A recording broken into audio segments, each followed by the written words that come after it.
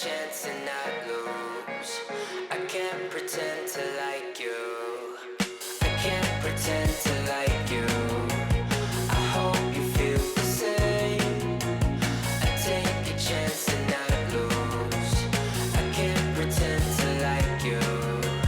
I can't pretend to like you. I hope you feel the same. I take a chance and not lose. I can't pretend to like you.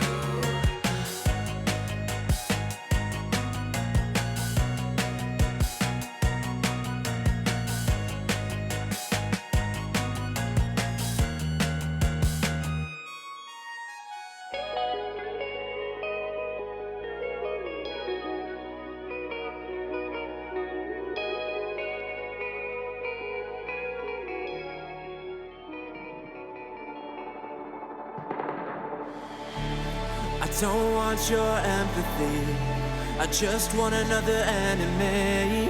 I'm not gonna change a thing for you. I'm over middle ground, and I really wanna burn it down. I'm not your friend, and I won't pretend I am. So don't reach out, and I mean that. I'm under siege and I need you to see that. You're on one side, I'm on another, and we will wage war upon each other. I'm no angel, you're not either. I'm at a fever pitch, you're at a leisurely pace. I'm unscathed, I'm unafraid. A warm welcome to the war game.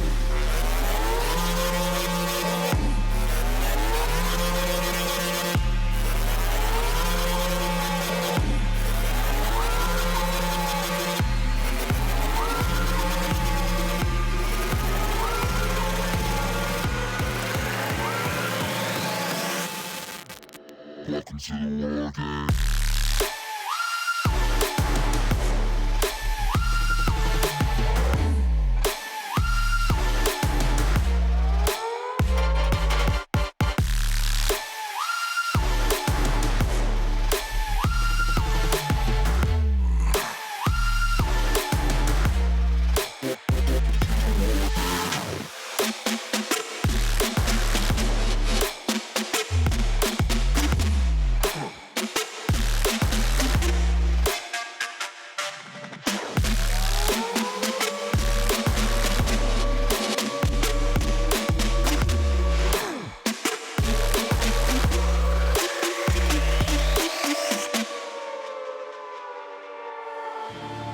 You're no ally of mine.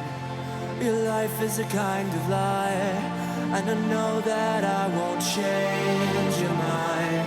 We have no common ground, and we're never gonna figure it out. So don't get friendly, get angry. I'll bury you down by the bar. So don't reach out, and I mean that. I'm under siege and I need you to see that. You're on one side, I'm on another, and we will wage war upon each other. I'm no angel, you're not either. I'm at a fever pitch, you're at a leisurely pace. Unscathed, I'm unafraid. A warm welcome to the war game.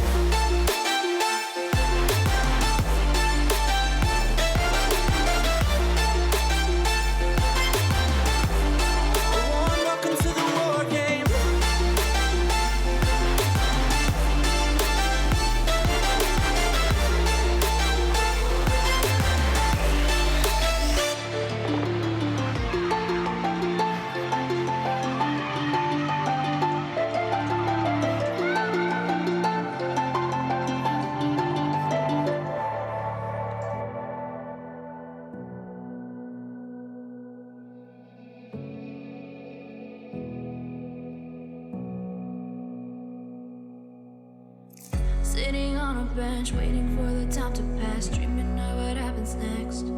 I see what I wanna be, questioning my destiny, only knowing what I see.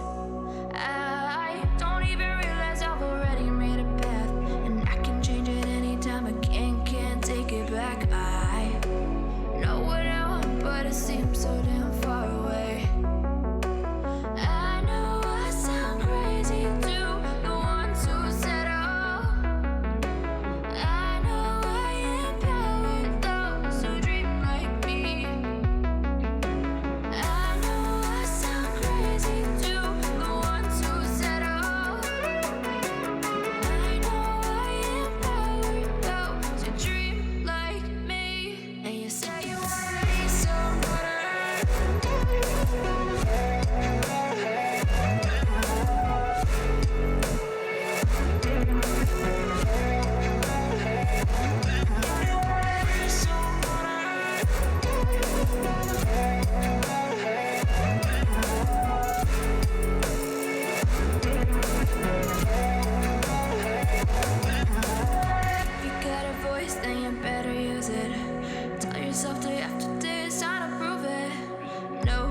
lights off, keep the hustle moving. Wanna see you be what you want it to be, prove it. I know I sound crazy to the ones who said all.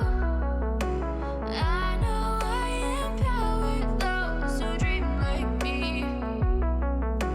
I know I sound crazy to the ones who said all. I know I empower those who dream like me. And you say you wanna be somebody.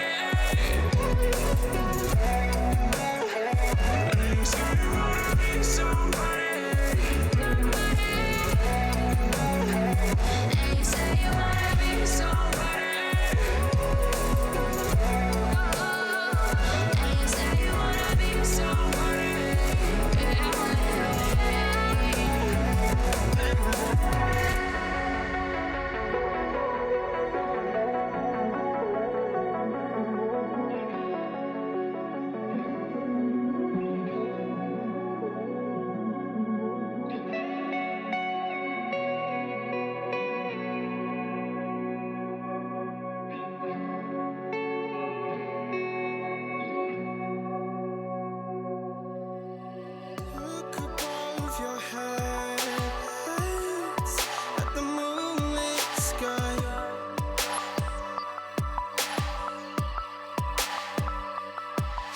The stardust drips and shines brightly in your eye.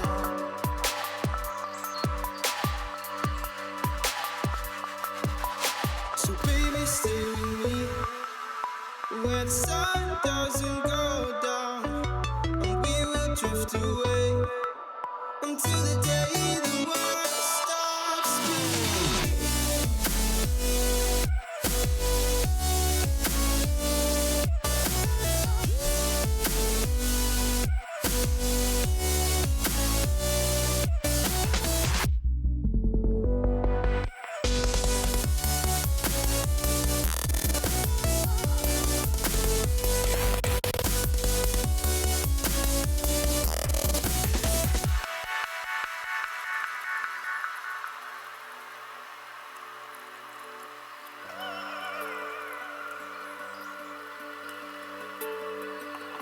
Oh, baby.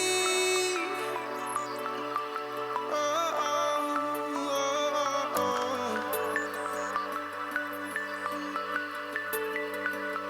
Oh, oh, oh, oh. Yeah, yeah.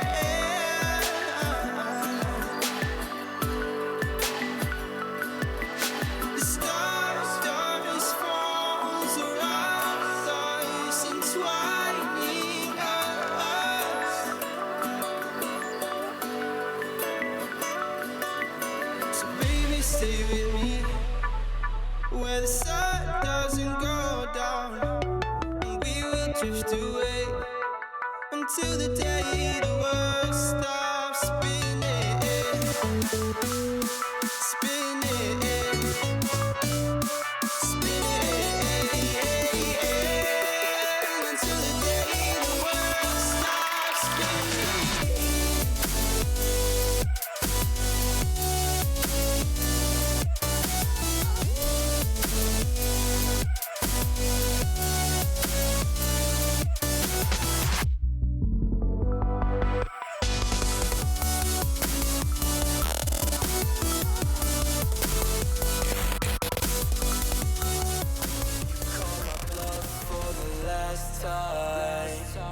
This ain't a song, it's a battle cry.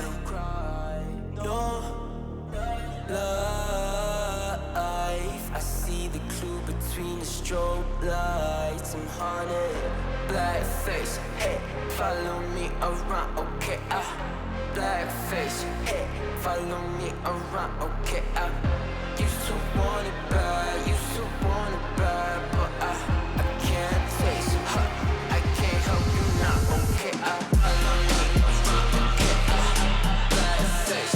Hey, follow me around, okay? Follow me around, okay? Black face. Hey, follow me around, okay?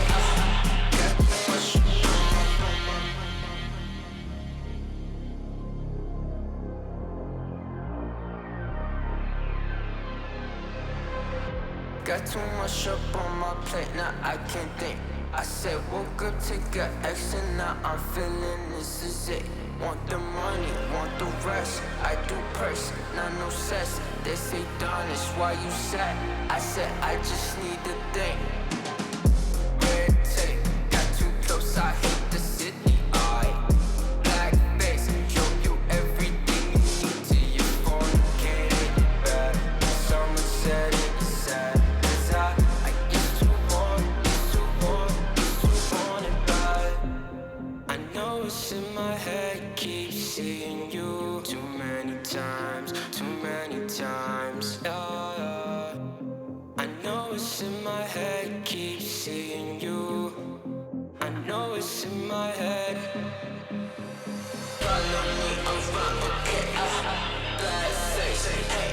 Follow me around, okay, got too much up on my. Follow me around, okay, bad face, hey.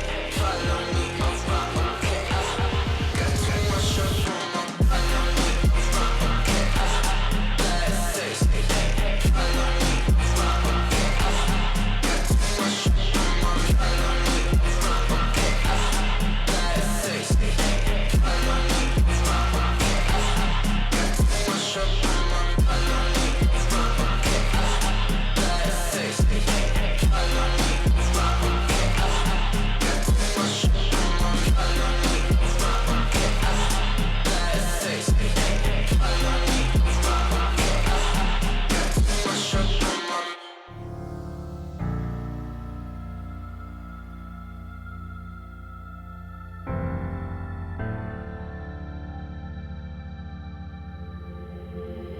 Leave it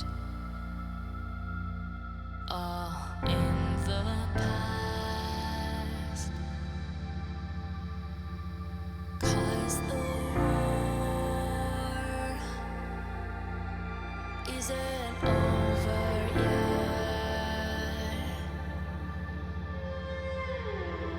You lost one fight, but it's not the end. So get back up and fight again. Take one step, take another. Find the strength for your brothers. Erase the doubt with your battle cry.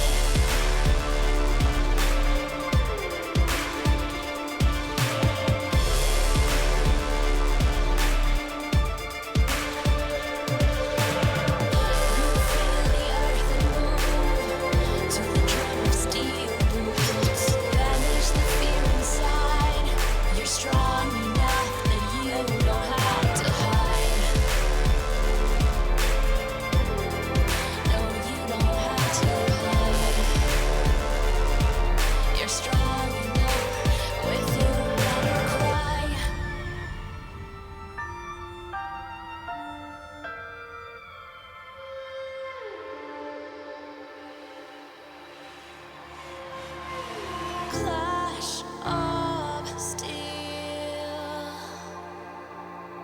spills your blood. A whisper doubt fills your head, but you have to fight again. So take one step, take another. Find the strength for your brothers. Erase the doubt with your battle cry. With your battle cry. You feel the earth move to the drum of steel.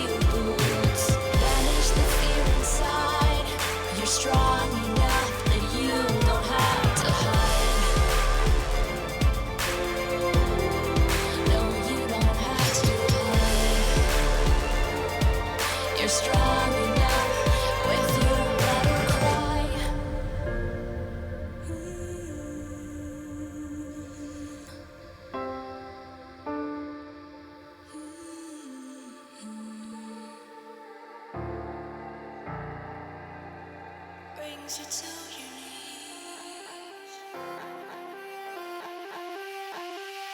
you know I'm a bad little mama? I got moves like Madonna. Don't tell me cause I move when I'm gonna. I'm not afraid to lose, I am a prima donna. Don't you see I'm a winner, I'm a queen. I cause no scene if you work with me.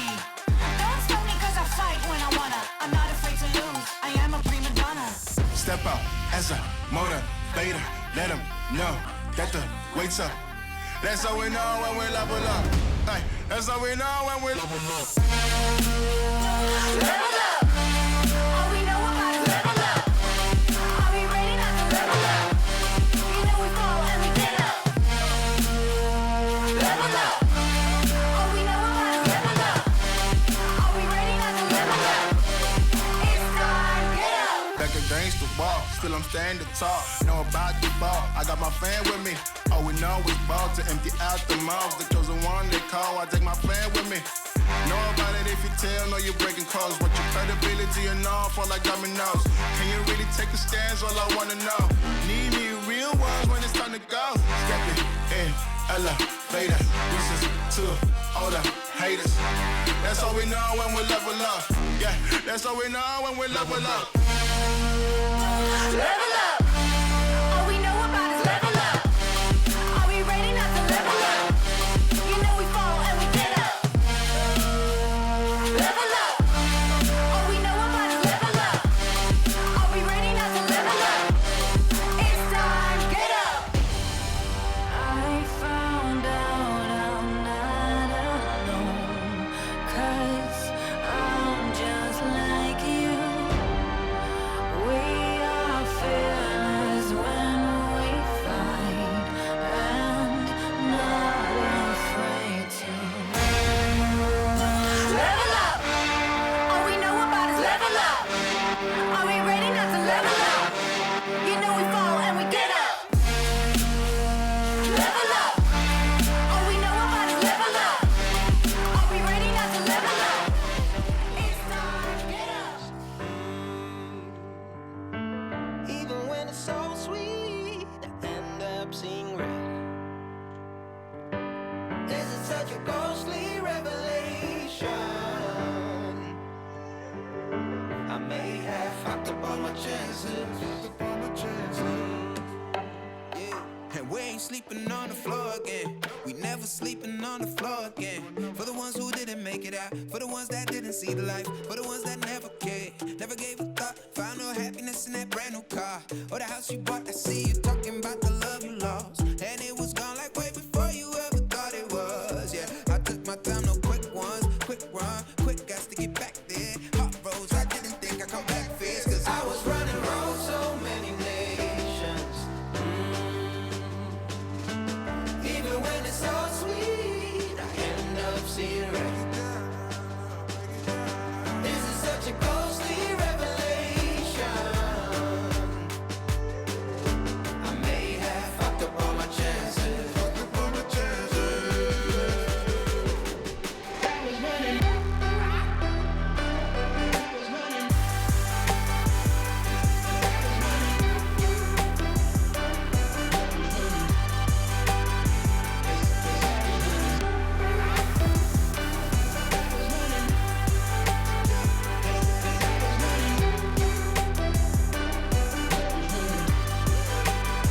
And we are never feeling cold again. And we are never feeling cold again.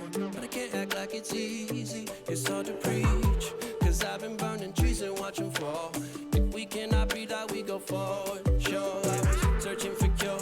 Fishing a little wildlife. And when I'm low on fuel, I'll still be running till my back broke. Halfway, lost hope and I'll check it.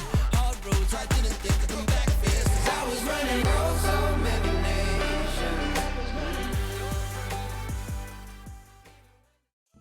ESL One Germany 2020 Online is brought to you by Intel, Mercedes-Benz, Mountain Dew Game Fuel, DHL, GG Bet, Corsair, and Acer Predator.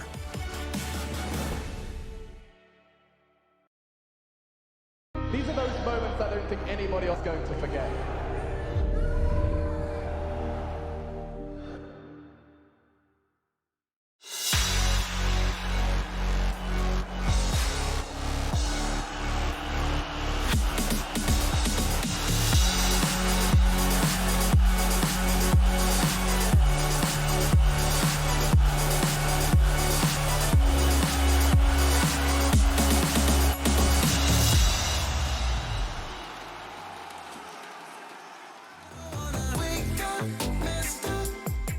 G'day everyone and welcome to another jam-packed day of ESL 1 Germany powered by Intel. We've got 3 series back-to-back you guys for the European and CIS region. Yesterday we had 2 series that only went 2-0, so will today be the day that we get a full 3 mapper? You guys will have to wait and see. My name is Fluke and I'm joined by another jam-packed panel here. I've got a new panelist for you guys to welcome here. I've got Danog and now I've got Godot. Welcome Darcy here to the panel. I'm super excited to have you here, mate. And you excited to be a part of ESL 1 Germany? Oh, most definitely. I'm so excited to be here because the game quality is just so amazing.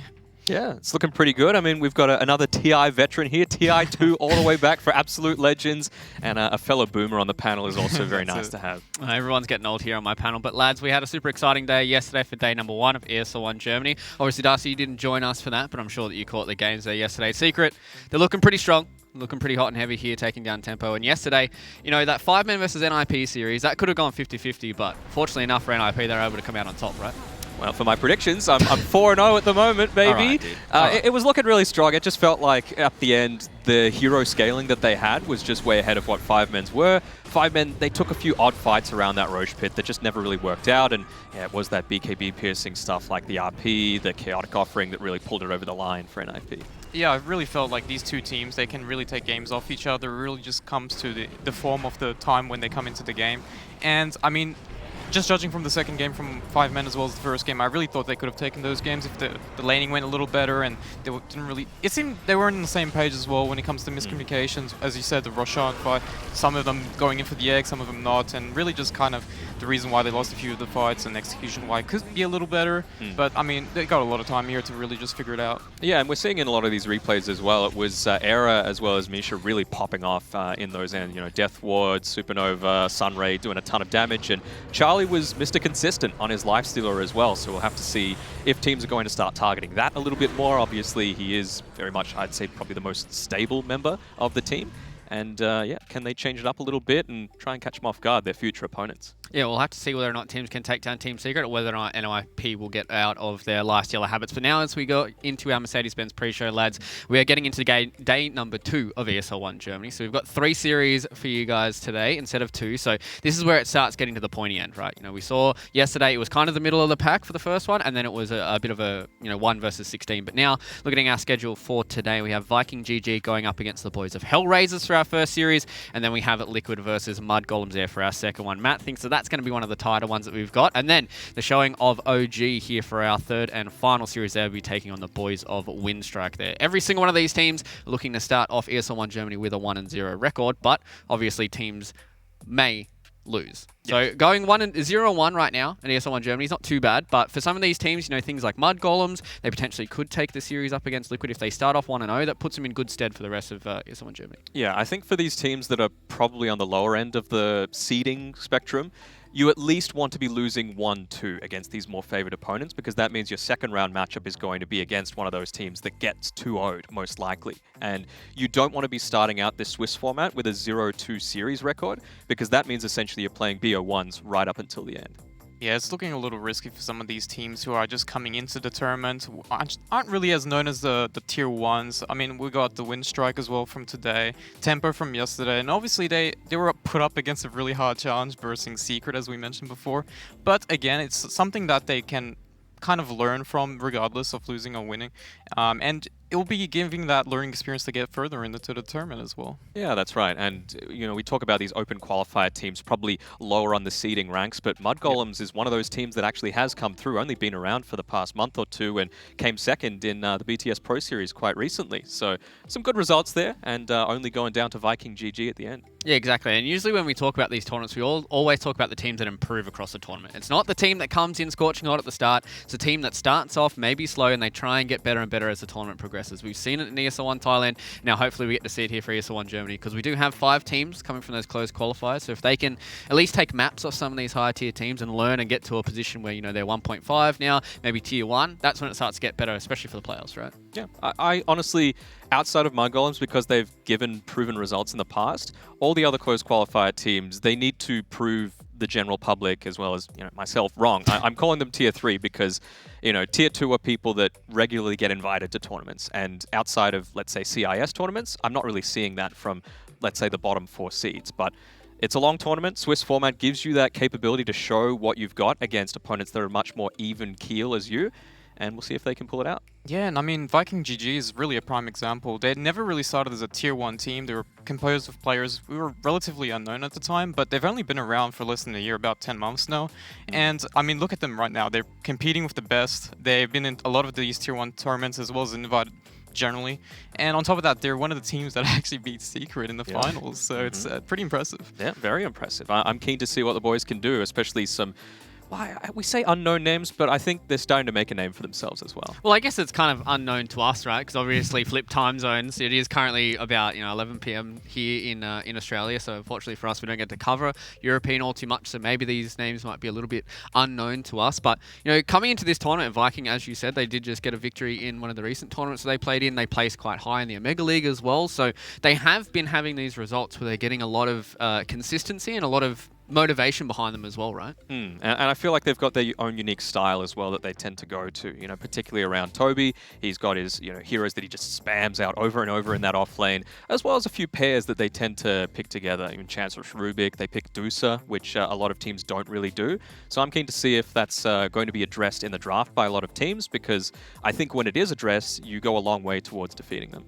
Yeah, and I think this is one of those teams that kind of makes me look back, and this is boomer talk, because we go back to 2013 Alliance, and we got Admiral Bulldog, you have to ban the Lone, you got to ban the Nature's Prof, you got to ban Arce's Chan Enchantress, and this is a very similar team. You got to deal with the Chen from Celery, you got to deal with the Io as well as the Enchantress, and then all these other heroes be open, because you only got 2 bans in the first phase, and they can pick the meta heroes if they choose to, but again, as you mentioned, you have to be worried about Toby's heroes, which he has a very wide hero pool when it comes to micro-intensive heroes, as well as just those Aurabot heroes like Underlord, and it just seems really hard to deal with them just because of the hero composition that they can pick. They just have too much. We talk about the different strengths of a team like Secret as well, and it really goes down to that level of versatility that you can't ban out everything that they're good at, and that's where I feel Viking, who knows if it's the meta, because we've really only had one, let's say 2 or 3 patches where they've been in prominence. So if things change up and they drop off, it'll be unfortunate, but it's up to them just to stay at the top of their game. Yeah, all right, lads. Well, getting a little bit away from Viking GG, are there any other Dark Horse teams that you guys are expecting for this tournament? Is there anything that you guys are going to get surprised about? Maybe Mud Golems for you, Matt. Is there any other teams that you guys are hoping to see a little bit higher up here in the standings? I think Na'Vi, even though they're probably rated in the top 8 by ESL, I would go as far as rating them top 4 potentially this tournament. Ooh. The Fly to Moon team that's just been picked up by Na'Vi, they're looking super impressive. I'm a big fan of Iceberg as well, and I just feel like he brings something different to games than a lot of what CIS Dota outside of VP Prodigy brings to the table. All right, sorry Darcy, I'm gonna have to wait and hear your team for this, but we do have our caster call in here. We've got Gaza and Costi here for our casters for our first series of ESL 1 Germany. Gareth, Lacoste, how you guys doing for today? You guys super excited? Sorry for the Australian nicknames that I just coined for you guys, but you guys are going to have to run with it for the rest of ESL 1 Germany, by the way. I hope they can hear us. Oh, hello. Had a bit of a connection problem, I think. We can hear you now. Okay, all good. So I heard you gave us some nicknames. What are you calling us? So you're Gaza. While we can't hear you. So you're Gaza and Lacoste is Costi. Or Costa, whichever one you Costa or prefer. Costi, whichever one Lacoste wants. That's some Australian nicknames from us to you guys. So you guys can coin it, run it with it on Twitter, whatever you guys want to do with it. But that's what I'm going to be referring to you guys as for the rest of it. Yeah, I'll go rename myself right now. I mean, that was my nickname in high school, I guess, for a little while. Ooh, good man, good man. All right, well, boys, before we start getting a deep dive into this, I've got a very special question for you guys. Are you guys okay. Oh, well. So it looks like they don't want to hear your question. My question was dope. It was whether or not these guys are cat jammers or bones owners. All right, that's not very dope, though. I'm glad they left. Are you a cat jammer or a bones owner? No, we don't want to answer that. Oh, you guys suck. I want to see in Twitch chat whether or not we get everyone who's cat jammers or bones owners. But lads, we're going to get closer and closer to this Viking GG versus Hellraisers series. So what are you guys expecting from this series? Are you guys expecting Viking GG to just clean sweep this 2-0, or are we expecting a little bit of a fight from Hellraisers? I think it's possible that they're going to 2-0 just because, again, the stability, the recent results, the momentum coming from their 3-0 grand final victory in the BTS Pro Series. And I would rate them probably top 6 this tournament, Viking GG, whereas Hellraisers, outside of their position 1 and 2, and somewhat Funnick, they've had a lot more instability with their player roster that they're coming in with. And I feel like while they might do okay in the laning stage, it's going to be that mid to late game that's going to let them down. Yeah, it's quite interesting, this roster of Hellraiser. They have some really big old names, Funnick as well from Na'Vi, and now Lil from VP. Again, as you stated, they've been really in search for position 4 and 5 for a long time now. They've been just interchanging between members. And I mean, hopefully this is the roster they want to kind of just solidify around, because it's been quite a long time. And I mean, their players are obviously known and quite good. It's just I'm worried about them going up against Viking GG, because Viking GG has a lot of experience. Again, the momentum from the BTS series where they won the finals 3-0 as well on top of that. So it's kind of worrisome to see these two lineups go up against each other. All right, boys and girls, ladies and gentlemen, you guys heard everything here from my panel, but I want to hear from you guys over on Twitter and Facebook. Make sure you do use the hashtag ESL1 and let us know where you guys are watching these games. Let us know what series you guys are super excited for. I'm sure it's all the OG fans are going to be tweeting out us there using the hashtag ESL1. But we're going to go to a short break, and on the other side of this, we'll have our first of 3 series here. It'll be Viking GG taking on Hellraisers. We rise up from the dust and claim our throne. With the right CPU, you can turn any game from familiar to phenomenal. Unleash the potential in all your gaming with Intel 10th Gen processors. With its optimal balance of threads, cores, and frequency to deliver elite real-world performance, only Intel can bring Marvel's Avengers to life with in-game PC optimizations. Supercharge your Marvel's Avengers experience with Intel Core i5, i7, and i9 processors. What's your style?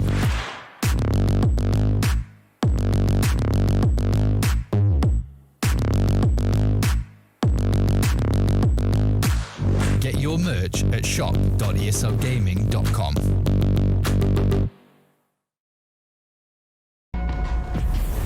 Multiple witnesses have reported mysterious shadow sightings all around the city.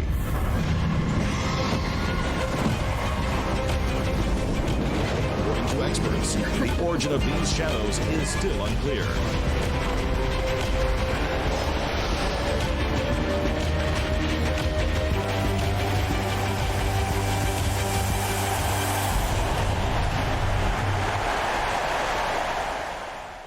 Your favorites will play soon. You hope for the win. Excited about the game. But something has changed. You start to doubt. Will they pull it off? Or will they drift away? You pull yourself together because you're sure they're revved up to win. You know they've prepared. They've picked the right course. And even when there's no chances, you believe they will win. GG Bet. Be excited. Come on. Millions of gamers rage quit every day. Mountain Dew Game Fuel's got you covered. Game Fuel is specially crafted with ingredients shown to improve accuracy and alertness. Another one saved by Mountain Dew Game Fuel.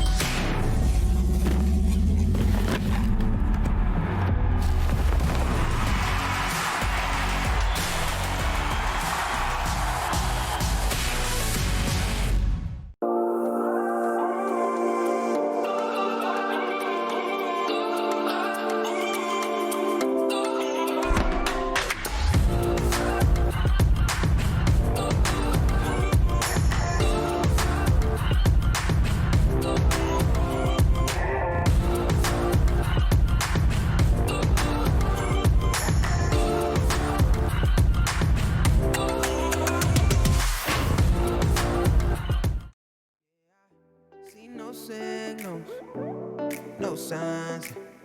Girl, you be tripping. No lies, nah. You said je ne sais pas. I flew in all the way for this. I'm not here to waste your time. I just can't give you vibes, you changed a bit. Girl, you mad teasing. I don't mind leaving, just let me know. She told me take it easy. Hey, yeah. I just came here to make y'all feel good.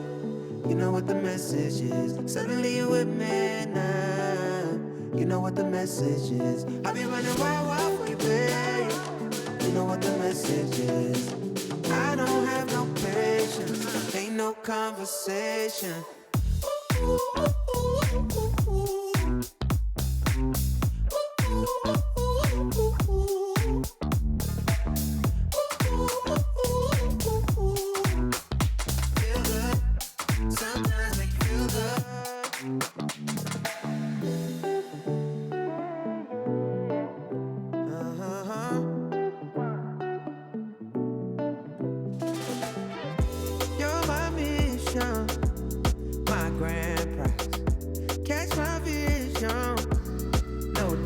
pride. Girl, you max easy. I don't mind leaving, just let me know. Then she told me take it easy. Yeah, yeah. I just came here to make y'all feel good. You know what the message is. Suddenly you with me now. You know what the message is. I'll be running wild, wild for you, babe. ESL 1 Germany 2020 Online is brought to you by Intel, Mercedes-Benz, Mountain Dew Game Fuel, DHL, GG Bet, Corsair, and Acer Predator.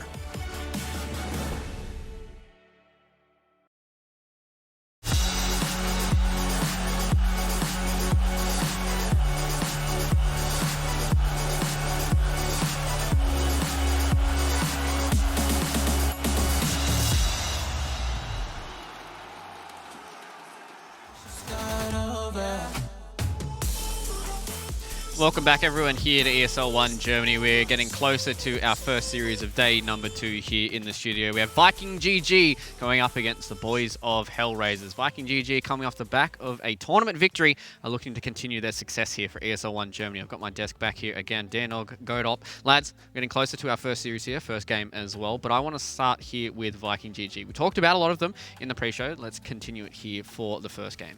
Yeah, I mean, I'm keen to hear your opinion on this, Darcy, but what is it that you really appreciate about Viking GG? Is it their coordination? For me, it's the unique hero picks, but I want to hear your perspective. Yeah, I think it's partly the unique hero picks, but also because they trust each other in the sense that they don't really tend to go... at least in the games I've seen, considering the BTS Pro Series, there was a few games in the Mud Golems I felt they could have lost, but they just kept composure, and it's because they've been around for 8 months now together, constantly grinding it out, and it really shows that they really trust each other and have excellent teamwork, and they know how to really bring it back even in the game where they're losing. Yeah, and I think another big thing that can be abused by a team like Viking GG, who has these unconventional picks as well, is that it punishes people who don't quite... do their research enough, to put it bluntly, right? Because you see a Mirana come out, you instantly think, oh, it's probably going to be a POS 4. That's Toby's hero 99% of the time in the offlane. So it's one of these things that can kind of catch you off guard. You can't let the Venge through thinking they're just going to pick a Drow alongside with it, because they don't pick the Drow, they pick the Medusa alongside it. So it's just knowing these matchups that are specific to each team, and that's really where I think the Swiss format is going to reward the teams that A, are consistent, and B, are hardworking, because you don't know who you're going to be playing in rounds 2, 3, 4, 5, whatever it is. You know, it's going to be about just being able to pick things up, and you know, it might be the thing where Immortal Faith, coach of Viking GG, is going to help him out a fair amount. But yeah, we see both of the rosters. They're very stable from Viking GG. You can see a little bit of a silhouette there on the Hellraisers side with Kikid. So a little bid of trivia. Going into the tournament, it was actually going to be Non-Grata playing for them.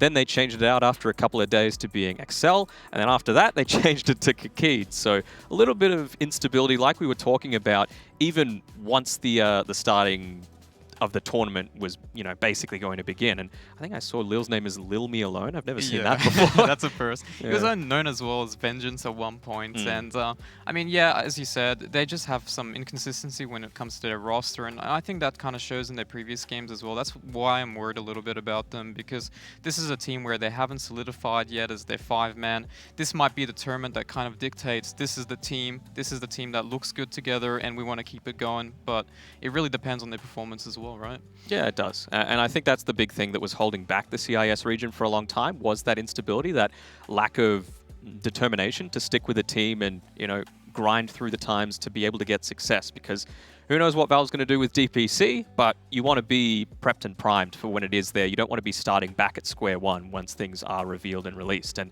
I think that's where Viking GG are doing a really good job. Yeah, well, you know, Hellraisers, they do have that very solid base as well. They've got Lil, they've got Phonic there, 2 players that have been around for a long time, two players that have played on top-tier teams before in the European and CIS region. So, you know, the Org's been around for a while. A few of their players have been around for a while. Maybe they can, you know, start to build something pretty solid around it. But I think I have to echo what Darcy said, the fact that this could be a tournament for them to actually solidify a few of these players. But are we expecting much from Kikid?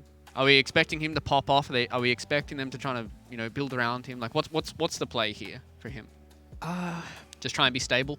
Try and be stable. I mean, the heroes that he plays, at least in his pubs, are very consistent with the style that Hellraisers does like to play anyway. You know, the Oracle, the Enchantress, Chen, these style of heroes, occasionally the Warlock, I believe. So it's pretty standard. It's pretty similar to what Non-Grata and I've already forgot Excel we're going to play for him. But yeah, I think he should be able to slot in relatively easily. It's just about the late game communication that's going to be the big issue. And I guess the main key as well is that the 3 players who are always been in Hellraisers, they're still in it, and they play around these core players. They're a very aggressive team to begin with. They have a lot of tempo coming from the middle laner, but on top of that, their win condition is generally in the hard carry. So it doesn't seem like they're going to be changing too much. They're just going to be playing around their strengths of their core players. So, of course, it's going to be a change, but regardless, they've already got over at least 20 games of this besides Kikid. So it should be pretty good, I think, in performance when it comes to just adapting to their previous style. Well, lads, we've talked quite a lot about Viking GG. Now we have our wonderful interview here with Aramis, so we might be able to pick his brain a little bit, mate. I'd just like to say, I'm going to wish you good luck here for your first series of ESL 1 Germany. What's the kind of mentality in the camp right now for you guys at Viking GG? Are you guys super hyped, super motivated, especially after that recent tournament victory? Pretty chill, to be honest, right now.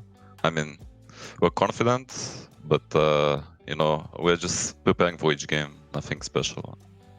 Yeah, I think you can only really take things as they come. And I mean, I want to hear your opinion on the Swiss format as well. I think having a coach is going to be quite helpful for that, to be able to, you know, refresh and prepare for each new round as it comes. Yeah, I mean, our coach prepares us for every game, like the drafts. So, I mean, I'm just there to play. Well, my main question is, well, you guys are, I wouldn't say a new team, but a relatively new team under 1 year together, and I just wanted to see, maybe this is a question that might help other teams as well develop, and how do you guys just stick together, stay strong despite the hard times? Maybe you guys lose a bunch of tournaments all consecutively. How do you guys stick strong together? I mean, at the end of the day, we are all here for the same reason, for the same goal. So, I mean, even though we have some hardships, at the end of the day, like, we're here for one thing. Remember that. So, I mean, we just keep going. That's a good mentality to have. I have a little bit of an interesting question for you here, mate. I asked this to Puppy yesterday. Is there any chance you guys are going to pick techies for ESL 1 Germany? I don't think so. Oh, come on, man. One of these teams are going to have to pick techies. You're going to get the same answer every single time. One of these interviews, someone's going to say that they're going to do it. So, you know, I'd just like to say good luck for your series here today, mate, and hopefully we see you a little bit later on with some more winners interviews. Thanks. It's always good to hear from these players, especially, you know, pre-series interviews. A lot of these interviews that we have are winners interviews, so it's always good to hear from these teams and these players that are playing before the series. You know, how they feel like they're coming into it, if they've got a little bit of extra motivation, maybe they might be trying something a little different, like techies. No. Come on, Darcy, you're coming in this nice and fresh, no techies? I mean, these guys already play such an unconventional hero pool. I mean, I don't think they need another hero in there. No. And I was keen to hear, like, you're like, are you hyped? Are you ready? Are you riding on the momentum? It's like, nah, we're just chill, man. Yeah. We're just taking it as it comes. And I think that's a really good attitude to have, right? You just need to be able to realize that, yes, this is obviously a big deal, but it's not the end of the world, you know? If you don't get the good success in game 1, just be able to say, cool, this is what happens. Let's have a measured level head and let's move forward. No, I really think the answer he gave to my question as well really connects with the just stay calm. Everyone's got the same goal. It doesn't matter if you lose or win. You're gonna learn regardless and improve as a team, and that's what they're gonna take from this as well. Obviously, they're gonna play to win and they want to come first place, but of course, you gotta just be calm and collected. Yeah, I mean, the end goal at the end of thing is obviously you would think is TI. Like they want to win a TI together. They need to get an understanding of how to work well with each other. I'm sure, you know, he mentioned I just play. I'm just a soldier, and it's Immortal Faith. It's my general leading me into battle. But I think beyond that, it doesn't just necessarily go down to, you know, drafting and gameplay and mechanics. I'm sure a lot of effort goes into the mental side of things as well, and that's really why they've been able to stick together for so long. And, you know, it's great to see fresher blood in the scene globally. Well, I mean, that's like, you know, the kind of key to the success that OG ran with for the last 2 TIs, right? Like, they're all just playing together, they're having fun, they're all under the same banner, they all have the same mentality, and I think, you know, that kind of can be coined to the success of Viking GG as well, right? Like, everyone understands what their role is. They know that, you know, maybe I might just be a soldier, but, you know, I'm there to play my heroes and I'm there to play the game. And then it comes to the position where they all want to get the same goal, so they all start working towards it together. And you don't have people who are pulling on different ends of the rope, right? I want to see, like, OG have done it, but I want to see how many other teams, maybe they do have them and they just don't get much publicity, have like a psychologist or a mentality coach, because I feel like that's served them in pretty good stead, and I'm sure the bigger organizations also employ those sorts of additional tools, because I feel like for a game like Dota, where, yes, mechanical skill matters, but at the end of the day, just to be able to have that clear head and make the right decision at key timings, and when you get towards the top tier, it's even smaller margins. That's going to be the real difference maker. Yeah, and I think just, as you said, having that one person that can kind of mediate the team in terms of emotional needs. I mean, in some teams, they don't really have like very moody players, but there will be those cases, right? So you have someone who kind of just keeps track of them and knows what they need to really figure out. And as you mentioned, these teams gives them an advantage, really, in that regard. Yeah, especially not having like a kind of dog in the race, right? Like you're not in there to make sure that your players are performing perfectly. You just want to have this conflict resolution, right? So you have that outsider knowledge and that outsider idea where it does allow these kind of in-game conflicts to be resolved, and I think that's really good because, you know, obviously OG won 2 TIs. Obviously, that's not the main reason why they did it. They were all mechanically amazing players, but it does help quite a lot. Yeah, I would think so as well, and it's why you see, you know, the top teams stay at the top, because they've got these, you know, additional ways to be a part of it. So who knows, maybe reach out to some universities, get some psychology students, get some work experience in there. Who knows? Who knows? You got to try different things if you want to make that big leap. It's not just always going to come down to mechanical skill. Yeah. All right, lads, we're getting closer to our game number 1 draft here. So what are we expecting from both these teams? Are we expecting a lot of team fight? Is there certain heroes that are going to be heavily contested? Is there many heroes that these teams don't play, these teams like to play? What are we thinking here for game number 1 draft? Is it very stock standard? Our team's going to try something a little different because they've got, you know, kind of a game to play with? I think it's much more uncertain about what Hellraisers are going to start with their draft. I feel like with Viking, they tend to go for these pairs in the first 2 picks. Like they never do something that's not really going to synergize well together. It's like Io Gyro, Rubik Underlord. They try and pick up a Slardar, Rubik Enchantress as well, you know, something that is a lane dominator versus something that's going to progress into the later game a lot easier. You know, things of that sort of nature. Yeah, I really think Enchantress will be a high priority because both, well, I guess with the new addition of Kikid, we're not 100% sure. He plays it. But, well, as you said, so Enchantress, I think, will be one of the high priorities. Obviously, you have to really be careful about Celery's hero pool. He plays Chen and Io, and you don't really want to give it for free unless you have a strategy around it. But that's the thing about Viking GG. You really have to pick your poison and just kind of draft around what you think they're going to take, and then you just have a game plan prepared already for that scenario. So does that mean that we're going to be seeing more contention around like the first pick and second pick priorities? Because, you know, we saw for ESL 1 Thailand, started getting closer towards those playoffs, and that's when that first pick, second pick was really a priority for a lot of these teams. I don't know. I feel like with Viking, they've got a bit of flexibility. They don't really mind as much which pick they have, just because if they've got last pick, they've got something like the Boom Shadow Fiend they can just pop out, and, you know, he gets hyper aggressive with it, just goes tread straight into a BKB and front lines.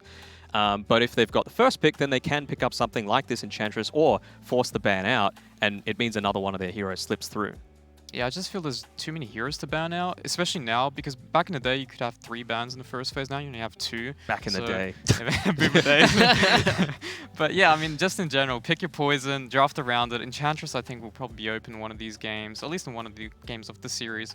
On top of that as well, I mean, generally, Hellraisers plays very fast tempo lineups for hard carries, so when it comes to hard carries, we have very similar playstyles from Shad as well, from Viking GG. So it's going to be pretty interesting to see what they kind of open up and then transition into the later stage. It's all going to depend on the heroes that they've already seen, but in the secondary phase, I can already see that's going to be the mid-tempo players from both teams here. Obviously, for Boom, I think there'll be more for counter picks for the matchups because they can open up their supports initially, but when it comes to Hellraisers, I can see Spirits, Void Spirits really popular. They love that hero. They play exceptionally well, so it's really scary to give these teams that are very comfortable with these heroes really get that lead and snowball from it on. They play it well. They don't have a great win rate with it, though. It's like 30% or something like that. But it's just about how it's going to gel into the draft. And I mean, we talk about the unconventional style that Viking GG have. They're another one of those EU teams that actually do pick the Snapfire for Celery. So you know, obviously globally it is still quite popular, but within the EU CIS region, for whatever reason, it's not really seen there. They're also Spirit Breaker pickers. They throw Phoenix into the off lane occasionally, and I feel like they don't just pick something because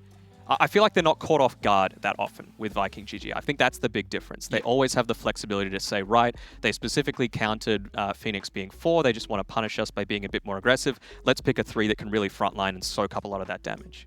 Well, boys, draft is underway here, so Viking GG, they get rid of the bottom first. It's not something that we see all too much, especially through this European region. I don't think it was touched at all yesterday, right? No, it wasn't. And we see the Venge go away themselves. Okay, so maybe they're going to look to start with an IO Gyro, something along those lines for Viking GG. They've got the first pick overall. So unless they look to ban it out here for Hellraisers, it's going to probably make its way through. Yeah, it just seems there's a lot of heroes open here for Viking GG. As I said, the Enchantress being a high contested pick. And a Faceless Void opener. This is a hero that actually utilizes well in the BTS Pro Series. Hellraisers also plays this hero quite often. And comparing it to the other regions, China's been actually playing it as a position 4 as well in LGD and other similar teams. So I'm wondering if this is actually a potential flexi pick. It's very unusual. I don't think so. Let's go Neon. Let's pause 5 Void. Rush into Meteor Hammer. Let's go. See, they do it. I think probably with this Void, what they're going to combo it together with is either a Phoenix or a Snapfire. One of the two. Probably the Snapfire, I would say, just because it's a good combination together. With the Lina, that's actually something that they can play across both the position 2 and 4 for Hellraisers. So again, starting with some flexibility, which is nice. I mean, people often say that the Snap or the Phoenix are the combos. Ooh, an IO. Okay, something a little bit different here.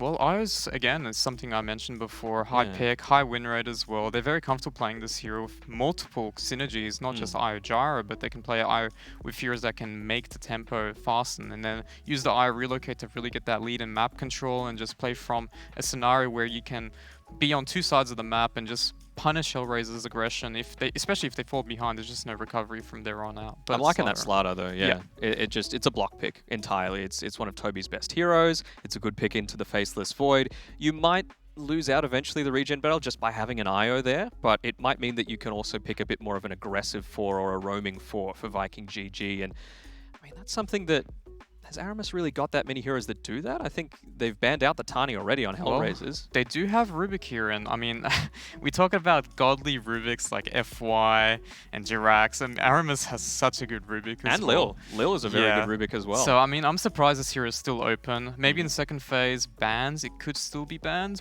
but if it's left open, I really think this hero can still be possibly picked. Well, I guess kind of one victory here for Viking GG is they've already picked their carry, right? So obviously a lot of these heroes will get banned out, and Rubik is the one that's getting taken out there from Hellraisers. So Aramis, unfortunately for him, he might get targeted a little bit more here, whereas on the other side, Hellraisers haven't picked their carry yet. So usually this middle phase ban phase does go almost directly to all these carry heroes.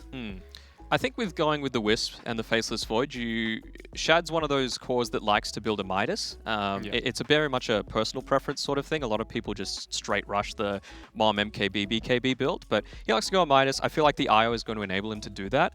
And I don't know, maybe they're going to go like a hyper-aggressive mid. You know, we can see Queen of Pain is there. It synergizes well with the Faceless Void. Batrider, not great damage along with the Chronosphere, but still very aggressive and creates a ton of space. Yeah, they definitely need some sort of tempo, fast and pace, because you don't really have any synergies here with the IO right now. It's just you got your strategy around playing Faceless Void, you got some good team fight, but he's going to struggle a little bit against the Slider Lina lane. It's extremely strong if they decide to put the Lina as a position 4. On top of that as well, I mean, when Toby plays in this team, generally he plays these versatile heroes, but they can just, depending on the game situation, they can change. They can play Beastmaster if they want to play for setup for the relocate. Obviously, they have single target. They get the Beastmaster aura as well for the Faceless Void attack speed, as well as the overcharge. So it's looking pretty damn good right now. Not bad. Oh, he just got banned as well before. I didn't realize. Well, I'm feeling the Underlord a little bit for Viking. I think it wouldn't be too bad. You know, you're able to itemize appropriately for, you're able to be versatile and flexible with what you itemize for. You don't need to necessarily go into anything past the Yule Scepter, which I feel is going to be really effective against a Slider. It punishes Alina if you go a position 4, just because, you know, your build-up is what? Yule's Aether Lens, and, you know, not really able to dodge out anything. You do some decent damage during a Chronosphere as well. I think it'd be a decent pick. Well, Clockwork's banned. They still have Snapfire, Rubik's banned as well. A lot of the position 4 heroes that Viking GG would want to have, as well as Tiny, is all gone. So they don't really have any good options for setup. But Techies. No. No. Come on, guys. I mean, at least once. With Celery, he's normally the one that plays the Snapfire. Aramis occasionally does it, but it's super rare. So I think with this Wisp being picked up, it's probably going to be unlikely to come out for him. Here we might go. be able to see Snapfire. Okay. I mean, I really think it's a good pick. It's a good and combo, yeah. They can also flex here. I mean, they haven't really showcased it as mid, but in C region, it's actually picked as an offlaner as well as a mid, and it can be played as a pulse 3 here. It actually suits really well with the Faceless Void lineup. It's a hero that can go grease and tank up. It just gives them these synergies as well together, and having lane dominant heroes here is really important right now, because if they set the pace, it's going to be really easy to control the game with the relocate from the IO. Yeah, I mean, I think Aramis in the past 2 months or so has only played it twice in the 4 role, and he goes Greaves Ags, so it gives him that additional form of initiate. The reason they like to pair it normally with the Void is, of course, the Mortimer's Kisses is really nice. But in the lane, when it's played as a 5, they can just cookie forward. It means you don't have to commit your time walk. You get a ton of damage off, and then you've still got that escape mechanism in the laning stage. But I think as a 4, it's perfectly fine too. Yep. There's a few heroes here we haven't talked about for Hellraisers. They do like their Doom as well. They can flex it in both middle and offlane, but it's a game really good against Faceless Void. They do opt to go for their carry lifesteal, which is not the best matchup against Faceless Void in the later stages of the game, but they do have nice synergies here with the slider. It's really good as well against the IO because you can't really pressure a lifesteal, and you don't really have the skill set to deal with the lifesteal besides the Chronos. So protecting that lifesteal, getting those timings will be pretty essential this game for him to kind of just get that bomb off and just control the tempo of the game and dictate the pace. Do you feel like this could be a Shadow Fiend game for Viking? I think it really depends on the matchup. Ooh, something a little different. We haven't seen this come out from him before. I've seen a lot of these pub games being played with that Chaos Knight as an offlaner. I've seen, Ags being picked up on this offlaner. You can go something like a drums build. You can go some of these, these Veil builds and stuff like that as well. Just trying to amp up the rest of your team. It's just a naturally good item progression, but. I mean, it's some insane kill potential in lane, that's for sure. Snapfire, Chaos Knight. I mean, you just need to be so cautious about when you use that rage, because if you're caught out, Reality Rift into Snapfire Blast in the face is a ton of damage. Like, level 3 onwards is huge kill potential for Viking. Yeah, I'm wondering if this is actually Pulse 3 Chaos Knight, because they can also use it as a position 4. It kind of suits Aramis' style when he plays Clockwork and Tiny. Yeah. And Snapfire 3, getting those early items, just kind of benefiting the team fight as well as fighting in the first at least 10 to 15 minutes, which increases their pace. CK has really nice stats as well as a position 4. You can run around, you have high MS, you have high stats for both damage, so you can deny as well as just trade hits. So it kind of works in that regard as well, but it's just, I mean, this is Viking GG. They do whatever they want. They're one of those teams. I have a quick mechanic question for you guys. CK Ags, if he pops it and there's a Chronosphere down, can the illusion hit inside of Void's Chrono? Because it makes an illusion of the Void. It actually makes an illusion of everyone now. It's Yeah. So if the Chronos... But the Void illusion, can it hit is what you're can asking. it hit inside the Chrono? I would say yes. Yeah, I think so too. If Manta works... Because that could be insane, right? Like, that gives you an extra, what, is it 200% illusion damage or something like that? And this Void, like, just goes in and rails everyone inside of this Chronosphere. It's basically like a DD rune every single time. It's quite expensive though, getting That is true. as well as position 3 doesn't really suit it. I'm But not feeling quite as strong about the Chaos Knight 4 in recent times. Like when they had the lifesteal just being on, what was it, like a 4-second cooldown, I feel like it was much more doable, but just because it is just purely down to chance now, it's much less enticing for me. I feel like 3 is fine, Snapfire 4. Well, they got one last pick. They've been saving last picks for the middle here. Good Invoker ban. It's one of Boom's good heroes. Even though he's not he goes Quaswex basically every time. I feel like you need it just because of the mobility and the build-up is a bit stronger than the Exort. Yes, of course, you've got Cataclysm if you go that Ag Scepter, but I feel like you're able to create ton more space and have a lot more survivability and mobility if you go that. I like the Embersphere here for Hellraisers. Obviously, they're going to react to the pick of Viking GG, but it kind of suits their style of kind of Divide, run into them and fight. It's going to be pretty good against Queen of Pain as well, since you can dodge a Shadow Strike here. It gives them that kind of lockdown that they need to shut down these heroes. It comes online fast, so you can kind of prevent them from snowballing. If you go Illusions as well on the Chaos Knight, it's good at dealing with them with a Sleight of Fist, and you've also got the minus armor strat. We've seen a few teams, I think it was actually Viking that did it most recently, where you went these 3 heroes, Lifesteal, a Slardar, and an Emma Spirit that builds a Desolator, and you're just able to do a ton of damage in these team fights. Yeah, it's got some nice synergies here, so I'm wondering... Is there anything else besides the Ember that you're thinking here, Godot? They've only got 10 seconds to go, so I think most of the heroes are banned. I would suggest Void Spirits, but obviously ban Storm Spirit. I mentioned it before, they love the spirits in middle lane here. So. Kunkka, maybe? Pugna. Okay. Oh, it's good at protecting with the Faceless Void Chrono, I suppose. Yeah. But if you're protecting, then you're just going to have Mortimer's Kisses lobbing in onto you from long range, and that does a ton of damage. Yeah, so it's kind of like pseudo-save, right, with the decrypt. It looks like we'll be Toby picking up the Chaos Knight as well. Aramis will be picking up that Snapfire. So 3 Chaos Knight, 4 Snapfire here, boys, Viking, GG, and Hellraisers. How are we sitting here with the final pick, Pugna? I think it's okay. I still think Viking have probably got it, though, just because of the synergy that they've got with a lot of their composition. You know, it's a ton of damage that they can lob out into a Chronosphere. Maybe it's up to Hellraisers to just abuse the longer cooldowns that Viking GG have. Yeah, I'm not really a fan of the Pugna pick. I understand the idea. It's really good against Chrono. You can always save your teammates. As you mentioned, they do have answers to it as well. They can just pop during the Pugna decrypt regardless. And on top of that, it's a hero that fastens their tempo, and maybe they don't get control because they get the tier 1 towers early. But all in all, I just don't really see it because Viking GG's lineup is pretty quick, especially with the Snapfire. Like, you can't really siege the towers that easily. You can't really take... Without the towers, you can't control the map. You can't really use the slot bomb with the Lifestealer. All right, lads. Predictions, where are we sitting here? Viking, but Hellraisers, they're not cooldown reliant, so I think they could take it. What about you, Darcy? I think Viking GG. All right, looks like my boys here are going to go with the GG bet odds as well by picking Viking GG here. We're going to leave it with our casters for game number 1. It's going to be Gaza and Kosti.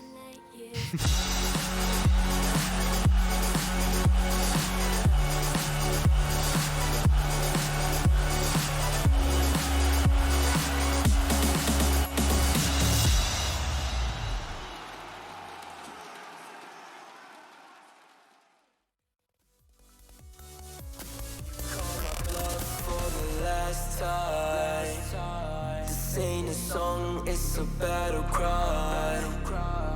No life. I see the clue between the strobe lights. I'm haunted, black face. Hey, follow me around, okay?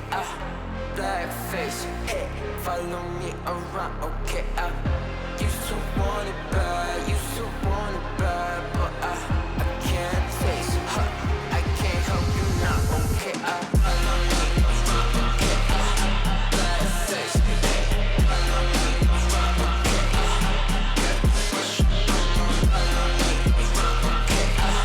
Black face. Follow me around, okay?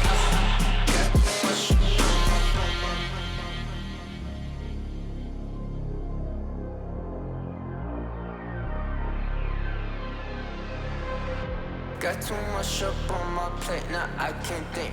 I said woke up, take a action, now I'm feeling this is it. Want the money, want the rest. I do purse, not no cess. They say Donish, why you sad? I said I just need a thing. Red tape, got too close, I hate the city. Black face, show you everything you need to your phone.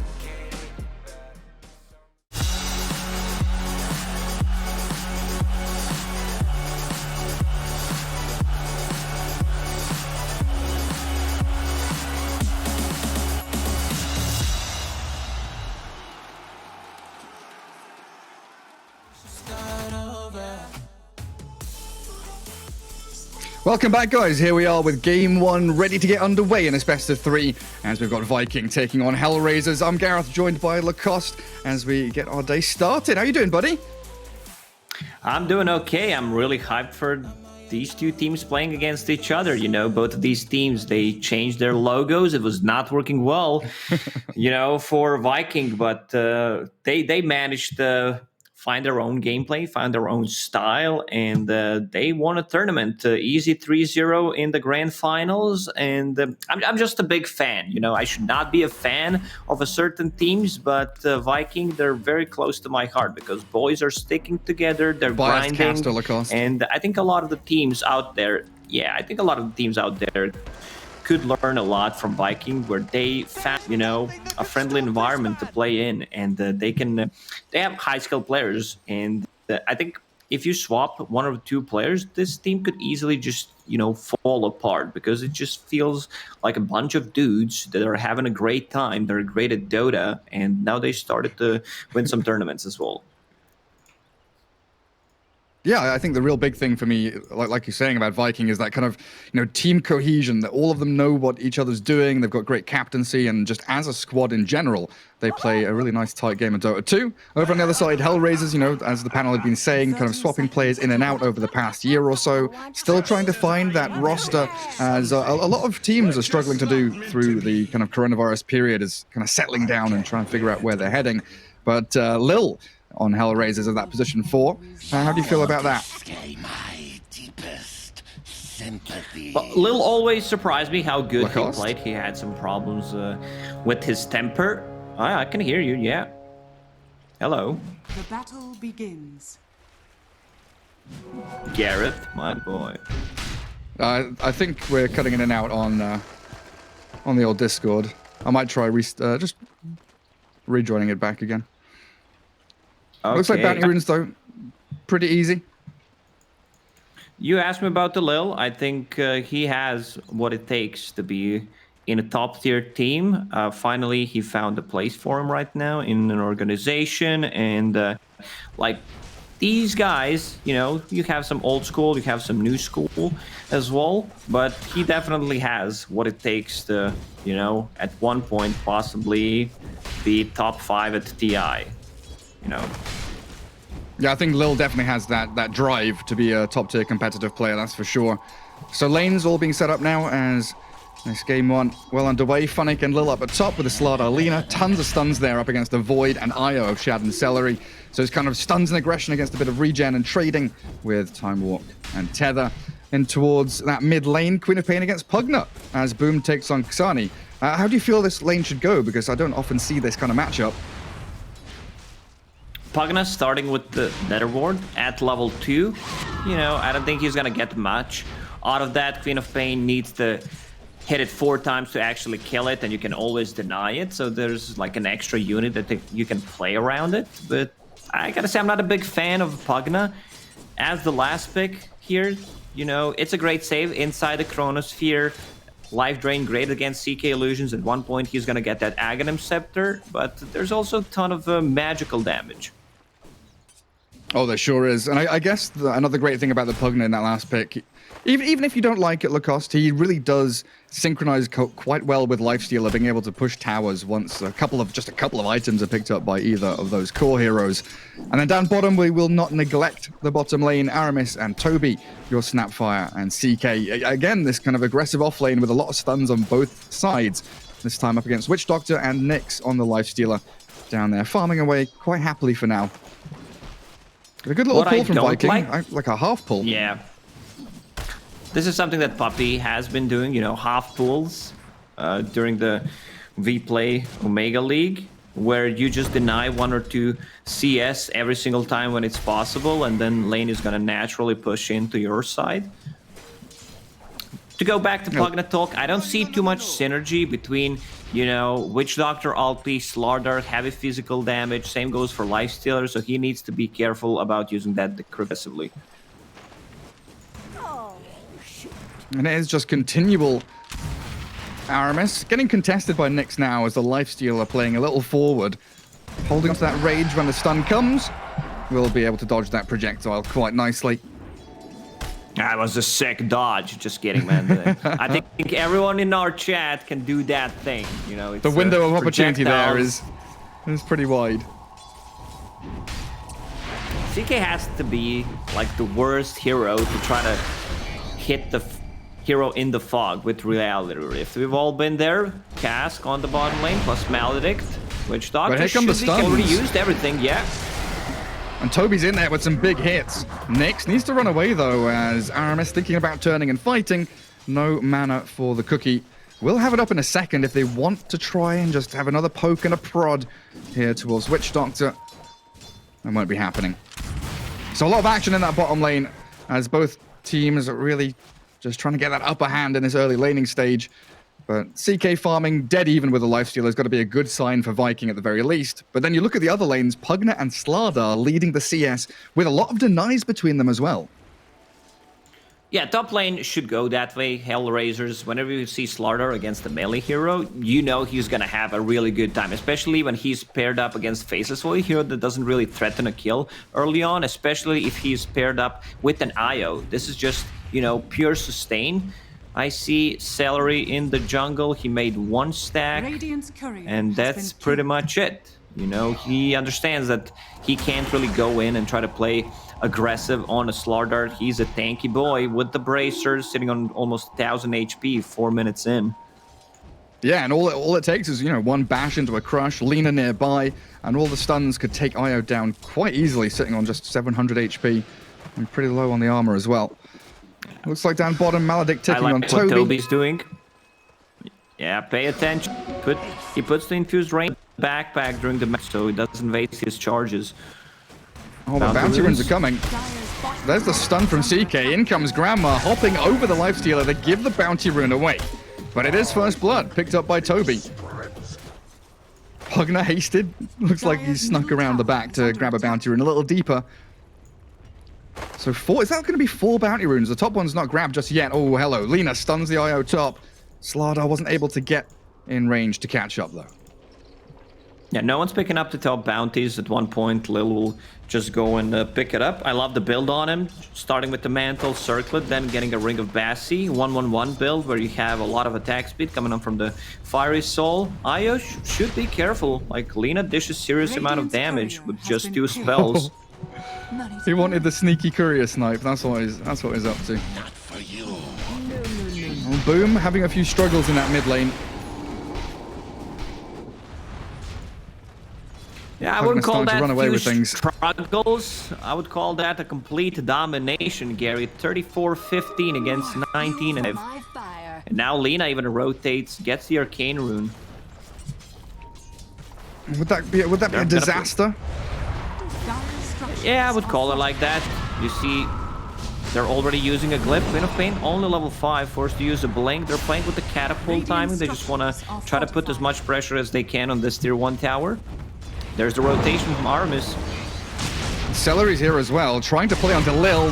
Daggers in, and the Scream will finish her off. Alina down, kill off the Nether Ward. They defend their tier 1 mid. It looks like the Void and the CK both just falling back to play a little more defensively, knowing that the 2 supports have moved in to help out the Queen of Pain. I just want to see Snapfire getting a point and Lil Shredder, then killing the Lil. You know, shred the Lil. Shred the Lil. Live up to its name. Hello. CK going in for a stun. Maledict is there onto Toby. They cookie forward, and Windstrike is actually in a lot of trouble. The turnaround as Aramis makes the play down bottom. Won't lose their courier. They are getting the kills. It's 3-0. Oh. Shad helped out by Celery, and now the turnaround with a TP from Queen of Pain. Boom wants in with a Sonic Wave Scream. Takes down Funnick, and Lil's going to fall into the grave immediately after. Shad just needs a time walk, but it's only level 2. They don't get the double, but still a good rotation from Boom. Yeah, this is exactly what they needed to do. Like, Queen of Pain was having a really rough time on the mid lane. Both teams used the glyph, they killed the catapult, so Queen of Pain can't afford to make this kind of rotation. Like, ideally, you would want to get an extra kill, but this is also fine. 4-0, Hellraisers still without a single kill in this game, but 1k gold lead for them because, you know, Pugna is just completely dominating the net worth and CS chart, 52 and 15. He is running away with things. His kill score, though, 0-0-0. He might have to start getting involved. One of Pugna's big things, though. He's a speedy little skelly, you know. And they found Arcane Ring, they found Faded Brooch. These are some really nice items. I want to see who's holding on to that Faded Brooch on their side. Oh, they found Iron Talent. Like, these are some really, really good. Lina holding it for now. I think you can give that to Slaughter, get some extra attack speed. I'm sorry, extra move speed. And the mana pool. This is something that Slaughter definitely needs. Yeah, it works great on him. Queen of Pain clearing out some of the stacks that Celery had been making. While Celery going for a self-D ward, kills off his own Observer ward that was blocking up a camp. Losing that mid-tier 1 so early on, but before 10 minutes, before that second catapult wave, it seems like a pretty nice opening here for Hellraisers to actually just continue to play into the side lanes now, because there is no objective there for them to take. And they'll do that onto Toby. Shifting into action, Chaos Knight. They need a slow and a stun here. Looks like the damage from the life drain will be enough to bring down that Horsed Apocalypse Maker. Middle tower is under attack. What's the response from Viking? It's to Chrono top. Yeah, with the Mortimer's Kisses, they'll go straight onto Funix. Slardar blown up as Viking make that move. It's very hard to play against the Faceless Void once he gets to level 6, especially if you have this combination Snapfire, very high level. She's level 6 before 10-minute mark. Like, what you can do is try to bait them and then have like Pagna trying to save you with either the Cripify or a Life Drain, but you need to outnumber them. Otherwise, you need to sacrifice one guy, put that Chronosphere on a cooldown, and then start playing aggressively a bit after. Try and play around those timings, just like... Go on, Lacoste. Yeah, go ahead, It's Gary. always you. No, you please, my fine sir. Exactly. Okay, so yeah, I see Lifestealer, no shenanigans, like straight phase boots into Armlet, probably into Deso, some extra minus armor mid lane, Lil dropping low. He escapes though. Those cask bounces, keeping the Lina barely alive. Viking still trying to find these little commitments that will get them objectives, because they've got Catapult coming in, they even glyph the creep wave. Jumping forward with the Rift and the stun, but Lina's here. Lifestrike Hurray's not going to save you from a Sonic Wave. And jumping forward, Toby wants to catch out Lil. Lina trying to TP home. Anything to stop her, enough damage to put her in the grave. Right now, Viking, they're just outnumbering them. They're bringing 5 heroes to the mid lane, trying to push some damage onto the tower. Right now, they have very limited tower damage, so they need to play around the catapult. Another aggressive move on the top lane. They were hunting that Pugna. TP's bottom. Slardar can also make his way out of here. Getting some use out of that trusty shovel. And Faceless Void getting closer to his Hand of Midas. Like, you need levels with this hero because all of his spells, all of his talents are insanely good. Also attack speed with the bash, if you're blessed by Gaben. So CK going into Armlet. No, what we've seen, like drums into Aghanim Scepter, so he might actually scale as a core. They have very limited ways of, dealing with the illusions besides Pugna's Drain. Cask is good, yeah. How good? Oh, Celery walks straight into Funnick, and the Laguna Blade will remove his life. CK is going to try and come in with a Reality Rift, but he's out of range. Both Lina and Slardar make their way out. So you were talking about Viking, playing around this Chrono, and Hellraiser's trying to... While Chrono was down, Hellraiser's not matching that kind of 5-man maneuvering that Viking's been doing. Trying to spread out wide across the map, keep that Lifestealer farming away as his Armlet is now completed. And Nyx should be pretty ready to fight. And Viking going to try and defend Shad down bottom. Time walk back. Funnick doesn't get the wraparound that maybe he would have desired. Viking doesn't necessarily need to go in all right now. They have Hand of Midas on Faceless Void. Queen of Pain is farming nicely, getting closer to her. Orchid IO level for this stage of the game, but getting closer to mech. Like if they those two big item Orchid mech, CK gets his Armlet, I think they are very ready to take a fight.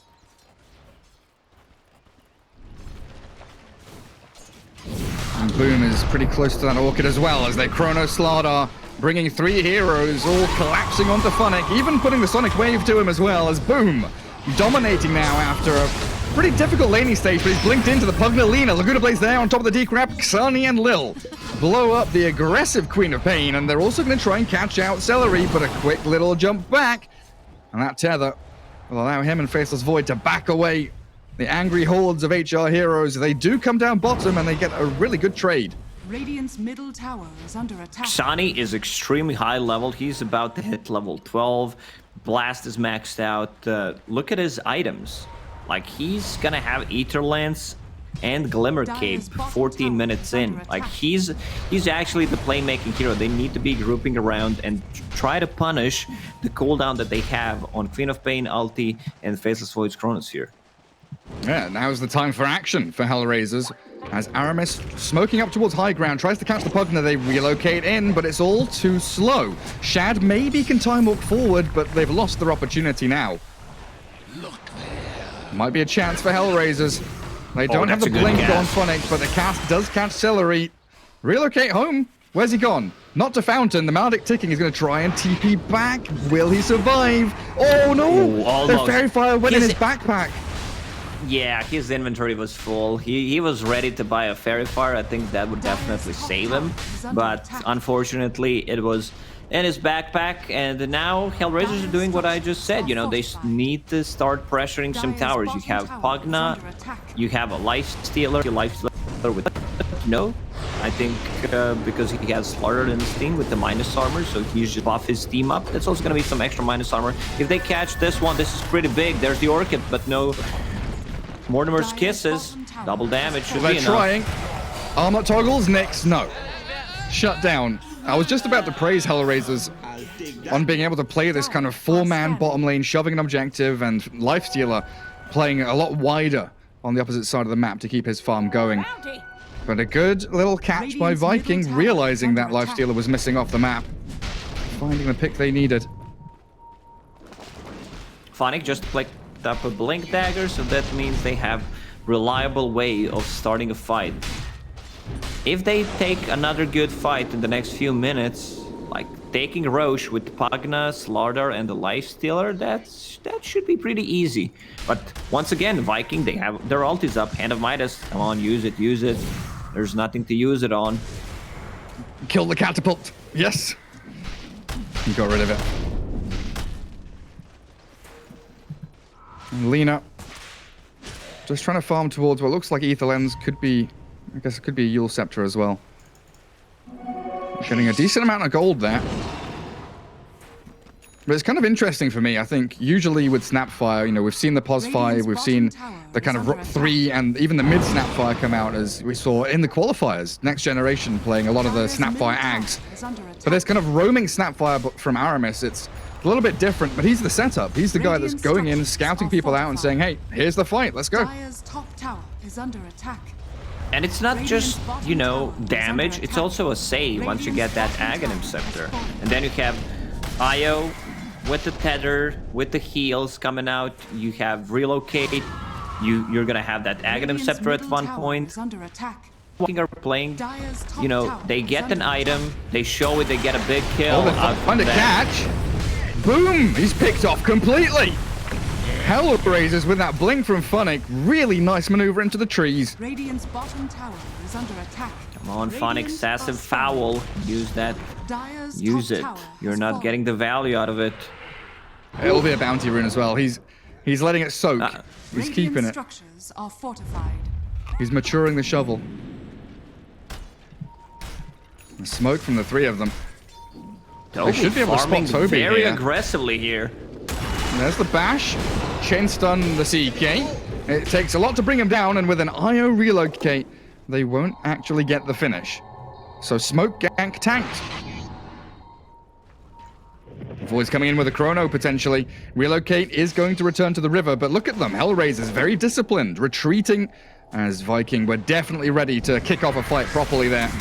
Oh, Witch Doctor, say goodbye.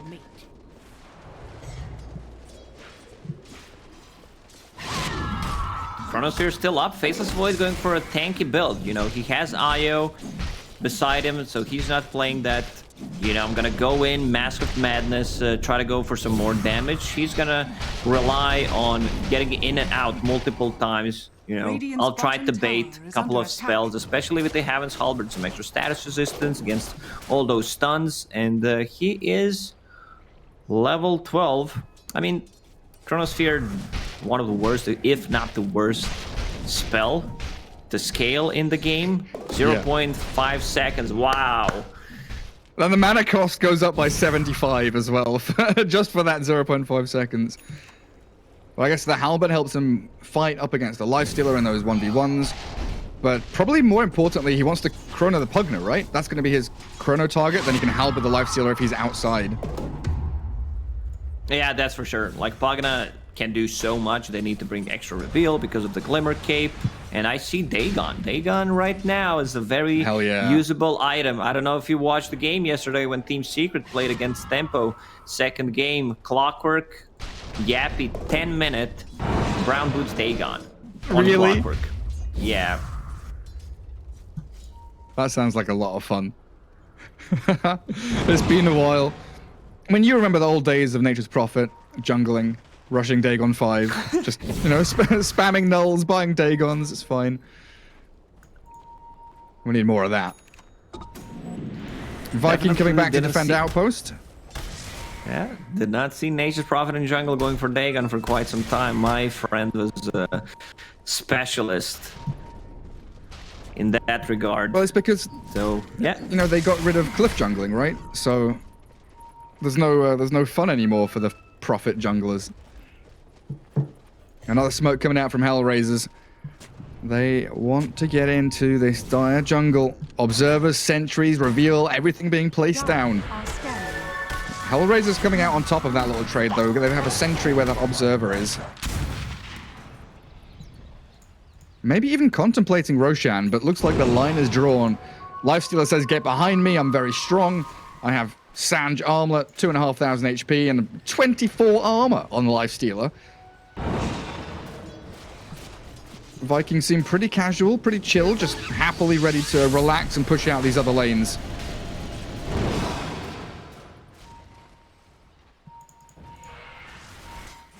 Faceless Void has Chronosphere up, has Hand of Midas, and you know, if there's Hand of Midas in game, you know I'm gonna be looking at it. You need to get the efficiency from it. And he's also holding a Dragon Scale, some extra armor. This guy is super tanky. Oh, with the IO behind him as well. Gonna be an incredibly difficult target. And Viking have held on to this map really nicely. Hellraisers were the ones kind of itching to make a move. Still considering Roshan as they do make their way into the pit. Pop his Lincolns, get in there with a Corrosive Haze. And right now, it doesn't look like Viking are going to make their way over here. Still pretty happy to shove out that bot wave, keep the Queen of Pain farming in the jungle. I think what they want right now is just give up the Roche. They're pretty aware of it. They want Queen of Pain to have a BKB for the next fight. Mech completed on IO. CK will have his Echo Saber for the next fight. He's holding on to Tome of Knowledge, not using it. There it goes. And Snapfire with Axe. So they have two big items coming out in the next 2 or 3 minutes, depending how much farm priority Snapfire gets. Oh, hell yeah. Let's get that Faceless Void spat into the middle of 5. Big bubble. Get the combo going. But Hellraiser's going to be knocking on your door in a second. Aegis on Lifestealer means he is now emboldened to go play high ground, as Viking needs to make the defense. Nice positioning from HR so far. Sitting behind Nyx, they know he's close to unkillable, and even if he dies once, he's got a second life. Oh, Kasani is going to Glimmer and pump a bit of damage onto the tower. There's as they the infest bomb on the bottom.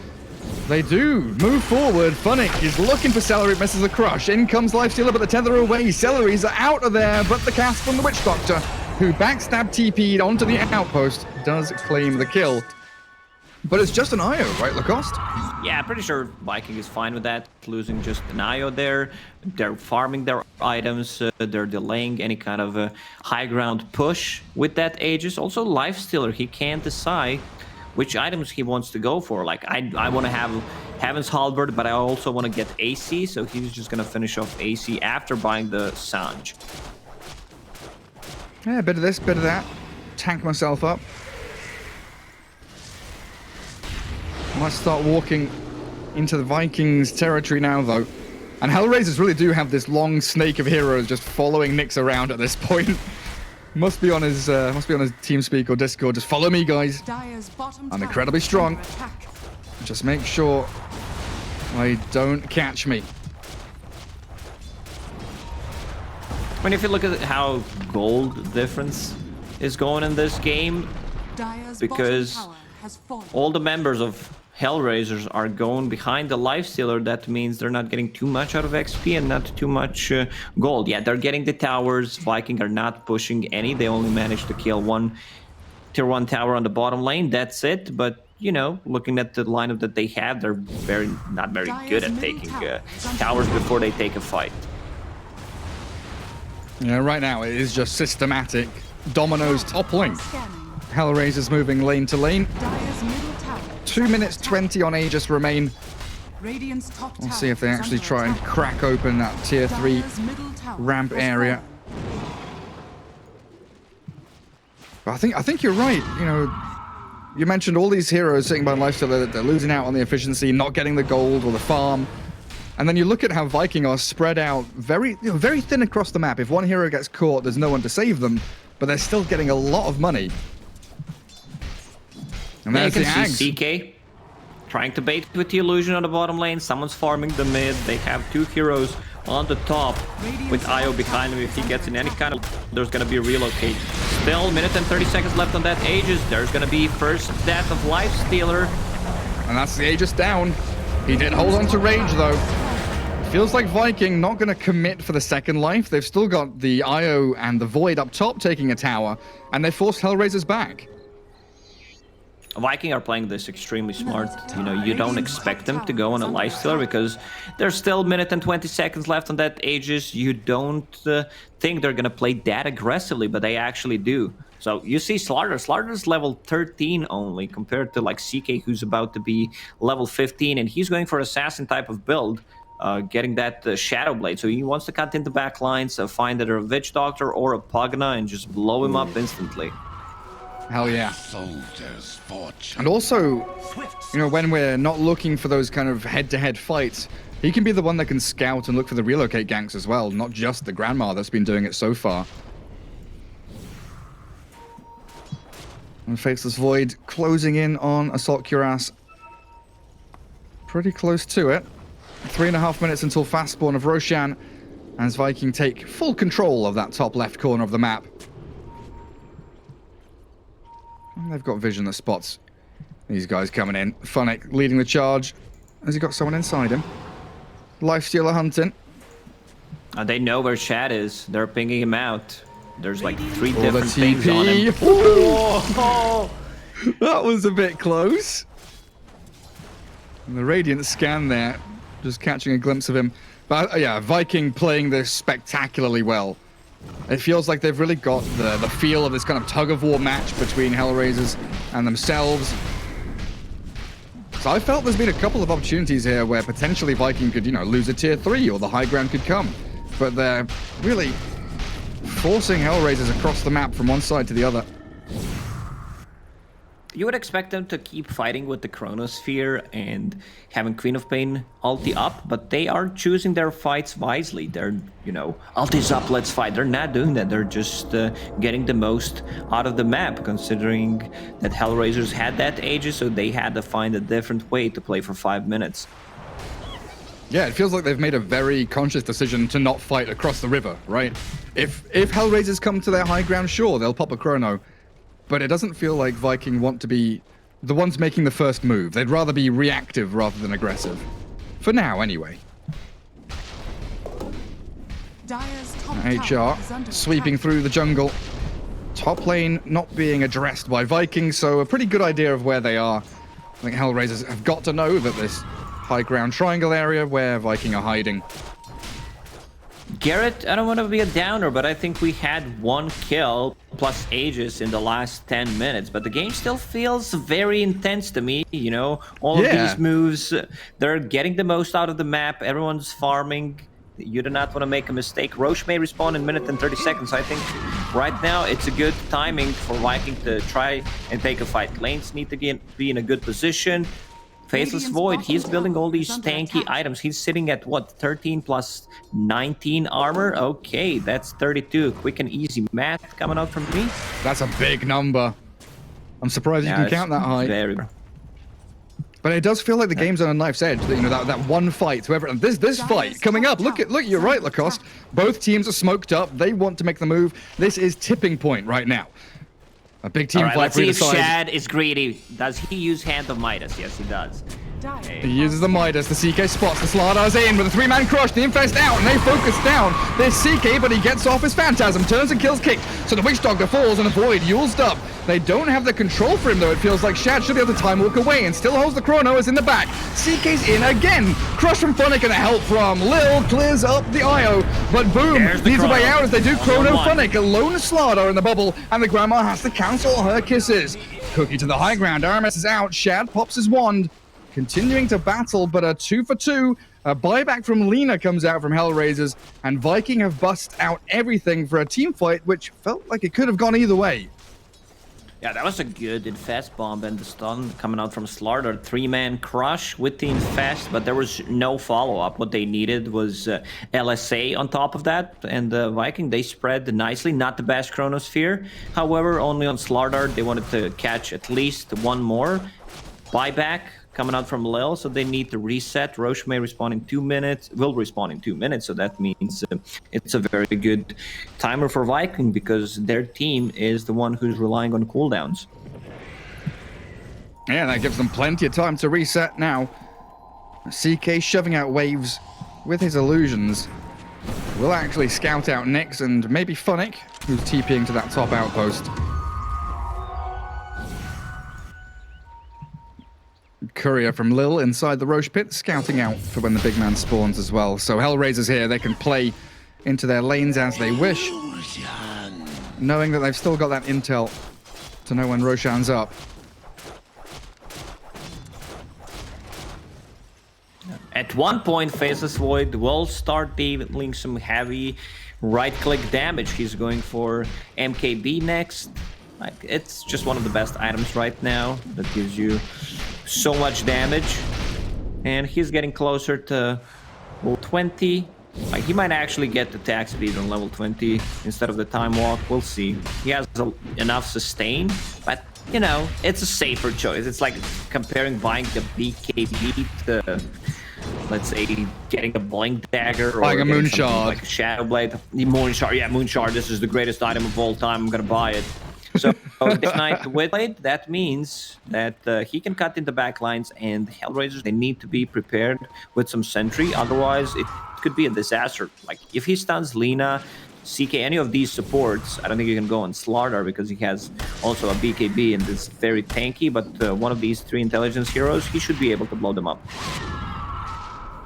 Witch Doctor does have a couple of sentries and vision, and his Philosopher's Stone in his backpack, holding onto the craggy coat, expecting things to kick off any time now, as Toby, moving up the high ground, spots the Slardar, who gets jumped on by the Queen of Pain, but Boom doesn't want to go wild for it. And it really has been quite a competitive, very delicate back and forth game. Like you were saying, 8 to 13, there hasn't been a massive amount of kills in this match. But it's definitely felt tense.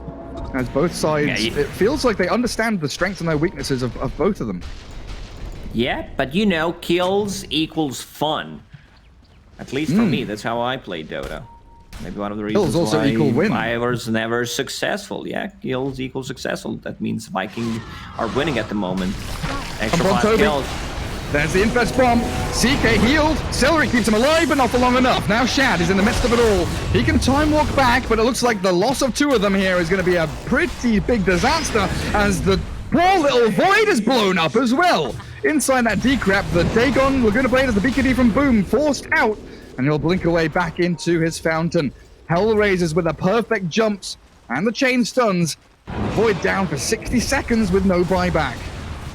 That was such a sick jump once again coming out Sonic. He found the perfect target. Void was hesitating there for a second. Do I chrono or do I not? I needed to see where everyone else is standing. Repair kit used on a mid lane, so that means they're gonna go on a different side. AC, some extra minus armor. They're playing this very carefully. They are thinking they have all their ultis up. They might have buyback. It's very hard to judge. You know, you see Faceless Void without full MKB, just the Demon Edge. So you're thinking, yeah, he probably has buyback, but he does not. So let's go into the road and take it. Rose goes quickly. So Cheese Aegis for Hellraisers. I don't think you can test this. They are going to jump onto Grandma. Aramis has been found by Funnick and Lil. The heals from Celery, not enough yet again. Just a little bit too late to the party. And Hellraisers might be able to get one on the way out, as that relocate will bring the IO into the waiting arms of the entire Hellraisers squad.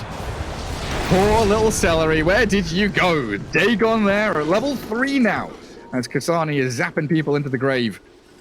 And they have a Blink Dagger on Pugna, so you can be, more mobile, try to either blink out when Faceless Void jumps in, or cut into backlines, try to find IO. Same goes for Lina. Like, in that previous fight where Slardar landed the 3-man crush, there was no follow-up because Lina was not there, so he buys a Blink Dagger to just close the gap. Get in on top of people. Still, all tier 3 towers standing for Viking. Let me see how are we in the buyback department. 2. We'll see if they get some more use out of them. Buybacks. Let's get that tab open as well. We are ready with a couple of them, IO and Grandma, as they try and just poke away the jump bow onto Celery. Funnick annihilates him as they were trying to poke at the Lifestealer and force him back from the tower.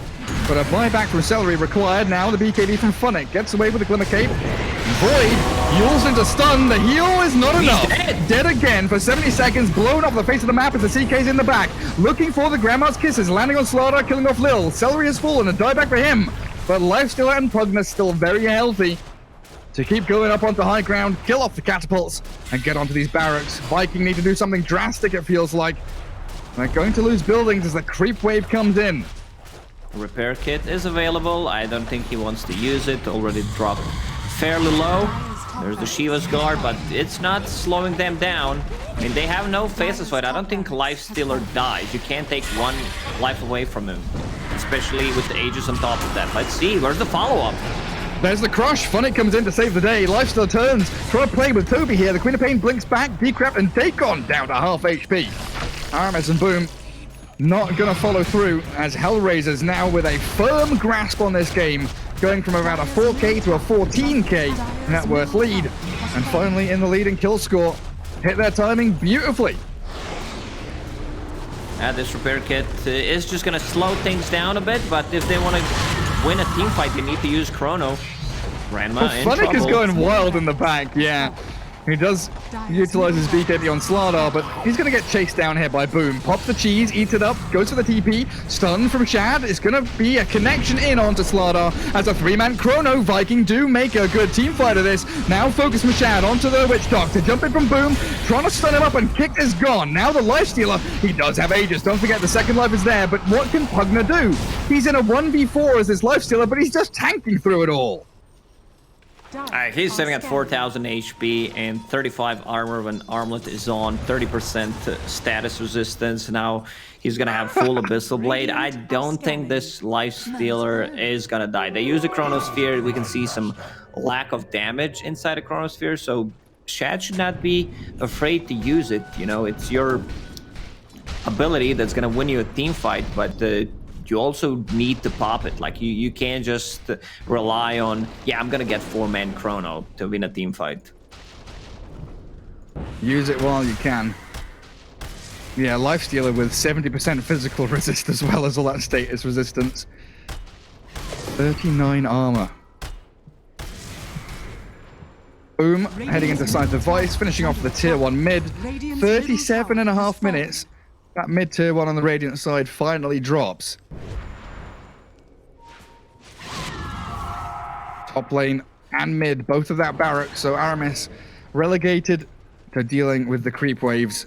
Lots of lane maintenance now that Viking needs to do.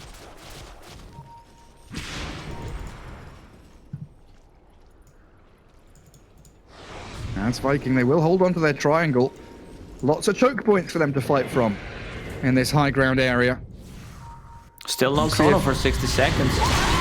Funnick has been so good with initiations, but it's Boom that goes in first. Kicked is healed up with the Infest. Now Toby, where's he going? He's trying to play onto the Witch Doctor still. The Grandma lands her kisses. Well done onto Witch Doctor as Viking get a singular kill. It's the pos 5. Funnick with Lifestealer still going to play forward, nearly landing the LSA onto Quap, but the Dagon blast down. It's deleted. Io gets removed from the game. Ceremonious removal. Oh, there's Timeless Relic on the ground. Faceless Void could not pick it up. He was a bit too afraid, so yikes. Lina will then pick that one up. Debuff duration, spell damage, getting closer to Aghanim Scepter. It's the perfect position for Lina item. Holy crap. That's really going to hurt them. Oi did pick up the Illusionist's Cape at the very least. They've got one repair kit charge on Boom. Ruby's still with Spider Legs, Quickening Charm on the Grandma. But here comes your 4,500 HP Lifestealer, who cannot be touched. You said you don't see him dying, of course. 3.5k. Yeah. Slardar, how's he gonna die? We're gonna put it in a spread. Wait, it's 4.5k now. Here comes Funnick, the big tanky boy. They're looking for Aramis.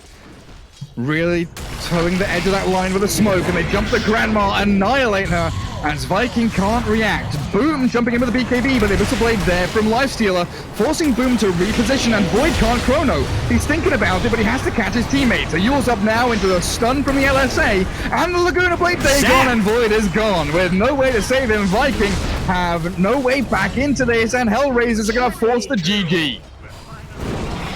Yeah, I mean, Faceless Void did not land a good Chronosphere in the last, like, 3 or 4 fights. And Hellraisers, if you look at the items that they went for, no Deso on a Lifestealer for some extra damage on the buildings, but AC, you have Slardar with minus 24 armor, and he has a Solar Grist, so that's minus 8 on top of that. Like, people just smelled, and it's not about minus armor as well. You have this combination from Pugna and Lina. They delete a single hero with their combo. Yeah, it was these combinations of, 2 heroes here, 2 heroes there that were able to play off the back of each other. And really nice from Hellraisers. It looked dead even until they hit that perfect timing when both Lifestealer and Pugna were ready to go. And that's it. Game 1 all done. Lacoste, Game 2's coming up. We'll see after the break what we're handling.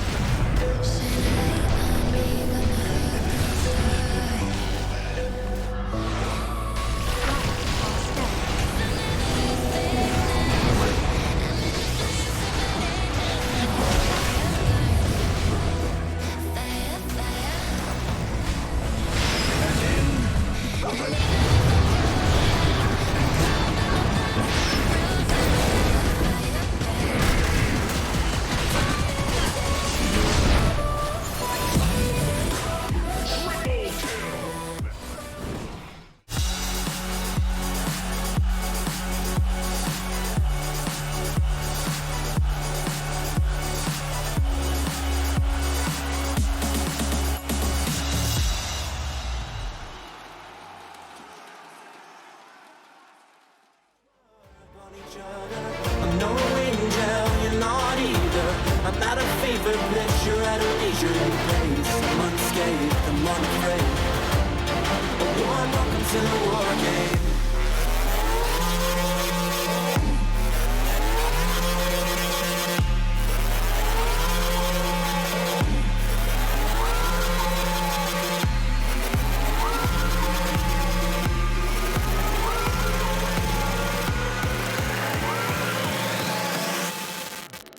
Welcome to the war game.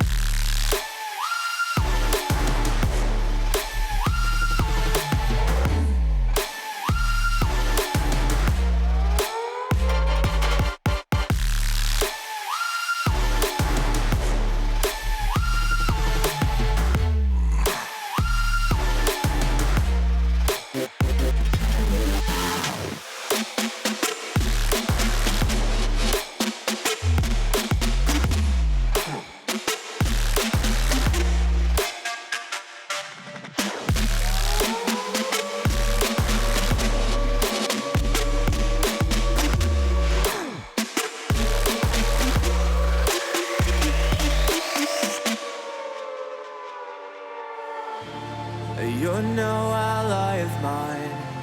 Your life is a kind of lie, and I know that I won't change your mind.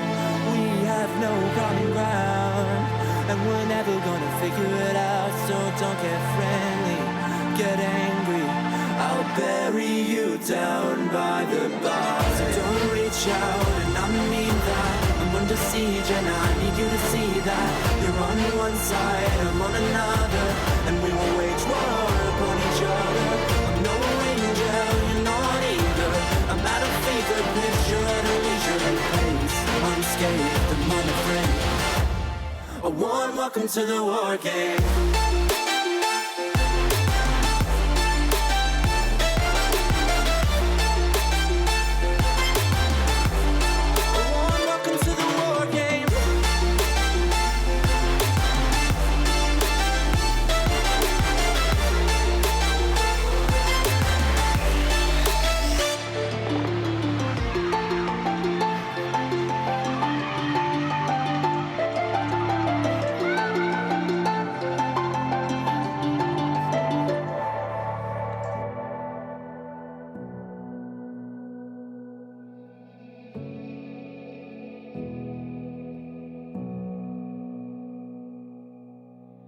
Sitting on a bench, waiting for the time to pass, dreaming of what happens next. I see what I wanna be, questioning my destiny, only knowing what I see. I don't even realize I've already made a path, and I can change it anytime. I can't take it back. I know what I want, but it seems so damn far away. I know I sound crazy to the ones who said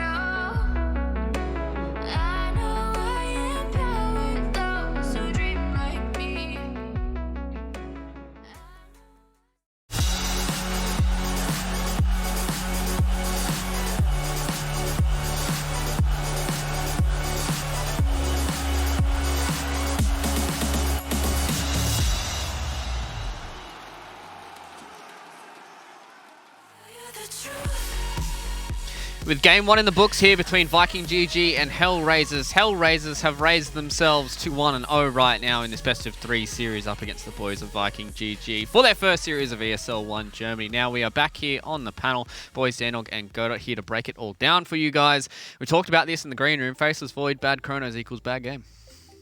Not even bad chronos, but just non-existent chronos some of the time was the big issue for me.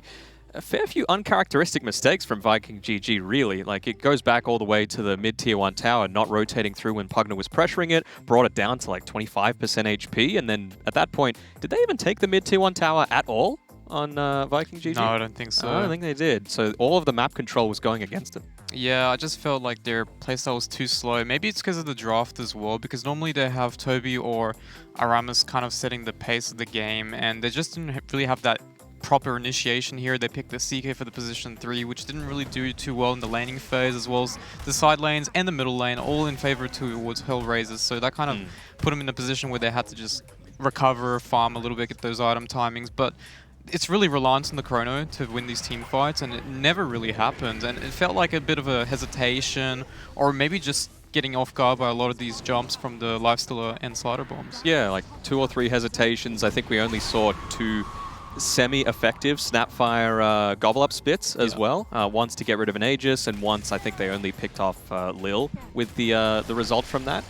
And yeah, it just didn't feel like anything was really happening. And we talked about the cooldown reliance that they have on Viking GG. You know, without that Chronosphere, they really can't make too many kills happen. Phantasm, relatively long cooldown as well, whereas Pugner, 7 seconds on your life drain, you don't really have to care too much. Dagon, once it's leveled up to max, has such a low downtime as well.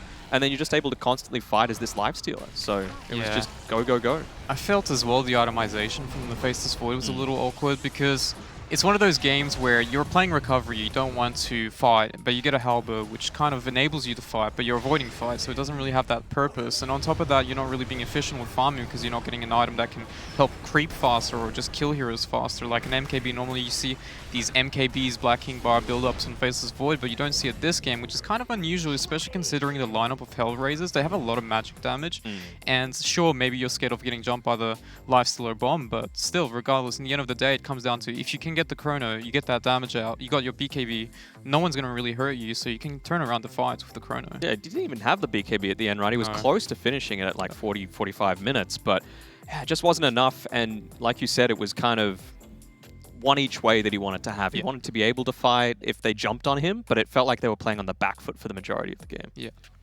So I think it does go down to the laning phase as well, because I feel like Kasani played fantastic on that Pugna. We were thinking that the Ember Spirit probably was the go because, you know, good for the cleave if they went an anti-armor build, but he was just able to put so much pressure on that mid lane, open up the entire map for them, and I thought the CK Snapfire would have done a lot more in that lane. Yes, they killed the Witch Doctor 2 or 3 times, but at the end of the day, it's a Witch Doctor. You know, you only need your real Glimmer Cape to have a big level of impact. And that's one of the things I was worried about is you have Lifesteal, you pick Chaos Knight into it, you can never really kill the Lifesteal in the lane. So despite the fact maybe Toby can get some farm, but Lifesteal will free farm, you can never really utilize the Chaos Knight in the later stages to deal with the Lifesteal either. So it's not really an ideal pick for the game itself, but not really for the lane as well. And on top of that, I don't really see the best laning rune control as well. Like 4-minute mark, 6-minute mark runes weren't really contested by the Snapfire either. And then you have the Lina who's actually helping out the Pugna, and then you don't protect the 5-minute catapult wave in the middle lane, and they pretty much took the tower down to like 1/4 remaining in the, I think, 6-minute mark, which was pretty huge because taking that tier 1 tower enables your team to come online quicker. Obviously you have the item advantage from the gold that you're purchasing from getting the tower, but on top of that, it's like you can't fight into it, you're playing recovery, and then you don't have the itemization for it in the later stages. Kind of not too sure about it. Yeah, it feels a little bit awkward there from the boys of Viking GG, but hopefully they can come back in the second game. But with game number 1 in the books, it is time once again here for our DHL drop quiz. For those of you guys playing along at home, this is a quiz where we ask you guys a Dota-related question, and you guys give us the answer in Twitch chat. Use !DHL drop and the corresponding letter to the answer that you guys want to give, and make sure you do check out the Motion blog below as well to check out to see where you guys are standing in our live leaderboard. But let's go into today's question for our DHL drop quiz. What is the cooldown of Monkey King's Mischief? 18 seconds for A, B is 20 seconds, C is 22 seconds, and D is 24 seconds. So for those of you that want to play along here in our DHL drop quiz, use !DHL drop and the corresponding letter to the answer that you guys want to give here. It's an interesting one about Monkey King here, but we're going to go to a short break, and on the other side of this, we'll have game number 2 of Viking GG and Hellraisers and the answer to our DHL drop quiz.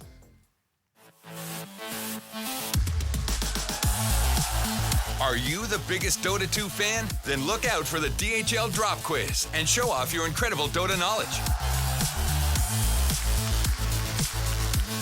Reply with the right answer in Twitch chat and track your position on our live leaderboard. Will you make it to the top and win the €1,000 prize? #GamersUnite.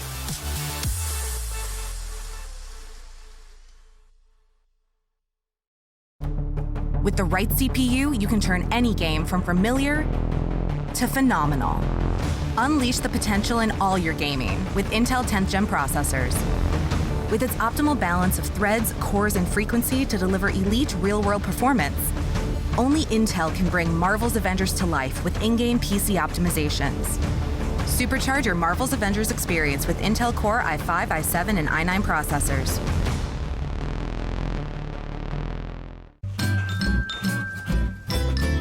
You ready? Huh? Hey, easy boy, huh? You ready? Huh?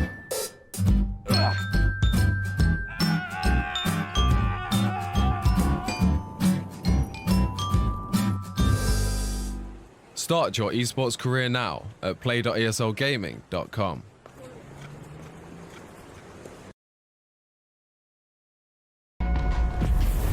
Multiple witnesses have reported mysterious shadow sightings all around the city.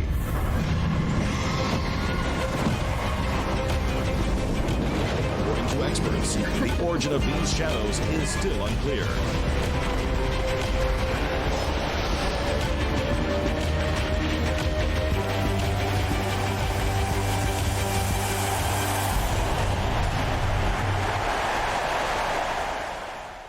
Your favorites will play soon.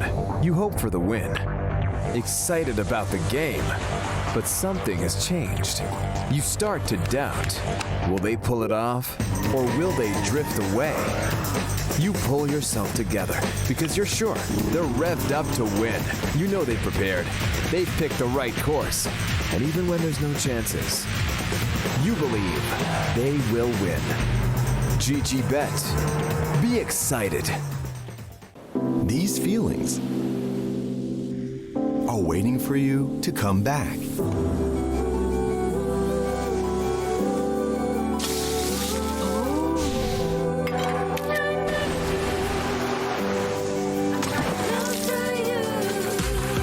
Amazing feelings are waiting for you to explore again once the world is ready. Until we meet again. Amazing Thailand.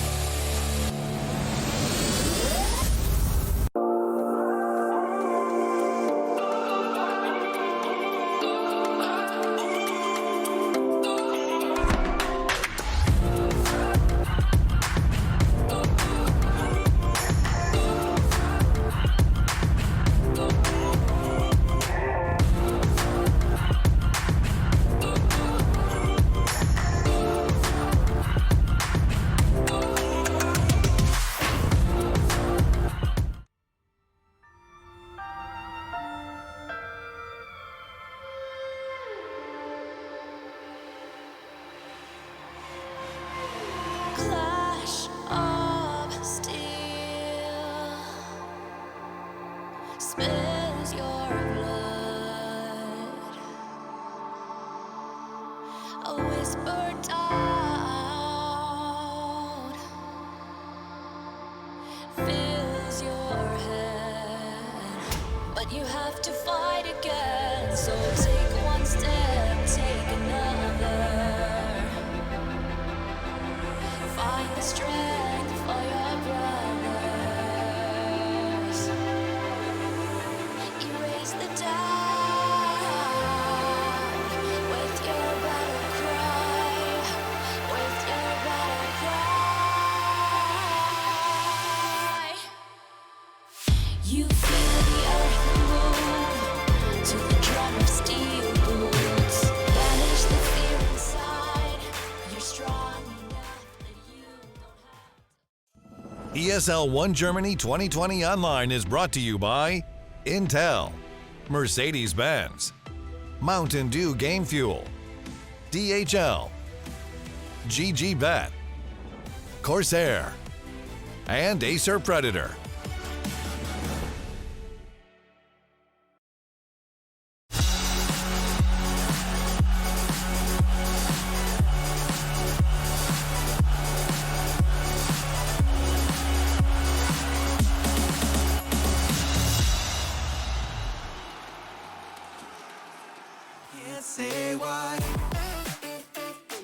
Hello ladies and gentlemen, welcome back here to ESL 1 Germany. We've given you guys a couple of minutes to answer the question here for our DHL drop quiz of day number 2, and now it's time for us to reveal our answer. But before we get into that, I'm going to show you guys some lovely little prizes that we can win here over our friends at DHL. They sent me this nice little box, it's got my name on it and everything here. We've got some lovely little prizes in here. So while I get all this lovely gear out, I'm going to leave it with my wonderful analyst to try and break down this question for you guys. Monkey King Smith, where are you guys sitting for that? Well, there were 4 options, right? 18, 22, 20, and 24 seconds. And I mean, remember how busted that ability was back when you actually could dodge stuns and silences and that sort of stuff? But it's pretty damn strong ability. I think you were going with 20 seconds for it? Yeah, 20 seconds, my call. I definitely did the same before looking up what it was, but we were close. The answer is 20 seconds for the Mischief cooldown, so it's pretty nice. I still think it's kind of busted how, like, at level 1, you can get that courier movement speed so that you're just moving so much faster than everyone else. You're not detectable on the map either. Towers don't even hit you. It's crazy, but such a strong thing. And, oh my god, you're looking very lovely. Are you doing all right there? If I got to choose what was in the box or you to take home, I would take the box. Yeah, I would definitely take the box. Yes, look at you. That is the reason why I wouldn't pick it. But you are looking very lovely. The i9 especially is looking very lovely. And I mean, those socks just doubling as gloves, looking very handy. But to get it right, you had to have guessed that 22nd, as well as being at the top of the leaderboard towards the end of ESL 1 Germany. You're looking very nice, Luke, but yeah, just not as good as that DHL gear. That is for sure. Yeah, I mean, it's pretty standard, a lot of this stuff in there, but it's really high quality. You know, we've got a couple of these hoodies, and you're wearing it right now. Those trackies look very comfortable as well. Tracky dacks, we call them down under. And yeah, so I think we're just about ready to head into the draft. Do you foresee any real big changes coming through? Because obviously the Lina was super effective. Getting that Timeless Relic on the ground just casually towards the end to wrap things up was really nice. But yeah. Do you think they're going to run back to the same sort of thing, Viking, just back themselves in, or try something a little bit different? I think their position 4, position 3 heroes need to change. They need someone who can start fights, and sure, maybe Chaos Knight can run in, but he didn't really have the tool set or even the items to actually start the fights. And same thing, obviously, with Snapfire, he tried to go for the Axe, but by the time it gets to that point, Hellraiser just ran you down, took all the towers, won the 3 lanes, and I mean, I think the opening is fine if they want to go again, but I just feel like they need those heroes to really control the game and at least start fights for the cores to be more comfortable, at least to just go in and get some damage out. Yeah, I think going the Snapfire Pos 4 with an IO is a little bit of a bait as well, because we saw that he rushed that Ags, and it feels like if you don't do anything with that Ags, it's got like a 40-second cooldown, you're not really doing anything in fights beyond the laning stage where you've got some good pick-off potential, and we saw there weren't really any good chronos where you could use the Mortimer's Kisses as well. Yeah. Whereas if you go Greaves Ags, at least you're being able to be a bit more of that front line, you're sustain, but you're paired with an IO, so he's already gone the mech and the Greaves is essentially useless. And it really did feel like they just didn't have a good, gobble up target, right? Like usually most of the time you see these gobble ups, they have this tanky hero that can go in. CK really wasn't that for them, but you know, maybe this time if they want to go for the Snapfire, they can pair it with something Toby's a little bit more tanky, a little bit more front lineable with. But now we are deep into the draft, boys. Hellraisers start with a Magnus and a Rubik, and then Viking take the Lina and the Faceless Void again. Yeah, I mean, the Lina was the first pick overall, wanting to deny that away from Lil. Obviously plays it very well, but Rubik is his most played hero and fantastic against the Lina. You know, that Light Strike array, having that less of a delay on the wind up to the stun is always great. The extra stun duration, even if you're able to steal Laguna Blade, it's so much damage with the Arcane Supremacy, and it's decent against the Void if you can play in on the backlines as well. So I'm liking it. I'm liking the openings for Hellraisers so far. Yeah, I do like the fact that they open up the Rubik as well, because this is one of the heroes that both teams play, and Hellraisers does love their Magnus. The thing is, you don't want to open up with your Magnus if the enemy team can take the Rubik. So they started off with the Rubik, they took the Magnus, that way they don't have to worry about the Rubik just stealing RP and whatnot. It works to their advantage when it comes to laning phase, because they have fast, strong lanes in the early game, so it kind of plays out to Hellraiser's style. And obviously this Beastmaster position 3 potentially. Most likely, yeah. I think Funnick basically exclusively plays that. That's the only thing that I'm not 100% sold on so far from this Hellraisers draft, is that typically with the Magnus, they play it mostly in the off lane, but they also play it mid, and even occasionally Lil plays it in that Pos 4 role. But you would think that Lil's playing the Rubik and Funnick's playing the Beastmaster, so it essentially has to be mid. And we see the Snapfire coming up again. But this is probably a 5 Snapfire. That's the difference. Yeah, and it is definitely still a way they can flexy this hero if they really don't want it. It is a 5. The Lina as well can be 4 or middle here. So there's a lot of options. They have a lot of follow-up damage for the Faceless Void as well. And in terms of bans here, I mean, right now we're looking pretty generic. They've banned out most of the carry heroes. They did leave out Lifestealer, but I don't think they cared as much this particular game. There's no Slaughter. That's the main key. They banned out the Slaughter themselves, so they don't really want to pair it up with Lifesteal, but it is one of the heroes they tend to pick regardless. I mean, would you think that you're picking something that's going to pair really nicely with this Beastmaster in a Beast Aura, allow you to take these timings? Because typically when they play the Magnus, they play for around like a 16 or so minute timing on that Blink Dagger. They really look to prioritize it, so something that's going to be able to match those timings, I think, is going to be really effective for them. Maybe Juggernaut or something along those lines? Yeah, they have played Juggernaut as well. It's just Juggernaut interfaces 4 never really feels good. Like you're fighting into, you can't really utilize your Omni Slash against Phase 4. You can just time walk out. You got to be careful of the Chrono as well. Obviously you have the Rubik who can steal the Chrono, and maybe someone can follow up as well. But the Magnus just doesn't have its effect as well against Faceless Void. You can never counteract. Normally when you play against Faceless Void, you want a solution or an answer to deal with the Chrono. I mean, previous game they had the Decrep as well. well, which was kind of a semi-suited solution. But some teams pick Tidehunter in the offlane, so when you chrono, the Tidehunter gets the backline with the Ravage, and you prevent the Faceless Void from getting any damage out until he gets his Black King bar, obviously. But I mean, they don't really have an answer for Faceless Void this game. Yeah, Spec's gone, PA's gone, so it's not great. What's the empower here that we're looking for here? You guys were touching on the Juggernaut. Is there anything else that's kind of sticking out? I guess the main ones are the PA and the Troll that are taken out already here. Yep. The only other option I can see, which isn't even ideal, is Anti-Mage. They have played it. It's not great against Faceless Void, but it can be good if it drags out late game. Yeah. You have minimalistic stuns or reliable stuns, because it's only really the Chrono that can catch you. Oh, hello, DHL drop quiz. It's almost like it was scripted. I mean, with Monkey, I think they play this mostly... Do they play it mid? I think it's Secret that plays it always mid with Nisha, but... Is it a good enough game for it to play safe lane, though? Because usually what you want it in combination with trying to counter an offlaner, right?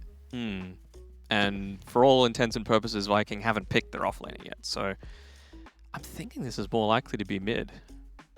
It's just awkward with the Magnus here. You're going to be playing it as a position 5, which slows down your timings. Sure, you can have a carry who can abuse it, but your laning phase will be extremely weak, and you're versing a Faceless Void as well. In the mid game, it's going to be pretty hard.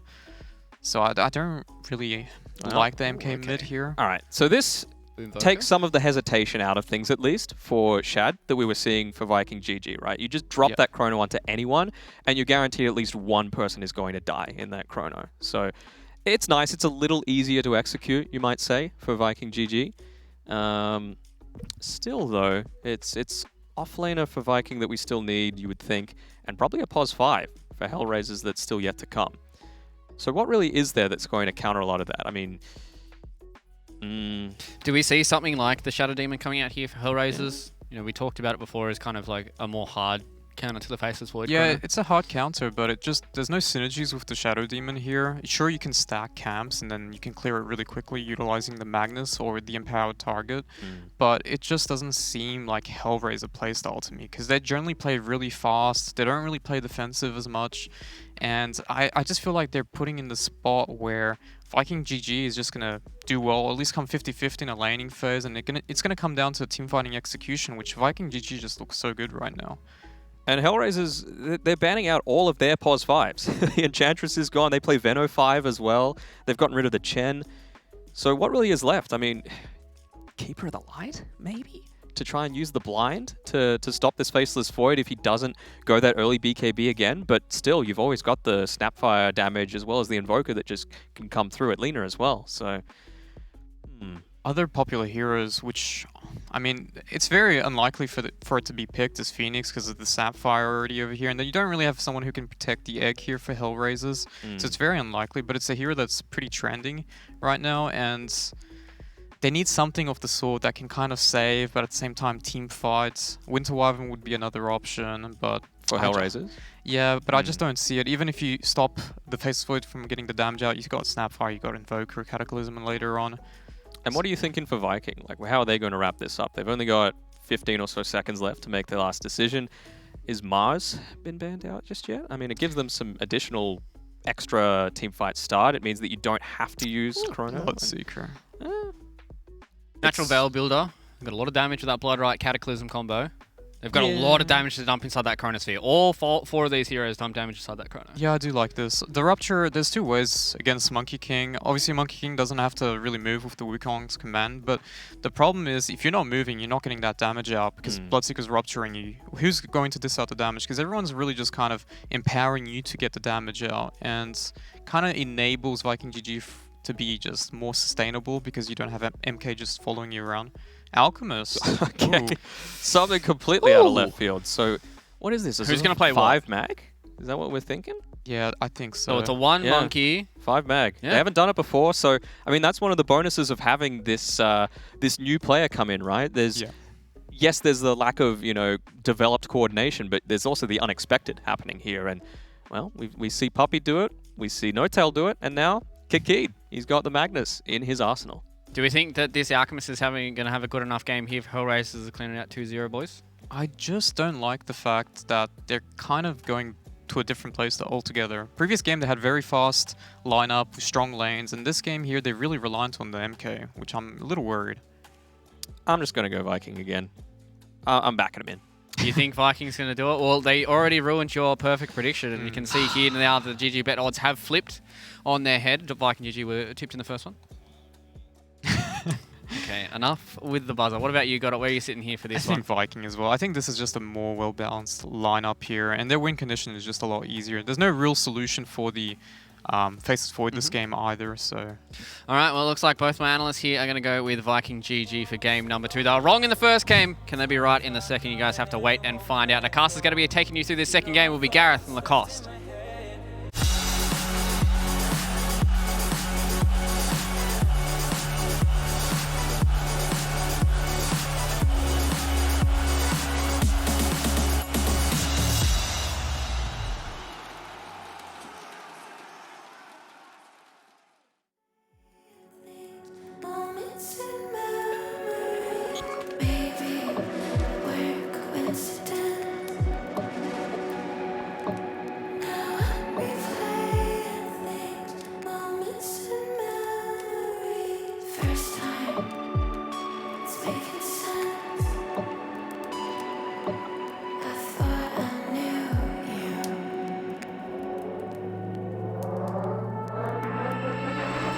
I never did.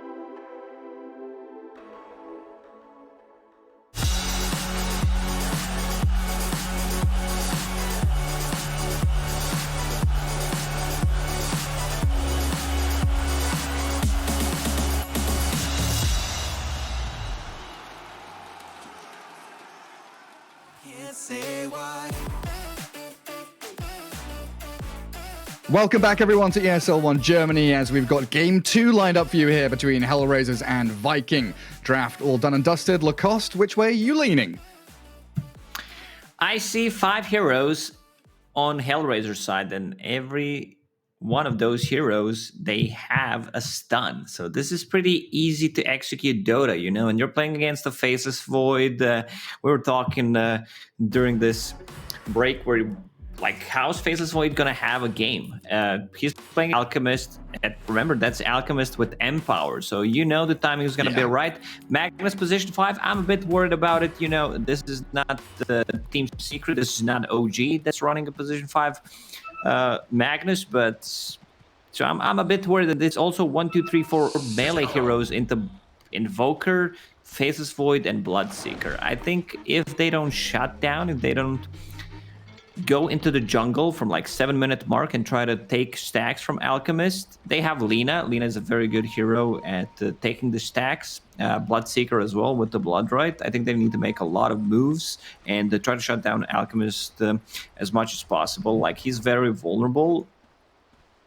But there's also Hogs, so you need to be using smokes to get past that vision. You know, I'm a bit worried for Viking in this match. It's lovely hearing your kind of train of thought there, you know, going through all of the working parts of this game.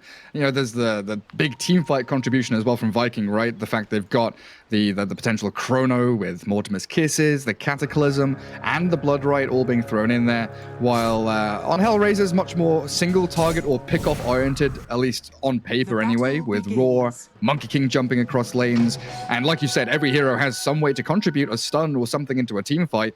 which we saw them do exceptionally well in Game 1. I think Funnick and Lil probably the standout players from Game 1 in their initiations, their stuns, and the ability to catch people. But we'll see. We'll see what Shad has up his sleeve. Maybe an early BKB this game might be in order. Yeah, I think he needs to change things up. They have still 2 abilities that go through magic immunity. Even if he gets a BKB, there's a roar, there's an RP. If they steal something else like a rupture with the Rubik, I think Boom on a mid lane needs to dumpster this Alchemist. I also want to see some kind of rotations. How many runes did they get? It was 2 for 2 trades. So yeah, Alchemist getting some extra gold. So far, only 1 CS on the mid lane. Not the greatest. Ooh. Up at top, the tri-lane from Viking doing a lot of damage into the Monkey King as Aramis and Celery both sticking around here, leaving Shad alone down bottom. They will TP Celery down there at long last.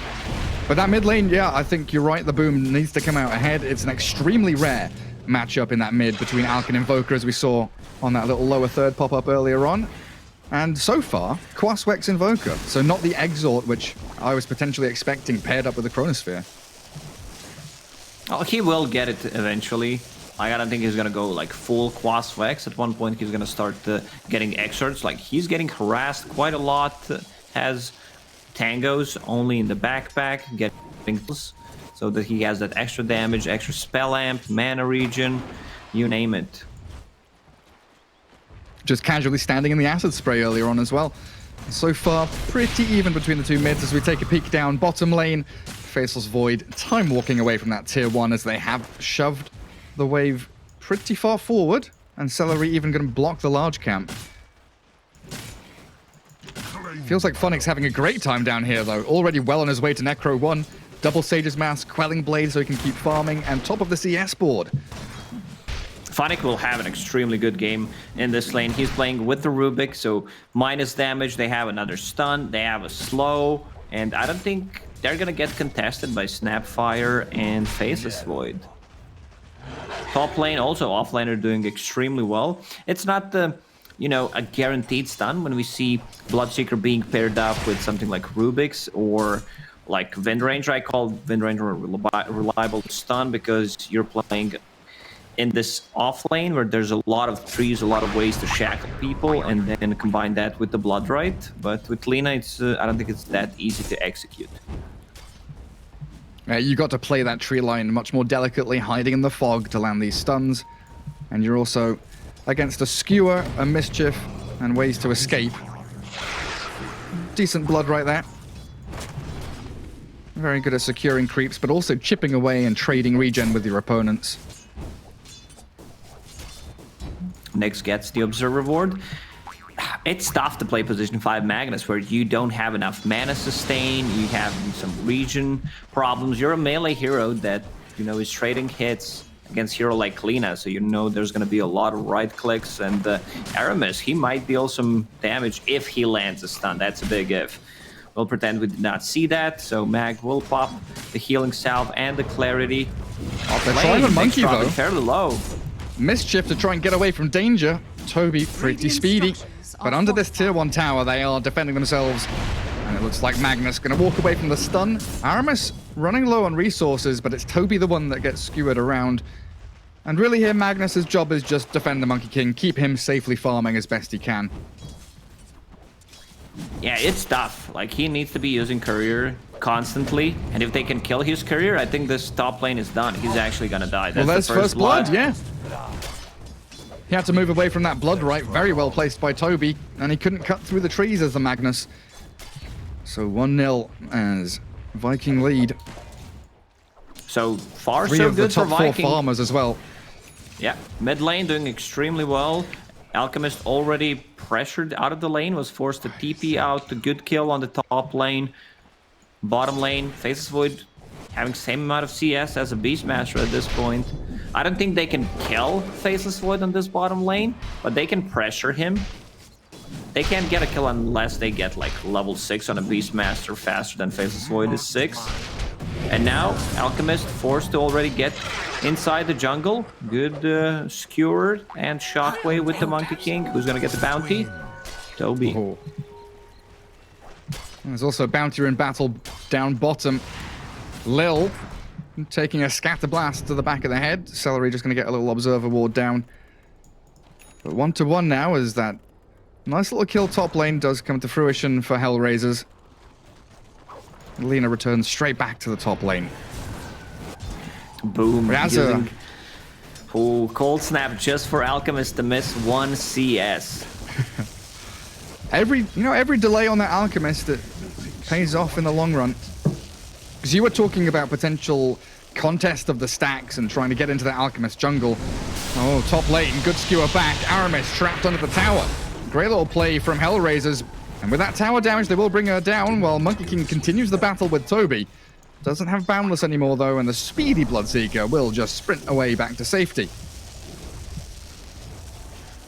But you were mentioning stacks, and with Magnus having to play the lane top, Rubik has to stick around bottom. There isn't really any moves into the jungle to build a bank for Alchemist. And Yeah, we there's can even not see gonna Celery be here. any stacks. Celery just blocking the camp, trying to farm it potentially to get a kill on a mid lane. If Alchemist steps forward, he's still level 5, just 1 CS from level 6. I'm trying to close in around him and make his map a little smaller, as Xani now does have a soul ring so we can get into that chemical rage. But the pings are coming. They know process of elimination here. Viking have shoved the Alchemist into one area of the map that they know he has to be. And that's where Lina comes in handy with an observer ward now to keep that vision on him. Aramis stunning out the Magnus and just walking out. But now I guess that's a bit of a giveaway that Lina has placed a ward there. Will he get the stack? No, Magnus tried to use the shockwave. At least Alchemist is farming with the Empower, and Aramis in the zone trying to, steal any kind of XP, steal any kind of CS. Lil, nice sidestep dodge. And a good little telekinesis there. Pops the fairy fire, doesn't get away. Still had a few stick charges, but opts to die instead. And now we've got the try versus try mid lane as both of the side lanes become 1v1s. Everyone vying for control around these mid tier 1 towers.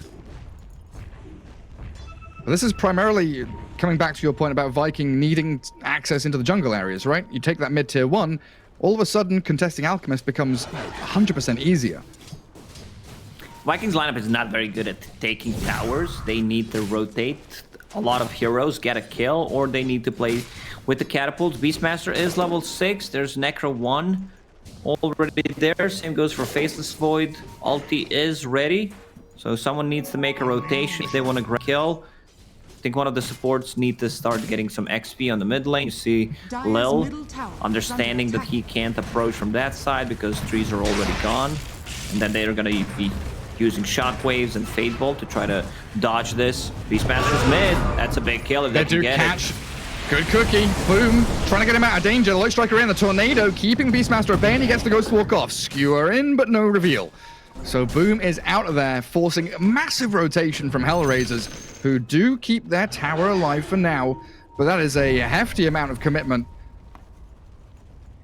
They needed to get a kill there, and the Alchemist needed to get a stack for himself and keep farming. The thing is, if your Magnus is being involved in team fights, and he's only position 5, that means your Alchemist is not going to have Empower to farm with.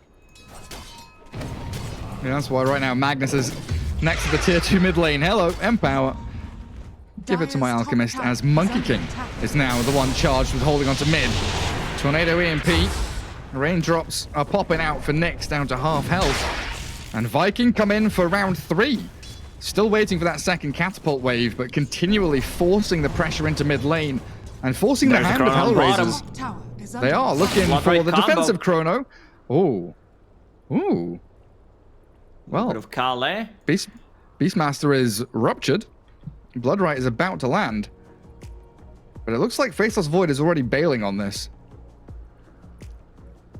Faceless Void out. There's no telekinesis. There's no Fade Bolt. 2 Fairy Fires on Beastmaster.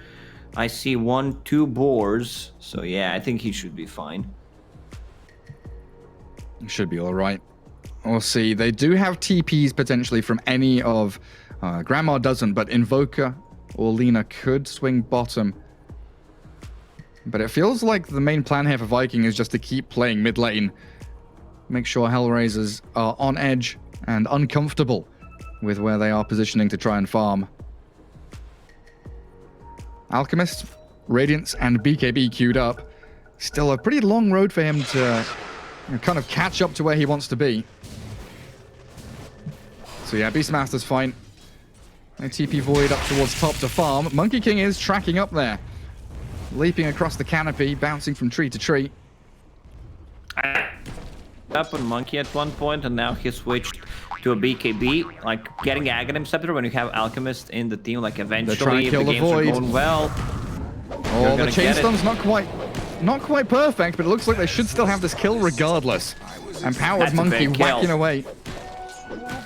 It's also Faceless Void's TP that it's on cooldown for 40 seconds, so he needs to walk into the jungle or walk back to the lane. It also gives Alchemist some extra time. Whenever you have Alchemist in the team, try to make something happen on the map. Funnick is just going in here, looking for the solo kill, but Boom will be able to hold him back. Good little EMP, but Ghost Walk required. Funnick is so strong with all the summons he's got, the Boar and the Necro units. Bloodright gonna get dodged out. Funnick makes his hasty escape as the Cookie and the Scatterblast just about connecting into the back of Funnick. One more hit should do the job here, and that's it. Invoker grabs the kill as Necro units are still giving chase onto Toby. That's a lot of commitment for getting that Beastmaster. That's one way to look at it. I mean, your Alchemist is farming. I still don't see any kind of stacks. Lil will try to stack 2 camps at once. Let's see if he manages to do so. There we go. So these are some big stacks. There's still tier 1 tower standing on a mid lane. They have some kind of a barricade that blocks the entrance to their own forest. What a barricade of Magnus and Rubik. And they've got some pretty good observer wards up, the Dire team, to scout the entrances to the jungle. Like, they see Aramis, they know the Lina's coming. Radiant even scanning forward to see where the Alk is sitting. The build on Monkey King, like, he can't afford to get Aghanim Scepter because, like, you're playing with the Alchemist and the team. And Invoker. He's going to try and turn here with a Bloodright Rupture onto Magnus. TPing back home. He does have RP, but deciding now to stick around, cancels the TP. Rupture stolen. I still feel like he should have tried to go back. He's sitting at half HP or playing against the Bloodseeker. Look at him zooming in. 460 move speed.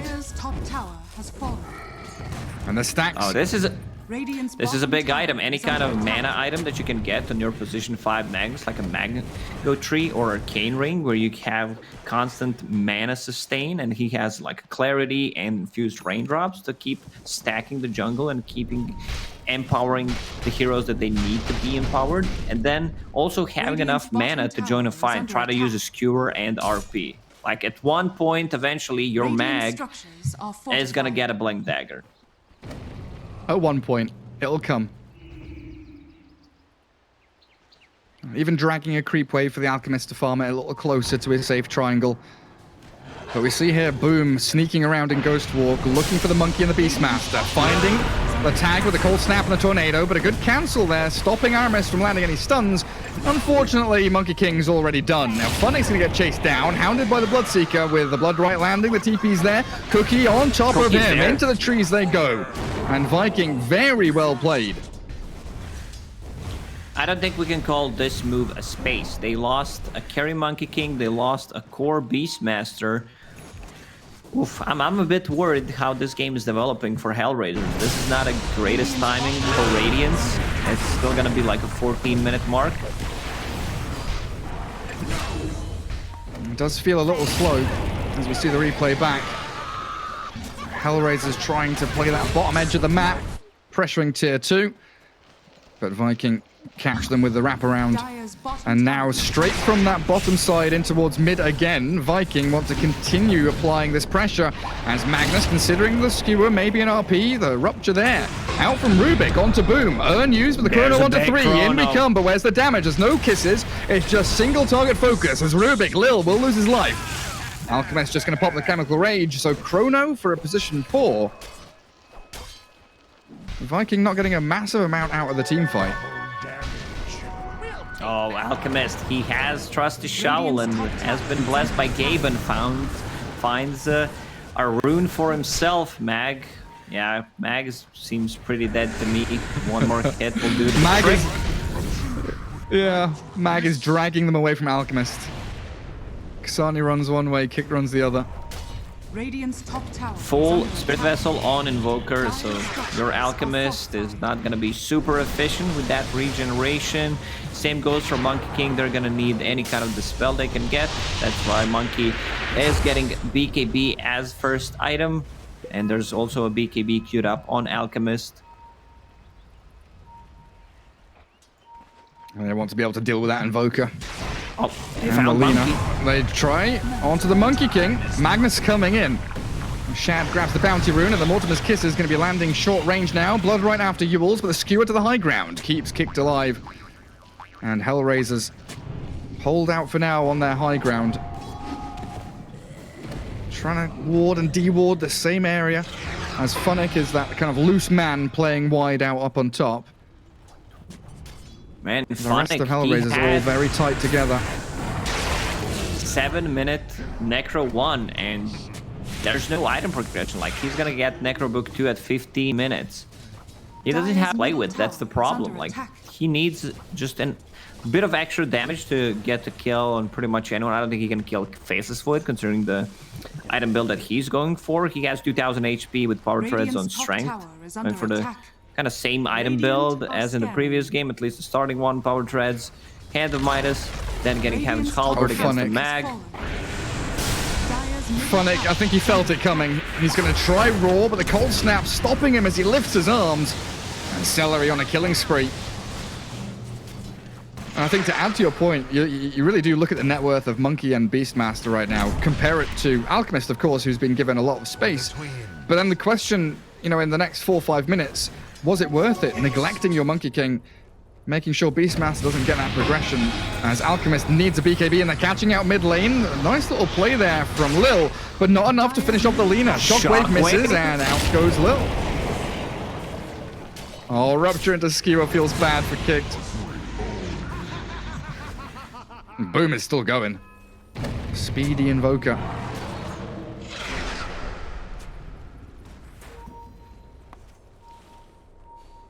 This game falling apart for Hellraisers. They need those BKBs on Alchemist and on Monkey King, and then they need to start a fight.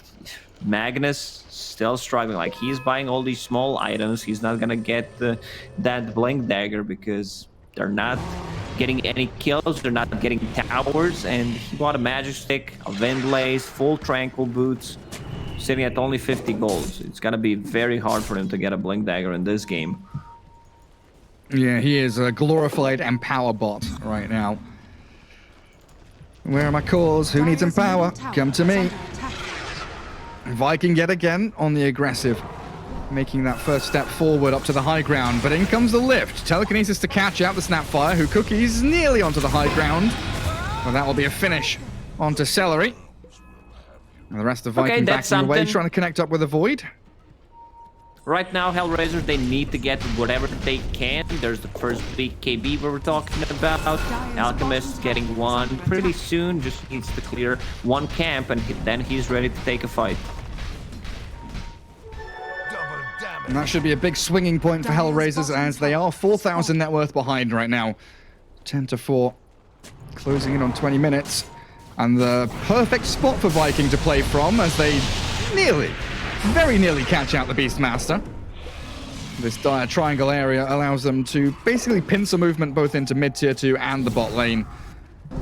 But they do miss out on potential Roche control, as Hellraisers have the opportunity to steal it, but not really the best heroes right now. Dire's bottom tower is under attack. The 5v5 mid lane. And the smoke from HR. Out they come. Leaping forward. Monkey King scouting, and they're trying to bait with this Alchemist on the front lines. You've been talking about it, the double BKB timing. It is HR's moment to shine. This is it. They need to get stuff done. Like, they need to get a big kill. I don't think Lina is that kill. Also, they can't get Roche if they kill Lina, so they need a bigger kill. But they'll get what they can. Well, they go for it. RMS is the only one showing. Viking had 3 heroes by their mid-tier 1, and Void was spread out off to that bottom lane. Radiant's top tower is under attack. Dire's bottom It does tower is under attack. alleviate a little bit of that pressure. Hellraiser's no longer 5-man defending a tier 2. Able to get out on the map and maybe make another play. We still need to see an RP from Magnus. You're talking about his Blink Dagger not going to be coming soon. But feel at some point he's got to press that button and cast his ultimate. It will be very tough for him to actually get a good RP in this game. Playing into EMP is a pain in the ass for him, for sure. We'll take that. Time is money. A canary. Like, EMP and Bloodright together on the same team, even if you don't hit them, they're great zoning tools. Just that massive AoE you get from them. Radiant are scanning. Radiant scan knows that there are people in their triangle. Magnus Monkey and then Beastmaster is nearby as that third link. So they want to try and smoke and clear this area out. Get rid of any Roshan wards that Hellraiser's potentially placed. HR missing 2 heroes. Alchemist and Rubik still stuck around mid. Monkey now leaving to go farm out bottom lane. If Hellraisers can get out of here only losing a Magnus or even looks like losing nobody, that's a really nice move as Lina potentially going to get jumped on here by a Rubik. Lift up and drag it back into the hungry Alchemist as you land the Light Strike Array and blow up Aramis. Finally taken out.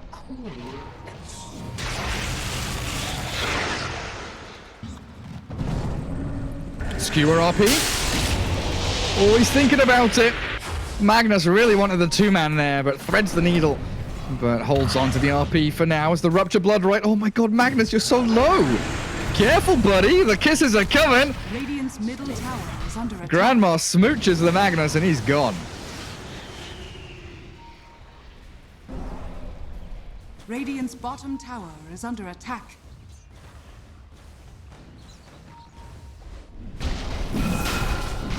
Dire are scanning. Radiant structures are fortified. They do have Medallion on Celery.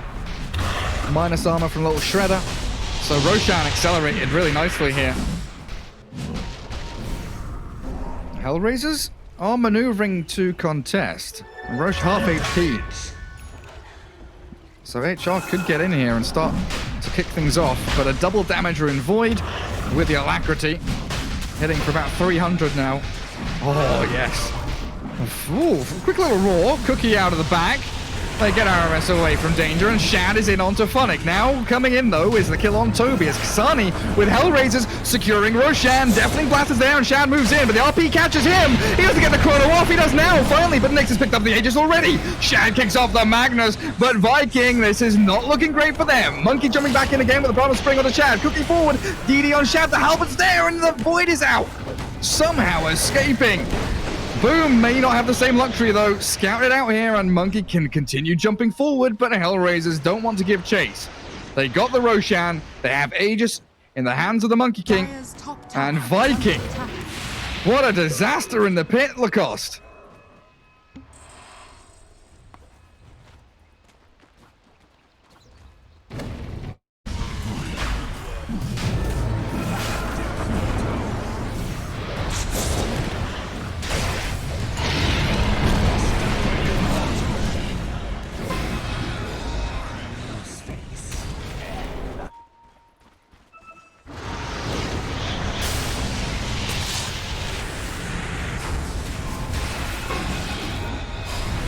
Well, Alchemist doesn't have BKB, so a little worrisome there as Shad comes in again.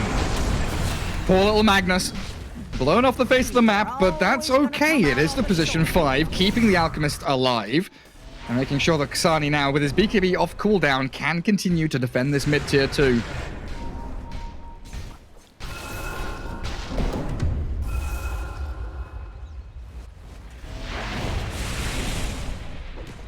Good advice from Lacoste. Swap out those neutral items. Viking. Oh, you're talking about round 7 on Magnus Death. This is like round 7 on the tier 2 mid attempt. The classic 5v5 mid lane. Funnick with Necro 3 now aiming for the Blink Dagger. As we're still yet to see the big wombo combo from Viking. We need that Chrono with the Kisses, with the Bloodright and the EMP. And so far, no real intention for the Aghanim Scepter from Boom. So he's not going to go for the big old Sunstrikes play into the Chrono.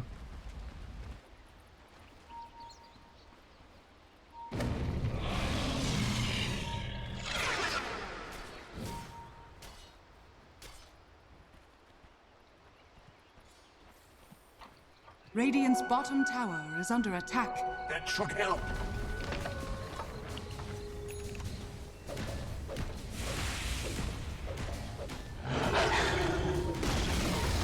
Radiant's bottom tower has fallen. Yeah, he's going to have a lot of steroids pumped into him. He's going to need them. As Kasani now reaching 20,000 net worth. 7k ahead of the Void. As that Abyssal Blade is coming pretty quickly for your Alchemist now. Hellraiser's looking to defend top tier 2. Start off with a Boundless Strike and a Telekinesis. A Light Strike Array holds Nyx back, but in comes Kasani. Pops the stun onto Void and the RP, but they don't have the finishing blow. Void Shad just going to walk away with the time walk out, and Toby's going to retreat off to the left as well. Hellraiser's spending, what, 3 ultis for nothing?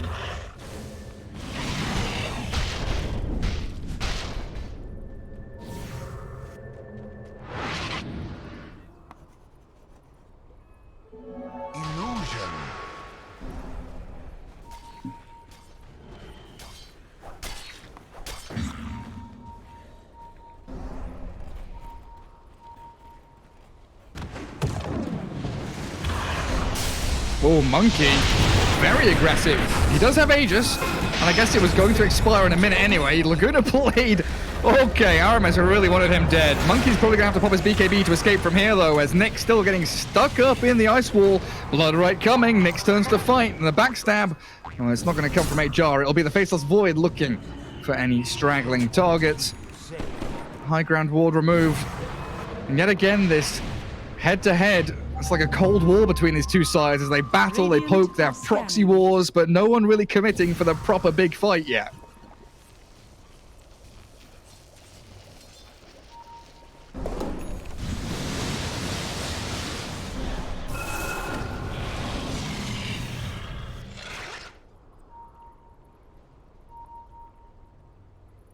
Dire are scanning.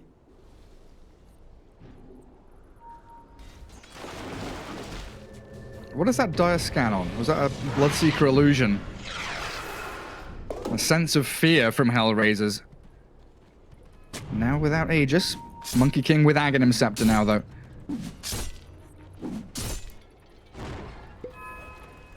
From the end of the draft, it felt like potentially Hellraisers would be the one, or would be the ones kind of smoking and looking to play into Beastmaster, who has the vision, who has the Hawk, the ability to pick off targets. But so far, it's just been trying to mitigate losses and keep Alchemist farming. When do we get to the point where Alchemist's farm kind of hits the wall and Void catches up? Alchemist, he is pretty big. He's getting closer to full Abyssal Blade, getting closer to level 20. I mean, it's not that big of a deal when he hits 20, but I still feel, you know, getting into a super late game, Invoker will have Exort maxed out, still not getting that, you know, Cataclysm build. So he's just building different kind of items. Spirit Vessel, going for Lincoln Sphere. I see Shiva's Guard being queued up, but your Faceless Void, he's a one-man army if you throw all these buffs on him.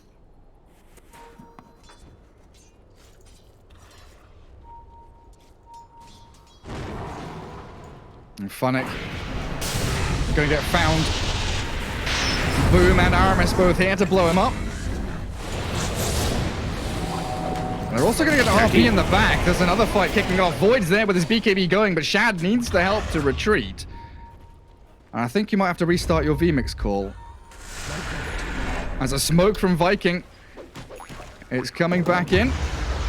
So Lacoste is all good again as Toby trying with that Yules into LSA, but the BKB from Nyx as the chrono into the back from Shad. But the focus is coming now from Grandma. The beautiful Mortimer's Kisses with the Meteor, and they're both gone. Dire support's annihilated, and Alchemist, he's isolated. He's got to get out of there with the BKB. The Radiant's burning onto Toby, so he will get a retreating kill. As Kasani pretty much last man standing here, but for how long? Monkey King, what can he do to save the day? He leaps in with a roar from Funnick. They're finding Boom, the Invokers. He's doomed! Gone and removed from the game as Funnick is going to get turned on now. Viking with Chad claiming the bounty onto Funnick. They do find another frag as Hellraisers frantically trying to defend their high ground in that triangle they're farming in. Yeah, I mean, this type of a fight, Hellraiser, they're backing up.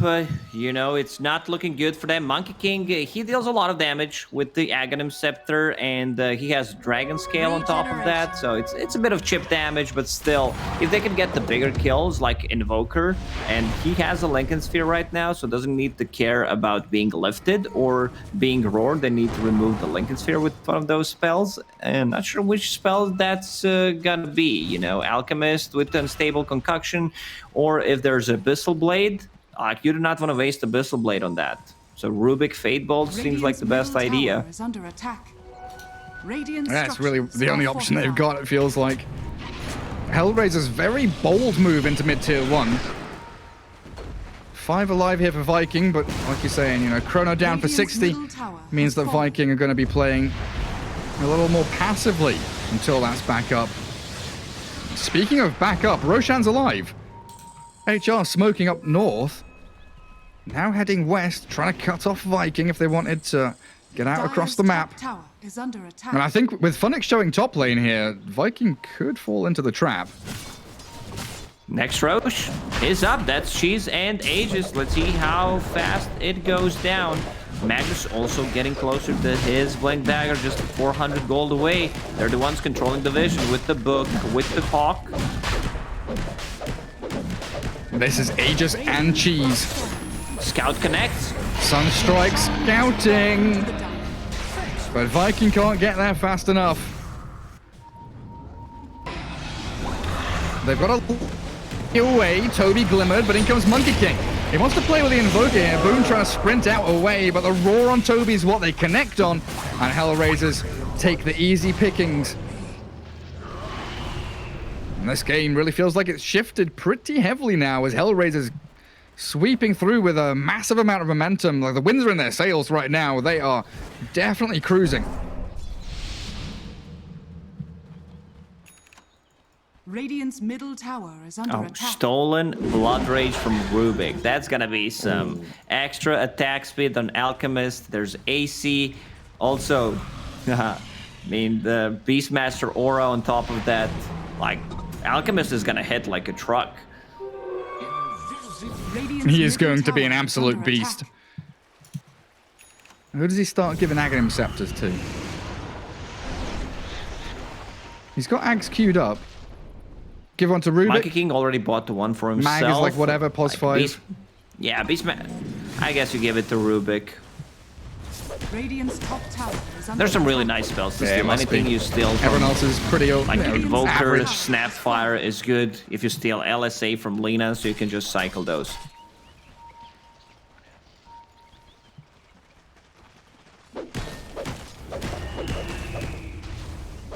Radiant's middle tower. Viking on the back foot.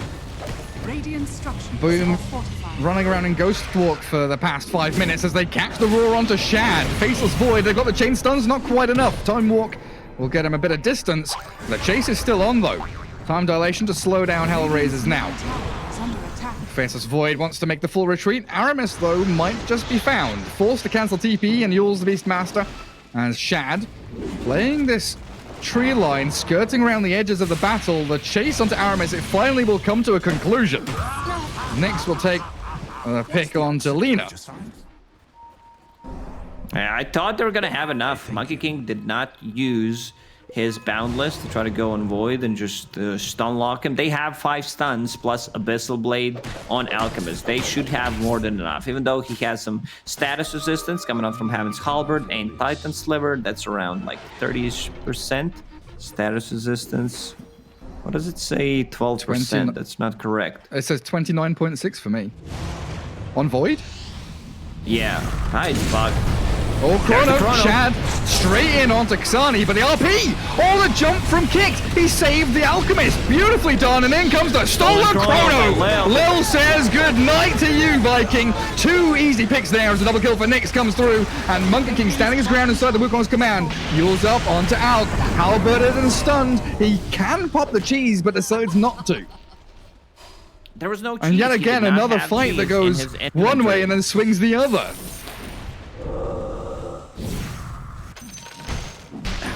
When even if he had the cheese, there was still Spirit Vessel on him, so he would not Viking get out much across the value map. out of that, and they already lost Defending that fight. bottom lane, losing the tier 3, Viking yes. expending some Well, they want to buybacks. So Time is money.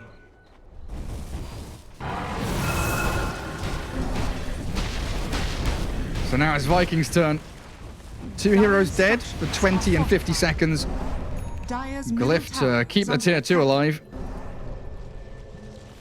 I guess Monkey still has Aegis for another minute. But it doesn't feel like he'll be able to get too much done with that. Middle tower has fallen. Monkey is actually dealing some sick damage right now with the Aghanim Scepter and the Monkey King bar. Imagine having your own King bar, like Garrett's King bar. I don't think it would be that efficient in game. Like, what does it do? What does it do? It deals 20 self damage per second, and that's it. Silences you. I mean, that should be your one. You were muted for 5 minutes. The Costi. What was Fluke calling again? Gaza and Costi. Costi. Just have the Costi King bar.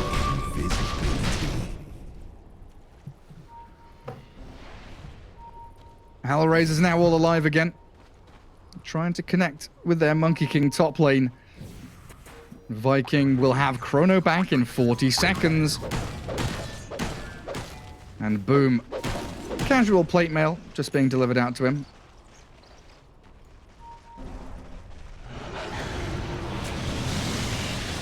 And here come the angry hordes. Aegis does get reclaimed. At least 3 minutes now for Roshan to respawn.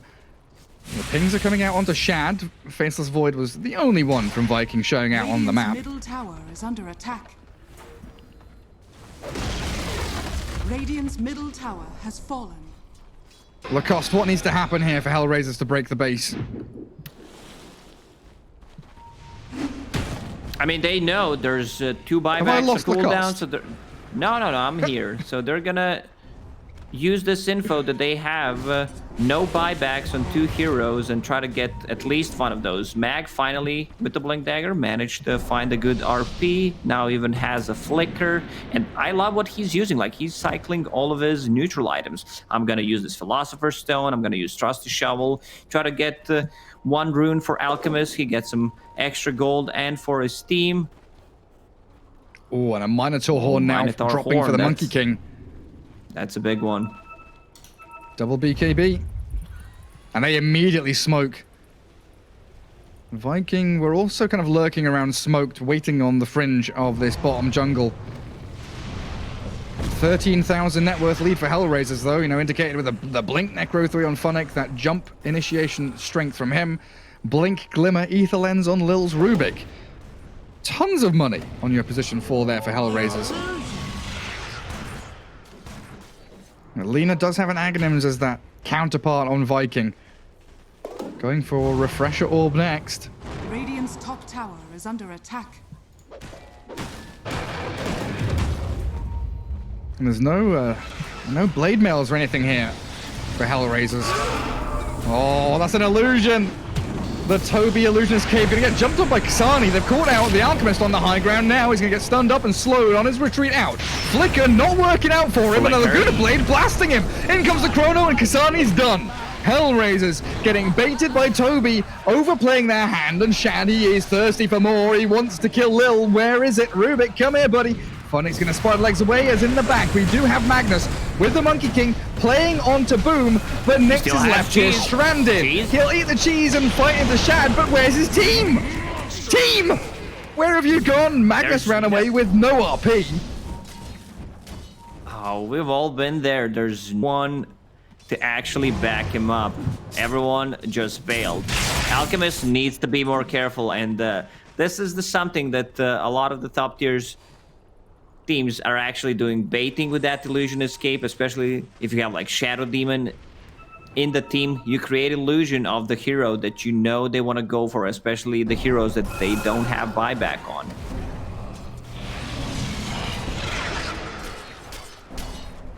Well, now Monkey gone for 60 seconds. Opportunity for Viking.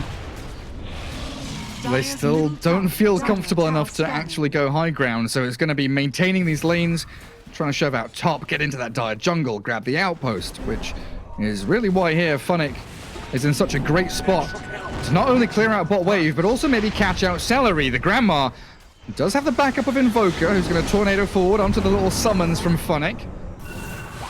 Slow down the Grandma. Snapfire. Oh, Lel. LP on two.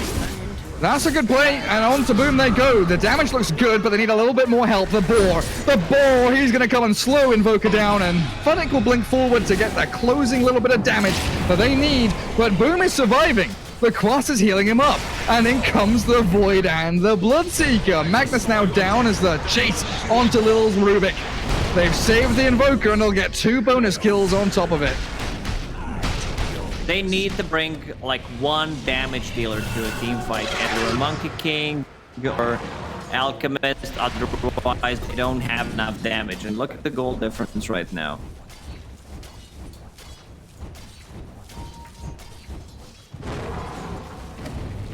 Non-existent.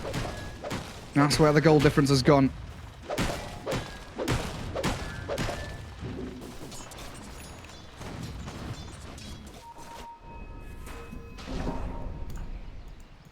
Viking still trying to figure out how to get across that river and do something with the little team fight victories they're getting from time to time.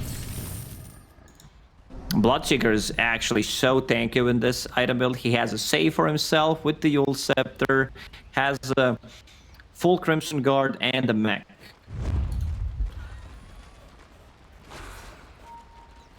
Here's one tanky boy, the Aura Bot. Running around and saving everybody. Viking 5 men strong. They can get immediate pickoffs here just with the Lina getting a catch on Magnus. Not even going to use Laguna Blade. I think RMS cancelled animation there, realizing Magnus was already dead.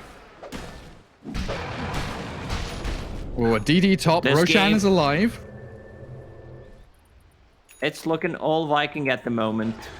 Like, even though it's a 7k gold lead for Hellraisers, when you have Alchemist in your team 42 minutes in, it doesn't really matter that much. Roche, Cheese Aegis, and Refresher Shard. With Faceless Void in the team and Invoker, that's a dope one.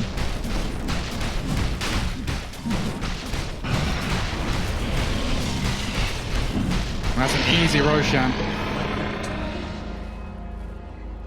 Radiant are scanning. Radiant scanning for where Funnick's been hiding. He's a little further north. 4,000 gold saved up on Funnick. And it seems like Lacoste, we're not the only ones with a few little lags. The players have got them as well. Something wrong with the internet today. Yeah. Everyone's just staying at home, you know, using all the bandwidth.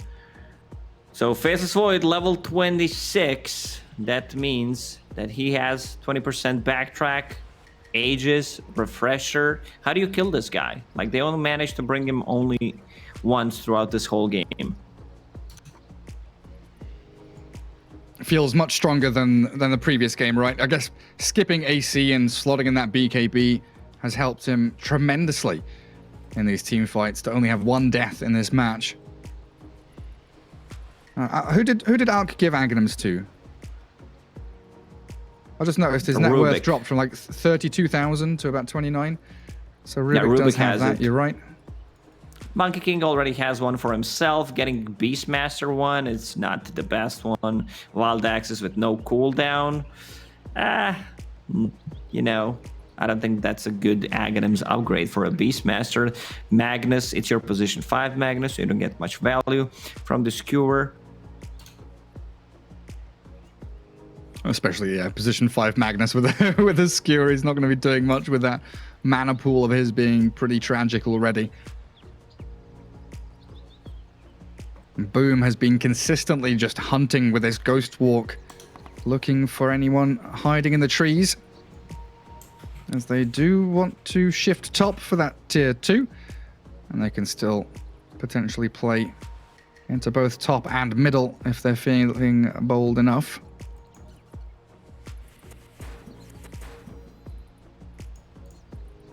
Have you felt much impact from Monkey King this game? Always seems like a hero that is like very hit or miss. Like he's all in destroying, or he's just being annihilated himself. It's a safe lane Monkey King with Empower. You know, you have... I think the laning stage didn't go well for them. You have Magnus as your position 5. You have Alchemist in your team. So this hero wants to be in jungle. I don't necessarily think Monkey King is a bad hero. Wouldn't really rate him that he's a top tier. But, you know, in this type of situation, I would call this a very tough Monkey King game. A lot on his plate. Needs to keep backing up that Alchemist as well. But at the very least, Hellraisers have some exceptional forms of split pushing. Both Funnick and Nyx are able to play these side lane tree lines with relative safety. Something that we didn't really talk about much in the draft is the fact that Hellraisers do have a number of vision heroes and the ability to kind of leap from lane to lane and play much more of a macro game if need be. Whereas Viking, it feels like they're very, a tight-knit group. They want to get the combos, they want to team fight together as 5. But they have been able to utilize Boom's Invoker with the Aramis Lina, especially that pairing, which are up top right now. Able to get some kills off it. 24 levels on your position 4 Lina. She's got like 14,000 net worth. Aramis having a cracking game here in this best of 3 game 2.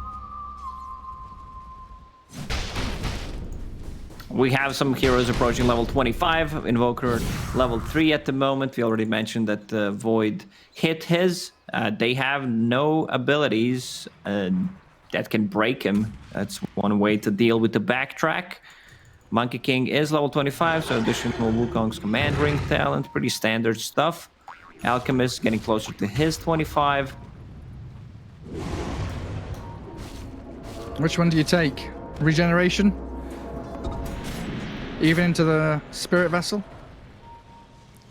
50 movement speed doesn't seem that amazing. Speed. And yeah, with the Flicker, you have a way of dispelling that Spirit Vessel, so I guess you just take Legion.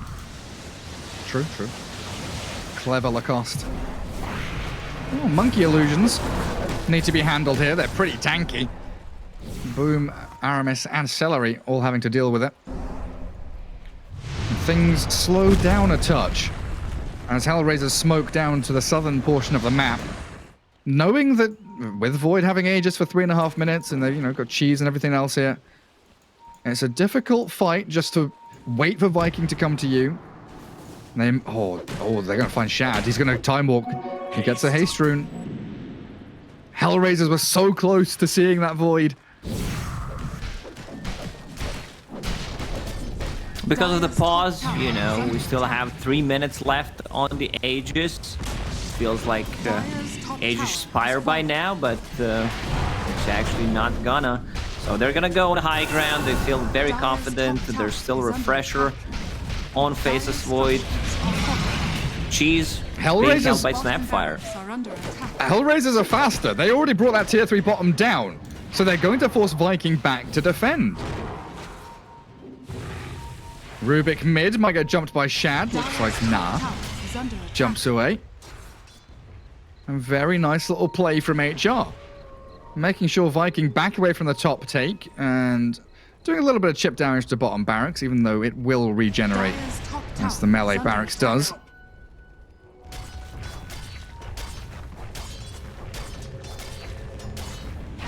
Finally, Monkey King will decide to come back and defend.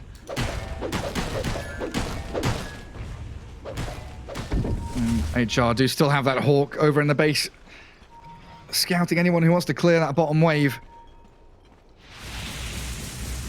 For the twins. Radiant right now playing with pretty limited vision. One deep obs ward in that top jungle. That's why they come in now, try and... Maintaining vision against the Beastmaster with the Hawk, so he sees you where you're placing the obs, getting rid of the vision with the Necro units. Necro units and 2 catapults pushing the wave in on the bottom. Lina addressing that issue. She's the one holding onto the Refresher with Aghanim Scepter. She can pretty much blow anyone up. It's a pure damage. It's exactly 1,000 pure damage. 999. Yeah, 999.00. That is an aesthetically pleasing number on the Lina. Time is money. So no one from Viking really showing bottom lane, just illusions and spam from Bloodseeker. Keep that wave shoved out.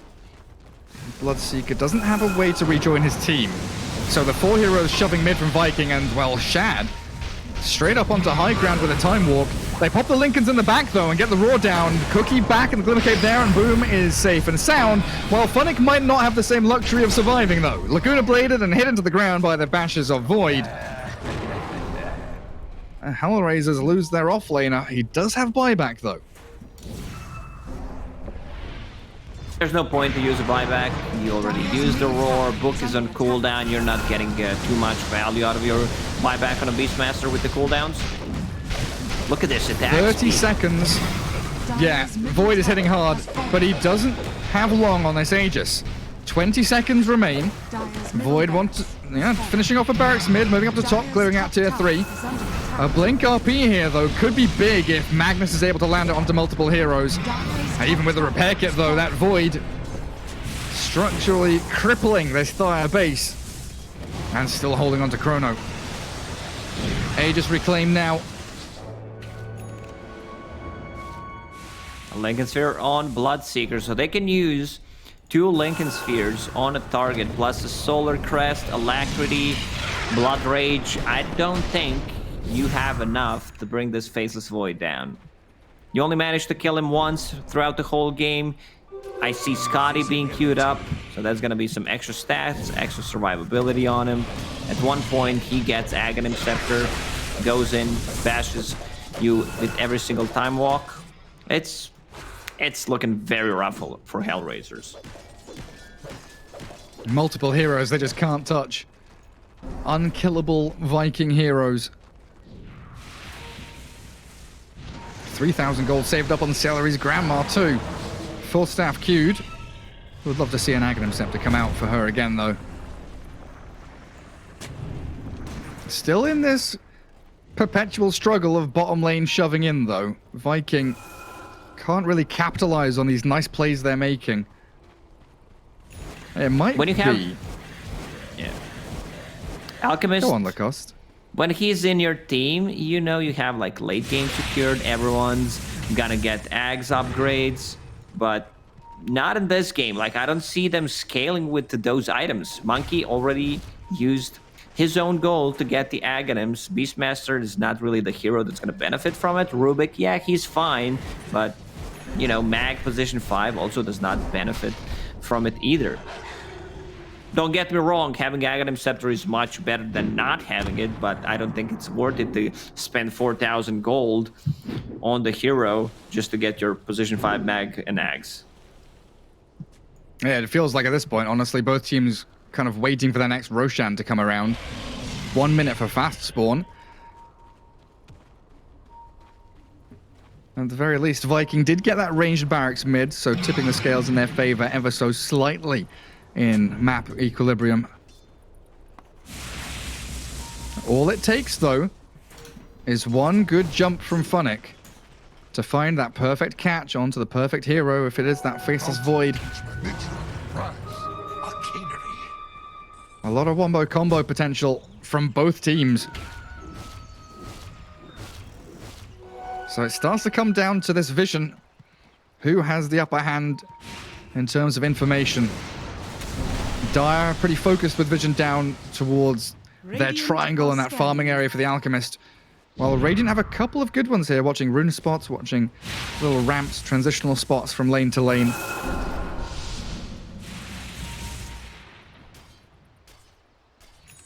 Lil. Oh, the time walk. Is Lil escaping? It looks like he has just about got away from the grasps of Viking.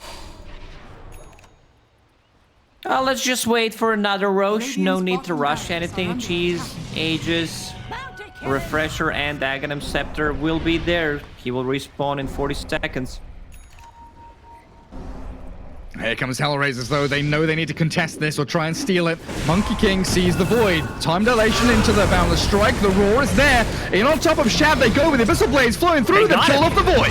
Streak gone. Buyback immediately. The RP catches one. Kickers on top of Celery now with the Wukong's command. It's a big golden circle with a lot of monkeys, but they don't get the stuns they need. Viking retreat. Now look to turn with Shad. Deafening Blast there. Stolen by Lil and turned onto the void. What's he stolen? He's got time dilation, but not for long. Aramis shuts it down with a Laguna Blade, and the chase is on. Toby finding Nyx. Monkey King with no BKB, holding Satanic for now. But Funnick doesn't have Roar. They don't have the backup they need to save the monkey. And Shaddy wants the Chrono. Onto Nyx with a Cataclysm coming. They kill off the Monkey King. Buyback available. And a good stolen Chrono from Lil. But do they have the damage? Where's Kasani? Alchemist can't fight into Chrono. They have 4 melee heroes. They can't deal damage inside of Chronosphere, even if it's stolen. Now they need to rush back into the Roche pit and secure their Aegis for Faithless Void. He still has that Chrono. He used Refresher. There's the another one. It's perfect as well. Shad BKBs to make this all work out for them. They kill off Nyx and Monkey dieback. They'll come with the Magnus again with a buyback for him as Alchemist trying to battle in with the 4 heroes of Vikings surrounding him, though. Kasani's got no option but to run and hide. Toby sprinting forward with Shad. The bashes are landing. The roar is defensive, holding the Bloodseeker back, but Aramis. The big zaps from these Laguna Blades, forcing the buyback from Alchemist and Viking. They are hunting into the base. Rupture onto Funnick. This could be it. Game over, it looks like, as Viking with 5 still standing clear up yet another HR hero. They found the Magnus in the back. Look towards mid lane. Aramis and Toby are giving chase. Spied Legs and Skewers getting back as Shad in the base once more. Lil's Rubik trying to glimmer away. Funnick, Kasani thinking about how they get in. But Viking, with those unkillable heroes, they lose one guy who comes straight back into battle immediately. Yeah, now they're going to take the Roche. That was such a big play, giving him the Refresher shard, and he uses it, gets a good Chrono. They secure a kill on Monkey King, who already used the buyback. And I think, Gary, this is a game. They had a good plan on Hellraisers where they threw everything they had on Faithless Void, but you know he's going to have a buyback. When he buys back, coming in with Refresher Shard Chronos, it's going to be a rough one for you Hellraisers. 4th Roshan. Gift of eternity. Where did that Aghanims go? Who's got the Ags? Ah, you give it to Void Faithless wants Void. it. Yeah. Now with a Time Walk Bash. Another Refresher Shard. So they'll have double Chrono in about 65 seconds. A single one in 40 if they want to use it that way. Cataclysm with that maxed out Exort from Invoker. Finally being showed off is what we've been waiting 54 minutes for. The full team fight execution from Viking proving too much for Hellraisers to stand up against. There's so much disarm. AoE, Deafening Blast now on Invoker, Heaven's Halberd. It's very tough for these, melee heroes. They have 4 melee heroes. Lil landed a sick stolen Chronosphere, but there's no follow-up. They don't have damage. Unless he catches them on the very edge, which is extremely hard. Radiant's bottom barracks are under attack. Now even Toby has an Aghanims. Boots of Travel on Invoker. At the drop of a hat, can rejoin the rest of his team. Difficult days ahead, though. Hellraisers thinking about oh dear, oh dearie me. I think he forgot to press his blink button. They were trying to telekinesis into Blink RP, skewer back into the base, into Aurora, into whatever else they've got. But you fail one link of that chain, one domino doesn't topple, the whole chain reaction comes crumbling down. I hope our observer didn't catch that one. I think he did. So now you don't have Blink RP for 100 seconds. Bloodthorn. Just pretend you have it. Like, act like you do. Just blink into the middle of them all and see what their reaction is. Bloodthorn Alchemist skipping out on the Silver Edge, which he had queued for a while. Viking just playing this poke and prod game. They can take down this melee Rax eventually, slowly but surely.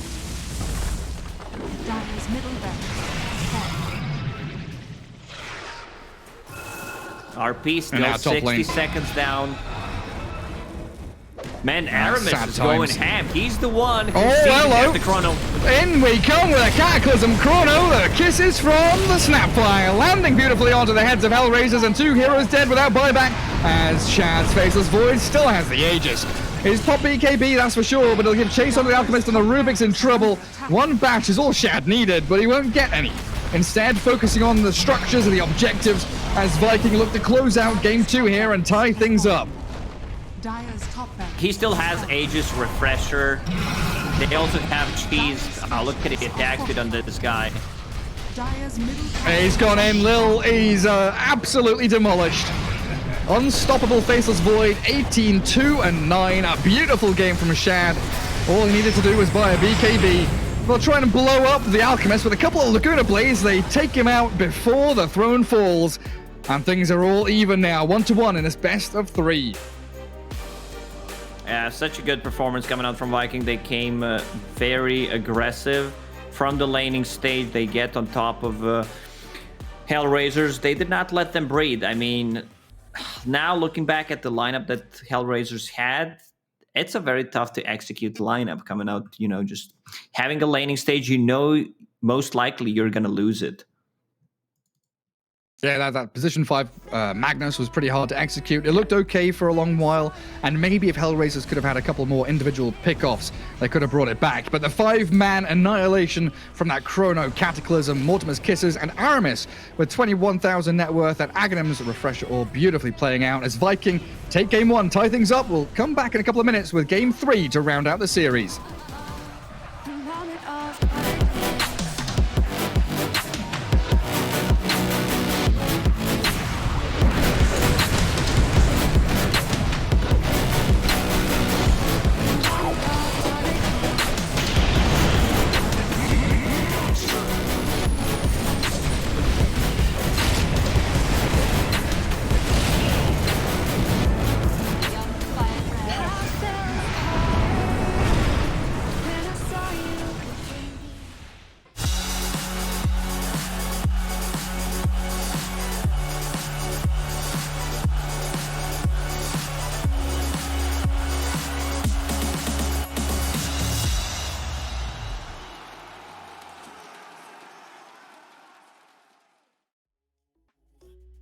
Party's on tap, getting cloudy on it, getting cloudy on it.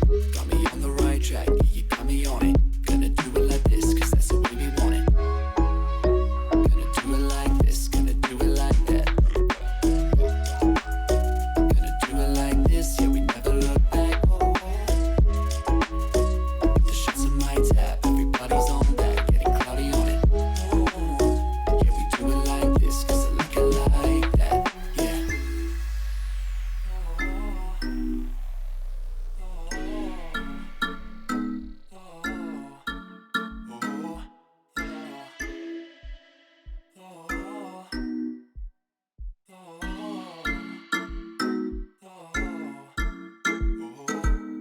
Through the motions, it's super slow motion.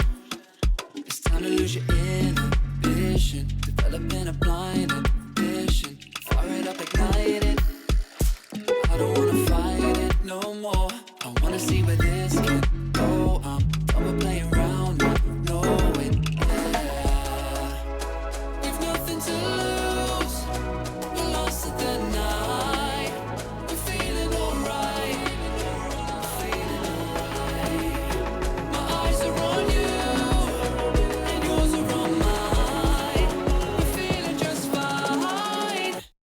it go. Gonna do it like this, gonna do it like that.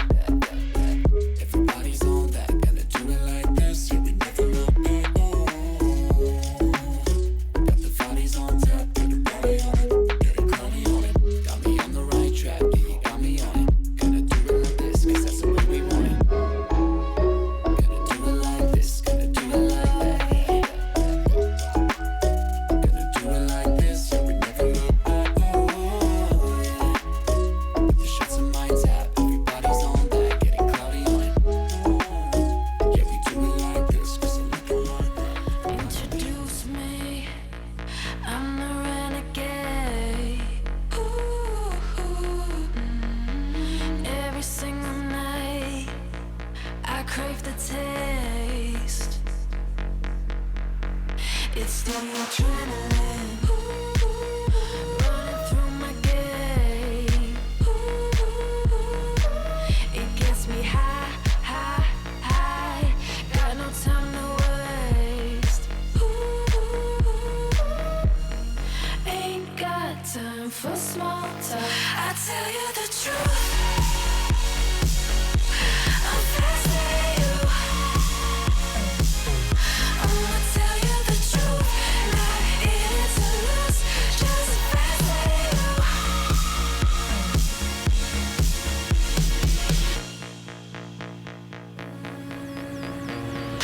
Look into my eyes, I'm not afraid.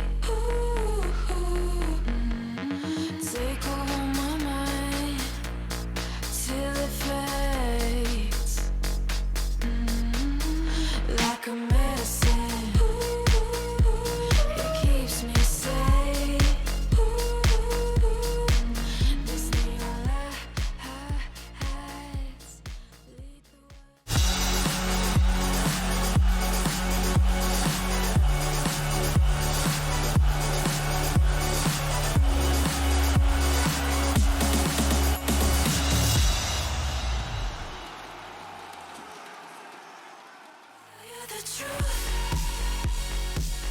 Ask and you shall receive. We are blessed with a 3-game series here for our first series of the day of day number 2 of ESL 1 Germany here. Viking GG being able to tie up the series 1-1 here off the back of a Shad faces Void and Boom with a very, very tanky Invoker. My lads back here on the panel, Dan or Godot. That was a lot better showing there from Shad being able to utilize those chronos a lot more with the Mortimer's Kisses and the Cataclysm, but it really did feel like Hellraisers kind of hamstrung themselves a little bit in the draft, right? With the draft, yeah, I thought they played it very well for the draft that they had. It just never put themselves in a winning position, losing all 3 lanes. Yes, they made some farm for the Alchemist, but he was really the only one that had a game at the very start. And really good invasions as well by Viking GG to take away some of those stacks in the dire jungle. Yeah, I felt you can't really utilize the Empower in those situations where you're losing all 3 lanes as well. So just getting choked out, obviously stealing their stacks as well. They weren't as efficient as well as I would like them to be with the Alchemist as well. They didn't stack as much. But on top of that, I mean, just in general, I felt they were forced to kind of just split the whole game because they could never really team fight. They got a good break at one point where they managed to steal the Rosh. Funnick went in, bought some space, and then they just stole the Rosh and they fought with that. But besides that, I mean, it was one of those games where they're always behind and looking for a chance to kind of get the pickoffs and split them up. And the thing on top of that is that Viking... I preferred their draft and I preferred their execution. They still made a bunch of mistakes. Like, there was still a lot of things that didn't go their way. You know, that Roche fight that you mentioned, getting RP'd as he time walks in instead of chronoing from the outside is something that we mentioned there.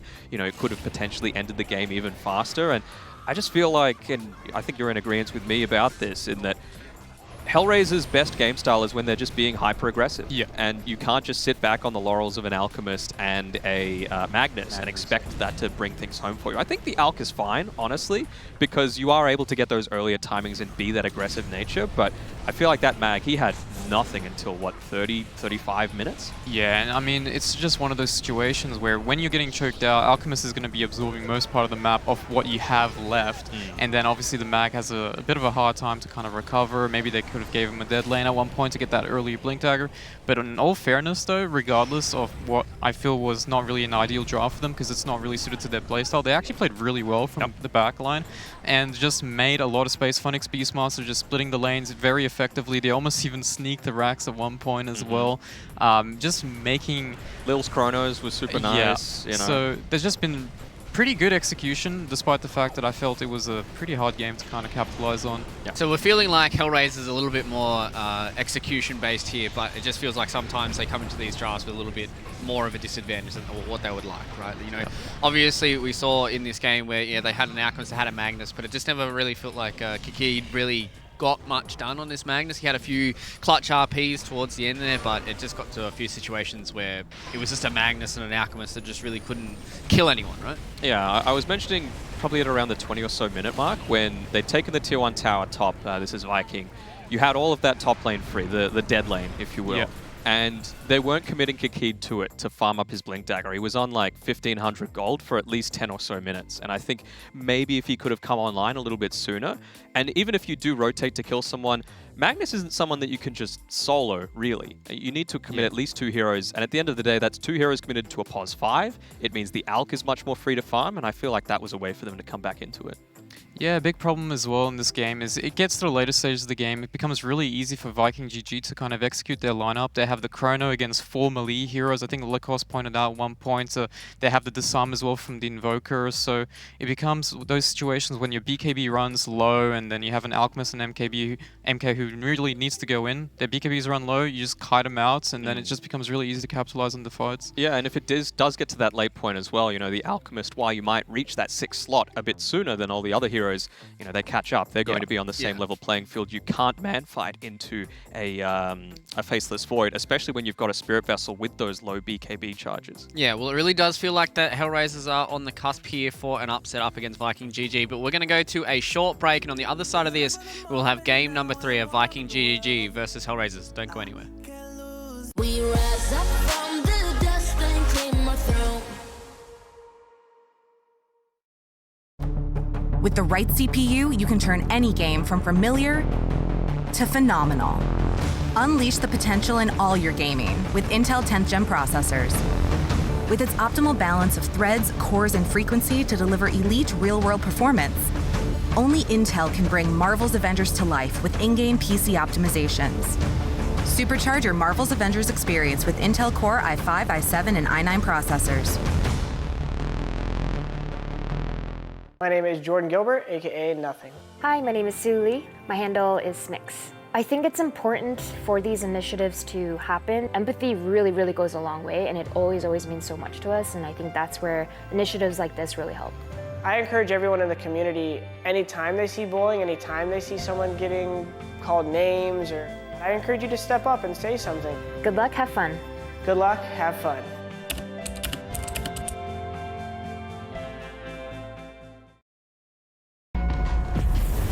Multiple witnesses have reported mysterious shadow sightings all around the city.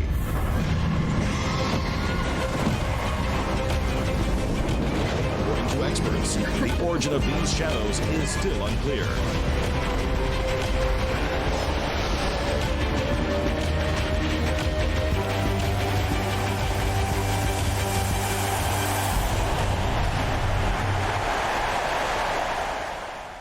Your favorites will play soon. You hope for the win. Excited about the game, but something has changed. You start to doubt. Will they pull it off, or will they drift away? You pull yourself together because you're sure they're revved up to win. You know they've prepared. They've picked the right course. And even when there's no chances, you believe they will win. GG Bet. Be excited. Come on. Millions of gamers rage quit every day. Mountain Dew Game Fuel's got you covered. Game Fuel is specially crafted with ingredients shown to improve accuracy and alertness. Another one saved by Mountain Dew Game Fuel.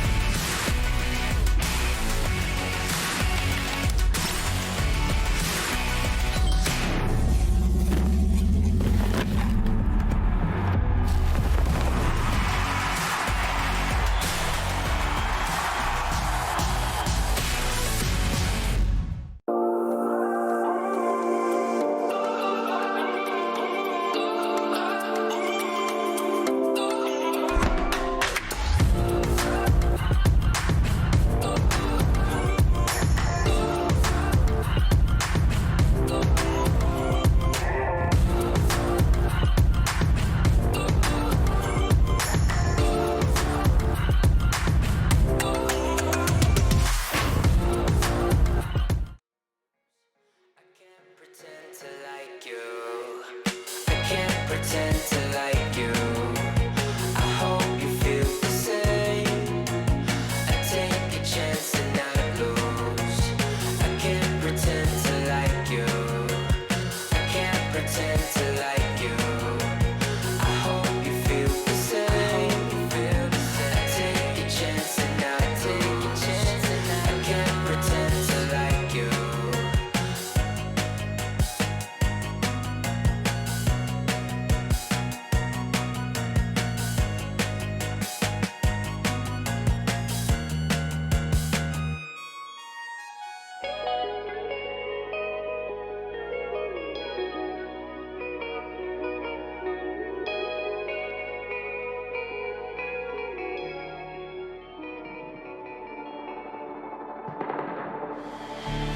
I don't want your empathy.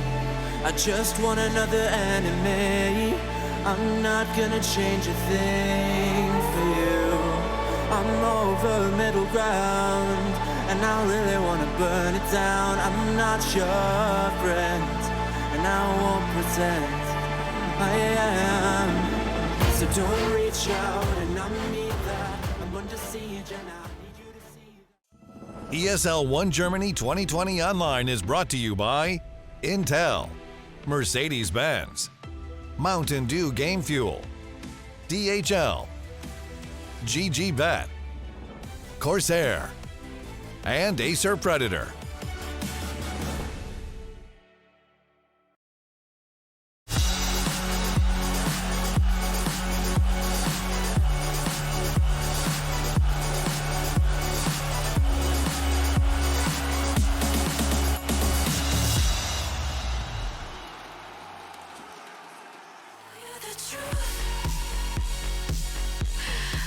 As we get ourselves prepped and ready for our third game of the series here between Hellraisers and Viking GG, I'd like to welcome you guys back here to ESL 1 Germany from Australia. Yes, that is right, everyone here in chat. You guys might be a little confused as to why you guys can see us upright. That is because we have the amazing technology brought to you guys from ESL that can flip it so you guys can understand it. My lads back here on the panel, Danog, Godot.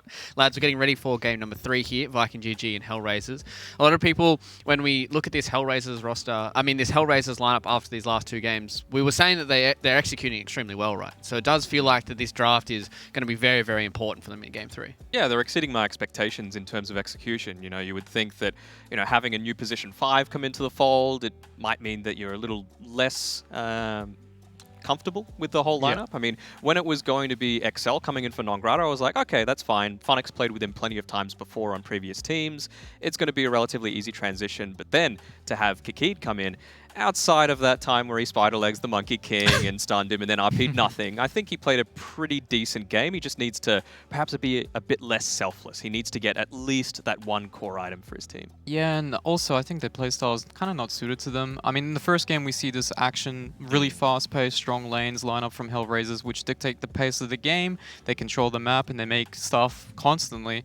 And this particular game is the actual opposite, is they just trying to avoid fighting, just retreating to their own jungle, trying to be efficient, and it just didn't really feel like them at all. No. So we're feeling like a little bit more aggression coming in from Hellraisers. So, Lacoste did touch on in that cast as well, the fact that they had 5 stuns for Hellraisers, but they just weren't able to really utilize it a lot, right?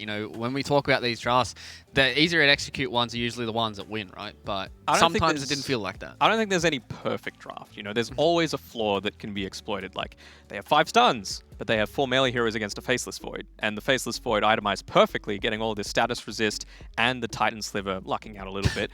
But he also had the leveler to choose from. No one was even using that leveler. So it was nicely done. He still died a couple of times. So it just goes to show how good Hellraiser were when they were really getting everything on point. Draft is underway, boyos, here for game number 3. Viking no GG. Inch. They're sticking the same. No inch either. Are we expecting maybe like a Faceless Void ban here from Hellraisers? Because they kind of have to pick their poison, right? Viking GG, they get the first pick of the draft, so they kind of have to figure out what they're going to give them. What? Lina, Rubik, Faceless Void? Are the 3 that come to my mind. I'm just surprised they haven't really... they tried the Eye in the first game, but it wasn't really like an amazing pair-up with the Faceless Void. They could have definitely gone for a Jara or just a more aggressive approach. Even the Chen has been kind of just left alone here. They haven't really prioritized it all. They've been prioritizing Lina. First game, Hellraisers prioritized it as well. They've both won so far in both games. So they're going Stats don't lie, you know. Yeah. 100% win rate. What do you try and turn this back around here against Selena, though, for Hellraisers? Like, what's the response in these first 2 picks that you try and get up against Selena? I think it needs to be something that's able to still get something out of the lane, right? Because you know the style of position 3 that Viking GG are going to go with. They're going to go with someone that can frontline, that's able to get a lot of the attention off of this pos for Lena. I think it's probably still going to be pos for. They don't play it mid all that much. Yeah. And so you just can't have her being this artillery cannon in the back lines doing whatever the hell she wants. Yeah, I just don't like... I mean, opening with Lena is really nice because you can flex it mid as well as 4, but if you don't have the option to make it as a flex pick, it's kind of worrisome because in some situations you don't really want to pause for Lena. You want something that can actually roam or just be more utility, so you want to build up these greaves and whatnot. But she doesn't have that option, and I mean, she had a pretty good game because she was versing a mag as well as a MK, so you just bully them both on your own. 4 melees in general, right? Yeah, so they need to, and they were having such a tough time taking down both the Invoker with that insane Quas regen that was coming through, and the Faceless Void with obviously backtrack and everything that goes along with that, so it were relatively easy like strike arrays that they were able to get off, but, well, it's they're probably going to go with something a little bit different here. We noticed that Slardar hasn't been banned out just yet or picked. But luckily for us, that we do see that there is a Slardar being picked. Ah, okay, now there is. So Slardar has been picked now, and it's a Toby Slardar as well. So he's very, very comfortable with that. It's a lot of comfort. And then obviously for you guys playing along at home, Hellraisers picked up Tiny as well, as you guys can't see just yet. But the Tiny being picked up is a good response from Hellraisers, gives them a good way to kill the Lena. But Viking GG are going to go back with a little bit of comfort with the Toby Slardar. Yeah, I like both openers so far. Very aggressive, fast-paced, strong lanes here. Strong lanes emphasis really kind of determines on the way you want to play the game. If you want to play a hard carry that's not going to really do too well in the lane, you can still rely on your off-laners who can kind of set the pace and relieve some pressure off your safe lane, and both teams currently have that. They have picked up the Witch Doctor now, which is quite nice. It's a pick that's been kind of rising a little bit more now. Secret used to play it quite a lot as a position 4 as well as a position 5. As you can see, Hellraisers has taken some as well, some pages off their book. But I mean, this Tiny is, I think, this is the first time it's actually been left open, right? Because it was banned in both 2 games. So. Yeah.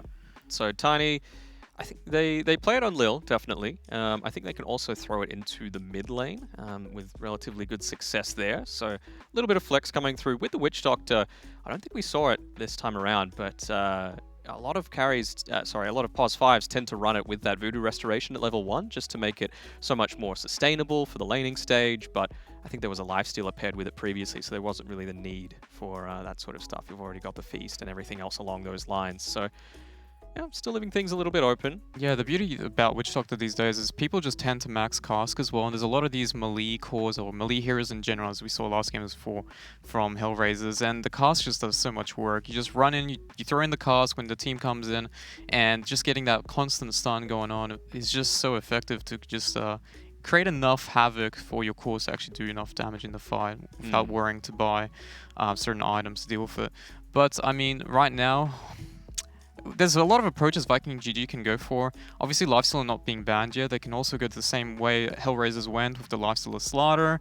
That being said, they don't necessarily have to go that approach. They can also go for an approach where I believe 5-man went in the previous series yesterday, where they had a Drow Ranger, so a lot of physical DPS going with the Slaughter's amp. They obviously put the Slaughter in middle, but most likely you just throw it in the offlane regardless and have that same effect. I think with the Slaughter pickup, we've been talking about it before, where Toby just really loves playing it against any sort of melee core.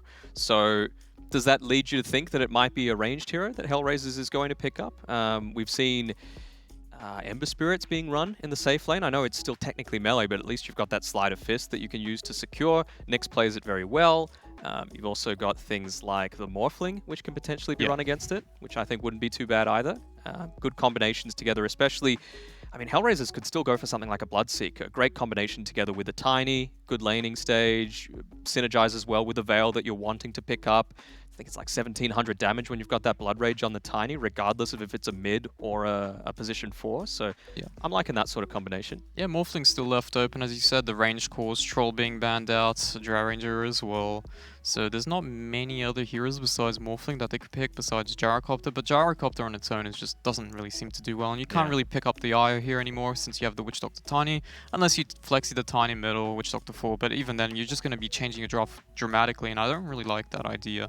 Right now, just keep to comfort. Hellraisers definitely have played Tiny quite a bit in the past. Obviously, they're having a lot of roster changes, right, within their 4 and 5, but it's definitely something that wouldn't be unusual since it's kind of a meta hero currently going on. Yep. Does Nyx play Arc Warden as a position 1? Not really. Is that really a hero that you can see here? I guess there's not that many range calls left, right? Like Drow's the only one that really sticks out. Gyrocopter, yeah, sounds pretty bad. Morph. Just Morphling right now. That's the real main one. I guess TB a little, I guess you kind of have to be worried about like the Lena burst damage, right? Yeah. Morphling. But yeah, Bloodseeker, pretty standard, pairing together with a Tiny. Yep. They're probably going to go one other hero that has some form of magic damage, just so that you can really make the most usage out of that Veil of Discord that you're probably going to get. I still think Ember's a good enough pick for them here. They could even just run it mid, you know, they play it very well, and Kasani too, so it's one of those heroes. I think it's one of their highest win rates, actually, the Ember Spirit across both the POS 1 and POS 2 roles for Hellraisers. Yeah, I mean, they have a really strong aggressive lineup currently, which is what I like and what I wanted them to actually play in the second game. They're doing that, they're correcting their errors and now going for that approach, but they lack a bit of team fight. Yeah, they can get Greaves on the Bloodseeker with obviously Veil Yule's build up, but they only really have like single target burst damage currently coming from their heroes. Viking GG kind of dominated that last game, mainly because they had superior team fight, they had that snap fight, they had that Faceless Void Chrono. Ooh.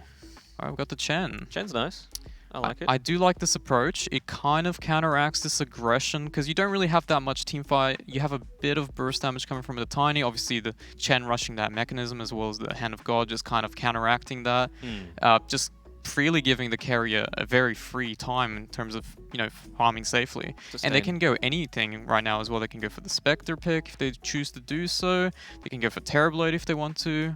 Don't think they pick much TB on Viking. I think like Spectre, Sven maybe is still an option, which might not be too bad. Like you can doom it, but what really happens at that point? Like it doesn't really concern him all that much.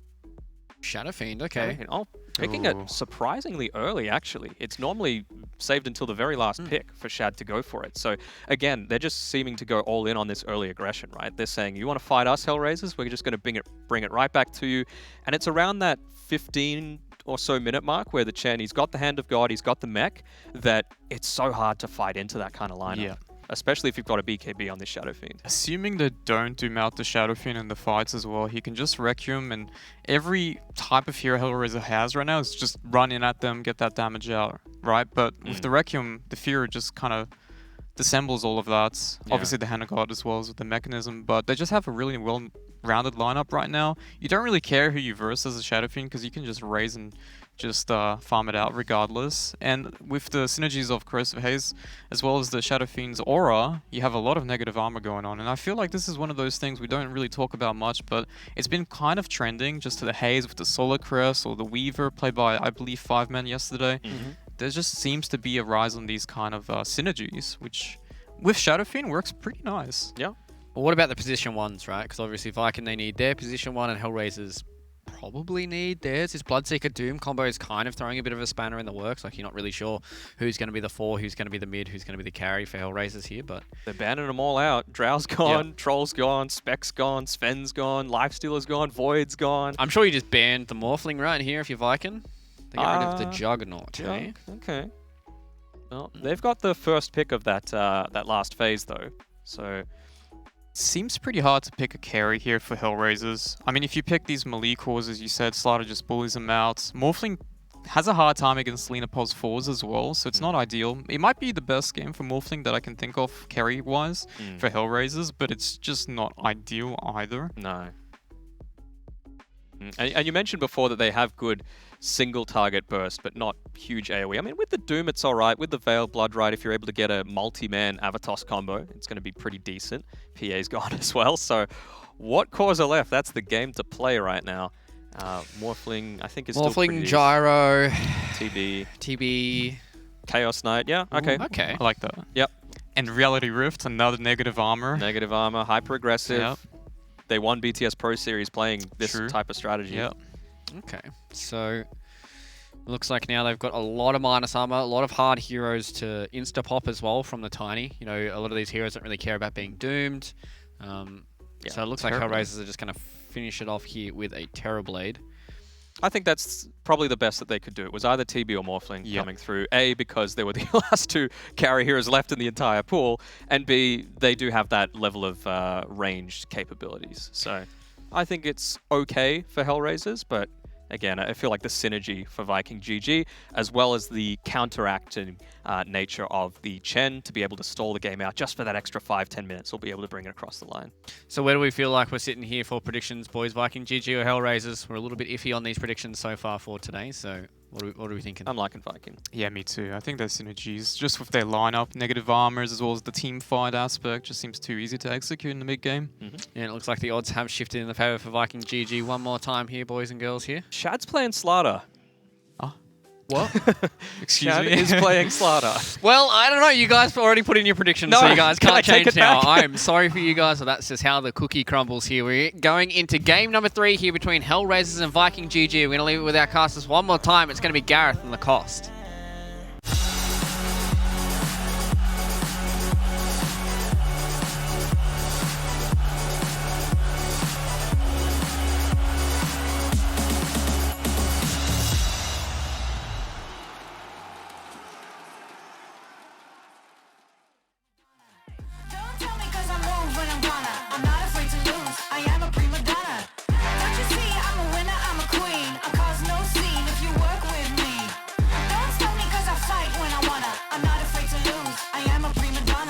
Step out as a motivator, let them know that the weight's up.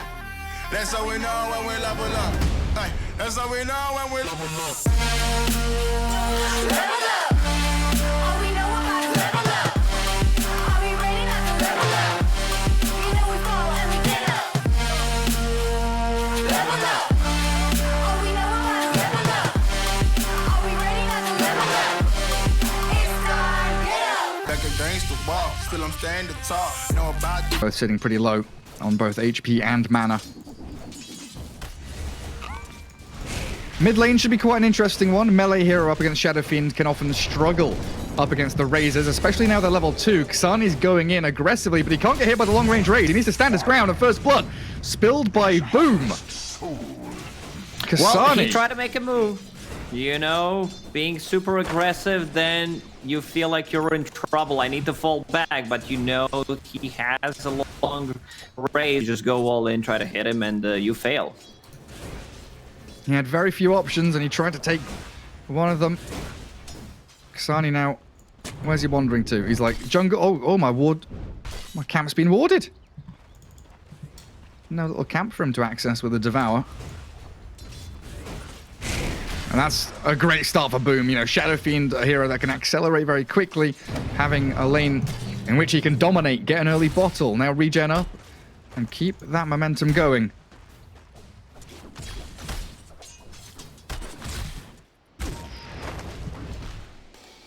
Slardar 10 CS, matched by the Bloodseeker. Quick little crush into Bash there. Funnick needs to pop the salve.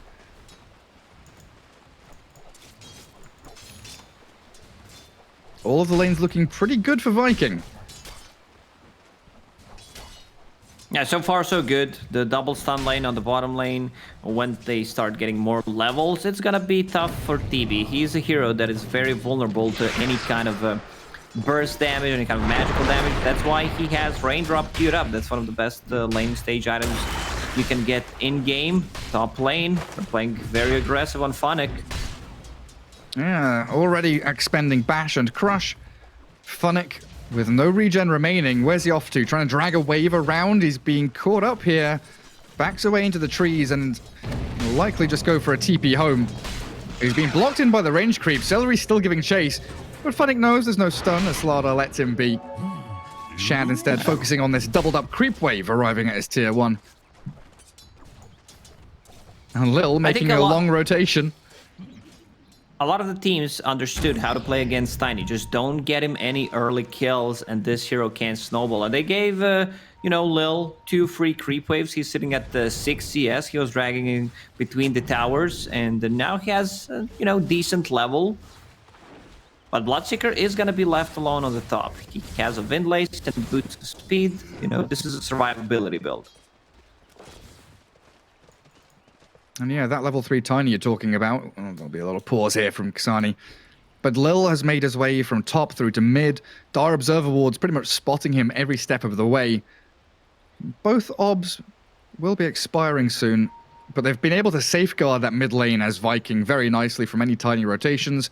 So the only place left for Lil to go is down bottom. And we can see already the spidey senses of Viking tingling. Lena's backed away. Bounty runes are about to spawn. So Hellraisers really have to make a concerted effort here to try and get a kill around bounty runes to make this little movement worth it. I don't think Hellraisers can get a kill there. Witch Doctor has no mana, no mangoes to work with. TB also out of mana, out of meta. They can try to at least secure a rune with the Tiny, but that's pretty much it. I'm starting to wonder the way this game goes. Terrorblade, you know, maybe jungling in the next 4 or 5 minutes or so. Tiny, Witch Doctor, Doom, and Bloodseeker as the kind of 4-man maneuvering squad. As the Light Strike Array from Aramis does come in, but Bounty Rune grabbed by Lil. Shadow Fiend trying to get the takedown onto Witch Doctor. One raise will finish him off, and Boom will thankfully grab that kill and a Bounty Rune to fall back on. Oh, Lil, hit by the Light Strike Array. He was thinking about sniping the second bounty, but good placement by Aramis. Look what Fnatic is doing on the top lane. Like, he can't get any CS because he's just being pressured by Chen, so he's just dragging creep wave, trying to get the most out of this. Can't really lane against Slardar. And look at the way Slardar's moving.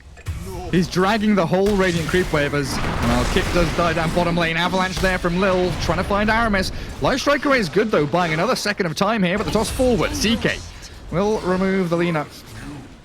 As top lane comes to nothing. Funnick, how did he juke away from 3 heroes? You know how? Because Lina was extremely low and he got extra move speed. Zoom, zoom, that's how you do it. Doom, double damage on the mid lane, plus a catapult. That's a lot of damage on the tower, forcing the glyph as well. Radiant structures are fortified. Xani's actually going to glyph up his own creep wave here, trying to keep the push in that mid lane going. Saves the catapult and keeps it alive. Now creep wave's here to tank it up. They're also coming in from the sides. Lil looking for the wraparound onto Boom. They've got Witch Doctor coming in from the left-hand side as well. And Shadow Fiend, he is out in deep water. Unfortunately for Boom, he's been picked off by 3 of HR's heroes. He does not even use at that point, understands that, you know, it's a waste of mana. When you're playing Tiny, you need to have constant mana spam. Mangoes, Clint is running on you. He's gonna make some stacks. That's how you make gold with your Tiny. Lil is playing actually really well. He understood that nothing he can do on the top lane. They can't pressure a kill on a Slardar with Chen backing him up. So he just makes a rotation on the bottom, gets a kill, secures a rune, gets a kill on a Shadow Fiend, which is a pretty big deal. And now smoked up with a Witch Doctor looking for the SF again. Avalanche toss, the TP reaction. Aramis is coming. The Lina will arrive in time as the raindrops from Boom, keeping him alive. Aramis with just 1 Light Strike Array, though. Not able to get a turnaround kill, but at the very least, allowing the SF to fall back to the jungle safely. This has been good, though, with Terrorblade getting a lot of farm bottom lane and Bloodseeker getting a decent amount of experience top. They've created a bit of space for themselves by piling in onto that mid lane onto SF. It's going to be a lot on Tiny's shoulders where he needs to make the moves. Like, TB is not going to make any kind of move. Bloodseeker is still not level 6. You have mid Doom. Every single time Doom is up, you do not want to make a rotation. You want other and try to kill Shadow Fiend. And keep trying to go for that tier 1 tower as well. Lil, yet again, going for this multi-angled approach onto a gank. And again, Tiny from the right-hand side, Witch Doctor from the left. In the middle, the Chaos Knight stuck with Nyx's Terrorblade. They'll finish off Toby quite easily. The Maledict should tick him down as the final pop will get Witch Doctor the kill. This has been really nice, systematic stuff from Hellraisers. They're creating space in all the right places. For now, Viking is just farming. They're getting levels on their heroes. Slardar, it's a safe lane Slardar, which means he does not want to make any kind of rotation. Farming his Hand of Midas. Lil, once again, making a move. Finding Aramis, yeah, but Boom is here. This time, SF safeguarding Lena's life rather than the other way around. So the tower bottom kept up for now. Mid lane getting shoved again by this Doom, perpetually on the mid-tier 1. And the lane swaps happen. Terrorblade doesn't go jungle, he goes top lane, so he can potentially shove this out and then fall back onto his triangle if things get a little bit hairy. He wants to pressure the tower. They have Witch Doctor and Bloodseeker, so you have someone to stop a TP with the Rupture. Oh, they're not going to see him. Now they place the ward behind the tower. This should be a freebie one. I'm not sure if they can get anything out of this. There's a push coming out to the bottom lane. I'll defend that. They come here with two heroes, Lil and Funnick, both onto Shad. The Chaos Bolt and the Blood Right comes, but Lil, well, they're trying to get him out of there, but Tiny is one hit away from death. They do get the trade, though, as Slardar picked off by the Kasani Doom as Aramis, thinking about a Light Strike array, but who does he focus? Doom is sprinting off to the left. They're trying to connect, but it's a 1-second stun, and Aramis doesn't get the chain combo in. Viking do bring the numbers down, but they can't get that full-on follow-through. Dire's top tower is under attack. Dire's structure. And they defended the tier 1 tower, which is very important when we're playing against the Chen. They have very limited tower damage. What are you laughing about, Gary? Funnick! This whole game has been me watching Funnick walking into completely random places and buying so much space for his team. Look, he's chat wheeling. He knows he's going to get a bounty rune. He's dragging waves around. He's having fun. Radiant's bottom tower is under attack. Yeah, he is having fun. I mean, he's doing his job, getting the most out of the situation that he was in. His position for Tiny left him alone, and then he needs to make something for himself. He makes another lane. Like, this is the 4th lane in Dota. Top, bottom, mid, jungle, and the lane that Funnick just made. The Bloodseeker lane. 2-second stun. They do catch the Doom. Light Strike array finally there, and they will bring Xani down. Viking finally getting something for their efforts as they do converge into that mid lane for about the 20th time this game. Tier 1 in deny range. Well, this has all been a distraction from the Terrorblade. A vast portion of this dire jungle has been farmed through. He's shoved top tier 1. TB setting just over 5k net worth. As the catch onto the Lina yet again. Laguna Blade's back onto Witch Doctor, trying to get at least a trade with the Maledict ticking. Might just be able to do it. Aramis gets the pick off all the mech from Celery. That saved her. Not only do you get a kill on Witch Doctor, but you survive on Lina. That's pretty big. I mean, Chen is a bit under-leveled. He was not involved in any of the kills because they bailed the top lane, so he just got an assist, which means that he got his level 6, 12 minutes in, and now they have a lot of heal. 250 coming out from ulti, and almost the same amount coming out from max, so that's a 500 AoE heal that you can use in a team fight. They're a bit, you know, limited on the real hero who can go in and start a team fight. Well, Bloodseeker, he's gone in and might have lost his life. Not a team fight, but definitely a good pick-off for Viking. Yeah, Toby doing a very good job. You know, it's not a centaur that uses ulti, has an earlier blink dagger to set things up, but he's all over the place. Like, he's involved in 5 out of 7 kills, and he's once again going for the build that he went in game number 1. Bracer, Magic Wand, going for Echo Saber, which means that this hero is going to scale. Did he have Armlet in game 1? I'm trying to remember. Yes, he did. So, for example, in this game, what's the reason why he would skip Armlet and go Echo Saber? Is it because Doom is there? Maledict and Doom, yeah. Yeah. Gonna go tank up as much as he can. And I guess second part of that question. Oh, Lil. Aramis wants him, desperately chasing into the trees. Do they have a stun again? Light Strike array is up, but not fast enough. Toby too far with the Chaos Bolt. But yeah, Aghanim's Chaos Knight. We saw a lot of that through qualifiers. from a lot of CIS teams in particular, but it seems like Viking here preferring Chaos Knight to be more of a tanky semi-core rather than utility. It's a gentleman's agreement where he does not want the game to crash. There's already Terrorblade with Reflection. Imagine using CK ulti with the Ags. Yeah, we had some great little frame drops in one of the qualifier games. We had, like, I don't know, Monkey King, Luna, Terrorblade, Aghanim's from CK. There were illusions everywhere. Things got a little bit messy. But a bit of calm now, as Viking have Slardar continuing to farm top. It looks like Midas into Aghanim Scepter is going to be his choice of primary items. Shadow Fiend finishes off BKB. This has got to be one of the timings now Viking want to play around. Shadow Fiend BKB is a big turning point as bottom lane. They get the stuns in onto Tiny. Toby and Aramis gonna blast them off the face of the map again. That's delaying the blink. Yeah, having such a good read on the game. They know Tiny is very close to a blink dagger, so they kill him twice, and this is their only form of initiation on side of Hellraisers. Like, you can't expect the Doctor to run in, use a cask or Bloodseeker to set things up with just a Rupture. It's also a very low cast that. If Viking win another team fight in the minute, they can just get inside the Roche pit. There's a ton of minus armor. Yeah, the snowball can start very quickly. And I guess Doom... Oh, Tiny. Okay, he's fine. I guess Doom, yes, he's got Blink, he's got War Stomp, but this is your mid-Doom, right? It's not your position 3, your position 4 Doom that can just jump into a fight and not care about his life. He has to be able to go in and out of fights, focus down the right targets that he needs to, the Lina, the Shadow Fiend. And you were talking about winning a fight and then going into Roshan Lacoste.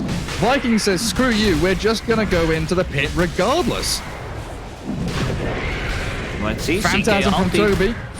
Blood right there. Bloodseeker being focused down. The crit's not quite taking Funnick down as the Maledict lands onto Toby, but Roshan is pretty much already fallen. Dowell, Witch Doctor, crushed by the jump from Shad and Toby. And Roshan will be going down for Viking to put Aegis into the hands of Boom. Well, if teamfight does not want to come to you, you force a Roche teamfight. Like, it's only level 2, presence of the aura, minus armor, also minus armor coming on from corrosive haste, so that's minus 15, some extra minus armor from reality rift, minus 6, that's minus 20 armor, and those are like level 1, level 2 abilities at the moment. Yeah, it's pretty crazy. I mean, we might see a medallion come out from Chen or something soon as well. For now, he's got Vlad's queued up. Lina going to go into Ether Lens, as we've been seeing. So no Solar Crest or anything on her. Hellraisers still banking on this Terrorblade. A lot of eggs in the Nyx basket. Doom heading into BKB. Shiva's pretty much the same as the old position 3. You think S4 Doom, and this is the build that he went a lot of the time. Blink, War Stomp, maybe a Drums. But BKB and Shiva's there going to be your tanky frontliner, creating space for TB. Yeah, this is the build. You just get the items faster because you're getting the levels faster. There's a Rupture on Toby. I don't think Toby cares too much. Level 1 Rupture. He really doesn't care. He wants Funnick. He tastes blood in the jungle. Bloodseeker dead for what feels like the second time in pretty quick succession. Funnick didn't die the entire laning stage, but now 0, 2, and 1. Starting to get picked off a little too much. Radiant's middle tower is under attack. Who's popping drums? Blink on Tiny. Radiant structures are Doom. fortified. He was trying to make a move on the bottom lane on Shad. Like, they're playing so well around Tiny. They killed him twice. The lane his Blink Dagger. Now your Tiny has an 18-minute Blink Dagger that he did not show. Trying to get himself into a position to use it. Lil hiding away near top tier 1. Vikings still smoked up on a couple of heroes. That's going to expire on Aramis now. Courier, though, on its way to the secret shop, getting sniped by the Lina. Viking considering the tier 1 tower here. They're going to go in with Chen creeps. Trying to bait people in. It's a double damage rune SF. Force the glyph. Are fortified. Hellraiser's probably okay with this, though. They're getting a lot of pressure onto both of the side lanes. And Bloodseeker is given a little bit of room. That is a freebie tier 1 for Viking.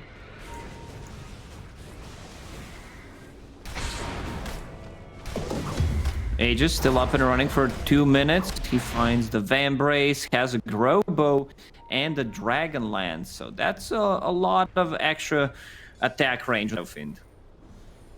Oh, that's huge. And having the Grove Bow for the magic amp onto your Razors and Requiem, especially at this period of the game where Terrorblade, for example, Bloodseeker don't have BKBs, Doom is still a good few hundred away from finishing that recipe. And now the fear is in the back of the heads of Hellraisers. They're hiding their Terrorblade in their base. Look where Bloodseeker's farming. It's what I told you. It's what I said. He's just in random places on the map. He's trying to fish for any kind of information. Maybe if there's smoke ganking, you know, buy some time until this Aegis runs out. He's being intelligently efficient as they toss the SF in.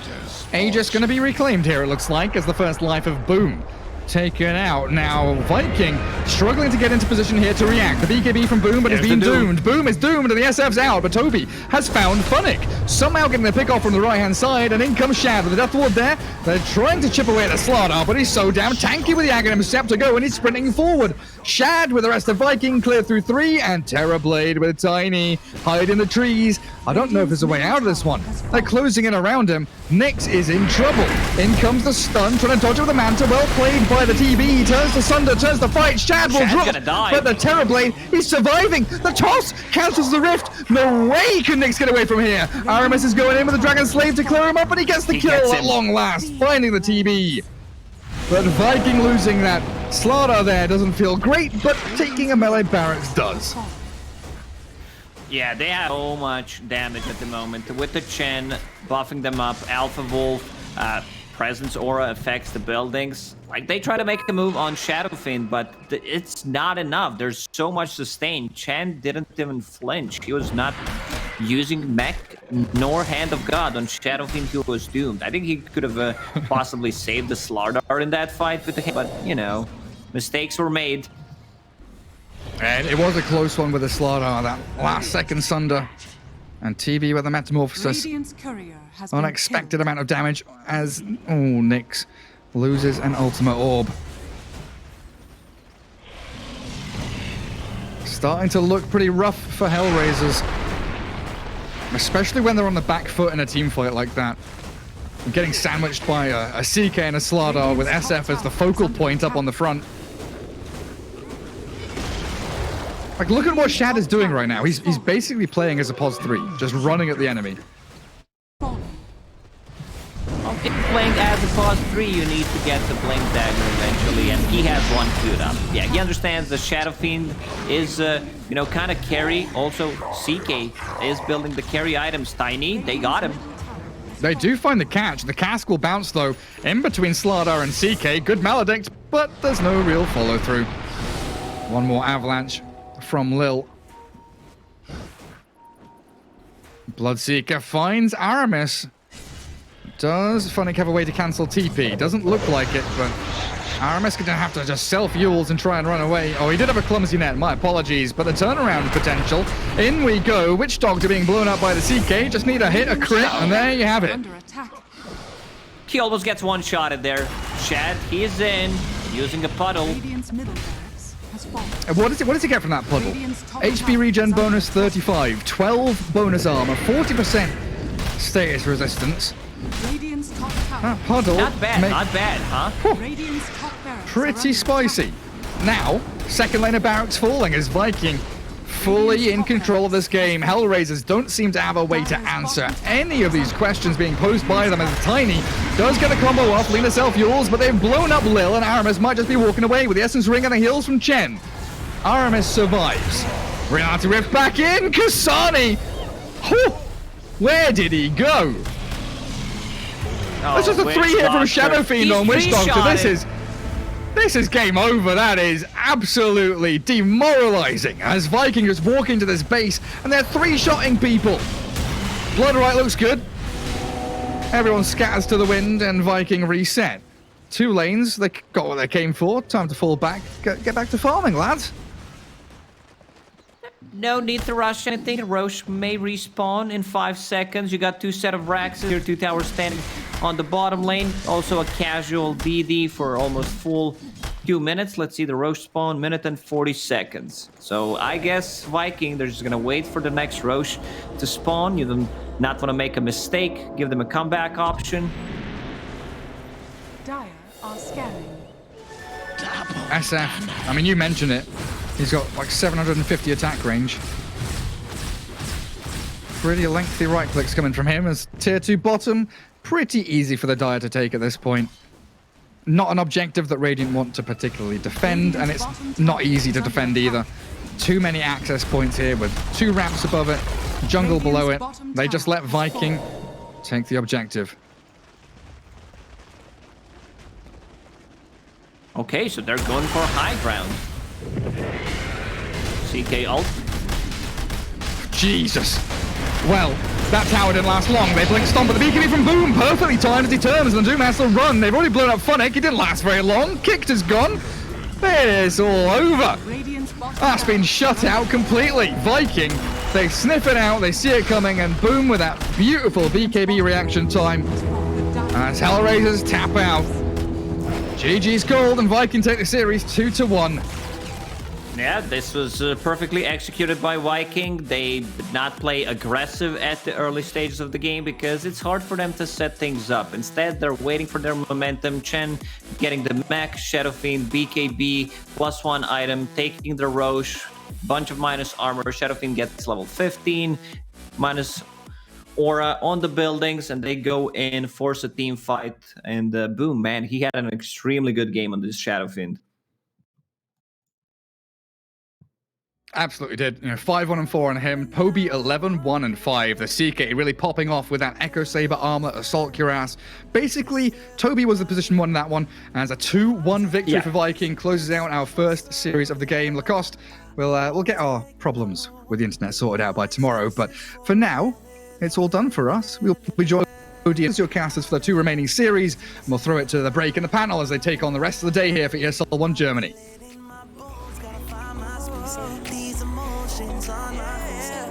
I gotta pay it forward, I'll give it all that I can. No matter what, I won't let up. It's in my soul, it's in my blood, and I won't take no for an answer. If it don't hurt me, it makes me stronger. I won't let up. It's in my soul, it's in my blood, and I won't take it no more. Oh, baby.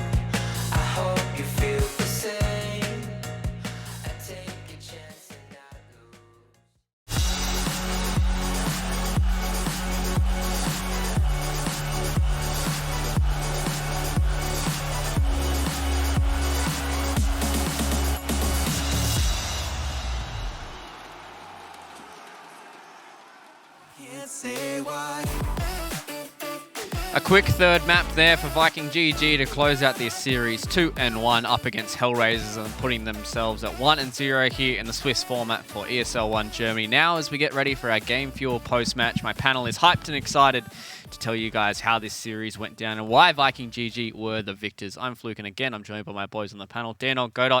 Lads, Viking GG were able to close it out eventually, and that looked a lot cleaner in that game number 3. Oh, it was just so aggressive. Everything about that draft had great synergy. You know, you could tell Hellraisers wanted to take the fight to them. They picked the Chen, which I'm really surprised that it lasted all the way through to that third pick.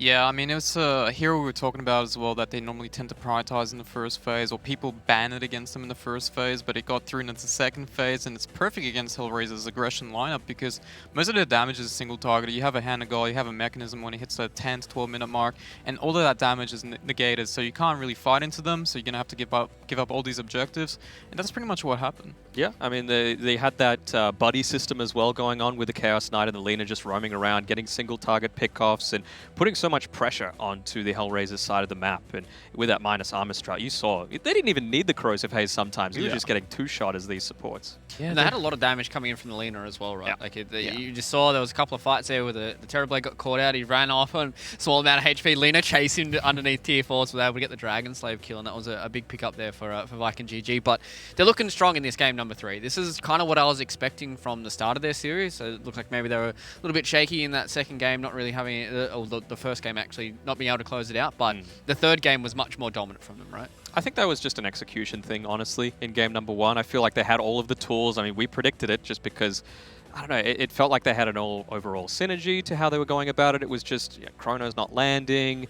I think there was the Io and the Snapfire, Snap going that first item Ags, but never really getting the full use out of it. Just little things of that nature. Yeah, I think just the change of their lineup from the first game to the third game is pretty much what I want to know, the thought process, because it's pretty interesting. They adapted quite well towards the later stages of this series. But, I mean, they just played their lineup so well. They took objectives. After getting that rush BKB, they took the Roshan within like 10 seconds. Because they know they can't contest the Roshan because they're grouping up just too strong to really handle at that point in time. If you try to split with the TB, you got the Chan's Divine Favorite to recall someone back, so they can cover the lane as well to deal with the split push, and they just regroup straight away to try and take objectives. Yeah. Well, luckily for you, Godot, we do have our winners interview here with Soleri, the man himself from Viking GG, where they're able to clean out this series in a 2-1 fashion. Soleri, congratulations on the series victory here up against Hellraisers. A little bit of a dicey one, going to full 3 maps here. I want to touch on the draft for game number 3. My panel here, we're expecting the Chaos Knight to be the carry rather than the offlaner there for Toby. What's the kind of thought process, changing up the hero picks a little bit there in game number 3? I think it's mostly about the drafts, or the lanes, I mean. The lanes are very important right now. And you want to have the heroes in the lane that they're best against. So for Hellraisers, their heroes, it made sense to have the carry, or the Slaughter on carry. Yeah, so pretty much my main question to you is, after the first game, obviously you guys dropped the first game, it looked a little shaky as well. I was just wondering, like, what was your thought process when it comes to rebounding back? How was the team atmosphere? Like, just in general, the idea. Yeah, we've lost a lot in best of threes. We have lost so many we lose so many games, game 1, game 2 in best of threes, and we just learned sometimes something goes wrong. You don't need to overthink it. Just go for the next game. Maybe some small things you discuss, but sometimes you mess up. Don't need to overthink it. Just go next. Yeah, it felt like the draft was good in game 1, but it was just the execution, unfortunately, that let you down in a couple of those crucial team fights. But for game number 3, it really felt like, and correct me if I'm wrong, but it felt like you wanted to take the aggression to Hellraisers and, directly counter with a lot of these picks like the Chen, just to stem a lot of what their strategy was, and then just go all out with this minus armor strat. Was that the mentality for your team? I mean, you never know exactly how it's going to go in the game. The game was kind of quiet at one point. I mean, from my perspective, I was just hitting jungle camps, I got mech, and we got Roche. And then it felt like 12 game minutes, was over. Pretty good, so... I think our draft was just very good in that game. Yeah. Props to our coach for the draft. It felt very easy to play. Well, that leads me into my next question, man. I was going to ask, how important is having a coach in these best of 3 series? Obviously, you guys lost that first game. How important is the Mortal Faith to you guys to try and come back in these series and really put a lot of emphasis on these drafts and making sure you guys get that 2-1 victory? Yeah, I think it helps a lot. it's not like we're super emotional when we lose, but you get a bit annoyed, like maybe I messed up. But having someone out of the game who's like less emotional, he's just looking at it thinking, why did we lose? Did we mess up? Is it the draft? And it's a lot easier to rebound. And we were speaking to Aramis before the series, and he mentioned, look, I just play. I let Immortal Faith do the drafting. I just play. How much impact do different members of the team actually have into what is picked for you guys? Sometimes there's a question, like if Immortal Faith is thinking about 1 or 2 heroes for, let's say, carry, he'll ask the carry what he prefers. But most of the help from the rest of the team, I'd say, is before the draft. Like, I discuss with Faith about my heroes. He talks with other people. We say what we like, what makes sense, and then he'll build the draft around it. All right, well, it seems like Immortal Faith has a very heavy hand when it comes to the drafts here for you guys at Viking GG. But I'd like to say congratulations once again, Solari, and hopefully see you a little bit deeper in ESL 1 Germany. Yep, thank you, guys. Again, hearing from more of these players, you don't really get to see a lot of these interviews all the time, and I think that's kind of the beauty of a lot of these online tournaments. LANs do allow you to have unfettered access to a lot of these players, but it's always good to see these players come in and really wanting to talk it through with us. Yeah, and then see their little battle stations as well. We saw yesterday Saberlight. People were like, "What's that box doing?" There was a lot of theories going on in the chat about what was inside that cardboard box, but yeah, it seemed pretty cozy there for the Viking GG boys. It was a pretty interesting series coming in here.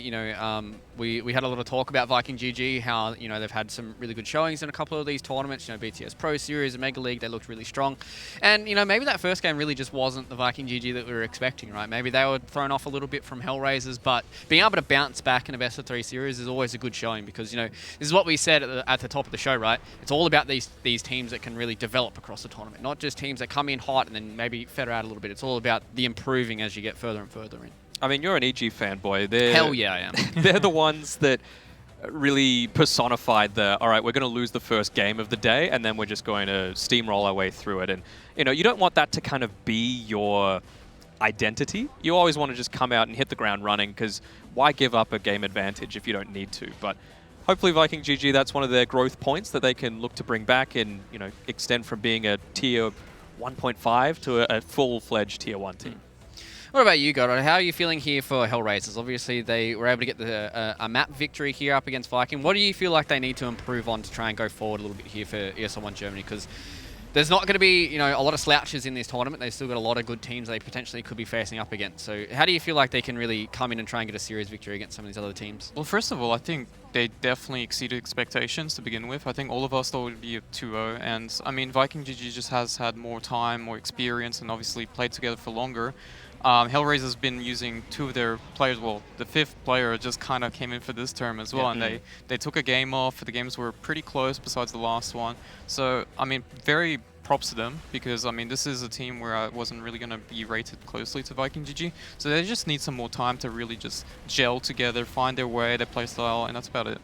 And I think as well on top of that, now that they've got that 1-2 loss result, they're going to be seeded amongst the higher of the losers, if that makes sense. Not to be offensive or anything, but I mean, it means that they might be able to establish some momentum going into that second round of the Swiss format. Get a second win on the board, be 1-1, and you're feeling much better about your prospects about advancing through that top 8. Yeah, exactly. Well, that's the first series in the books here for day number 2 of ESL 1 Germany. We're going to go to a short break, and on the other side of this is going to be series number 2, Team Liquid taking on Mud Golems.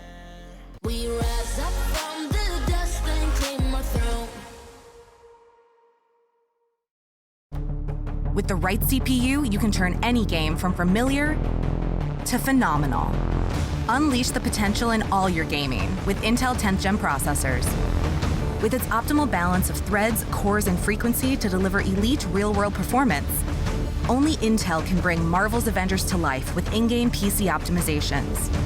Supercharge your Marvel's Avengers experience with Intel Core i5, i7, and i9 processors.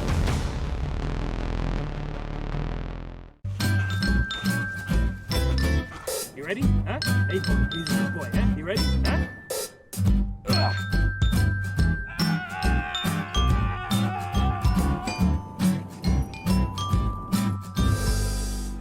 Start your esports career now at play.eslgaming.com.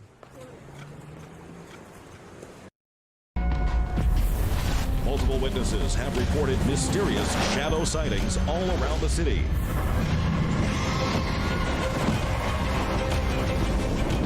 According to experts, the origin of these shadows is still unclear.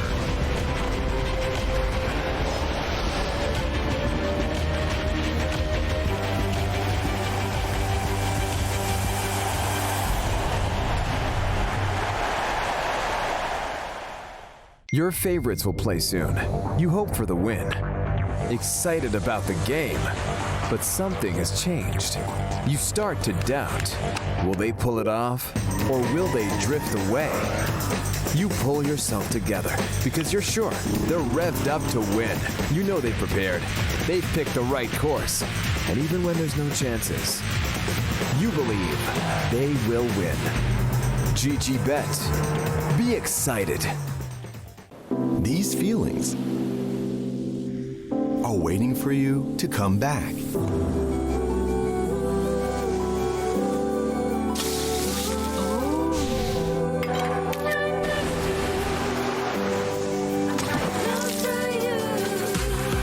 Amazing feelings are waiting for you to explore again once the world is ready.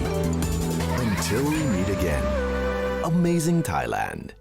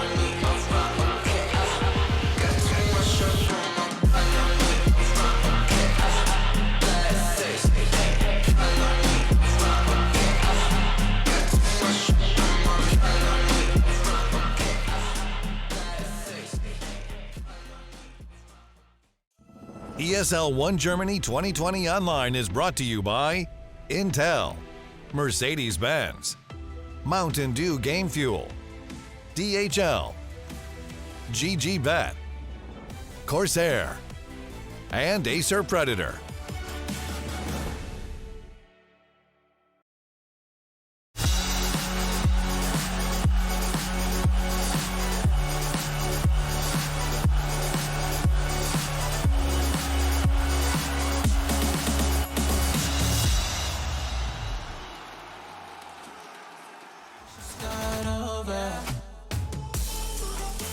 We're coming in hot and heavy here to our second series of the day here for ESL 1 Germany. Team Liquid versus Mud Golems. This is the exciting series that Danog himself was super excited to see. And I'm sure everybody's super excited to see my new panelists here on the desk. Danog, QO, welcome back. Lads, series number 2 for day number 2. You excited, QO-chan? I mean, both are my favorite teams. Like Liquid and Mod Golems. I think Mike and like 33, like 1-1 in each team. Yeah. You just really enjoy watching 33 and Mike play? Yeah. I mean, Mika's got a very unique style of playing, and the hero pool as well. You know, we're seeing all sorts of different stuff coming from him. Pos 1 Void Spirits, you know, we might see that one this time around, and we'll have to wait and see. Liquid definitely have a unique way of going about things. I'm not sure if it was Blitz that coined this himself, the coach, but he was like, we're the most dishonorable team in all of Dota. Like, if they can get cheese, they will get the cheese every single time. So maybe we'll see some Broodmothers coming out. Yeah, you can certainly see that with how these players do play. Like, you know, you guys were talking about 33 and Mike. My favorite player to watch from Liquid is Boxy. I love watching this guy play. He's absolutely insane. I think I can't remember which tournament it was. I think it was Dream League. They 1v1'd mid each. It was Team Liquid versus another team for, it was like the coin flip. And they put Boxy in. Instead of, and he was the one that won the 1v1 in a TA matchup. So it was actually insane watching these guys play. And you just look at this roster coming in from Team Liquid, and they've got star-studded names all across it. Same with Mud Golems as well, right? A lot of these players. Look at that jersey. That was the one like that I was gonna just mention. Is that That's it's not a Photoshop, right? That's a Brood reference. It's not. Yeah, it's legitimate. It's the Marvel series from Team Liquid. It looks sick. That's a Brood reference for sure. Look at Koikfa just sitting there in the back. He's like, that's my hero, baby. Brood Mother, Wind Range, whatever you guys want to pick. They've got interesting heroes for the hero pool of Team Liquid. And then Mud Golems on the other side as well. They are no strangers to a lot of these micro heroes as well. 33 is the man, the myth, the legend of just playing all these disgusting micro heroes. Chen, Pos position 3 Chen. 1. He played mid as well when he was playing on that stint of OG. So we've got a lot of famous names here in the server for us tonight for this series, and I'm super excited to see who's going to come out on top. Because Matt, you were saying that this is going to be one of the interesting ones, right? You think the Mud Golems can take it over Liquid? I think they can. Liquid, as good as I think they are, I think they've been on a little bit of a downward trend lately. Whereas Mud Golems, they're only like a month, maybe 2 months old, and they've had impressive showings. Granted, it was in a tournament with maybe not the best teams, top of the line in the pool. And they got second, so only falling down to Viking GG. So I'm liking my Golem's chances. It's just a case of, will it be against Liquid, or will it be maybe lose this one and then come back into the next 3 games? What about you, Kuo? Do you feel like Mud Golems are kind of in that middle echelon where they're hovering around that 7th, 8th kind of slot for you? I think the composition of the team, like where they have Fata and like 33, like I think those 2 players are very like experienced and then like stable enough for Mud Golem to win. But I think Liquid is the team that I feel when they are on a form, if they know what they're doing, I think the game should be like very easy. They can beat anyone when they're on. They can beat anyone. Yeah, so. yeah. Liquid's best can take down Secret even. And we're into the draft. Not too often you see a first phase Visage come out. Lina Visage. I don't even see first pick Lina as well, just because, you know, this hero doesn't have any escape like mobility. I suppose. We saw it in the last series, heavily contested hero for both those teams in the last series that we had, and Lone Druid being a first ban as well here, coming in from Mud Golem. So maybe they're privy to a bit of information that we aren't. Obviously, you know, Koifa loves that hero. It's the cheese. It's the cheese. You got to get rid of it. I do like Liquid opening up with that Phoenix Rubik though. Obviously, people are thinking, oh, this is fairly clued in as to who's playing what, but Insania plays Rubik as well. This isn't necessarily just going to be Tiger playing it and then Phoenix into that 4 role. They're playing it on Dire though, so one thing that I really like when Tiger plays his Phoenix, particularly on the Radiant side, is that he puts so much attention into stacking those ancient camps in the tri-camp area. It's a lot easier to do it on Radiant, so you won't have that luxury this time around. But who knows, you know, Insania, he's going to be, probably if he's playing it, doing that same sort of thing for the Dire jungle. Well, a lot more heroes getting banned out here. A lot of carries getting banned out here by Mud Golems as well. Team Liquid are just trying to focus a little more on the supports right now. Do we feel like this Visage is going to be a core? Probably 33's hero, right? You would think it's 33's, yeah. I mean, when you see those bans, like you know what they want to, how they want to use, and they're banning a Draw Ranger, Lycan, and probably like PL next ban as well. Maybe. I think they might be trying to force them into going a ranged core for their position 1, just because you never really want to be in range to get grave chilled. Maybe if you go like a lifestealer or something like that, you can get away with it, but you know, you're just going to get stunned up and chased down, and Phoenix never really wants to be in on the front lines either. So if that's the lane, then it's going to be rough for you. So I think maybe they're trying to bait out something here for Mud Golems. Magnetar banned from Mud Golems as well here. Who else we got banned? I mean, the Void Spirit's still in the pool. They need their 5 though, right here, for Mud Golems. You probably want to pick your your stable 5 here. Yeah, and you know, CM is probably Fada's most played 5 hero, so I like the fact that it's been removed. But Enchantress, very strong. First ban in the previous series every single time, and it makes its way through. So they can just get pretty greedy now with their position 1, because Enchantress is the lane winner to beat all lane winners. So pretty much they have like all this like a lane winning here, Linam as a position 4, maybe like that can bring them like one of the lane victory. Enchantress on a 5, they can probably bring another lane victory, and Visage mid. Yeah. Is it a lane winner? It doesn't have to be Visage mid though. Yeah, it you could just be have in the offlane. It could be offlane. You can't just keep on pushing on like the heroes as well, like pushing the lanes. Boroniha plays Lina mid as well, so it is still a little bit flexible. And we've seen this Chaos Knight. They played it on Toby twice in the offlane for previous series, but I feel like it just feels much more of a Mickade style hero.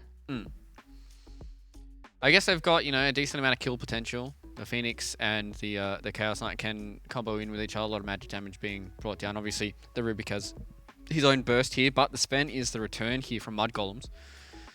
I kind of want to see a Doom come out for Liquid. I feel like that'd be pretty decent against the Enchantress. You don't really need to hit her, or you need to hit her once, and then you're pretty okay with it. You can dive on top of Alina. You've got more farm relatively easily, and you don't want to go outside of like Yule's Aether, so Aether can be punished relatively easily with a Doom. It's lots of instances of damage, so that Gravekeeper's Cloak is going to get removed pretty quickly. And I feel like you've got the mobility for the early game to deal with a Sven. Just, kite him around once you've got that phase, drums, blink. Although, looks like it's a good Timbersaw game here. Yeah, that too. Yeah, it's pretty decent. What do we feel about the Boxy Mars? Not a big fan against Enchantress and Sven. Maybe he or might Visage feel even. Bristleback. The worst win rate hero in the game, by the way. It is like, I think, 26%? This is pubs though, right? Pubs, yes. On Dota Buff, I think it's like 26% win rate or something like that. I mean, it's a lot of instances of damage. It was the original... Well, isn't Sven like one of the original heroes that you would pick against Bristleback? Because like he mitigates damage, but if you have one big chunk of damage, it doesn't mitigate that much, right? In laning wise, like Sven might feel like difficulties dealing with the Bristleback, but if they go this like 30 minutes, 40 minutes, and then like defend all these towers against these guys, then probably different story, like where Sven can chuck them in like in 2 hits, 3 hits. So what are we banning out here if we're Team Liquid? Do we need to get rid of the Viper just so that you don't have a form of break? Because there's no real natural Silver Edge carriers just yet. I mean, Sven can eventually get it, but it's not ideal, I don't think. He could go Echo pretty quickly. Echo, Ags, BKB. Yeah, but it's still not actually doing the damage to the Bristleback that you might need to. And I mean, they've got enough AoE damage, I think, with the Lina and the Sven to be able to deal with Chaos Knight. They're not too single target focused. Obviously, Enchantress and Visage are very much that. But how's their egg hitter situation? I suppose Lina and Ench are fine with hitting the egg. Visage can help as well. Those Grave Chills help him out with those attack speed. Yep. What do we need here? They still feel like Kofa's hero is left for Team Liquid. I mean, I've seen Kofa do some weird stuff before. Maybe Bristleback mid is what he's got in his back pocket.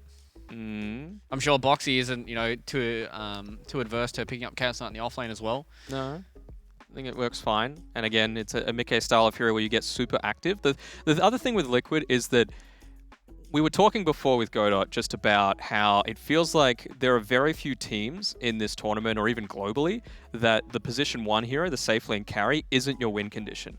Liquid isn't always one of those. They're very happy to give that over to Koikfa and say, right, from the mid lane, you can win us the game, whether it be through a TA, a Broodmother, these style of heroes.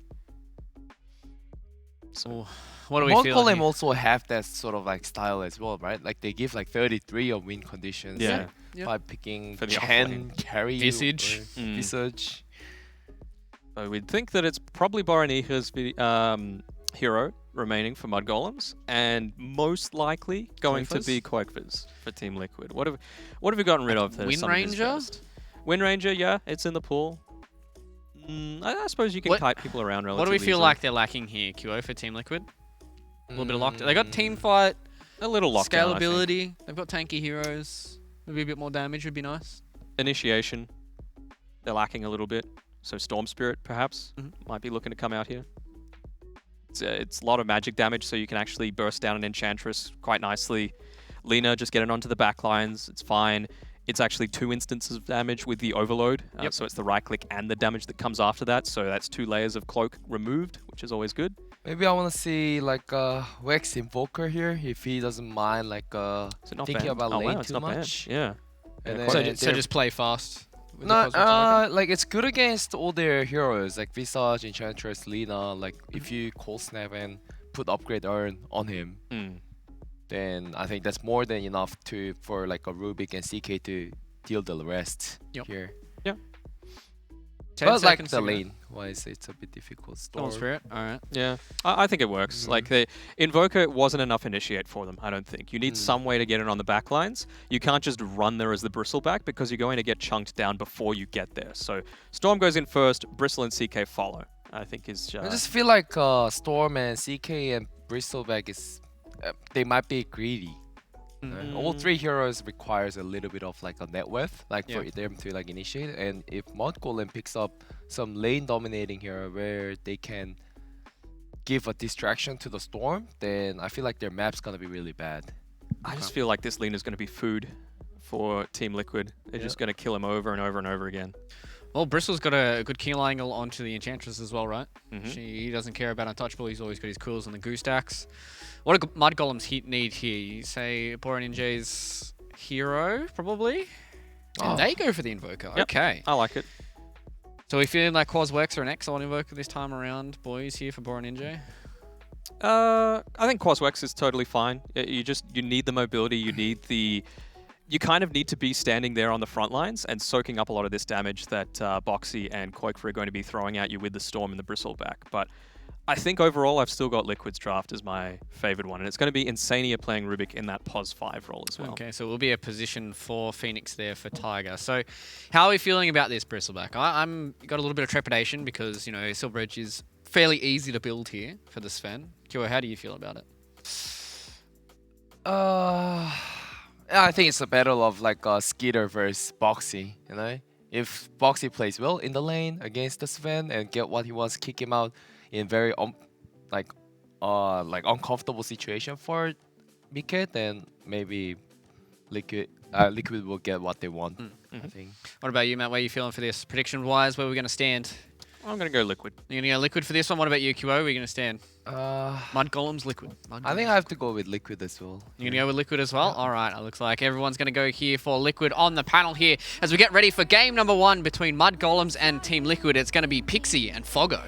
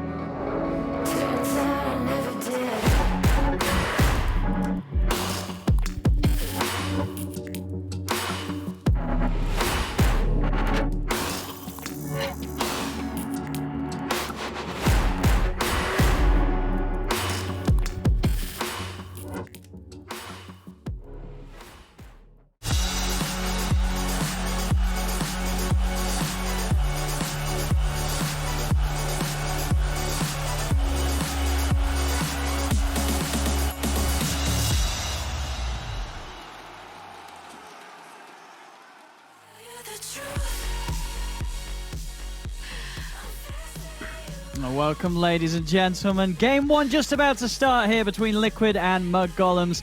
I'm ODPixel, of course, joined by Fog, ready for this one. Fog, well, we've had the lineups coming in. We're getting some fun heroes for sure. You know, this final pick from Mud Golem coming in with the Boronier Invoker, always a treat to watch. And then over on the side, Liquid, it's a lot of signature heroes. I'm seeing a Quake for Storm. I'm seeing an Insania Rubik. Yeah, a lot of signature heroes. Very comfortable kind of stuff coming out from them. Yeah, this should be pretty interesting. I haven't gotten to see too much of Mud Golems. I know they have, like, what, 33 games or something played under their belt, but I haven't gotten to actually watch the games. I think I only watched the one where they were having a lot of trouble versus Viking, I believe it was, when they got 3-0'd. But besides that, I haven't seen too much of this team, so I'm definitely looking forward to see what they're able to do at this draft, as it's... Yeah. You know, they early drafted the Visage for 33. They did, second pick. Yeah. So I want to see what their idea with it is. If they're going to do some type of like tri-lane here at the start and then swap stuff up, or what the whole concept is. Because I think the only times I've seen Visage lately, except for like pubs, you know, I've seen it in offlane, but in officials, I think I've only seen it mid. Yeah, we'll see what 33 does with it. I mean, definitely, for as far as I can remember, you know, this is a hero that 33, he's loved to pull this out all over the, you know, the different teams that he's been on, different positions. This is a very 33 hero, not just only in the pro games, of course, in his pubs as well. There's been patches where you'll find him playing this hero. So if anyone's going to know how to play it in this day and age, 33 is definitely going to be one of the men to look towards. Yeah, he's the micro guy. He was able to pull out. You know, he likes playing those heroes. And then, I mean, looking at some of these other matchups, I mean, we sort of heard the panel discuss it, talking about how things are going to play out with the Bristle and the Sven. I mean, do you sort of look at this Bristle and say, you know, that this game is going to be a match where Boxy is going to become unkillable, or do you consider some of the heroes in Mud Golem to be pretty good at dealing with the Bristle? I think the Sven can get to a point, but I do think that what Liquid wants to do is try to apply the pressure. I think that they want to play pretty aggro, and the way that I've seen them play with the Bristleback is exactly that. Like, they always go for like the goo very early, they go for the Quill, and they just try to get these kills non-stop here. And I mean, I think they're actually going to get fought here. Yeah, they should have this here. One more stun will hold him back for those goo stacks, and having the point in the telekinesis to secure the first blood. We'll do exactly that. Tiger's going to be the one to get the last hit, as Liquid will claim first blood. Will be that little bit of a sigh of relief maybe from Skeeter there, as he does know that there's not going to be any Fade Bolt at level 1 against him for the first few waves. Yeah, they still have a very strong lane with the Enchantress down there. You see the idea that Liquid wanted to have. This is exactly what they wanted. They wanted to have like some kill, some like just messing up the lanes and just getting the read first, so that they can block the camp and just make sure that this Enchantress doesn't get creeps. So they get up Boxy up to a very nicely set up start here. Looking at the mid lane match, I mean, what would you sort of expect between this Invoker and the Storm? I mean, I feel like the Storm's just going to get a little bit more out of the laning stage, right? Pushing it in, utilizing the camps. I mean, Boronier, what sort of game is he looking to play as the Invoker this time? Is he going to be moving around the map, getting like the Urn, the Vessel? Like, what's his job this game? Yeah, it looks really nice. I don't know if he commits ever for the full Vessel anymore. I think the Urn still always has its merits, but you're playing versus CK and Bristleback. Like, Quaswex has so much value here. These heroes just... They struggle. They do struggle with mana at times. Bristleback usually can end up finding things to work with it, but CK is a hero that always is going to struggle with mana. Yeah, we'll see what sort of plays Boronier is going to be able to find, and of course down the line as well, just having the buff up for the Sven. Yeah. You know, that Alacrity is going to do some great job. I do want to see him... Sort of the later parts. I do want to see him get active, though, like you were saying, pretty early, because I like what QO was pointing out on the panel. It does feel like Liquid is a bit greedy with this one here. It does feel like, you know, CK, Storm, these heroes, you know, they do need a little bit of items to be able to make those same type of rotations. I do think that the Invoker can really set up his lanes for success. Great setup for the Lina and the Visage top, so... D9. Trying to do their best here at the moment. Milan at 33 to keep Miko pushed away. Of course, we'll have that Chaos Strike to rely on a little bit. Obviously not what it once was with the guaranteed procs. Towards the top again. It's Milan and Tiger keeping one another away from the wave. As 33 is going to have it coming into a pretty good position close towards his tower. Managed to make the small pull though, Tiger, so that wave actually almost totally taken away from him. As Milan always going to be able to find the courier. Doesn't go for it. He's actually just going to try for the kill. Tiger's getting very, very low here. A couple of hits away, but he's fine. Steps back, has the salve. He's good to go. So hard to trade versus Alina. You know, Phoenix not the best trader in general. Sure, with your Fire Spirits it's decent, but Lena's literally the counter to you with that Fiery Soul. As you see, he skills it even at level 2. Ninghe does connect with that EMP on quick for mid. Down bottom. How's the pressure looking on Skeeter early on? Well, yeah, not really there. As you Not said, really the there. Enchantress just able to offer enough for Skeeter in the lanes, having the extra help Radiant and structures the aggressive are potential to really punch back at Boxy. Yeah. You see Boxy again. Anytime he steps forward, a hefty bit of damage thrown out between the two of them. I'm going to try and finish this off as well, chasing Boxy down. They got him. They'll do it. That is the power. Fada definitely showing us how strong the Ench can be in the lane against the Bristle on the early levels. So it's just a great amount of damage harassed from that impetus. Even when you don't have a side pull or anything like that, no creep. Insane has been body blocking it every single time. They just hit him a bunch. You know, that's Enchantress does a lot of damage, and that slow is something you can never write off. Runes checked. You see Milan goes top to make sure that Koikfa doesn't get that one as the Invoker checks bottom. Nicely set up there from Mud Golems, as I'm going to say the wrong name of this team so many times. Wait, what do you mean the wrong net? How? It's literally a Mud Golem. What do you mean? I know it's a Mud, but like it's always when they don't have anything in front of their names. I have A mode, Bora Ninghe, and then I have AAA, Fada, and Crazy Skitter. You know. Yeah, that is true. They've got a few different tags on them. Down bottom. Boxy. Again, this time Insania is going to stick a little closer to make sure that Boxy doesn't go down yet again in this lane. Of course, once the levels do start to come in, it's going to be a lot harder for them to deal with the Bristle. So top lane. Oh, look at this early rotation. The chase here with that Light Strike, and now with the follow-up, they might even be able to get the two of them. They do. Soul Assumptions there for 33. Very nice moves. I mean, again, just the setup from the Light Strike, Milena having that reach with the stun, and as you say, just that a move that it didn't seem like Liquid were prepared for at all. They weren't ready for that on the top lane. No, it seemed like they were almost going to get the kills even without the Bora Ninghe rotation. He just Yeah, was he like, sort of let's just turned up secure and was it. like, yeah, all right, I'm helping. Very nicely done there. As already early days, 5 minutes in, but it is a 1k lead and 3-1 here from Mud Golems. Very solid start against Liquid. Yeah, I think whenever you can have like a hero like a Visage Lina lane work like this up top, it's very damn good.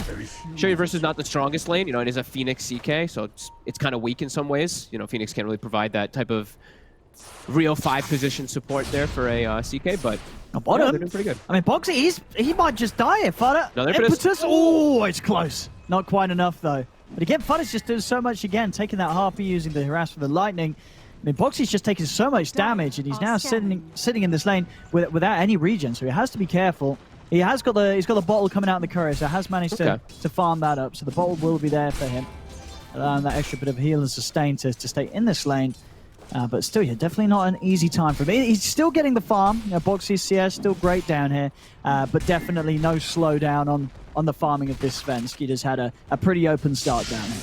Yeah, and I mean, Boxy, he still has to be very careful of just dying over and over again every time he steps up. Insania is in the area this time. But yeah, now that Fada's able to access those creeps, every single time he's just able to push them away and just get that Sven, that farm. Even gets a nice little D-ward. We did see Koikfa, he was able to find himself a regen rune, so this could be the big thing that he's able to make work if he wants to help out his side lanes at all. He can farm with this one and then, of course, regen and TP to the side. This time round, Liquid will be the ones to win the trade here. Boxy getting incredibly low. Still close. Won't quite fall this time. Does still have to make the walk back to base, though, so sure, you get the kill on the Enchantress, but it's still a lot of time where Boxy's going to miss out a wave or so.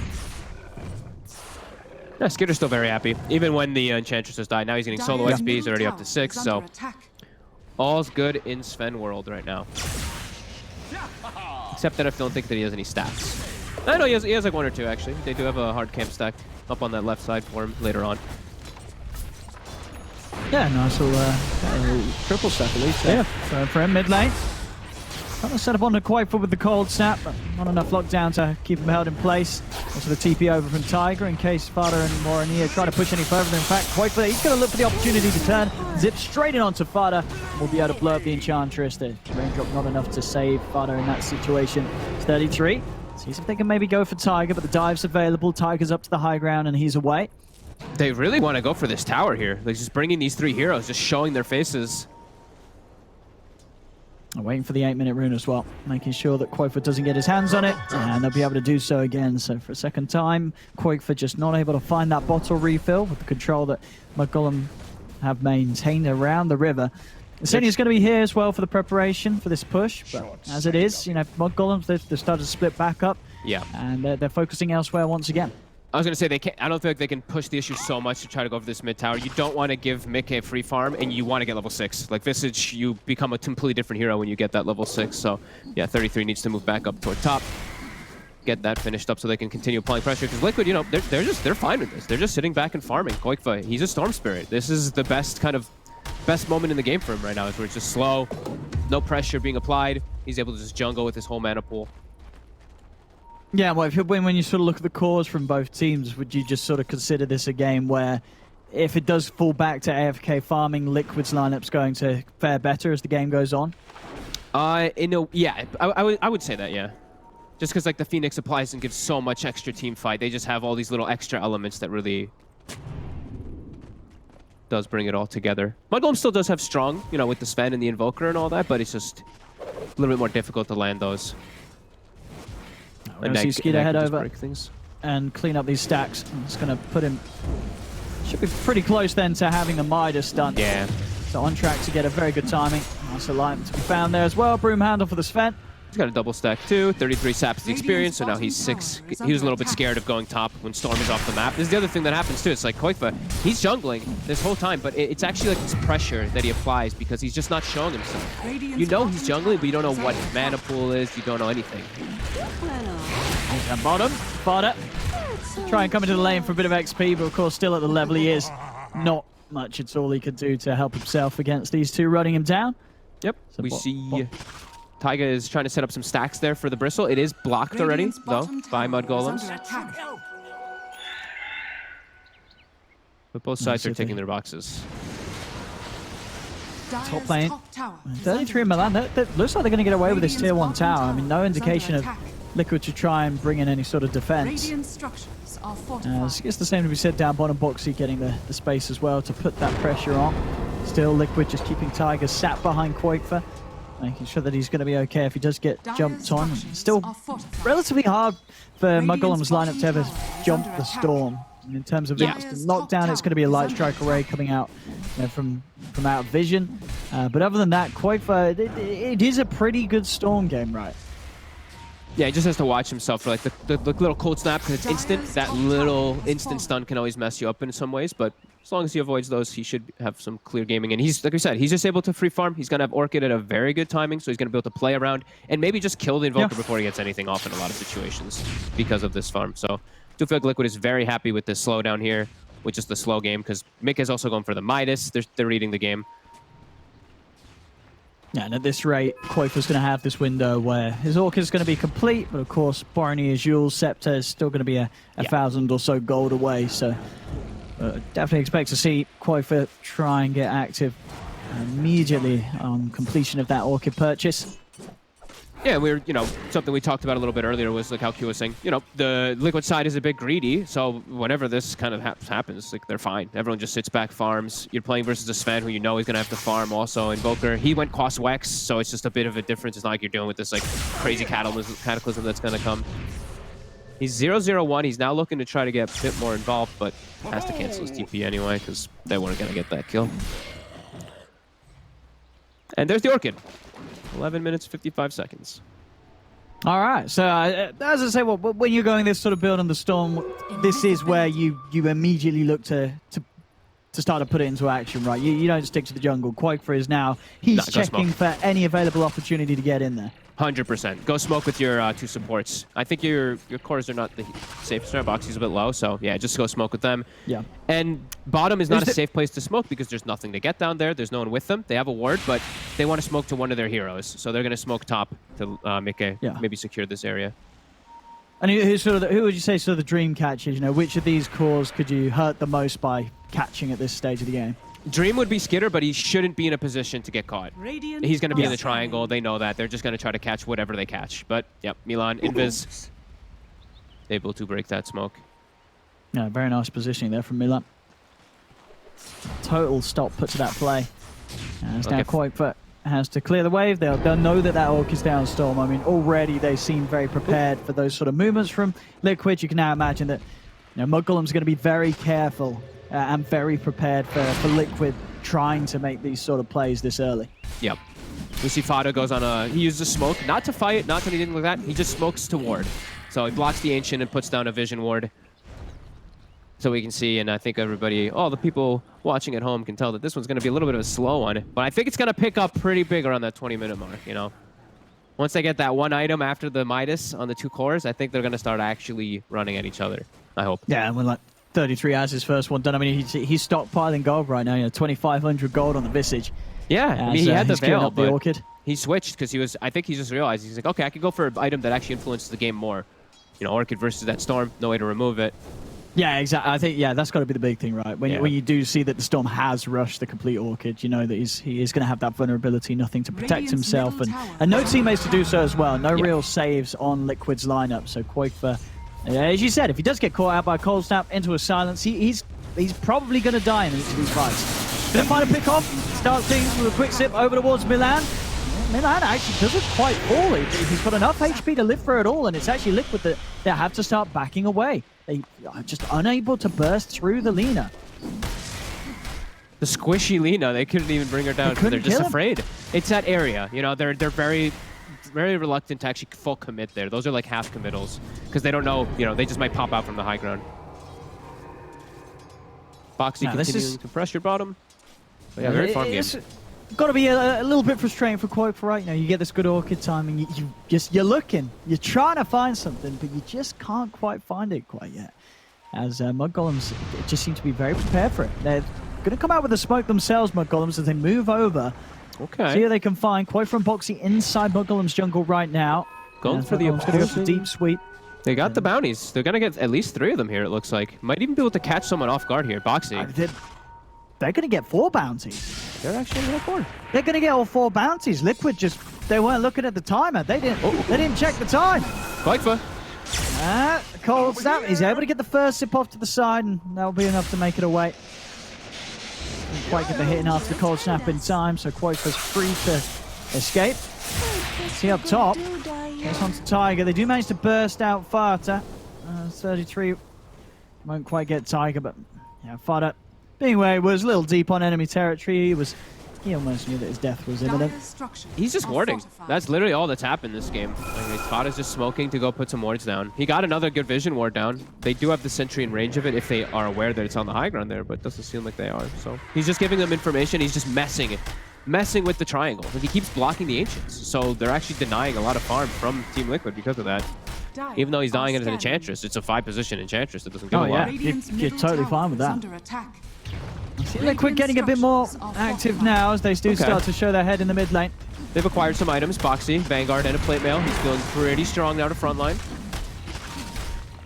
Let's see what Golems can do to push them off this tower as they do turn up themselves with the full 5-man response. The side, trying to start things. EMP down to zone them out. He whiffs it though. Able to step to the side. Boxy now trying to move straight back in. Tiger's going to go in for the dive. Follows it up with the egg. They're starting to back away from it. Fada will be grabbed and pulled back in range of the Supernova. So Fada goes down. The rest of them able to still keep themselves safe to the side. Skeeter throwing in the stuns. Doesn't want to commit with the ult though, as Liquid will get the space to take down the tier 1 tower. It's just at the moment it seems, as with the full lineup, Liquid able to get away with just brute forcing these objectives, and Mud Golem's not quite having the team fight ready to go to tackle them head on. That egg is always going to be a big issue in this game, I feel. They have the tools to kill it, you know, with that Lina, with that Great Shield and everything, and people who can actually focus fire it, but I really do feel like it's going to cause so many problems because they don't have that big team fight to kind of match it at all on their team. They have to have... I mean, Borneo just can't whiff the spell. We are really starting to see, as you said, the fact that during this passiveness, Liquid, they just have the lineup that's going to benefit that little bit more. A team fight win and a Roshan. Now the game just suddenly looks rough for Mud Golems. Tornado. They can't even get the last hit there. Yeah, it's just feeling like Liquid has every tool they need here. It's so hard for them to catch these squishy heroes because Liquid has these bruisers in the front. You know, this Bristle and this CK are just sitting there. So Sven can't actually get onto any of these squishy heroes, and then Taiga just gets a free chance to commit his egg. And it really is all because of those wards that they had up on the high ground. Smoke breaks, they know how to position themselves in the fight perfectly. And now Mickey has a BKB. Yeah. Pretty much done. So even without the BKB, just the Sven's damage output alone, not enough to deal with this tanky CK. You know, 2700 HP, having the halberd as well, that extra evasion and disarm. This is not an easy target to kill, and you know that's not the hardest target to kill on the team. You know, there's also a Storm zip zapping around everywhere, and then of course Boxy, he's a bristleback. So it really does feel like there's 3 cores in this game for Liquid that unless Mud Golems commit everything onto one of them, they're just not going to kill. Even at this stage where, you know, we're still just 23 minutes into the game, it's just the matchups, it just feel kind of awkward for Mud Golems at this point. Yeah, absolutely. I mean, when you have a Quaswex Invoker and he's 0-0-2 at 24 minutes in, it's a rough sign. This hero wants to be getting much more active when you go for this type of build here. Especially when you have a hero like Sven on your team too. You want to be making the space for him, just letting him do his own thing and farming. Sure, he's getting the space, he's still farming, but they're not getting, you know, the Invoker's not getting much out of anything. No. He doesn't have heroes to play with because he has a Visage as his offlaner. He has to make rotations he just can't make rotations. I mean, because that is the thing. When you look at this net worth right now, you see both Boromir and 33 falling behind. That gap is not going to close when it comes to hitting creeps. You know, Storm, Bristle, CK, they're going to stay far, far ahead. So it has to be from the kills. It has to be from the plays. Mud Golems, they've got to make some sort of move. If they don't, they're just going to continue to fall further and further behind in this game. Yeah, I totally agree. Fights just will continue to get harder too. Boxy flexes stun at Skeeter. Sigma Lamp. Let's get the stun onto Mickey. Mickey charging in up to the high ground. Quakefa, he's going to zip straight through. Does get silenced. Cold snap as well. Quakefa, he may have overextended. That's the Aegis gone.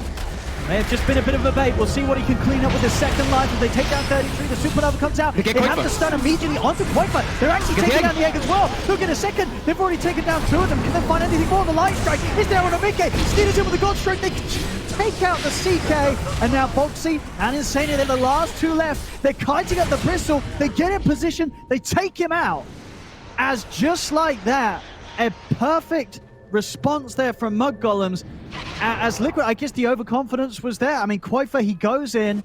I think that first loss of his life, you know, that was part of the plan for Liquid. As we see as well, Insania is trying his best to outplay the 2 of them, but he cannot do so. He's going to fall as his team wipe. As they made the call, Quakefa goes in, and then it does not go to plan at all for Liquid. They get wiped from. I think this was the time where he played it's just too much aggression. He didn't let his frontliners be the frontliner. He actually was the frontliner as a Storm Spirit this time. So he jumps in past his CK and his Bristle can't get to him, and we see exactly what happens. He respawns right into a stun, and even though the egg is there, it's right next to Alina who just used everything, and all the rest of the heroes are in a good position to actually just hit that egg. That's literally like the perfect situation there for Mud Golems to turn that one around, because Quakefa just overcommits there. Just plays way too greedy. Yeah, definitely a rough play there from Liquid, I mean, without a doubt. And definitely a bit of a saving grace there for Mud Golems. You know, as we said, that the pressure was on them to make a play, to make a move. And then Liquid, it's sort of the style we've seen Liquid do it before. They just hand it to them. They're like, oh, you're in trouble there. Here, have a team fight. Yep, and it gives a full solo crest to Borning here. So he was level 15 with just a Yules and an Urn. Now he's all the way up to this. I mean, now he has high-level Alacrity with Exort too, so he can throw it onto the Sven with the Solar Crest. Now Skater's damage is gonna look much, much stronger. I mean, you know, Liquid's still holding the lead overall, but I mean, one more fight like that the Sven's able to live through, and you know, suddenly Skater is going to be an item or 2 ahead over any of the cores on the side of Liquid, and then yeah, he's a real problem. Then it is going to get to the stage where Skeeter in these fights is going to have the damage to just take out these beefier heroes. So Liquid's got to be very careful about making those sort of moves. One more move of that, and that's going to set the playing field straight again. Yeah, I think if they just stick to their game plan that they were doing before, just like kind of play this farmy style, just let the CK and Bristle lead the charges, they're still fine. They're still in a pretty comfortable spot with this 3K lead. It's still a good lineup versus the Sven. Just like you said, can't make another one of those big mistakes, because then the Sven, he gets another full item on top, and then his damage is just, it's actually there. Radiant's With the buffed bottom up tower is Invoker under attack. throwing everything on him. And what sort of way do you think Skeeter will go? I mean, he's going to get the Ags, obviously, but then after that, what is sort of the... Is there any sort of big item? Does he still go for like a Silver Edge, or is that not a necessity, really? Is there other things that are going to be better in his kit? Why not? He's got the Echo anyway. Like, yeah, you right. just upgrade that next. I think it just feels really good. You're playing versus the Bristle anyway. Yep. You can break the Chaos Strike too, you know. I mean, it has its merits. It's just a good item in general too. Just put the weave in and out of the fights and get positioning, so could definitely see him go for that later on.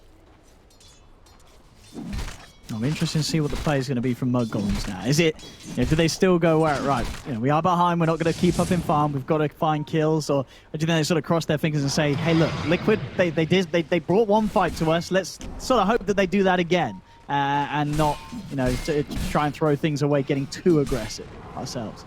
It does look like they just want to... It looked like both teams were content with playing the farm game from the beginning of this game, so yeah. I think they're fine with it. I think they're just chilling. They're just like, all right, this is going to be a game of mistakes. Whoever makes... Yeah, pretty much. a couple less is probably going to win this one. 30 minutes in, 9-12. Definitely, one of the lower amount of kills you're seeing some of these games this patch. Definitely gearing up to be one of those games where, for side of Mud Golems, you're looking towards this Sven. Everything's going to be on Skeeter's shoulders. They've got great ways to buff him. Lots of stuns as well to control the heroes of Liquid, while Skeeter's going to try and jump from target to target in the team fights. And Liquid on their side, a much more well-balanced affair between their three cores. Oh, bounty. Maybe a fighter on the bounty here. Boxy, he's going front. So try and start things a little bit. Not even a battle, they just look at... Come on, guys. Like, everyone's just trying to be so efficient in this game. I mean, I guess for Mud Golems there, right, you don't want to commit on the Bristle. No, of course. Like, for them, they don't want to go, but... And I guess, that's the thing, right? Liquid, especially after that last play, you're absolutely right. They are just going to be like, well, we're just going to farm. And we're going to see Mud Golems try and shake that up a little bit as they come in with the smoke and are ready to start to try and catch someone from Liquid off guard in the jungle. At the moment up here, we have Insania and Boxy in the lane. Let's see what they can grab, though. Already Insania's out with a blink. They're not going to be able to find him. He's out and away. Boxy at a very safe distance. Doesn't look like the smoke is going to find Mud Golems anything for now. It looks like they're knowing, though. They're like, these guys are just splitting up on the entire map. Like, there's a Phoenix showing in bottom lane. There's a Bristleback showing in top, and then we got a glimpse of somebody else near the mid lane. So they're trying to capitalize on the Liquids all just split up. And now they got a good ward down, too. So they're watching Boxy. And all the time during this, they're pinging Taiga. They know that the Phoenix is down bottom.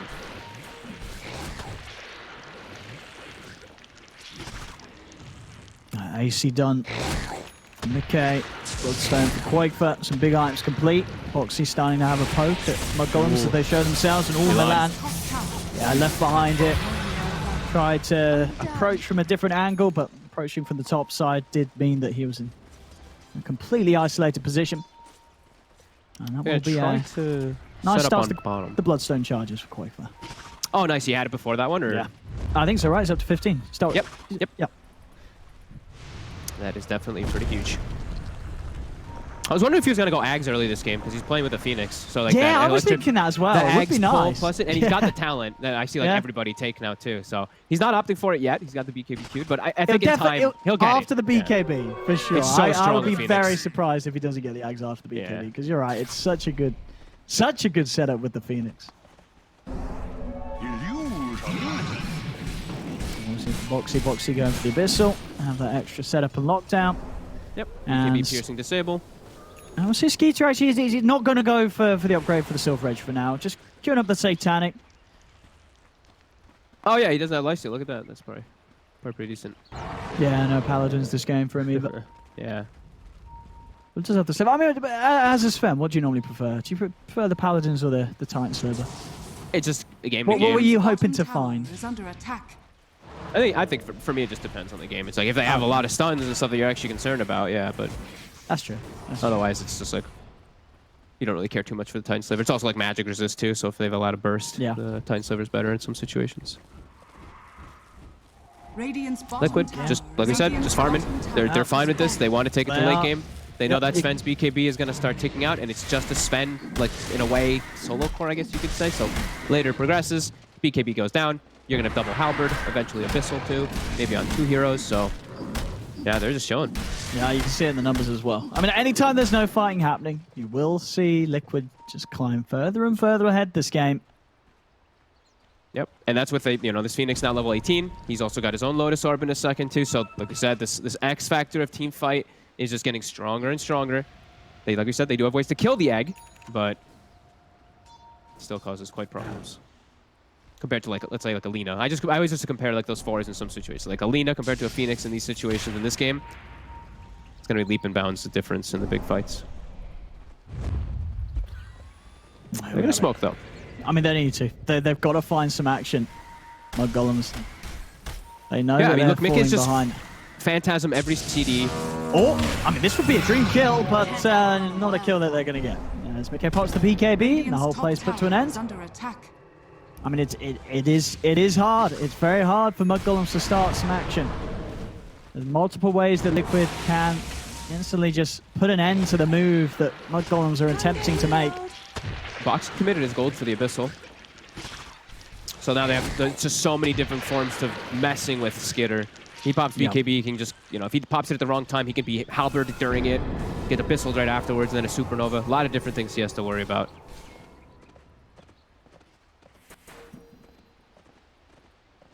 Yeah, I mean, again, I really do think this is just going to be one of those games where Liquid can make this as long as they want it. Just play it cool, no rush for them, for their heroes. At least that's how you'd imagine they feel, and I think from the play that we're seeing, definitely being shown here in this game, Liquid know that they can take this one pretty relaxed and safe. I mean, for the most part, we've seen Liquid just playing on their side of the map. They've got all the camps that they wish to farm. These mass sentries being laid down, making sure that the jungle is secure and unblocked. He switched it up. Taiga switched from Lotus Orb. He's going Shivas, and also Sven bought the Silver Edge. He did. Okay. They got a Vlad's on Fada, so I think that was what he's like. Okay, you have lifesteal. Go for the Silver Edge so we can actually kill these frontliners. Otherwise, they can't kill the Bristle. That's a good call. I mean, that's definitely a good call. Yeah, the Silver Edge it just effectively makes that much of a difference, of course, with the break on the Bristle. The they can actually get boxy in some situations, but he's got a sentry down all in this area, so he's playing safe. Actually, 5 sentries in this area. And we see, like we said, Mickey every single time, because you have the CDR talent, you don't care. Just pop your ult off CD, 64-second cooldown, push in the waves, get that farm to continue to grow. Yeah, even the Reality Rift Pierce immunity too, yeah. More things that the Sven has to worry about. Just pulling him around the fights. I mean, I think we'll see Mud Golems. They're going to go for the Roshan. Okay. It has been scanned, but Mud Golems will do this very quickly with the AC, the God Strength. They're taking this Roshan down. Liquid, and they're going to have a chance to have a look in on this one. Boxy's starting to step forward, but they'll be able to hold him to the side with the Tornado. Roshan's down. Aegis will be secured by Skeeter. Liquid are still going to try and take the fight. Looks like Fada is again going to be the one offered up to the side of Liquid as he's left behind. The Enchantress will fall. Can Liquid get anything more from this? They'll give themselves one of 33's familiars, but unable by the looks of it to actually close the gap on anyone else. 33 actually able to take down Insania's couriers. Insania was trying to use it to scout out on the front lines. But they're able to do something. They get in, they get Roast, they get the Aegis. I think not for any other reason, but for a lack of having anything else they felt that they could do. But they do get it. Yeah. Still though, you see on the gold, even though they get Roast and the Aegis, they're still falling further behind. And Liquid, they've now found themselves in a position to just start pushing in down the mid lane. They know how strong they are right now, and they're not really going to be too scared about this Aegis. No, and they know that Sven used God Strength to kill the Roche that fast, and I think without God Strength, they have no damage in their lineup. So they know immediately, no God Strength, run around, they've freed him around the whole map. And now Mickey also has a full heart finished. So yeah, they're just getting crazy amounts of farm, and everyone's just getting too tanky. Radiant's top tower has fallen. Taiga even up to 32 armor as he's sitting on that craggy coat plus his Shivas, so... Oh, what mid lane? They're trying for Boxy. They're trying to make a go on him, but I don't think he cares. He's going to hold his ground, put the Minotaur horn, start to get some dudes sticking out onto the two of them. Now they're going with the zip. They managed to catch out Skeeter. Skeeter's still got the BKB in the Aegis, of course, so no real pressure onto him right now. He's actually going to try and commit. Pops the Godstrength, goes straight across over towards Boxy. Do they have the damage? They've got the control of the light strike rate. Boxy getting low. Boxy jumps over the fight with the pistol. He's still alive. The Laguna comes out. It's not enough to kill him. Boxy will live. Still surviving to the side. Finally, they find him, but it's cost them the first life for the spare. Now, him down the ones. There's going to be a buyback from Fuddy. He knows he needs to come over to try and help Skeeter, but can he even get there in time? Skeeter just getting locked down by Mickey, Tiger, Insania, and Quakefer as this Sven. Oh, they haven't got detection! They haven't got detection! Dust is on cooldown. They haven't got detection. Skeeter actually able to live. He's able to walk away from Liquid.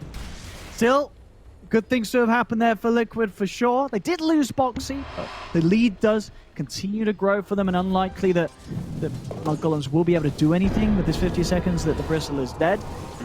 But definitely a bit of a missed opportunity they couldn't capitalize on taking out this Sven. Aegis and Cheese fight, and you can't take the fight at all. You literally can only, you have to blow everything in the kitchen. You have to throw everything at him. Everything in the kitchen, sit onto this Bristle back to finish him off, and he almost survives during all of it anyway. I think that's really starting to show what we're going to see in majority of these fights. The damage is just, it's just not there. They have too strong of frontliners. The only way that Mud Golems can do this is if they somehow can catch these backliners and then just make it so that they're outnumbering in these fights. But it really doesn't feel like it. Like Taiga, he's just waiting. You see how hesitant he was in that fight? Just sat in the back, waited till it looked pretty decent, and then he jumps in, and it's a crescendo. Yeah, I mean, and he can do so. You know, it's not like his efforts are needed on the initiation. He can just be the insurance policy. Mid lane, quick catch onto the Invoker. Borony is out. Down by 80 seconds. Does have buyback, but hard to really see that changing the state of this game, especially with Quake now hitting the 25 and also having the completed Aghanim. So a huge power spike for the Storm yet again. Yeah, that's going to be real nice for them, I believe. I think Insania also got it too, right? Yeah, so Insania and Quakefoot both have Ags. Everyone just on their team just finishing up much bigger items. Just one plus item pretty much, it seems. There are 2 plus items on the side of my Golems. Trying to force the buyback. Yeah, it's 4,600 HP CK. And he also has the Spell Prism given to him, so Phantasm has a 50-second cooldown. Think of the Midas cooldown. Oh yeah, of course. 61-second cooldown on that. Radiant's middle tower has fallen. I mean, it really does seem like they just can't stop them. Yeah. This game has slowly but surely headed further and further in Liquid's advantage. They won't stick around for the Rats yet. I'm going to see Skeeter try and go in onto the Bristle. But able to make it away there as he is glimmered, and of course puts a stop to that attempt from Skeeter with the Stormhammer. I mean, back up for 20 seconds and then re-go on the side of Liquid. If you know Godstrength's not going to be there. Just wait it out for another like 10-15 seconds altogether, and then smoke yourselves. Yeah, exactly. They're going to do it. They can even, I think they can even just like jump into the base and look for them here at this point, because there's just no damage once this Godstrength is gone. Dire are scanning. See what they can get. I mean, this is a little spooky for Mud Golems. Liquid, I'm going to make the quick jump. Go for Fighter first. Same time, Quake was going to zip straight towards the back lines. The BKB and the TP out is there for 33. The Borony is going to be left behind. Silence comes out from Quake. Will continue to control him. The BKB now popped. He's out with the Ghost Walk. Borony will make it away, but again, it's just these constant situations where it is just Mud Golems running away from Liquid. Dire's bottom tower is under attack.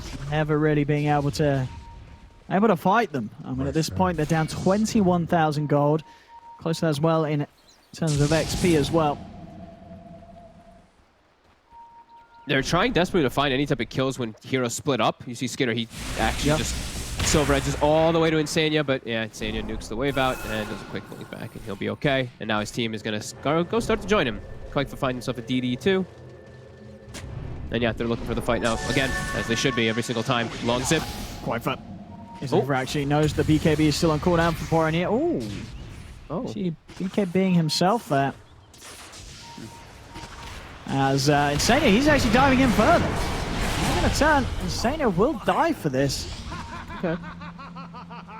That's something for Sorry, Mudgolems. Insania. Your Stormhammer does not dispel the Yules. And hang up. Tiger. The ball. Put up with the stun. Quaipa's going to zip across straight away, looking towards the Invoker. Borneo getting low, but he saves himself with the self-kill. 33. Put the BKB. Borneo turns, pushing the back with the Deafening Blast. Skeeter goes straight for the BKB, trying to find a target. Does manage to get himself over towards Quaipa. Quaipa in trouble, but he's able to zip out just in time. Quaipa will live. The Sven getting low. Can they get Skeeter out of here? They cannot. Foxy and Mickey stay on top of him. Triple kill for Mickey. Over to the side. 33 does manage to nuke down Tiger with the Soul Assumption, but at the cost of his own life, as Liquid will clean up yet again. Another team fight. Liquid continue to push themselves further and further ahead, as they just don't have the tools right now, Mudgolems, it seems.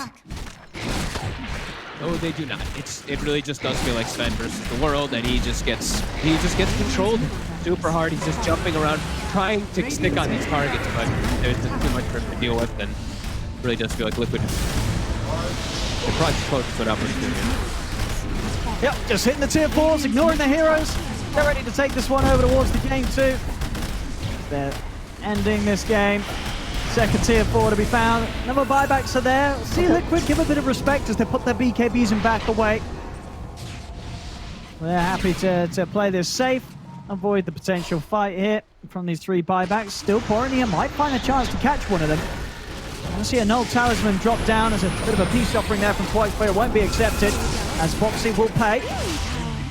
He was trying to get the gem from him. He was dropping the null to get handed it over, but I don't think he had space for it at the moment.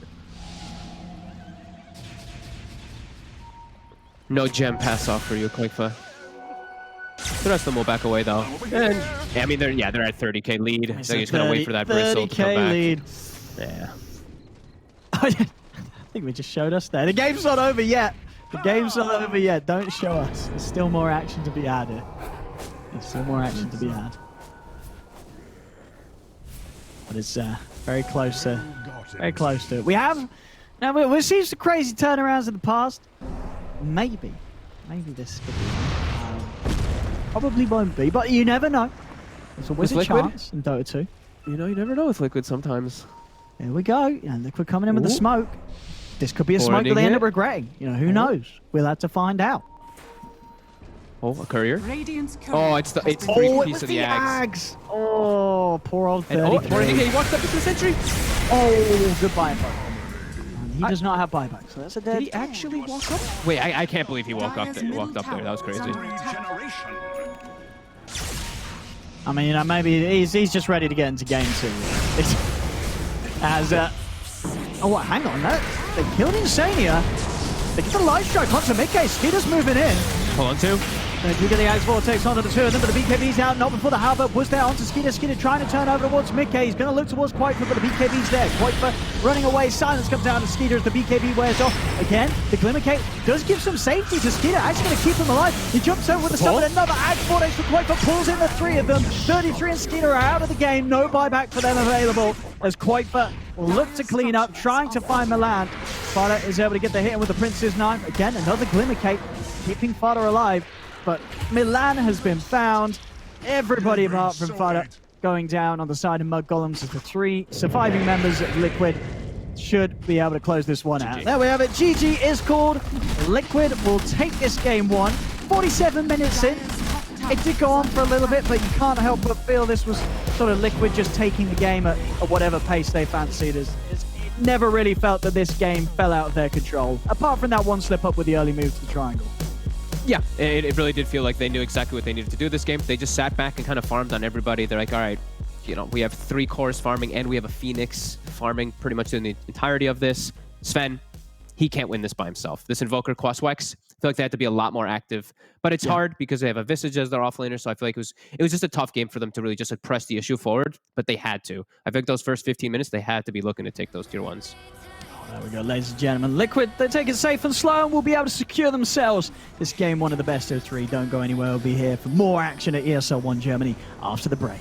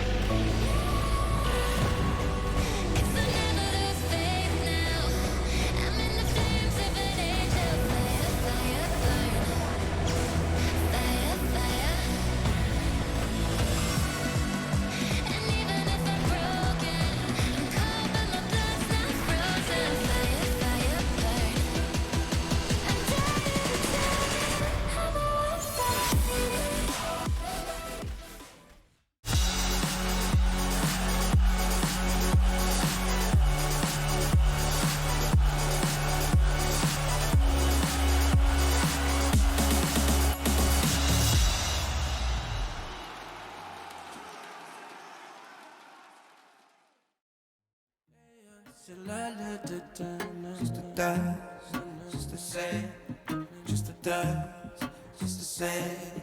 Oh, it's you and me trying to be weightless. Like we're the two surviving pieces of something. Always you and me trying to be weightless. And I know it feels like light years in the making. Oh, yeah, 1,000 miles of luck. Don't look down, we made it.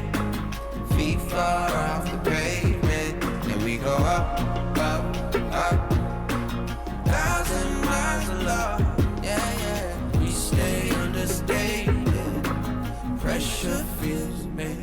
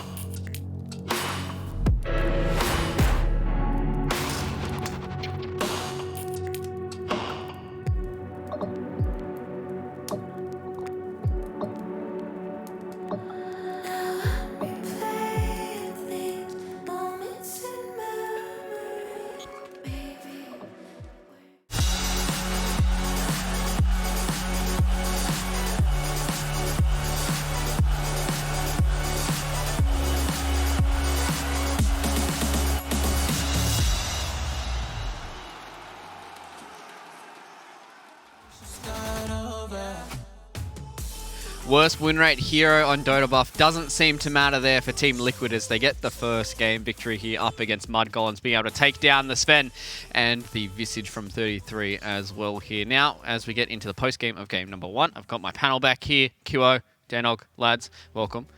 Team Liquid, they look pretty strong here with this Chaos Knight as a position 1. Usually we've been seeing it as an offlaner for the entirety of today, but now it's looking a little bit strong there on McKay. Yeah, and I think the big thing for them was that it was all on the Sven to end that game, basically. There was just one win condition, whereas it felt multifaceted on Liquid's side. You know, you've got the Storm Spirit, who was played in the mid lane, of course, but fulfilled a very different role. He was the initiator. He was the equivalent of, let's say, like a Blink Mars, for example. And it just allowed Boxy to be this beast that was getting an insane amount of farm. He had an Abyssal Blade, a Moonshard. It was crazy. I think start was good, like how Skitter actually first killed like a Bristol back first in very reasonable like HP usage, and he had the magic wand up to him. So I was expecting him to kill like 2 or 3 times more, but I think Boxy played really fantastic where he just lived with like this small HP like, every time. Some good stacking going on as well in the Dire Triangle, made sure that he got a decent amount of farm. I did like the itemization from the Visage there, going into the Orchid, making sure that they were able to lock down the Storm when he was trying to make those early rotations, but it felt like it could have even been a minute or so faster because they went into this sort of half and half thing. He wanted to go the Atos to start with, so he had the Crown, but then he was like, no, we really have to deal with this Storm Spirit right now. And you know, maybe that was a little bit of the momentum not going their way, but yeah, it was just way too much HP to deal with at the end of the day. And then, of course, you've also got Insania, who hit some pretty clutch eggs, made sure that he was able to just sustain his team as well with that Sunray. Yeah, I think the biggest thing coming out from Team Liquid here is everyone played extremely well. I think the 2 supports coming in from Liquid played insane. Insania, obviously that man playing his Master Tier Rubik, goes to show that why this hero is extremely strong. He was able to get an Aghanim Scepter up on that Rubik as well, so he had a lot of these clutch steals, being able to steal the Storm Hammer. He stole a lot of Dragon Slays, stole a lot of Tornadoes, even Soul Assumption towards the end there as well. So it just goes to show that, you know, if you have these supports who are having such a good game and being able to do a lot in these team fights, then it makes it a lot easier for your cores to shine. Yeah, Tiger did really well. This is probably the one team fight that didn't quite go Liquid's way, and it was basically because they ignored the Enchantress and the Lina for once, you know, and they were just free to hit away, first on the egg and then on everyone else, not really punished quite well enough. And I think it was just Quakeford not really doing anything in that time around. That might have been the Axe reveal as well from the Sven. So key timings, but just not enough, and they were able to steamroll it. Yeah, we also, it goes to show that the you know, the Dispel Town is pretty strong there. You know, we saw a couple of times where Koifu was just coming in. I think that was also the fight where we were like, oh, he just went in and did nothing, right? I think in order for that Dispel talent to actually pay off is like they needed this, like they needed to have this team fight favoring. They have to lock down 2 or 3 of the heroes, but just that didn't happen. Like every time, like the Liquid is the one who's like initiating one by one, and the Svens keep getting kited. I think there was like one fight where Sven was the one who showed first and like received like a half damage already at the beginning of the fight. Yeah, before popping his BKB. Yeah, even if you BKB, like in those sort of fights, like you're not gonna be able to get anything. The longer the fights went, the better Liquid was feeling about it because they weren't super reliant on their BKBs. They've got obviously CK, who's got a bunch of illusions to deal with, so they obviously can't have the BKB. You've got Phoenix, who does a lot of damage over time. Sunray just keeps you very healthy. And then, of course, you've got the Quills to deal with as well. So good kiting, good support play. Insania and Tiger, do it again. Yeah, these boys here from Liquid looking pretty strong here in this first game up against Mud Golems. So we're going to go to a short break. And on the other side of this, game number 2 between Liquid and Mud Golems. Don't go anywhere. We rise up from the dust and claim our throne. With the right CPU, you can turn any game from familiar to phenomenal. Unleash the potential in all your gaming with Intel 10th Gen processors.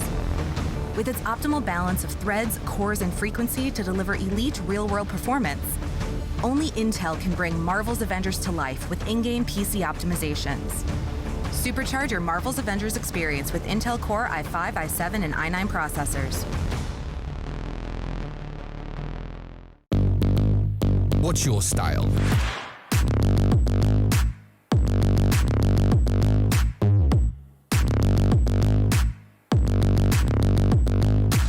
Get your your merch at shop.eslgaming.com.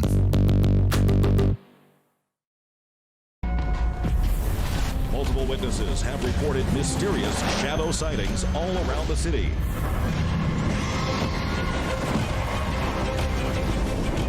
According to experts, the origin of these shadows is still unclear.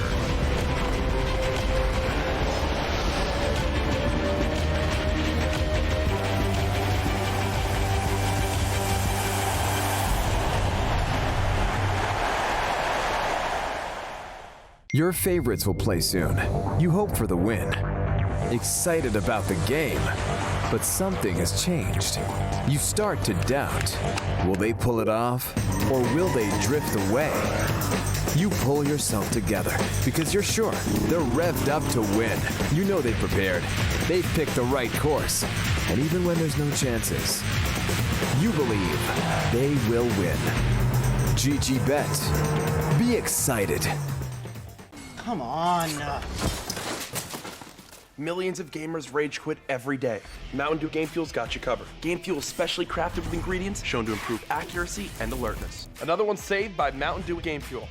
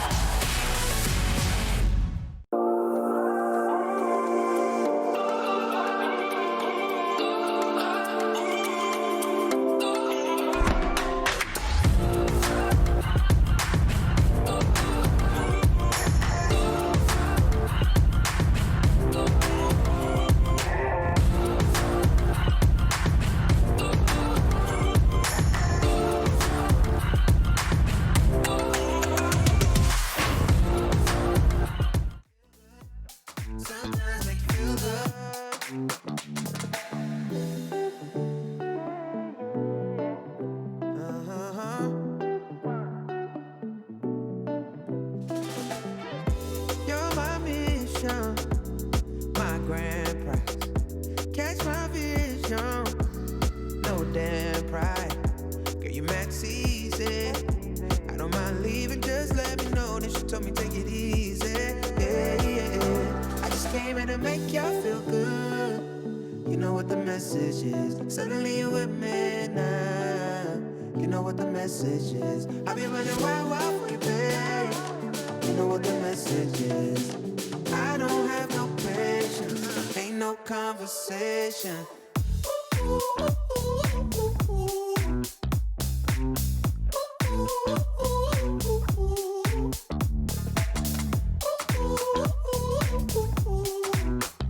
Feel good, sometimes make you feel good. I just wanna talk, but you don't wanna listen. Tryna go far, but you got mixed feelings. So I'm finished. I'm on my way. Then you tell me you need it. Back in my space. Hey, yeah. How could I lie?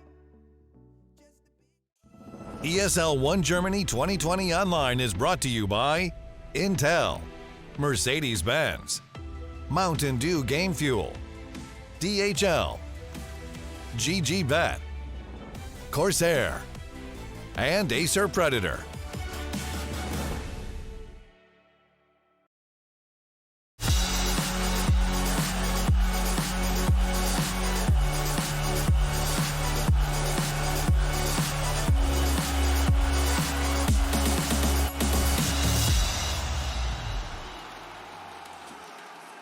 Can't say why.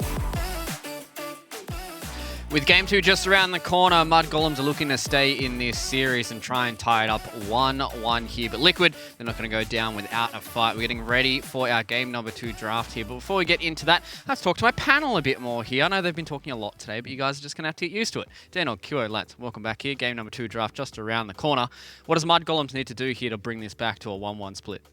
I think they need to deal with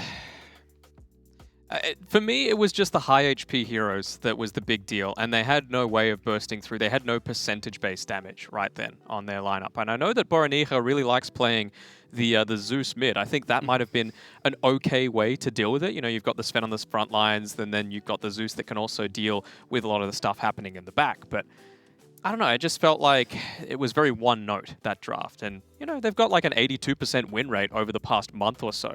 Granted, it's not against the likes of Liquid, Alliance, you know, these sorts of teams, but still, that's nothing to scoff at considering they're only a month old. I think Mud Golem needs to either try to utilize like a 33 or Skitter, one of them, because I think 33's strength is that he uses all these unconventional heroes like to deal with enemy, but if you have Sven, like, do you not think that the Visage is unconventional enough though? I mean, if you're versing against 33, I guess you have to just expect it, like that it can come out. But I think, like, I want to see more short cooldown like heroes from Skitter, like Spaceless Void. I mean, it could be long cooldown like with the Void Chrono, but yeah. Well, a lot of short cooldowns heroes coming out, like, because like to enable the 33 to be like a siege tank. So do you want them to be more aggressive? Is that what you're saying, as opposed to going a farming style, or what's the? Not really too much on the farming style, because Sven is the very greedy, like the one that requires a lot of conditions to meet. But rather than that, like try to sacrifice for a 33, give him like a okay game, and then he will solve out with his Chan or Visage, whatever the summoning heroes like that he have. Yep. All right, well, a little bit deeper in the draft now, boys. Team Liquid, they're starting out with Insania's Rubik again. As you said in game number 1, Tiger can play it as well, so it's not just locked in for Insania, but showing us a good little stead there for position 5 Rubik. So if they have another good laning hero with Insania in that lane, that should be good. Yeah, I think this one's probably a bit more likely to be Tiger, just because Rubik Slaughter is a very strong lane. You know, you can get a lot of harass out in the early stages, and you're not punished quite as much as you might be. Like Rubik, he's an alright laner, but it's heavily dependent on just, you've got insane levels of cooldowns on your abilities to start the game out. But if you've got someone like Slaughter who you can really, you know, get a lot of that burst damage through, then you can make up for it. This is the like hard part for Mud Golem, because you generally want to pick Terrorblade or Drow Ranger here, but you can't really open your carry, just nature of how the drafts are going these days, and you want to save your carry side onto 4th and 5th pick. But so do you feel like they just don't have the heroes to really kind of safeguard like the Drow or the Terrorblade here, if they do pick it up nice and early for Mud Golems? Well, there's nothing stopping them picking Avenge right now. Although, I think actually, ironically, Venge is like the hero that they don't play, and they ban the most. Oh, really? Yeah.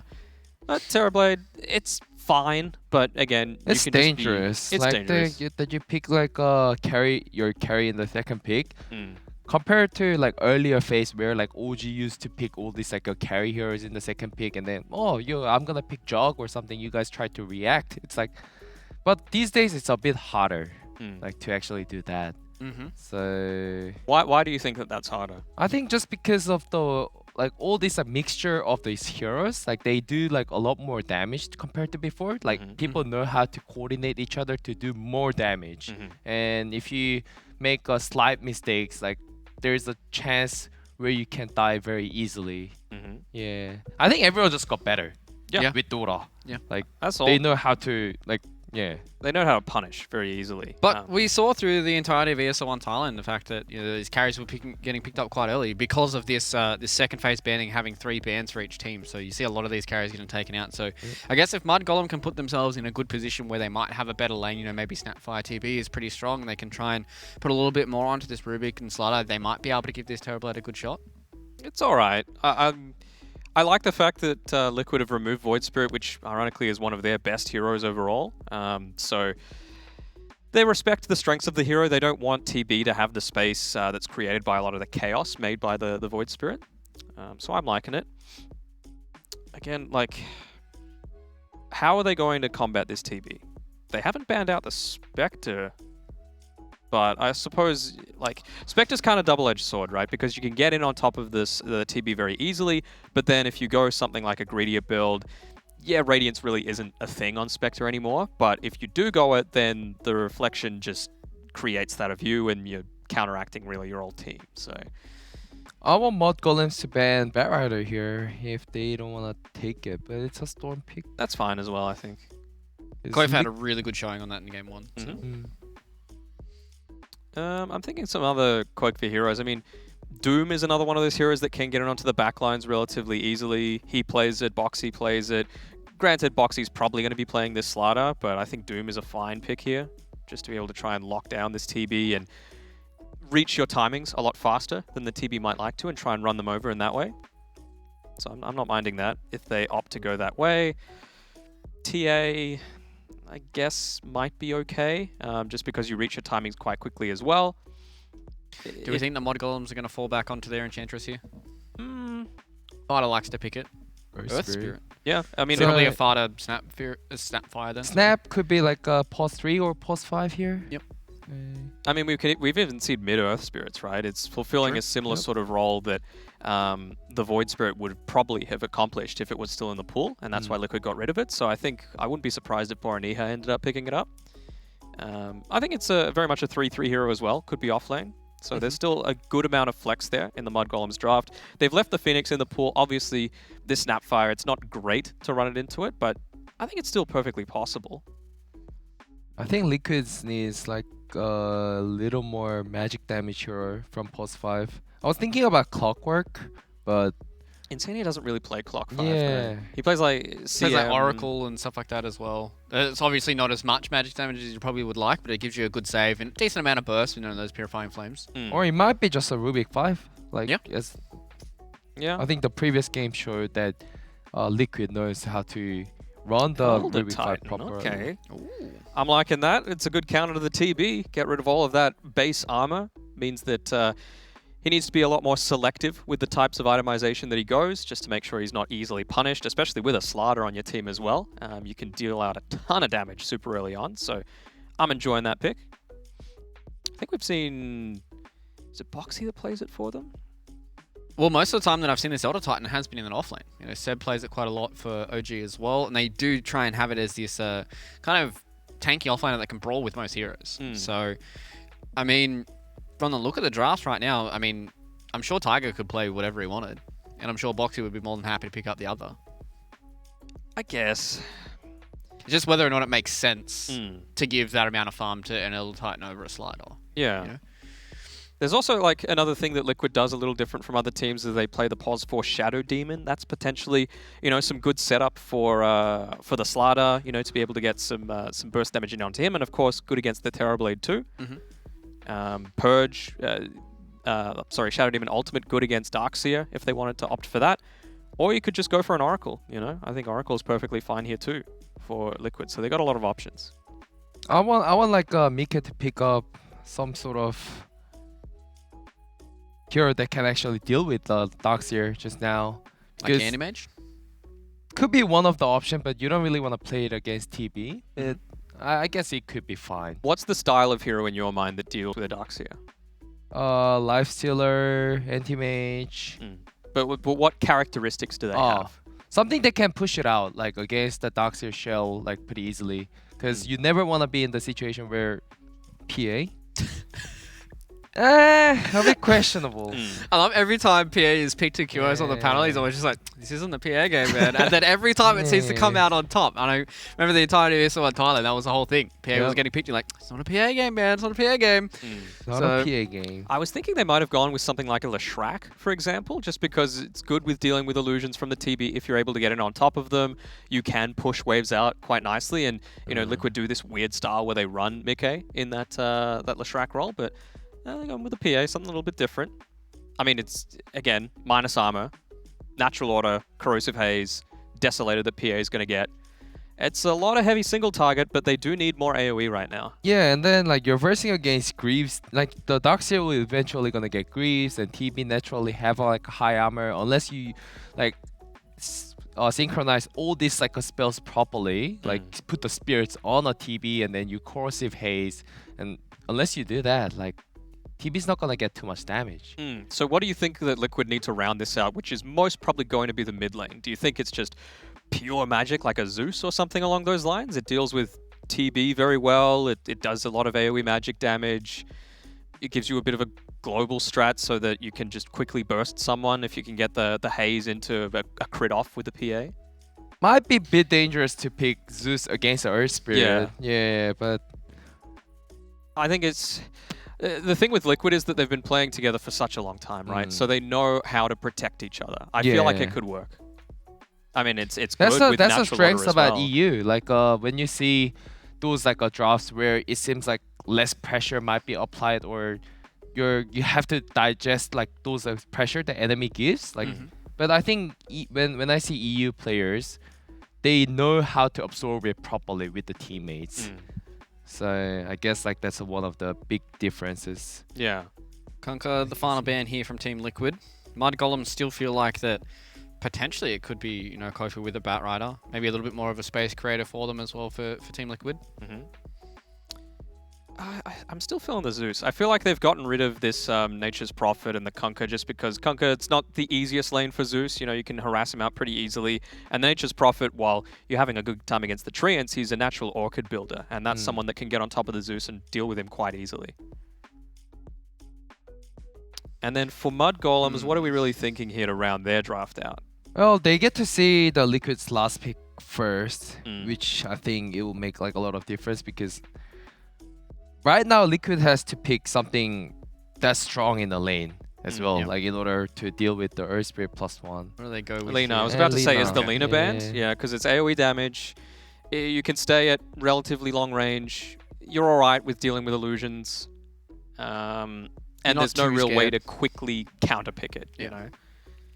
What do we need here for Mud Golems? I don't have much time left. They've only got 5 seconds left here on their reserve time. Something that can kill PA or Lina, like with the Earth Spirit. Zeus for themselves? Might be a bit difficult, like to lane against Lina. Ember Spirit, okay. Yeah, good lockdown. So they sacrifice their laning phase, and then like they'll probably like the Ember will be trying to supply the global pressure against PA and Lina. So you think they're going to try and combo up with, you know, these 4 heroes, give Terrorblade a little bit of a jungle free farm. They've got the Iron Shell, they've got the Flame Guard, got the Earth Spirit, they've got Snapfire. They've got a lot of early game spells that they can really abuse in that 10-minute mark, boys. But how are we feeling here with both these drafts? Where are we sitting? Where are we thinking? What are we expecting? I'm feeling a bit stronger about Mud Golem's draft, but I feel like Liquid are going to be able to out-execute them. Yeah, I'm going same prediction. Yeah. So you guys both think the Liquid's going to be able to clean this up 2-0? Yeah. We expect. What does Mud Golems need to do though? What do they need to do to try and end this one out? They have to not get owned in lane. That's it. So just win for them. Like I mean, not like not die too much. You know, like they have to go with the flows and then not making too much mistakes and group up at some point. Let TB get Scotty and MKB and right click the PA down. I think you need to beat Liquid at their own game in this one. Liquid are going to be going for these solo pickoffs and trying to turn it from a 5v5 into a 4v5 into a 3v5. I think you've got the heroes to be able to do that on Mud Golems. It's just, are they going to be able to actually do that? Yeah. Well, it seems like the game plan here for Mud Golems is to just win. And let's see if they can get it done and bring us to a 1-1, or if Team Liquid can make this 2-0. We're going to leave it with our casters once again. It's going to be Odie, Pixel, and Fog.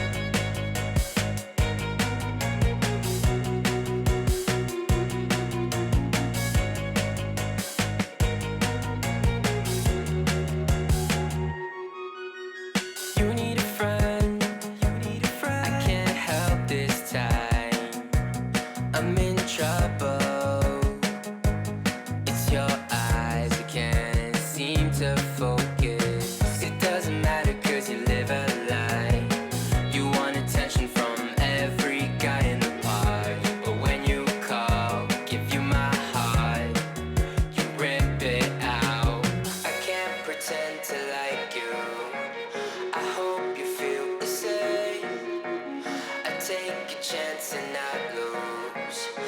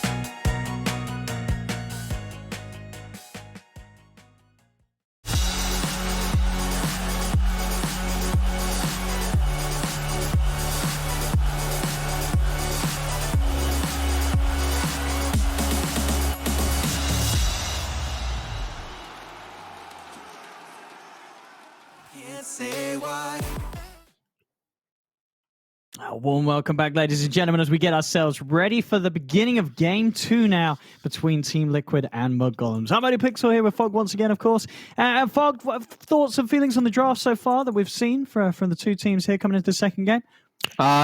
Looks like it should be a lot more action.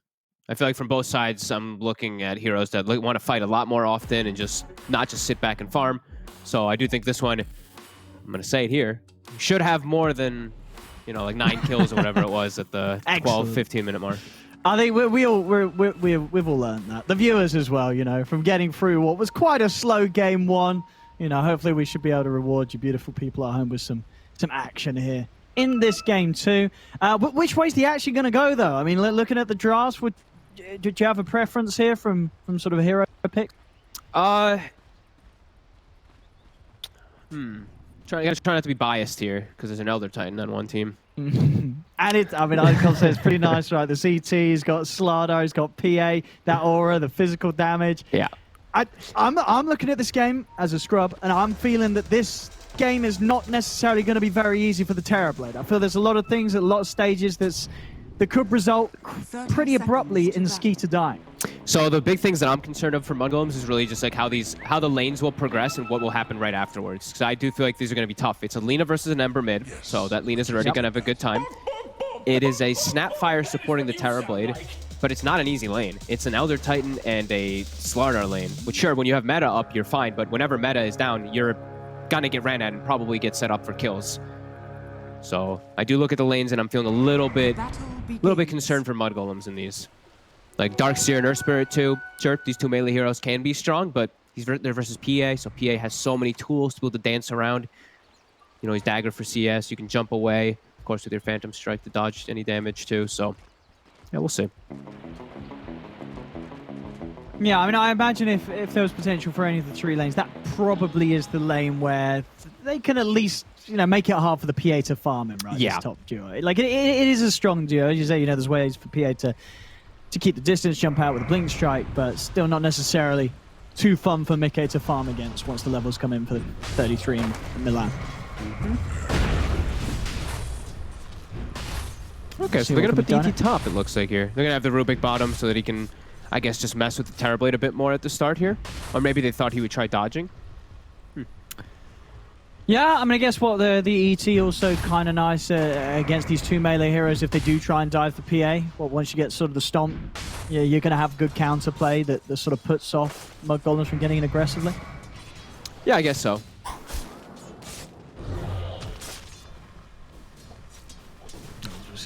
Quite a bit of damage done to Milan. Yeah. We'll stay to the lane, though, as he TPs over to the tier 1. That's the other thing is Rubik always gives you secure range creep. I always look at that as one of the big things. Yeah. So, like ET Spirit, it's very hard to actually just last hit creeps. It's only 50 damage if it's actual. So yeah, they're 33. On 33. He actually skills the vacuum at level 2. He's dead. I mean, did he just skill the vacuum or he already had a point in it? Because I feel like he must have already had a point in it. There's no way you panic skill it there, is there? I think he just instantly skilled it too. Okay, well, I mean, but you heard it from the announcer. First blood. First blood for Liquid. Because of that, no escape available for 33. And I mean, with that knowledge, 33's got to be careful. Until he does get that point in the search, he is very vulnerable. You see the massive amounts of damage that can come out from Tiger. He's just consistently getting the Spirit onto, through 2 heroes at least every single time because of them both being melee and both trying to get into the face of the PA. Oh my god, yeah, and he's just solo zoning them while also denying a whole wave. Look, he pulled the side. No, he denied 2 creeps there, maybe even 3.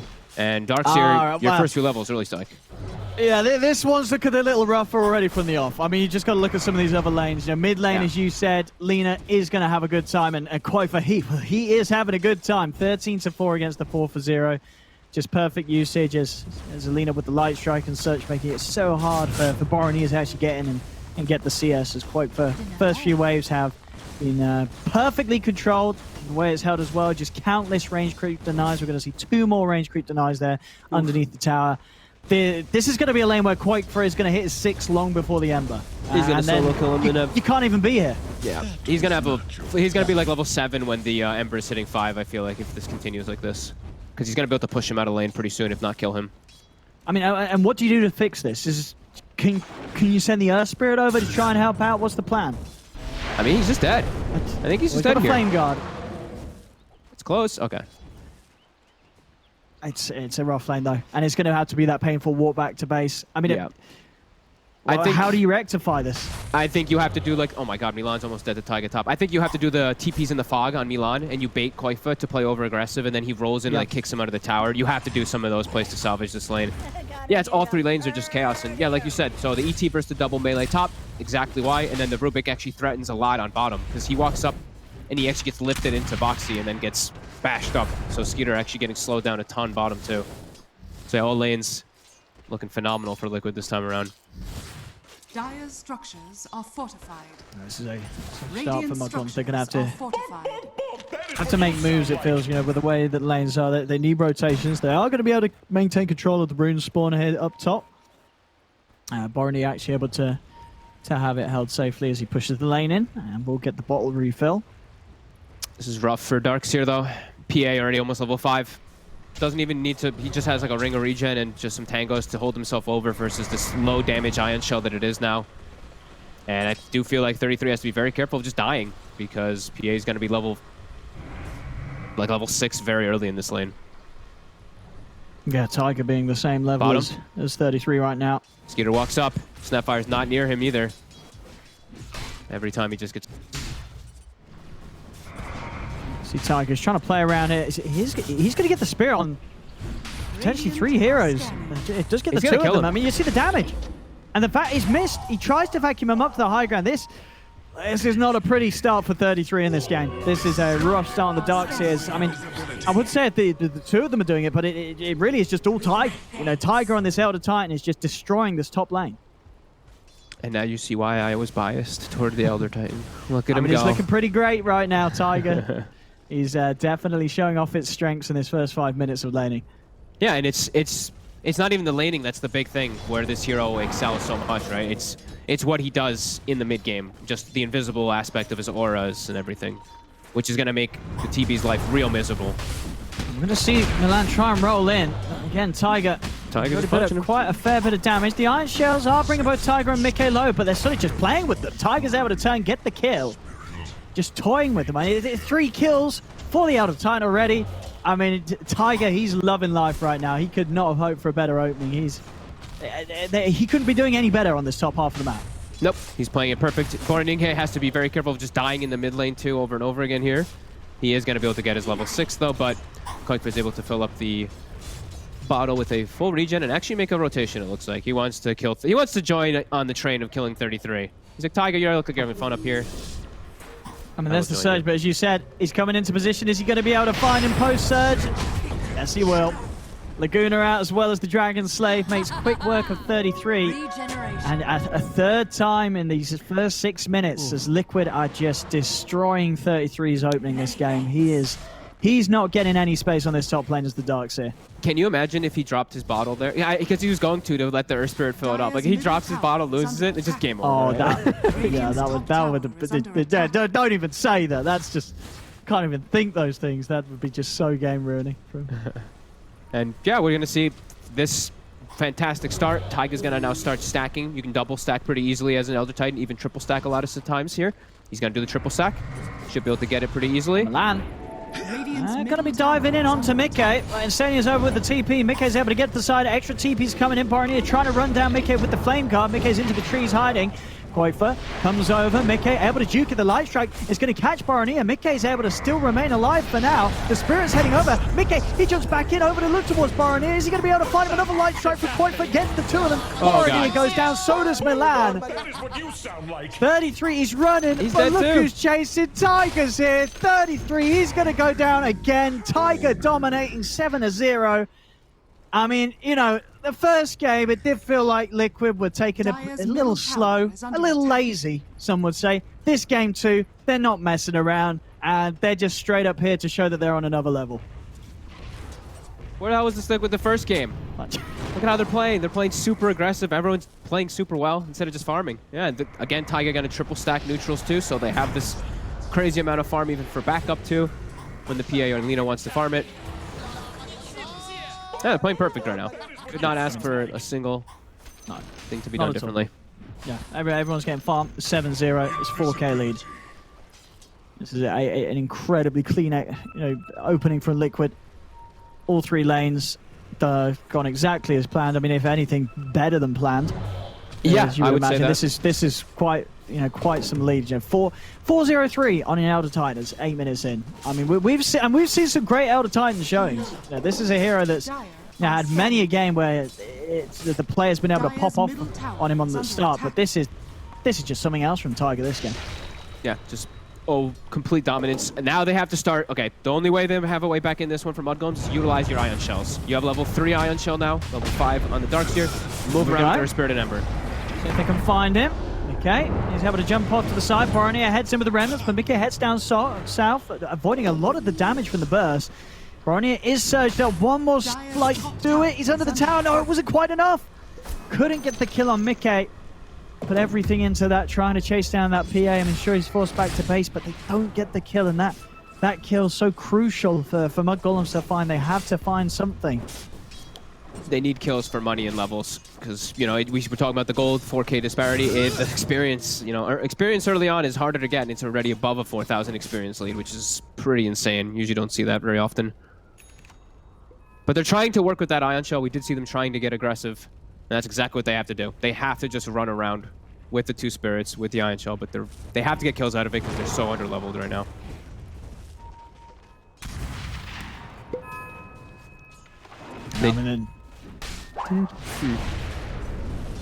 They're all just starting to stack up here, some camps.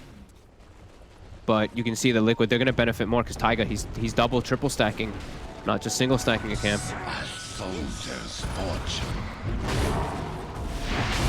Okay, with this Battle Fury, I mean, it's going to be a very good timing on the Battle Fury.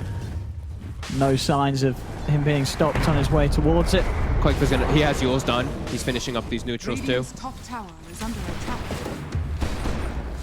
Oh boy.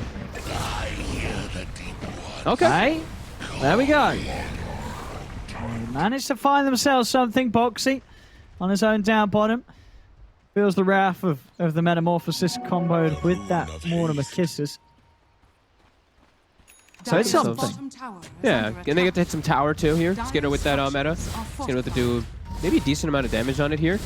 Rotation will come though, Koifa. We said he has the Yules and an Arcane Ring. More than healthy enough to fight. He's got to start backing. Yeah. He will.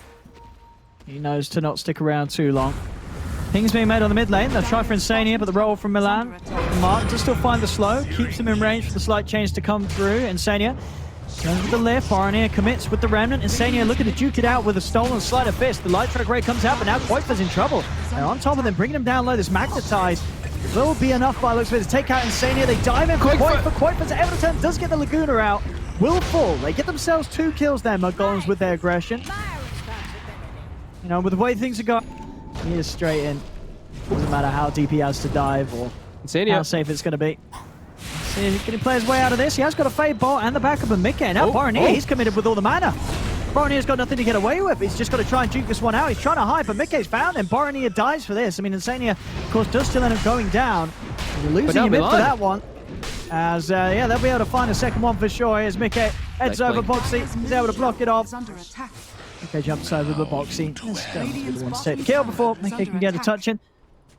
I mean, you just killed the 5-position Rubik and gave Mickey so much out of it. Mickey's game just looks so good right now. He has the Deso if he wants it. He's queued up the BKB for now, but he literally could just buy the Deso right now. I think he's going to go for the Deso, right? I know, because he had the Deso queue before, now as you say, he's gone for the BKB. I mean, surely he's got to feel that this game is pretty solid. If he goes Deso, I think he gets away with it. I think he can get away with it too, but he's probably just like, Boxy's about to be 12. Like, he's already got minus 15. Like, but then you have more minus armor. I remember, agree. 2 minuses make a super minus. That's true. Kids, 2 minuses make a no, it's not. Nope, let's not confuse the children out there. 2 minuses make a positive, kids. Learn your maths. But in this game, Warning it. Do they get the crits? And that's multiplication. Never mind, Fogged is right. Hey, mid lane, they've got the 2 of them. Hey, that's a combo and a half there. Straight up with the vacuum into the roll. That's They just got 2 of the biggest kills of them. What's going on? They What went for was the kill. Mickey doing there? They jumped on top of Bourne, didn't think they could kill him, but he had backup. He gets maxed up. All they get turned. right, yeah, Everyone was big there. moves from Mud Golems. All right, here we go. Straight down the mid. Dire's structures. I mean, the biggest kill they could find there. Mickey just presented to them in the mid lane, out of nowhere. I wasn't ready. They weren't ready, and no one was ready. Suddenly, Mickey's dead. He's jumping in on mid. They kill him. I'm wondering if he was even ready, because I think he was probably saying, yo, I'm 80 gold from BKB. Let me just finish it. But I think they saw the guy mid, and Boxy must have made the, oh, you have a bash prepped. You know, this Ember's showing in the river. They went for the opportunity to get punished for it. That's huge. I mean, that's huge. Yeah, absolutely here for Mud Golems. That slows down the BKB by a full like minute and a half or so. Yeah, I mean, he's definitely going to get it now. Yeah. After that, there's no more funny business here from Mickey. You can also see why he needs it so badly, as they're going to go on him again. They got him. The silence into the kisses. The vacuum into a second roll through. He's not going to get the judge second time in a row. Massive kills here from Mud Golems 2 times back to back. And they're diving in. They're going to see if they can try and chase for more here. Insania and Koifa on the run. Clumsy net from 33. Locks down Insania. They've got the damage with the chains and the metamorphosis. They've just taken a second. Milan, he's rolling in. He can't help himself. He's so excited. Straight into the base, straight back out. But I don't blame him. They've just killed the carry, the free farming carry, 2 times within a minute. And they're taking tier 2s. I mean, that... has fallen. Mickey, you can't die like that as the PA, right? Your top net worth. Mickey's have free farm, great Battle Fury timing, on track to be an excellent BKB timing. He goes mid twice, and he dies twice. Great read by Mud Golems, knowing that he's going to go for that there. I mean, that's just the way Dota can be sometimes. You die, and now he's actually lost 2.5 minutes before he would have BKB, and now they find Boxy too. He was trying to get the bounty runes, did manage to get the 2 of them. It's going to cost him his life, though. Mud Golems, ladies and gentlemen, really kicking into action, not to be set down at all by the rough start they had this game. They are making the moves, something that they weren't able to do either in game 1, but this game 2, you can really feel it. They've got the momentum going, and they have got the heroes to make work of that. Yeah, in this game, unlike the last one, they actually have team fighters. The last game, they didn't really have any team fighters. The Phoenix was on the other side, and they had a Lina and an Enchantress as their 2 supports. This time, everybody can join in to contribute to these fights very early on. Is under attack. Big stuff. They've pretty much closed the gap entirely. Mickey, now as expected, he did manage to live a little longer the second time he came back into action. He has the BKB done. So with that BKB, I mean, a lot harder to sort of chain lock him down. It's just going to be between the rolling boulder and the fire snap cookie, really, that's going to stop him from getting that off. And chances are that won't be quite long enough to blow him up in the magical burst. They definitely just got their boots rattled quite a lot, though, right? You saw, like, they were playing super aggressive, and then these 2 big kills, well, 4 big kills, I want to say, right? It's Koikfa's death bottom, then it was the double kill mid, and then it was the follow-up kill on the PA. It stopped all of the aggression that Liquid wanted to make happen.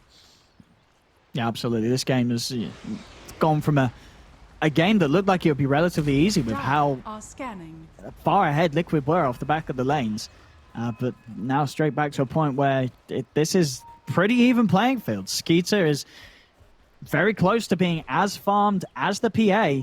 And with this sort of build, you know, the Manta, the Dragon Lance, the MKB, you know, I love it. This is an incredibly punishing build against a PA, right? You know, certainly even with the BKB, when you're jumping in, if you've not got control as a team of this Terrorblade, Skeeter will just stand his ground, and he's going to kill you much quicker than you're going to kill him. Yeah, and the other, like, pretty, I mean, I would say important things, but it's just looking at 33 and looking at Boxy. Like, 33, he had a rough start in this game. He is massive. Oh, and yeah, also, he's the wall, massive recovery. in a lot of these situations, like if he catches the ET in the wall too, then you have natural order. You know, you can switch things around a lot with this Darkseer that just makes your whole lineup a lot stronger. That's very, very true. And another one hit. Insania on the mid. He's been found. Tarosh. I mean, they're getting well and truly rattled, as you said. Mud Golems making plays. Going for this rush. I mean, can Liquid put a stop to this, or? They've got the double BKBs on Koikfa as well as Mickey, so they can, I mean, they can look if they want to, but they might not make it in time. They've got to be quick. It's already down to half HP as Golems down the ground, Skeeter in the pit trying to finish it off. You can see the rest of Golems trying to keep Liquid held outside of the pit, keeping them busy elsewhere. Skeeter's going to step across, actually thinking about joining the fight. Lightstrike comes down, they're able to get the crit onto Fada. Fada buys back immediately. 33 has the clumsy net to control Boxy. Boxy goes down. Liquid, they're going to use the buyback on the Slider, trying to get back in and use the full 5v5. Tiger tries to stomp, but it doesn't catch on Skeeter or Milan as Milan rolls in. Polar connection onto Tiger. Tiger uses himself up to buy some time, but the damage follow-up will be there as he falls back into the hands of Skeeter and 33. Double kill for the Darkseer. Liquid, they've got to be careful. It's a second buyback that Liquid are using. They really want to try and put their efforts into making sure they win this fight around the Roshan. Boxy finds the crush onto Milan. They're trying to chase, but Milan, he's got the Ghost Scepter. He's up to the side, will be held in place by the Telekinesis. Does finally fall the vacuum there onto Boxy and McKay and Fada. He's got the kisses coming for the low ground. Takes down Boxy, but McKay's got the BKB. Finds the vision over towards Fada. Jumps in with the strike. The stolen kisses as well, coming back the way of Granny as Fada falling low, but Skeeter, he's in with the save. The Sunder comes out, giving Fada the help he needs to stay alive. Skeeter goes for the TP out though, knows he has to bail, and Fada will still end up falling as he's left behind. Liquid will clean now there's up. a Roche, and there's no meta, and they used everything on the side of Golems.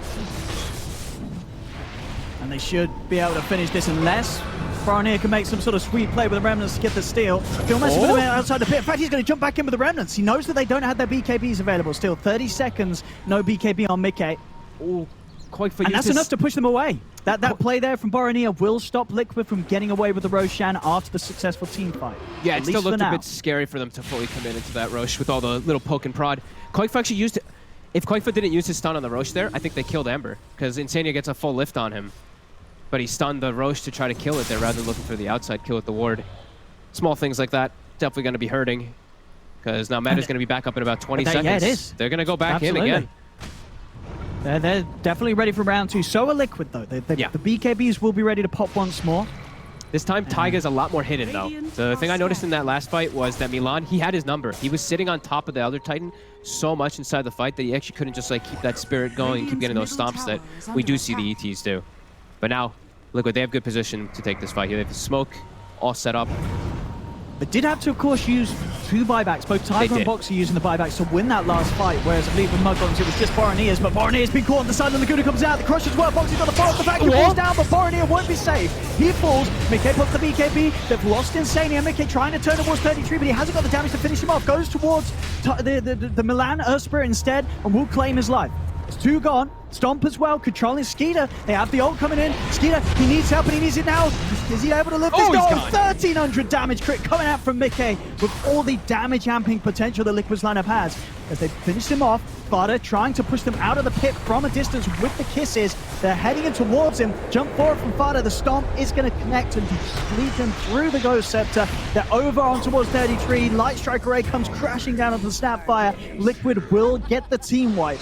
And with that, they should absolutely have the space and time to finish off Roche for themselves. So, excellent efforts from both teams around the pit, but at the end of it all, it is a resounding victory in this area for Liquid, as they are now back up to a 7k lead, and the Aegis is in the hands of Mickey. They're actually able to get their footing that time. Sure, they don't have any wards down or anything like that, but they're all smoked up, and they're able to position themselves really nicely in the fight. You see everybody's able to get multiple different spells off, and they kill the Ember, you know, as the fight is kicking off too. So they kill one of those big damage dealers and nuances. Or nuisances, sorry. Big damage here for Mickey. DD in the bottle. Ready to start pushing down. Taking these towers. I mean, off the back of that fight, they know that in terms of the resources expended and how many kills they're able to get, that they're back in sort of the comfortable position they did start things off with a little earlier this game. Their auras are still now really still kicking in. Things can ping pong back and forth quite fast, but now that you have an Aegis in your hands and you have bottle DD and everything too, you're starting to feel a lot safer, and you have your BKBs on your cores. I think that was like the really scary kind of point, was Koifa was farming toward this BKB, and that's where Golems was really starting to swing things around. But now with these double cores with the BKBs, they actually feel a lot safer to just charge in. It feels like Skeeter, even when he has the MKB done now, because they're just that sort of item ahead on each of the cores on Liquid, it's not going to be, that's not going to be the item that's really going to allow Skeeter to do too much. Sure, he does a lot of damage, but he's still incredibly glass cannon. I mean, to the point where, yeah, he needs that item after it. So, of course, will be the Skadi that he's queuing up But until he has that Silk, he's extremely vulnerable in these team fights.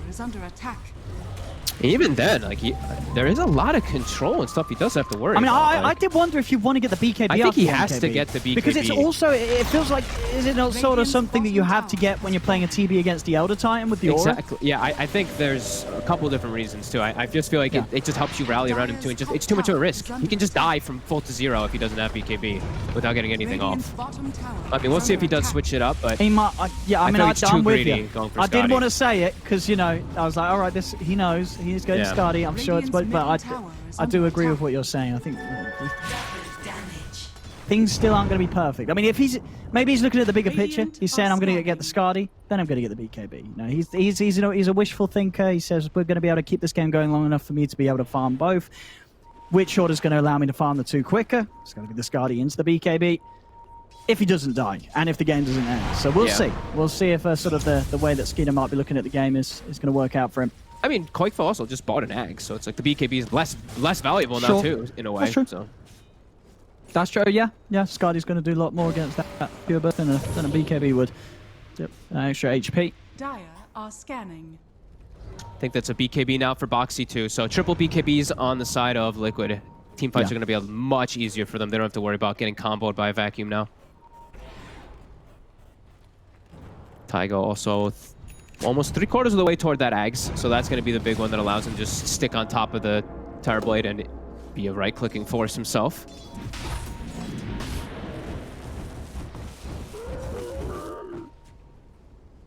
Now, Mud Golems being down 10k. I mean, it's.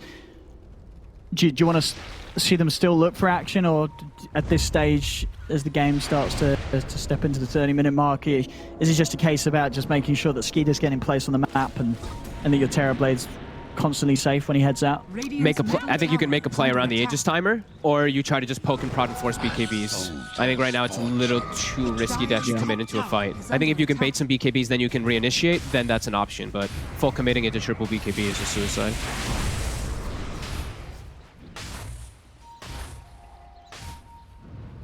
These farms and these levels as well, you know, Mickey, 23, Satanic is being well worked upon. And he's always got the buff up too, right? Like Boxy's getting close to 18, Taiga's had the max aura for quite some time. Got much more amplification. And here we go, Liquid. Got on the charge. Koikfa got the catch here, as no remnants out. And not a chance to jump anyway. Instant follow-up from the Yules with the stun. That'll be a father kill as well. Liquid starting to really exercise the lead that they have. How quickly they can kill heroes when they're caught out alone. Not a place where Bornigate wanted to get caught either. He just had finished the BKB on the courier, actually. He was coming out on the courier. Gets caught right before it's delivered. And Aegis does get reclaimed, but now they don't have a chance to make the move that they probably would have wanted to.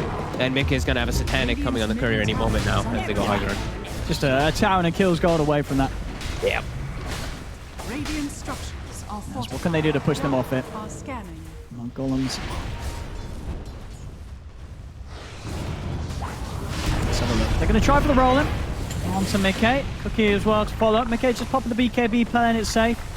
I know that was the usage of the Mortimer's, also the usage of the Metamorphosis. So happy to wait that out before they reinitiate. As they're still trying to chase. Do manage to get the catch onto Taiga, so it looks like they'll get something out of this defense. Taiga, the one to fall, the rest of Liquid already well and truly out of there. So it's a kill, but of course you can't help but feel this is the disengage that Liquid were hoping for. Yep. They just lose one. They know they're likely to lose one in those type of disengages too. Meta's popped, they're fine with it, so it's all good. Meta's going to be gone in about 10 to 15 seconds. Probably just wait for the ET to respawn anyway, though. Push the lanes out, get these next few things finished up. Satanic is done. Koikfa's still kind of far away from another item, but...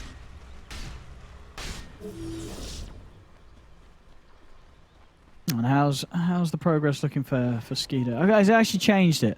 I don't know if you mentioned this, but okay. So looking towards countering the Ags Laguna. Okay. But I mean, do you like the Lincolns? It feels like there's a lot to pop it. Obviously, the PA very easily able to send something in. Are you a fan or still? What do you think? Don't like it. No.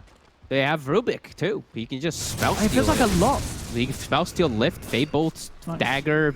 They have way too many things to pop it. I'm not to the point where you're thinking if Skeeter's thinking down this route, you feel like why not BKB instead of the Lincolns? Because it actually blocks the Laguna. I think that's. Like, but that's the thing, right? But Is it going to block the Laguna or something else? And then what's it going to do against everything else other than the Laguna? Which is, let's be honest. I mean, how many times has it actually been the Laguna that's really threatened him? It's kind of been everything else that Skeeter's having to be careful of. Maybe he's just like he can also like dodge like the Yules, the setups and stuff like that. But like you said, there's just so many different things that can break the Lincoln. So, I mean, maybe again, big picture. He's like, I'll get the Lincolns, then I'll get the Scardy or the BKB. As you know, okay, so he's getting the AC. So the other alternative towards the ET aura, you're getting yourself some actual armor. But it's only going to be what? How much armor you get from AC nowadays? Just 14 or something? Yeah, like 14 or 15, I think. I think 14 even. 15. So 15. It's still 15, so you're going to end up with 15 armor in the fight. So, I mean, it's better than nothing. It is some armor. Very true. I don't think a lot of times Taiga's been standing on top of him, though, right? I think Taiga only stood on him once so far in the fights. That's true. Because the actual base armor is, based on your hero. Yeah, it's just on the hero, yeah. Either way, though, I mean, it's the one he wanted to go for. Maybe it does block something. It is an item that's gotten changed and buffed and all that kind of jazz quite a lot. Maybe, just maybe. I just don't see how, like, most other cores, like, don't really want to buy this because it's expensive. It's pretty expensive. It only gives you the attributes, really. Besides that, just the block. It doesn't give you any good damage or anything. I mean, to the point where I feel like if it would have been a real threat and the team had talked through it, maybe you're trying to get the Lincolns built up on the Ember and he's able to offer it up to Skeeter. But they do indeed find Koifa towards the mid. Koifa pops the BKB. And he's going to run. Milan still trying to chase this. He's back up now, though. He's going to look to go back in. Go over towards Milan, but Milan's out with the roll away. Insania does still find the grab with the telekinesis into stolen rolling boulder. Baronina 33 still watching to the side, seeing if they can maybe get in and help this out. Baronina puts the BKB in there. Still got the metamorphosis going. So the damage is there to take out Insania. Jump away from Liquid as they try and retreat. Tiger left behind. He's going to Yules up, but he's almost certainly going to fall as well as they'll claim a second. Big kills here from Mud Golems. Can they turn it into anything else? They do have the creep wave moving in down bottom. They're going to be able to probably at least take the tier 2 tower if they want to push with this wave. And yeah, there's still a few seconds left on the metamorphosis. They certainly will. Fortification comes out from Liquid. Okay, still hopping around for the defense, but without Insania and Tiger, it's going to have to be very careful about committing for any sort of fight here. Yeah, they don't want to go without Tiger. They're just trying to poke with daggers, but tower will inevitably go down. Nice move by Mud Golems. Just very unexpected. Don't think Liquid was seeing that one coming at all there. They were all just kind of split up there. And you see as soon as like the Darkseer catches the ET inside that vacuum, they are very cautious to walk in. No. I like this as well from Skeeter. Rather than the AC, it's going to go for the Satanic. I think that definitely answers some of the issues like the crazy burst from the Laguna, right? Sure, absolutely.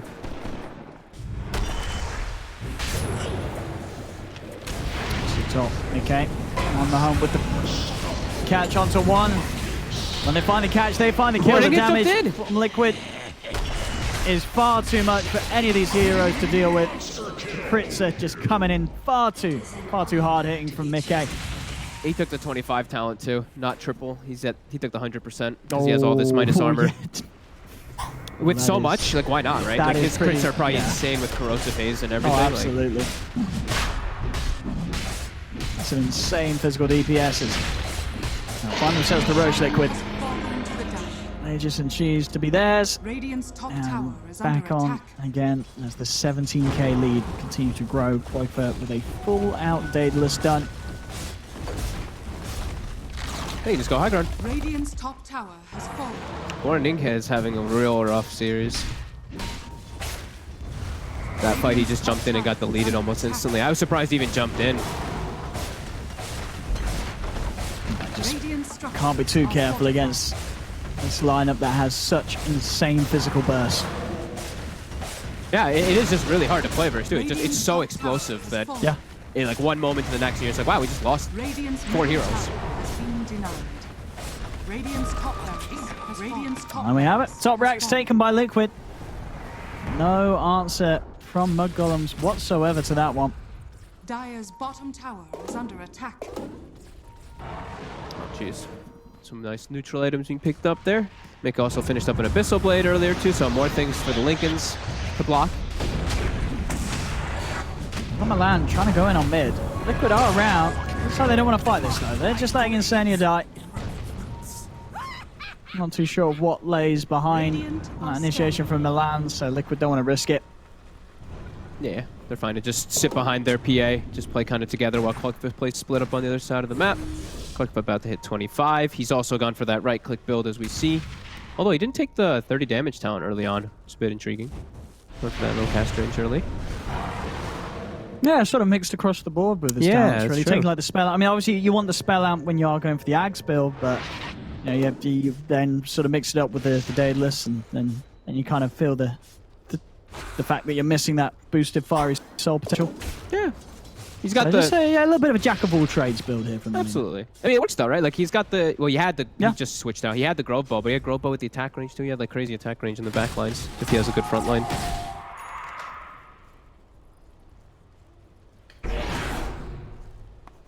Corning here trying to push out bottom. Man, he's just so underfarmed on this Ember. Every time I click on him, I'm like, damn. He's just got the 2 items still.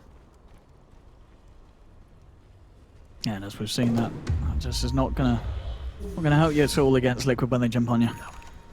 Doesn't matter about the BKB or the Flame Guard when you're getting hit by these, you know, probably nearing 2,000 damage crits from Mickey.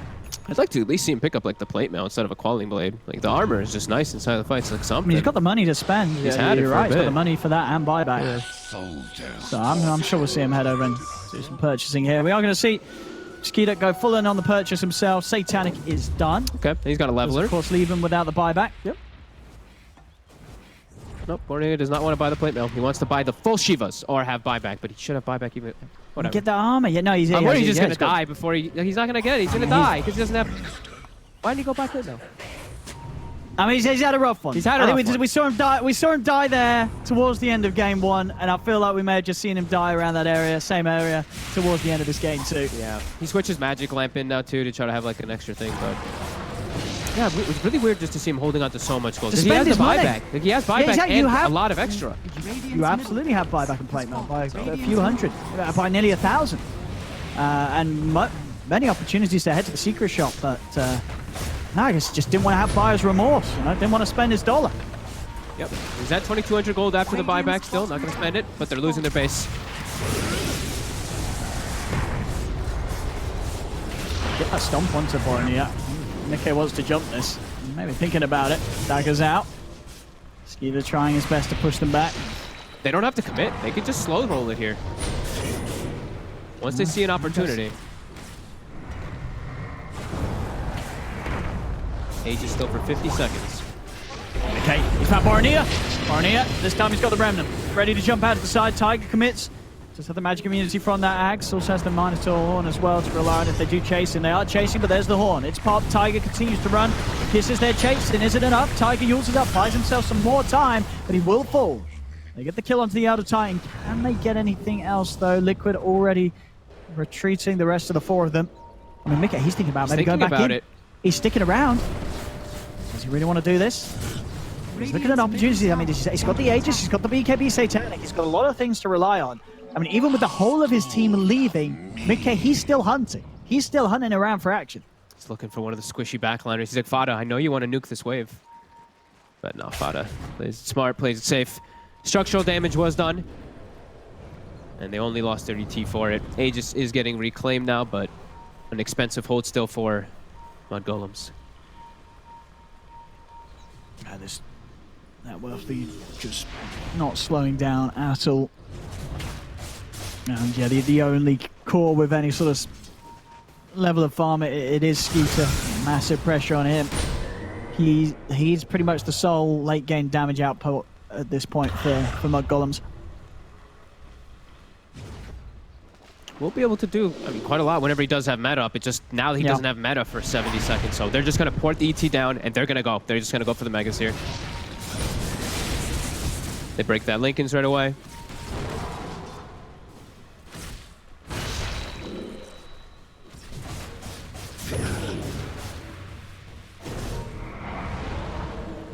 Smoke in the back line here. They have the Spirit giving them that information. And their jump is the jump. And he's gone. Whoa! But he just died. And he's gone. He just died. He wasn't even there. He wasn't even living. He just died. He's dead. Mickey's ready to look for more. Barney is trying to jump in with the remnants, but Barney is gone. I mean, they don't have buyback. This game coming to an end. There's going to be a buyback from Milan. But he just died. He was 2K crit. He was gone. He was dead. And I mean, that's what happens when you don't have any sort of armor or a BKB. I mean, you do just die. You get one-shotted. You asked me at the beginning of the game what I thought was going to go down. And now I just talk about the ET because you see that, the ET versus the TB. TB just is gone. He literally, it just went, he was gone. It just, oh dear. A bit of an anticlimactic end. I mean, not to necessarily say that wasn't too off the radar with the lead that Liquid had the whole game, really ending 33k advantage at the end of it all. I mean, 2 sort of 40-plus minute wins, you could definitely say for Mud Golems, they're able to draw it out from Liquid. But again, for the second time, apart from a few mistakes here and there, it really was, again, just Liquid in pretty much complete control the whole game. Yeah, they had like a little bit of a, like that iffy mid game where they were waiting for like Koikfa's BKB and all that, but they take like 1 or 2 good fights, 1 good fight around the Roche, they're back in it, and then they didn't drop it again after that. They were like 10k lead, and they were playing a lot more consistent. Yeah, just solid stuff for the end of the day from Liquid. Is again just a bit more of a casual pace from them. They take it easy, but it is safe, secure wins here. Both of the games this series, 2-0 for Liquid, as Mud Golems just not quite able to raise up to the level of Liquid today.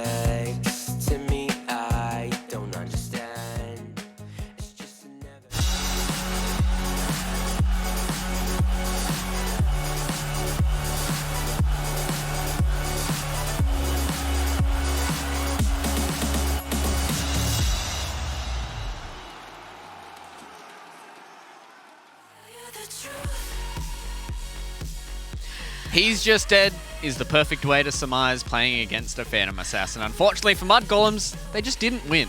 So, you know, unfortunately for them, they do go down 2-0 to Team Liquid. And now, as we get into the Game Fuel post-match, my panelists super excited to break down why PA is such a good hero when those big red numbers do pop up on your screen. Dan QO lads, 2-0 here for Team Liquid. They're looking pretty excited about this victory here up against Mud Golems. But unfortunately for Mud Golems, they just couldn't really come out on top.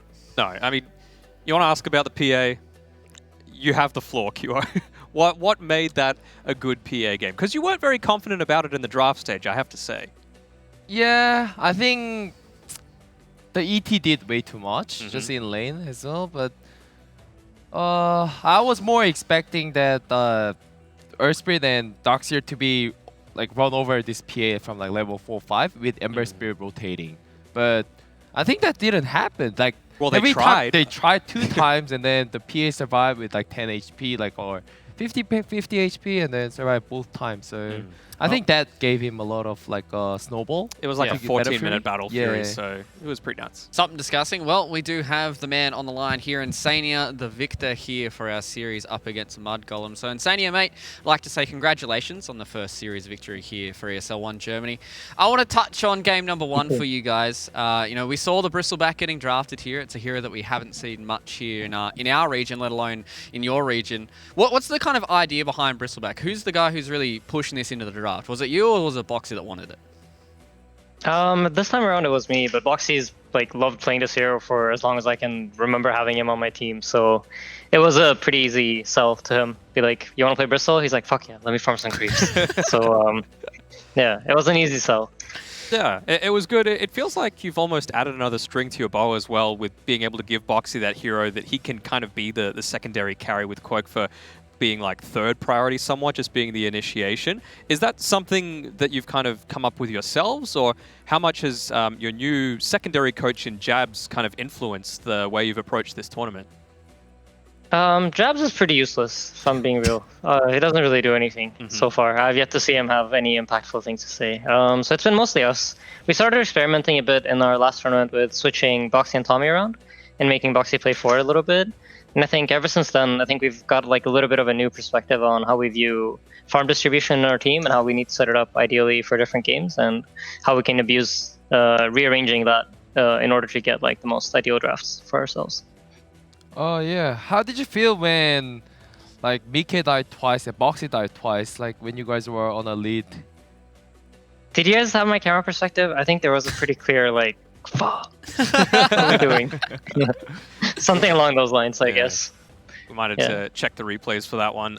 It looks like you're having a good time there in your training facility. How has it been, you know, being in that? Liquid have obviously set you up very well, and it really feels like you've got a family environment there. I think I saw one of your players had the name Stewie2K as well on top of that. Yeah, Mick is a huge Stewie fan. I mean, no, the facility is great. It's honestly like above and beyond anything I could ever imagine would happen like in gaming or any other thing. It feels like you're in like a sci-fi, I don't know, space station kind of like thing. I don't know. It's really, really cool. Like I wish one day they'll open it up for people to come view it. Yeah. Which I think the plan is at some point. So if you guys get the chance, you definitely should come by. Oh, the table tennis setup looks pretty good, so I'll have to challenge you at that. Yeah. Oh, Matt's If you can beat Koikfa, I'll give you my salary or something. Oh, okay. That's an open it's invitation. Recorded. Clip it, everyone. All right. So it looks like Insania's just given up a free salary here to the boys in Australia. But I'm going to let you guys go and enjoy the victories here for ESL 1 Germany. I'm sure that we're going to be able to see you guys a little bit later on in the tournament and enjoy the rest of it. Thank you. Well spoken. Cool, calm, collected. I think that was the coolest interview I've ever had. I've just got a Liquid salary coming my way, so I'm very happy. I mean, if you can do it, Matt, that'll go down in the ages, I think. I am the ESL 1 Mumbai table tennis champion, bro. Okay, all right. He's got a big trophy at his back, but I'd be interested to see if you can do it. Yeah, it's possible. You can? I don't know. It's been, honestly, I think that was the last time I played table tennis, and that was like a year and a half ago. Some of those Liquid boys would have been there. I'll play for you. I'm really good at it. Okay, well, I'm just going to need to beat you then and, you know, reclaim my crown. Well, I'm sure that maybe at the back here we might be able to bust out the table tennis for a few more days here for ESL 1 Germany. But, lads, as we get towards the end here of this series for Liquid and Mud Golems, Obviously, Liquid getting a 2-0 here. That second game looked a lot easier than the first game did here. But how do Mud Golems kind of recoup their losses here? You know, losing 0-2 in this Swiss format doesn't bode well for them going into that second round. But it does mean that they can learn a lot from this series, right? I mean, it can. I think they just came up against a team that has really good cohesion. They're one of the few teams that are actually playing together in person. And I know that that creates a huge difference in dynamic. You know, if you've got people playing at home just through webcam and, you know, all sorts of voice comms, it's so different from in person. You know, you can even just have like a physical group huddle as well and be able to regroup after each and every game. So I think Liquid have got a few big things going for them, and you know, kudos to the boys of getting signed up by such a great org. Yeah, I'm sure you can speak to that as well, QO, right? Like, just being in person is a lot better than everyone being at home in a Discord call, right? Like, you can, as Matt said, you've got that physical touch. You know, somebody might be, you know, feeling a little bit bad. You know, Mickey dying twice there. Bit of pat on the back. Yeah, just pat him on the back. It's all right, bro. It's fine. I mean, how many teams can actually like stay together and play at this like sort of period? Motivate Trust, we're doing it. It's Boom, like we're doing they're it. lucky enough. Like if they, like, you know, I think only 10 or 20% of the teams OG are allowed to just like sort of like sticking together. Yeah, it's an advantage for sure in yeah, these it's online tournaments.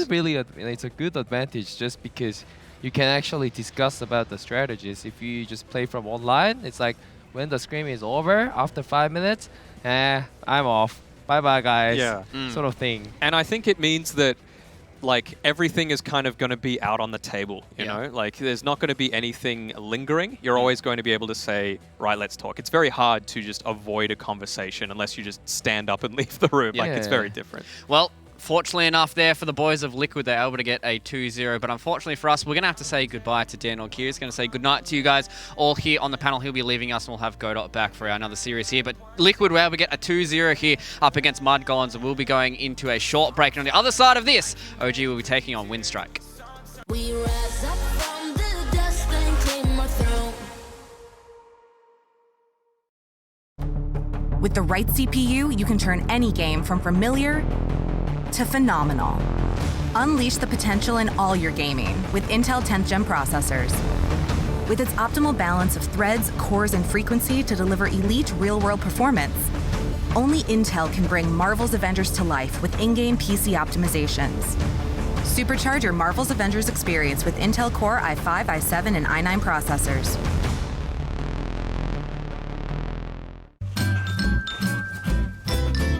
You ready? Huh? Hey, he's a good boy, huh? You ready? Huh?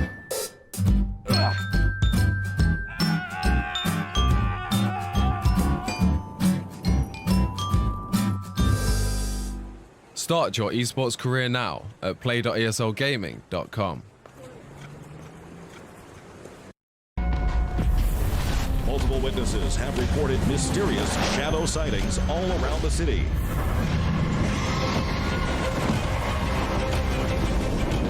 According to experts, the origin of these shadows is still unclear.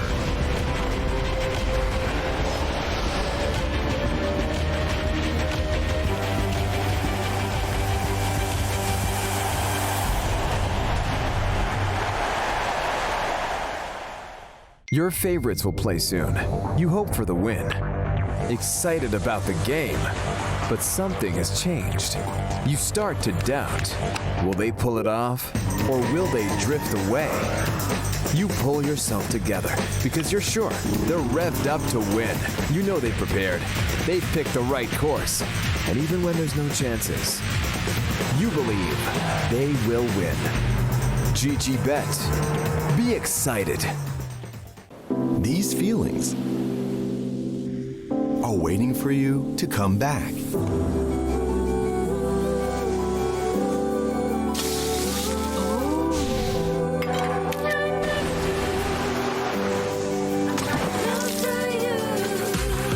Amazing feelings are waiting for you to explore again once the world is ready.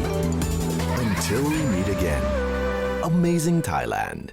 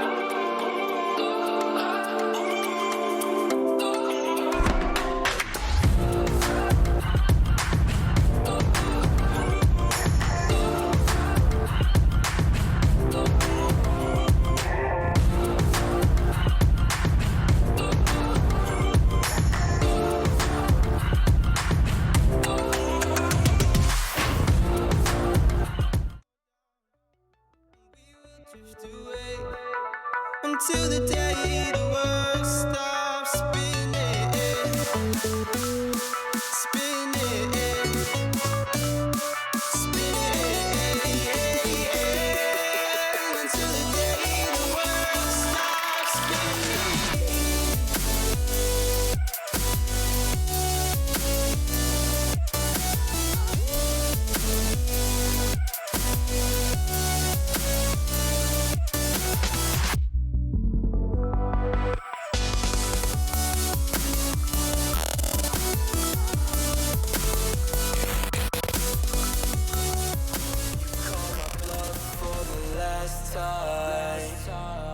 This ain't a song, it's a battle cry.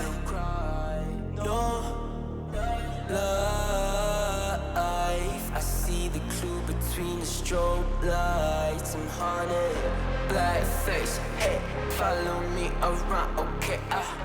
Black face. Hey, follow me around, okay? ESL 1 Germany 2020 Online is brought to you by Intel, Mercedes-Benz, Mountain Dew Game Fuel, DHL, GGBet, Corsair, and Acer Predator.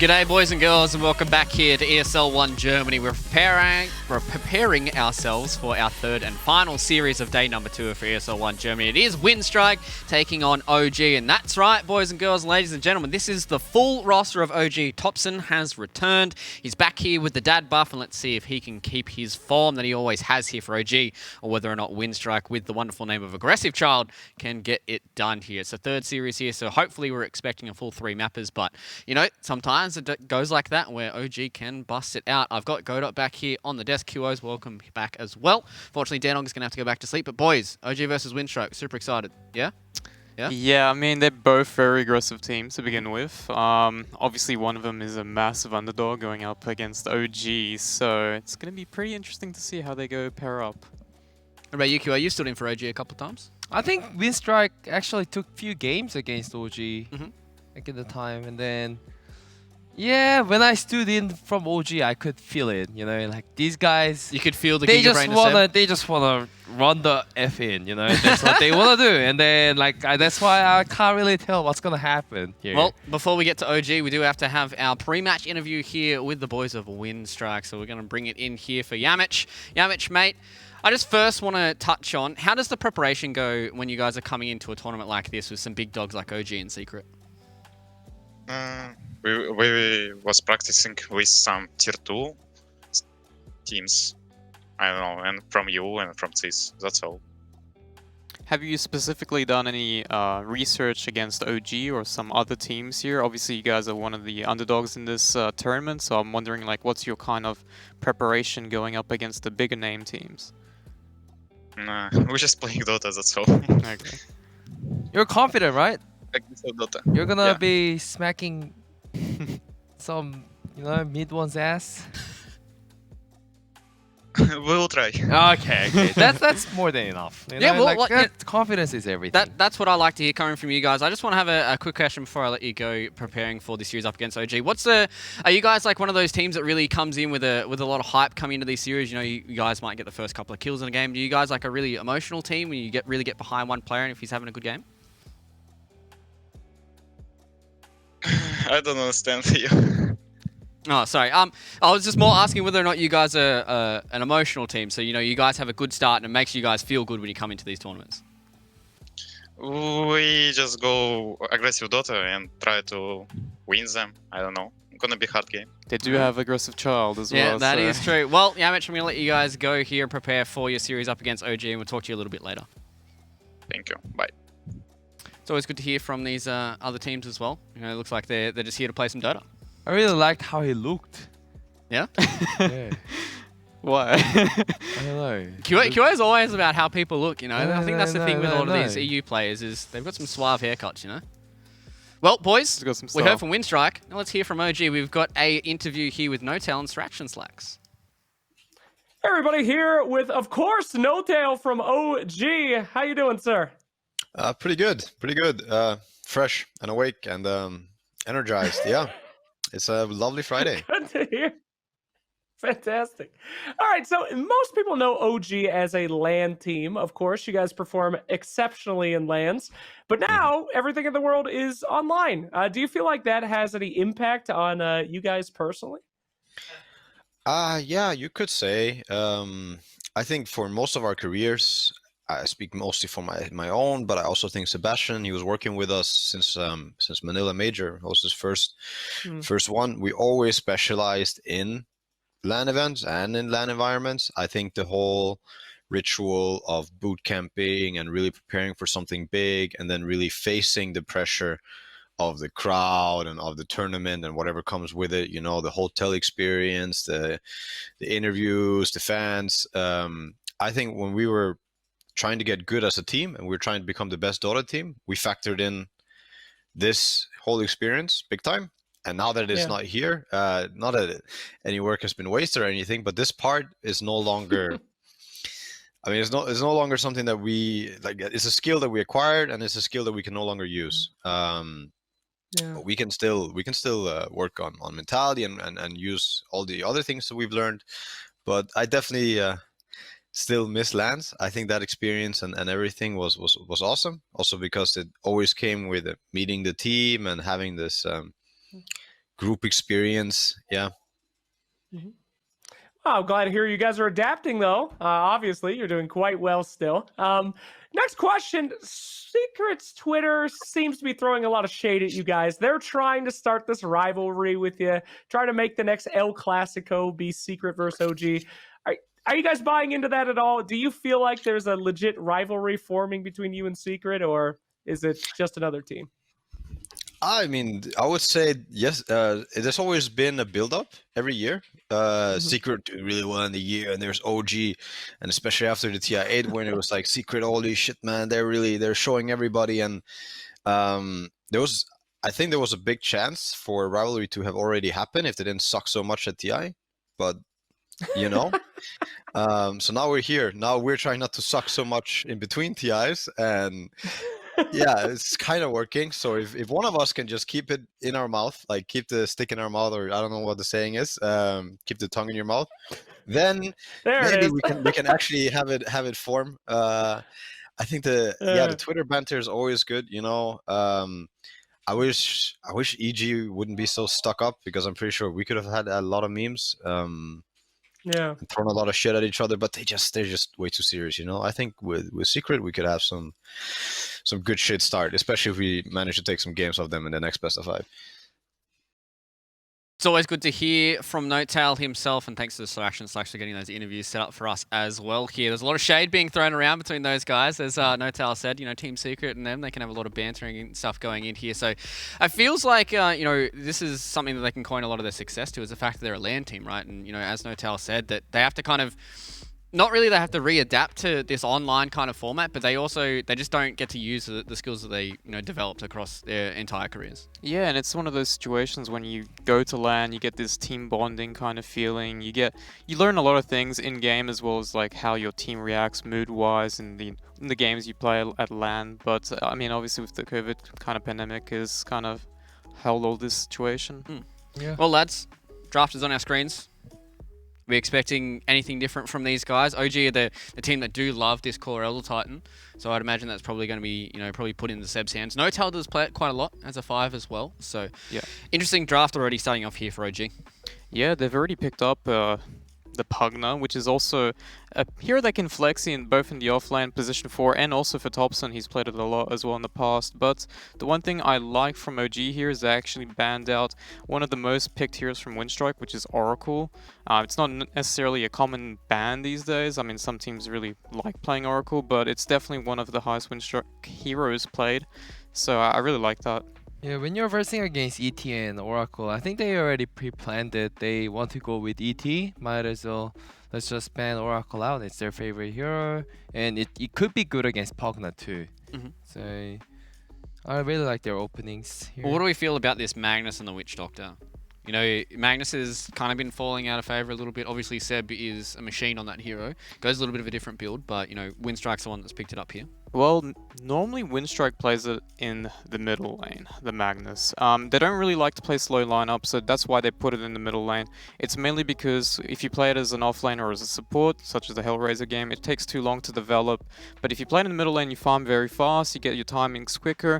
They normally tend to pair it up with those Juggernaut type heroes in the safe lane, or Rikimara, they also like to play those fast kind of core heroes, or MK. So it kind of makes a lot of sense. They'll have this aggressive style, as they were talking in the interview, with strong lanes, obviously, with the Magnus middle. I'm not sure whether they can just like do the same thing like that they used to do, even though they were like popular with like putting Magnus mid. Like if you're versing against Thompson and you don't know what he's gonna do in terms of like his picks and stuff, so if the I want to see this versatility. If the mid lane, if it's not suitable like to operate this Magnus mid, might as well just put it as a position 5 or position 3 so they can make this draft works. Well, it seems like OG have already cottoned on to a lot of these melee carries that Windstrike like to pick. The Lifestealer and the Juggernaut gone already here. A little bit of a slow one here for these next phase of bans. Is there anything that's really sticking out that OG like to stick to? Well, there's a few heroes that, I mean, as you mentioned before, Q, they can always counter out the matchups. And I think that's the good thing about Thompson is he really gets ahead when he comes with a favorable matchup. He snowballs, he fastens the tempo and the pace of their game. And it's really scary because Windstrike is a team that wants to get ahead. They're very aggressive. They play heroes that want to get ahead as well. So it might be one of those games where the laning emphasis is really important to really get these teams kind of started. Clockwork. So Clockwork hero here, another a tanky bruiser. A lot of good counter initiation as well here from OG. They've got the Echo Stomp with the Spirit, they've got the Decrap, and they've also got the Hook Shot. So if it ever gets to a situation where Windstrike really get on top of them, then, I think major thing is like we don't know which every hero can go like every lane. I think that's the strongest part and like what that Winstrike has to care about, because if they have to be more straightforward with how they want to use this Magnus. They're gonna be using this melee core that can synergize this, they can get like an empower buff to clear the ancient stacks, but they just have to decide whether it's gonna be a greedy one or like the fighting sort of like carry, which can get that buff. Well, effective. OG have 3 heroes that they can flex in all 3 lanes. I mean, Notel can play Clock 5, he can play ET. As I said before, the Pugna is also very flexible when it comes to position 4 as well as middle, as well as position 3 at times. So, I mean, it just looks pretty scary here. But I think the idea for Windstrike is they're not really, I mean, we talked about in an interview, they're not really phased about going into this tournament. They just want to play, they scrim, they know what they want to play because that's what they used in the scrims. So they're going to just be playing their style. If it works, it works. If it doesn't, it doesn't. They just got to be confident and being able to execute with what they've got. And we saw throughout the day today that, you know, usually a lot of team fight, or the team with more team fight generally wins these games, right? You know, it's easier to execute. You know, you've got the RP, you've got the Sunray. I mean, you've got the egg, and you've got all the coconut and everything that comes from the Witch Doctor. So right now, OG are really basically only got like the Echo Stomp and, you know, Clockwork Hook, but it's not really crazy amounts of team fights. So they're going to go with the Spectre here. So mid one's going to be able to pick that one up in the position 1. Again, still not crazy amounts of team fight here from OG. You know, maybe they're just going to coin back to them just being maybe a little bit more mechanically skilled, just being able to run at them with a really fast pace with these heroes and try and get on top of Windstrike. Well, I think their laning will be just quite good because you just don't know where they're going to place the things. So getting that head start kind of allows them to go into any kind of draft they tend to go to. And I mean, their win conditions already presented themselves. The Spectre, you don't really know what Windstrike's going to pick, but as QS said, they already kind of have an idea why they've picked the Magnus. They're going to pair it up with these melee carries that can kind of benefit from the Empower. So having the Spectre here kind of counteracts some of these cores that you want to play. You don't really want to play Rikimara into Spectre to begin with. Ideally, it's even though it's good against Pugna, it's not going to be great against Spectre, and the game will drag out, and eventually Spectre will be able to carry the game. And a lot of these heroes that they probably wanted to take is already banned by OG. As you can see, MK, fast hero that can utilize Empower is gone, faces Void. The Juggernaut as well as the Lifesteal. Lifesteal actually probably being the best one against Spectre in the later stages because of the Feast and the way it naturally builds up. Yeah, there's not many like carry heroes left that can partner up with Magnus. Yeah. But I don't know. Like, is PA? Spectre a good hero? I mean, PA is good hero. Yeah. But are you but, okay with playing PA into a Pugna and an ET? I think Pugna is the only problem, to be honest. But Clockwork is not a big issue. ET is not a big issue. Depends on like whether your teammate is like losing a team fight or not. Like that's what matters. But I think Spectre, I've seen like after that dagger change from level 1 with the mana the damage, I think it just doesn't win the lane anymore. Yeah. You know, that first level 1 dagger was so strong back in the time. You could always get one creep and get the damage on a hero, but you can't really do that. And Beastmaster, Phoenix lane, I'm not sure whether they can actually pressure this Beastmaster. Yeah, from I OG mean, side. even if you were to put an Elder Titan in position 5, you just got the Phoenix to kind of remove its attack speed, and you can't really Boar. use it. Yep. Yeah, so it's they definitely have great laning when it comes to Windstrike for against their at least the Spectre lane. What are we thinking here, boys, for the final pick? Will they fall into the bait of picking PA? Is it really a bait? We saw it from Mickey. He looks pretty strong. Sure, just doesn't like anyone picking PA. He just doesn't want Ice Frog to see it. That's the reason. I think you're versing against Pogna and like. Okay, they got Ricky Maro. Ricky, yeah. Yeah, I mentioned this. It's one of the heroes they play. They like playing these fast tempo carries that can utilize Empower. So I mean, Ricky makes sense. It's great against Pugna, not so much against Spectre itself. But there's really just no other options, to be honest. Yeah. So you think they're just going to try and hit that level 6 timing with the Ricky Maro, just try and get, you know, a few Wraith bands, head towards that Diffuser Blade and really try and put the pressure. But what does OG need now to finish out their draft? I feel like something that doesn't really something that stops Magnus, you know, or just kick him out from the lane. So do you think that Pugna's not enough for Thompson to play in that mid lane up against the Magnetar? They're going to pick an And I Abaddon. think it will be Pugna mid. Yeah, because I'm sure Notail would Yep. play Yep. the... Yeah, Notail is playing in the Abaddon here, so we're going to have a pos 5 Abaddon. One thing that is sticking out for me here from OG side is they are lacking a lot of stuns. They only have Hookshot and Echo Stomp. So they don't really have good ways of catching this elusive Ricky Maro, an aggressive child with the greatest name in Dota 2. We'll be picking up the Ricky Maro. I guess the idea is that they're not really playing to shut down Windstrike's timings. It's more about getting the Spectre farm. They got Notel to cover for him as well as Saxa to make those rotations when he hits level 6. Thompson will obviously just try to fasten the tempo by just taking those tier 1 towers early. So, I mean, around maybe the 5-minute mark, we might see Saxa rotating middle, helping out Thompson trying to get a kill and just trying to get some damage, extra damage on that tier 1 tower middle. Obviously, Seb's going to have a pretty damn good time. I mean, Witch Doctor's kind of annoying because of the caskets, but overall, I mean, I think he'll still do fine. All right, boys, where are we standing here for predictions? OG or Windstrike? What are we thinking? I prefer Winstrike's draft, but I'll go with OG. All right, you're going to go against the good draft here. What about you, Godot? Yeah, I kind of agree. And even watching the Liquid Mud Golems game, I think Mud Golems looked like a better draft before, but Liquid was just the better team, so I'm going with Kyo as well. We've got haters here on the panel. I'm going to go with Windstrike. I really feel like the underdogs can try and get this first map here. We're going to leave it with our casters. Once again, it's going to be Odie, Pixel, and Fogged.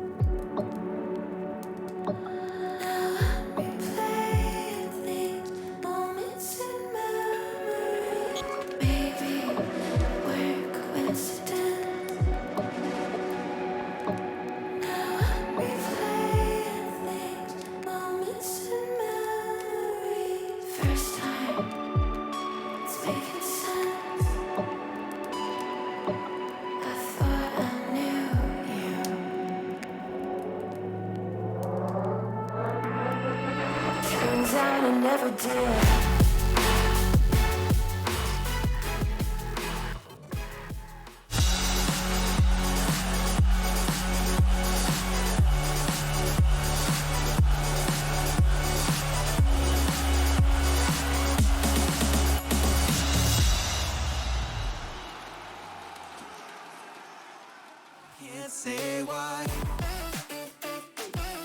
Welcome back, ladies and gentlemen, to ESL 1. Ready to jump into the action of Game 1 of OG versus Windstrike. I'm Lady Pixel here with Fogged. And Fogged, well, what do we reckon? It is another series where, of course, we do have a team being the underdogs coming in against a pretty decent lineup. You know, this is OG back at full form. All 5 of the roster here today with Thompson ready to play once more with them. And we've had the drafts. Fogged, what do you reckon? What are sort of the chances here for Windstrike against OG? I definitely do think that they have a pretty strong draft, but when I look at the side OG, I see this is like their bread and butter.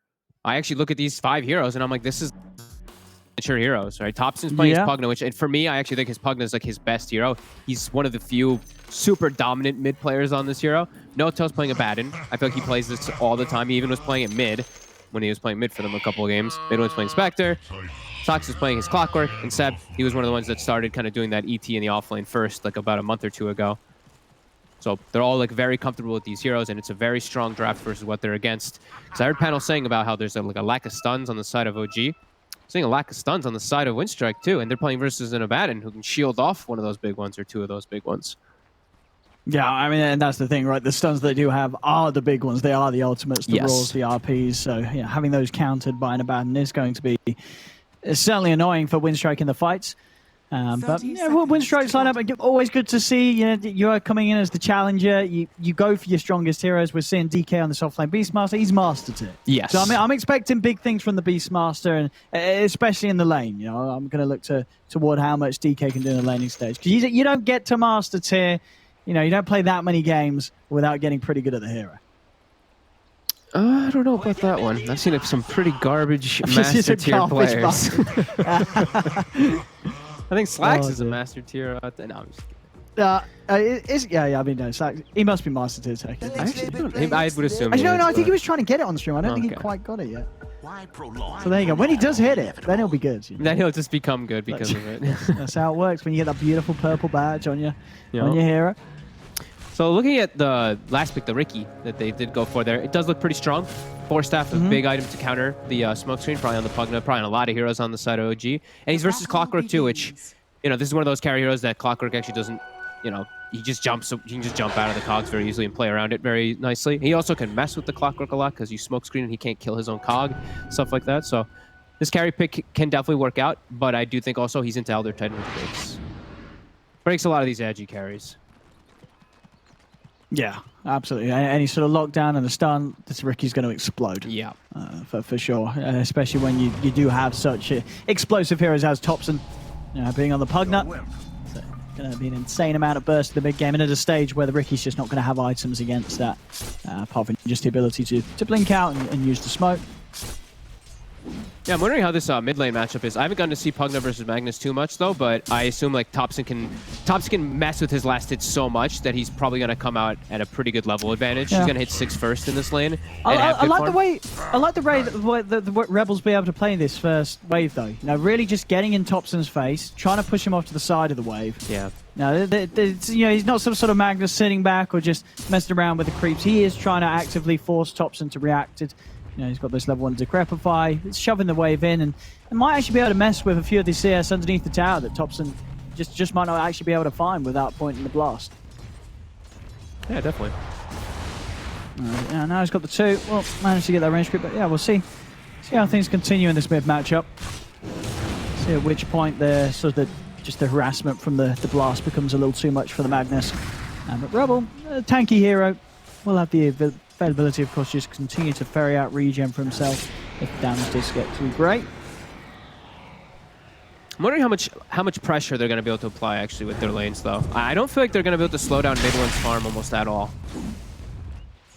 Well, I feel like the Clockwork and the Elder Titan actually can disrupt the Ricky's farm quite a decent amount. Yeah, absolutely. Yeah, definitely the tougher time for aggressive child down here.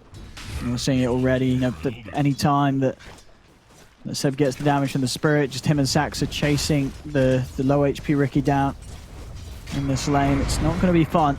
No, and that's only the first like 2. It's as soon as you're like level 3, 5, etc. on the ETs where it really starts to just like explode of how much you can actually threaten.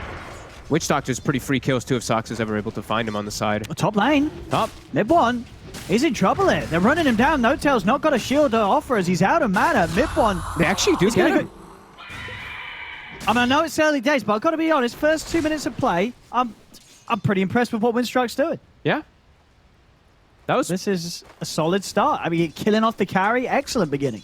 Yeah, it's because he went for Obra Venom on the Beastmaster. It's literally just because of that. Otherwise, they have no chance of going for that type of kill because No-Tail just removes off the slow from the Icarus dive and whatnot, but Obra Venom just keeps constantly getting applied. That's a really cool approach for this lane to try to take advantage of this, pretty weak lane, right? Double melee, it's in a bad Inspector. I like that quite a bit there from Fogas. We've seen mid 16-5 on Thompson against the 11 for 2, so now getting to the point where Ramble will be held low. He's got the bottle out though. All 3 charges good to go, so 4 minutes going to be very important. Let's see if anyone's able to swing over and try and maintain room control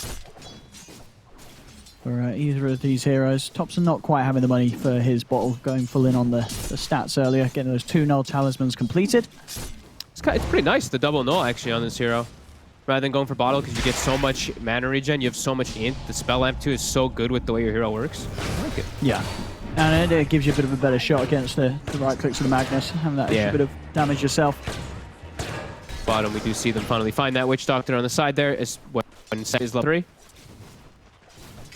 We'll see if Rebel gets lucky with the rune, and it's not going to be on his side, the luck, but at least he will have Yamage in position up top to take that haste rune away from Thompson. But no bottle refill for now. I'll have to wait until that 5-minute mark. Still, this top lane though, I mean, DK's continuing to have a better time than the Spectre. On this Beastmaster, he's getting excellent farm on this top lane. And also Yamage, he's just able to snipe mid-one's courier. So things going from better to better on this top lane for Windstrike. Very strong start on this top lane. Thompson is starting to really take over mid though, as we see he's cutting kind of behind the tower, getting up to 9 denies, 25 last hits. He's going to get that 6 quite a bit earlier than the Magnus. And then he's going to be able to push Magnus out a lot too. Just pop a life drain on him. Yeah. Over and over again with that slow cooldown. For Relbal, you've hit level 5, you've got the 3 points in power. You've got other options than just that mid lane now. So at least that's there for him as the Magnus. Yeah. And as top lane, Yamage, very low. Dagger's coming in his way. He's going to go straight for the TP out, and he's done it. He is away. Couldn't quite get that last hit in time. Continuing to see strong performance here from Yamage and DK against OG's top lane. They've done. They did a much better job of slowing him down than I actually thought they were going to be able to with these two, with the Abaddon up there to hold mid one's hand. I'm talking about the Abaddon. Yamage actually able to snipe him there with the spirits. I mean, it's another kill on this top lane, but both kills, 2 kills for Yamage up top. Those are very important. Like the levels are going to be huge up here now already. It's level 5 on the Beastmaster and 4 and some change on the Phoenix. They can apply good pressure onto Spectre because of that. I see mid lane extra focus being brought in from Moji. They've got Saxa sweeping over. Yeah, Thompson knows he's got Catapult. He can take this tower with a rotation of +1. Constantly threatening any kills too. Poor old Railball not getting lucky with these runes. No. Second time there where the spawn's been on the other side. And he wants to be able to go jungle, but he can't because he doesn't want to lose his tower. And he's gonna just have to watch it kind of drop. I wonder if they're gonna rotate another hero in because this tower's gonna die. And Rebel might actually go down as well. Soxa finds He's got a skewer in a second. And the RP. Oh, he's got the 2 of them under the tower. Douglas is in with the Maledict, the paralyzing cast. They will lose the Magnus. But this should be a cleanup for Windstrike as Thompson. He's trying to keep himself alive with the life drain as he's looking towards Dakala, stealing his health. But it's not going to save him. Or it is. Oh, he lives. Is he actually going to live? He's going to live. He's got he's got enough mana to TP out as well. I don't know how he lives. I mean, it's classic Thompson. You think he's dead. He isn't. He survives. Cleans up a second kill. I mean, it doesn't. The other lanes might not be going amazingly for OG. Some strengths from Windstrike, but this mid lane, I mean, you said it from the start. Thompson Pugda, one of, if not his best. Yeah. 7-minute tower, 7-minute double kill. He's making it look easy. Wow. That was such a sick play from the Magnus, too. That skewer RP play, like, look at that. Yeah, Picture great perfect. opening. But yeah, he doesn't die. No, Look he at Thompson. The fair, you know that. So he pops Fairy Fire, Yeah. pops a bottle charge, gets the life drain. Literally, just because he does that, he survives. If he doesn't pop the Fairy Fire before he starts all that, he's dead. It's just, absolutely. It was perfect. Wow. Classic Thompson there. Yeah, and now He's without back, a mid ladies tower. and gentlemen. He is back. Yeah, he's definitely back. And now no mid Yeah. tower, it's like map has opened up so much, he can apply pressure to the other lanes, and he's now going to be able to force Rebel to play very awkwardly, because you were saying, he wants the jungle, but he can't. He cannot go to the jungle as this Magnus. Yeah, he's just losing so much around this mid area.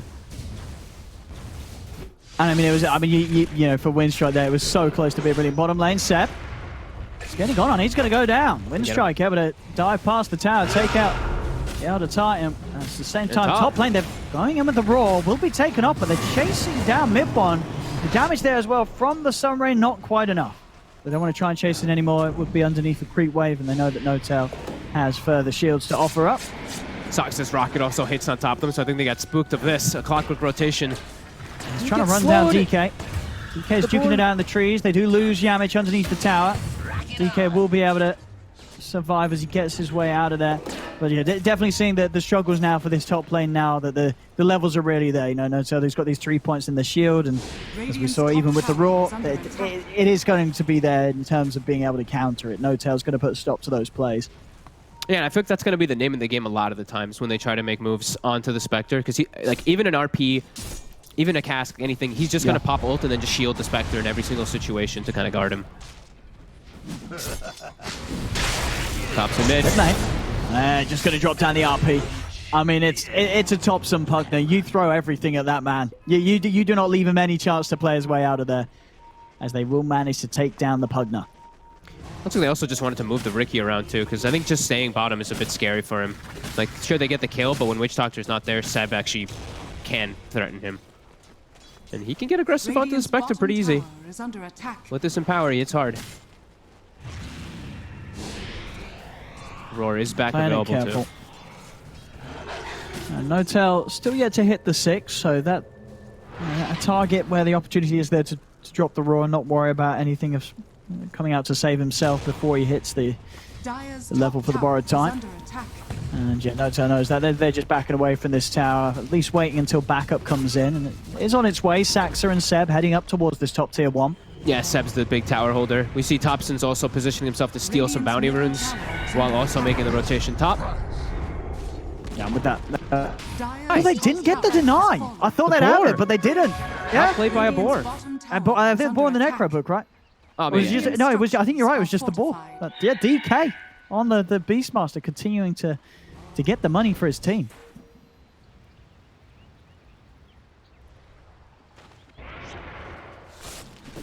And 10 minutes in, it's less than 1k in it. And Thompson, he's leading the way. See what he's doing down is. He's got TP back up on its way. No-Tail's around. They won't be able to chase further, but mid one's like, No-Tail. Yeah. I'm low HP. Come here, sir. I love it. Well, this is pretty much No-Tail's job. Just make sure that mid one doesn't die. Got to be constantly there with the backup. Whilst in terms of active movements, it's really down to Thompson, Seb, and Saxa to run around and find the action. But they can apply a lot of pressure. Saxa gets the connection too with the scan onto Aggressive Child. He's able to get his way out of the cogs, but still falling very low here as OG diving underneath the town. Will take him. OG turning up in full force now in the bottom lane. The full 5 of them ready to chase for more. Yami trying to get his way out with the Sunray and the TP, and he'll do it. Out of the map and out of the way. Back to base he goes. And they're split pushing. Look at top. Fogas is pushing the tower, tier 2, and mid is also getting hit. Making real good moves around the map here.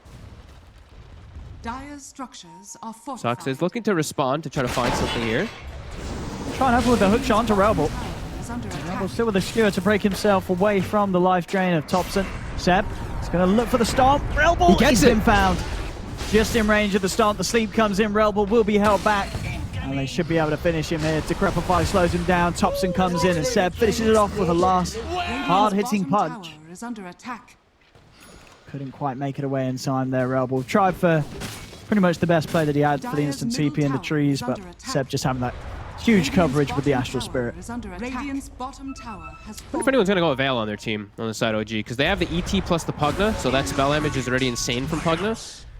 But it looks like nobody's queued up the Veil at the moment here. I thought maybe Notel was because he had Bassi early, but I think they just want to be able to get their defensive items first. Like Force Staff just too important versus Ricky this game and versus Beastmaster. Thompson, he's spotted. They've got the Roar opening, and nobody's going to be able to save Thompson. He's alone. Quick kill here from Windstrike. As you know, DK, after putting so much pressure on that top lane, he's ready to start making moves around the map. Get some pressure onto this tier 1 mid. I mean, he's about a tower away or so. He's very close to having a very early level 3 Necro book on the Beastmaster. Master tier, man. I told you. You got to watch out for these Master tier players. Windstrike's got to be pretty happy with this. 13 minutes in against OG. It's a very solid opening from the squad. Yeah, they're tipping each other. He's just Thompson's actually killing Ducalis with illusions almost. He gets him down from 880 to 300 HP. Look, they're actually just going on him now because of it. Oh, they're going to be able to finish him. Oh, that was bullying. Bullying by illusions. Might even get something more here. Looking towards Rebel. Thompson still wants to play for this. And another Decrepify, just bringing this Magnus down lower and lower. TP's now on the way from Windstrike. They're going to try and strike back in onto Thompson. Jump forward, but the Decrepify Blast takes the Ricky down to half HP. And Notel, he's there with a backup. Aggressive Child's got to jump out. Will manage to do so just in time. Rocket Flare bringing him low, but not quite low enough to kill him. Aggressive Child will manage to get away. Just the damage with the Eteora and the Pugna is just insane with Decrep. Just so much burst. And Ricky is like one of the squishiest carry heroes. He's just one blast and he has to run away. Definitely a concern looking for like just looking at the overall picture of the game, right? Like that Ricky, he's so fragile throughout all of this game, it feels like. And he's playing versus a Spectre who's getting good farm. Speaking of Spectre, Now with the Horde, I mean, Windstrike, they're doing an excellent job. Every single time when Midborn is not with backup, they're finding him. Yeah, I think and that time as well, forcing out the Horn. You know, the fact that now the Horn's gone, as well as the Spectre's life, that's really going to hit sort of Midborn's game. You can see with the build, obviously trying to build it to the Radiance. He was very close to the Relic. Oh, Saksa, he walks into the books. He's dead. A few slip-ups here from OG. Kill's going the way of Windstrike. They're trying to get him, and he just TP's out. He knew. He's out. Thompson and Notel can't quite get there in time. That's the level 3 Necro book now complete for the Beastmaster. Yeah, huge moves to make the space for the Ricky. And bottom lane, Midborn's got to be careful. I mean, they're watching from the sidelines. They've got an RP. No blink, though. If they can steer an RP and drop it, well, they haven't got the death wall for 20 seconds. Midborn's playing a bit careful. They know there. he pinged it. He saw. Yeah. He got us.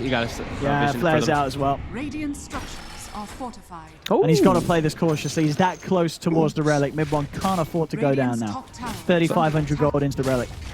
They're taking the top tower too, Thompson, as well as Seb. While they're also setting up for mid, they're making the rotation. They don't want to lose their 2-1. You're gonna have to do something quick though.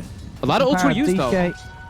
Earlier for the Spectre, they used 3 ults, so they're still coming back up. For Ducalis, but the cast bounce is actually saving his life. And now with the Maledict, there's the shockwave. They'll look towards Saxon, not going to blow the RP for now. No tail, borrowed time will go as DK turns towards Thompson. Straight away on top of Pugna, but Thompson's trying to run, but they're in with the RP. The self-gripify does stop him from getting punched to pop, but they have the magical damage. Thompson falls. Another kill here for Windstrike. As we're just absolutely fantastic plays here from the team. Really stepping it up as you need to. You're playing against OG and Windstrike. They're pulling out all stops and they're making it look extremely fluid as well. It's 10-7, just 1k gold in it. He jumps there onto Notel. He's not got borrowed time. It's going to be another pickoff. As Windstrike, they're really making some excellent moves here. And then Seb too. He's got the Fusel. He wants to die for this. They got any further catch? They dive forward. They got the Spirit connection. I mean, Saxa, he's gone in. The hook shot's there, but it's not quite soon enough. He's actually ended up killing one of the Necro books. He killed the Necro books. He took too much damage. The silence is there. He does manage to get his way out of it. There's backup now from OG as they do start to respawn. Strike having to be a little careful. Aggressive Child, he's going to back out. TP is out. will manage to make it away. Looks like Ducalis should fall. He's going to go for the TP attack. Got Battery Assault in time. He's got the cogs. Pushes Ducalis off to the side. Still Ducalis continues to run. There he goes. Finally falls. OG getting themselves a couple of kills onto Yamich and Ducalis after that dive and aggression from Windstrike. Okay, some big moments for them to kind of keep that, you know, get the gold back into their favor. Now mid one pretty much does have that Radiant stun. They're playing very aggressive though. I do like what they're doing. They have to keep it up. I don't feel like they can really slow down in this game. I think it gets really hard in this game if they don't keep applying this pressure. Even though they have this Magnus and this Riki, this kind of farm style, this Spectre plus this ET, he's got the backup. Yeah. Like the Pugna at some point too is going to start life dreaming the Spectre, and he's just going to start getting so many heals that he can sustain through a lot of it. Mid one will soon start to actually be a hero in this game. Yeah, for sure. Because as you say, that is the case when you do go for this Radiance build. There's going to be this window where you've not really got too much to offer the team. But that potential does ramp up incredibly so when the Radiance is completing out there. Yeah, and he's versus a Riki is the important thing too. Is like if he gets a dagger on the Riki, you know, even inside of the fights, it doesn't matter if you're invis. It's going to be showing where you pretty much are every time. Ooh, Smoke comes out. Instantly dispelled by Aggressive Child as he was sat right underneath the noses of OG as they tried to come in across the river. Nicely done.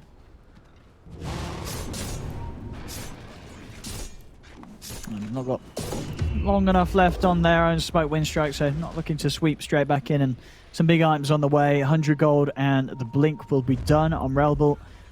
But the real test will certainly come in the next fight. How do things fare when there is now this mid one of Radiant Spectre in action? Haunt's ready to go. OG's looking to set up and ready to find that fight for mid one to come in and clean up with the Radiants.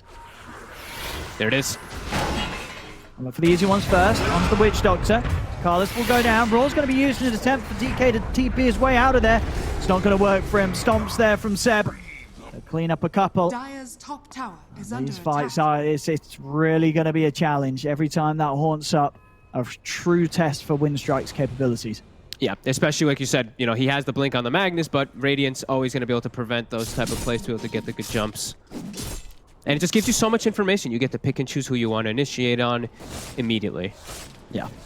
And it is going to force Windstrike to in this downtime, right? Because if you're Windstrike right now, you have to do something when the Haunt's down. You never want to be taking a fight when that Haunt is available.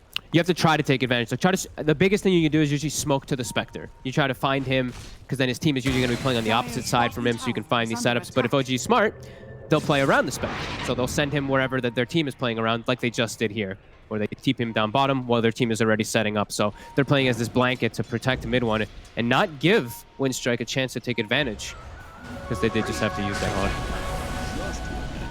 Thompson trying to start something here. Aggressive Child will be underneath the wards. Notel also able to save Thompson for now. The Crep Fly comes out. Relbel's going to blow this straight away, and they're able to take down Thompson before Notel can do anything else to save him. The Supernova as well causing issues as Notel slowed down by the skewer. The Echo Saber hits as well. Windstrike, they get the two of them. Oh, but Aggressive Child. They can blow him up with his ult. It's coming in along with the Meteor Hammer follow-up. Aggressive Child getting low. The Sunray Heal is not enough to save him, but the Silence is out. The Roar as well. The Maledict. It's down onto Midborn. Midborn's going to get shredded here by the damage output of Windstrike. Seb, he's doing his best to try and clean up. Punches down another. Dakaris will fall. Yours control as well from Seb into the stomp. He's found himself the lockdown onto Yamich, as Seb will manage to rectify the end of that fight for OG. My God. He's looking very scary for OG for a second there, and then Seb just ends up killing like everybody in combination with Radiance and Dispersion. That looked like it could have gone a whole lot worse for the side OG, but Seb being the rock.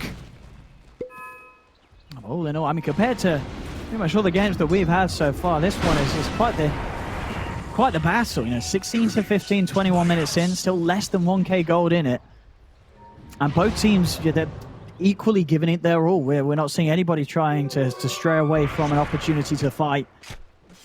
And Windstrike against OG here in this opening 20 or so minutes have done an excellent job of just matching the level of plays that OG's bringing in this game.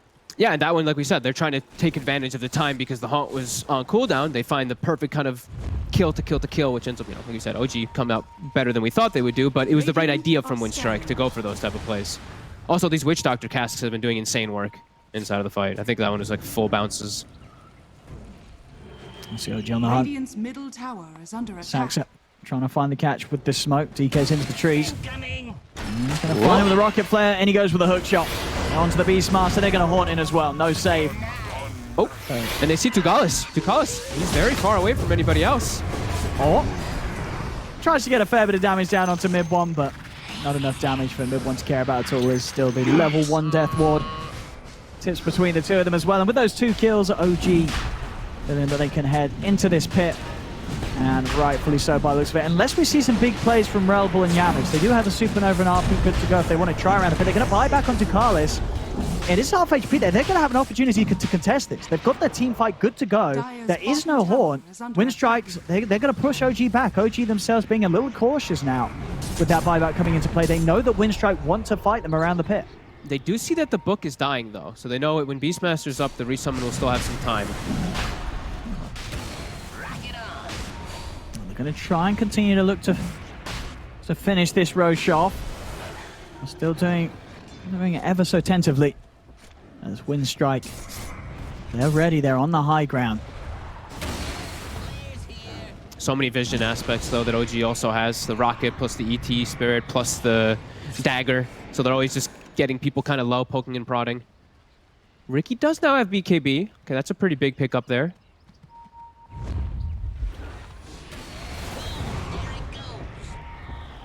There's the smoke from Windstrike. They're going to go for the big wraparound. Straight up to the high ground. Is Sax going to find it in time? He does manage to dispel the smoke. No vision on the high ground, though. Now they're the spirit, and they know what's up. Saxa, he's going to go straight up with a hook shot, trying to break up what they're attempting to do. So BKB pop from Aggressive Child. He's looking to go straight in onto Seb, but Seb's safe and out by the decrepit. Death Ward on the high ground, takes out Saxa. The RP looking Seb. Drew as well up the high ground. They've managed to separate Seb from the rest of the team. As Aggressive Child jumps in onto him. The Roar's there onto Mid-One. The Sunray burning the two of them down. The Maledicte, it ticks out No-Tail. Mid-One surrounded, caught in the screen as he's silenced. Taken out, Thompson will fall as well. They kill all 5. Windstrike find the team wipe. They'll go into the pit. They only lost the Witch Doctor themselves.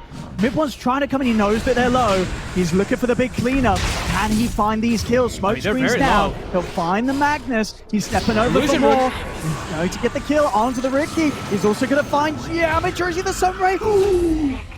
He died, but he died trying, my friends. Ultra kill. Ultra kill for Mid-One on the way out. And he has managed to ensure that Windstrike do not have the firepower to finish off Roshan. So comes in with a buyback. I mean, he's going to take that any day of the week. Oh, a lot of XP. He's level 20. Level 20, that's probably quite a high level. Oh, in a heartbeat you take that. That was huge for Mid-One, just kind of fixing everything there for them. Roche still pretty low, but not sure they're going to actually try to commit of his. Majority heroes are dead. But what a fight from Windstrike. The way they set themselves up from the wraparound and just spell usage in the fights too. They get the perfect roar after the Abaddon's dead, so he can't shield it off, and they have a full Sunray on top of the Spectre and the egg. Perfect placement too. I mean, can they get back in time to contest this again? They're respawning. They're heading over. I think they're gonna make it. They're going to run into Death Ward straight away. Carlos is just going to drop it down from outside of the pit. The roar comes out onto Seb. Saxa, he goes over with a hook shot, but Saxa's dead. Seb has to back off. No-Tail goes down. Windstrike, they're going to get this Roche. It's going to be there. Seb does get a good stomp and an ult out for 2 of them, but there is no follow-up. Windstrike will end up getting themselves the Roshan, getting themselves the Aegis, and OG cannot stop it. Holy moly.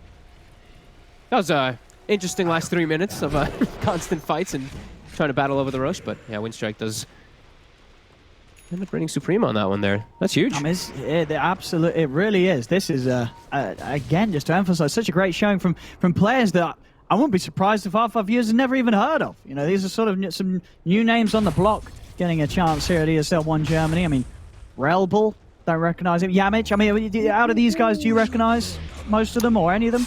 I know 2 of them. I know Fogos and 2 of them. I didn't recognize, unless they name changed, I don't know the others. Sure, these could be some name changes, but I mean, as far as what these are, their official tags. But watch out for these players, ladies and gentlemen. If they're able to come out with this sort of performance in Game 1 against OG, you got to give these boys some credit. Some big items coming out for Focus after the Glimmer Cape. He's got the Blink done.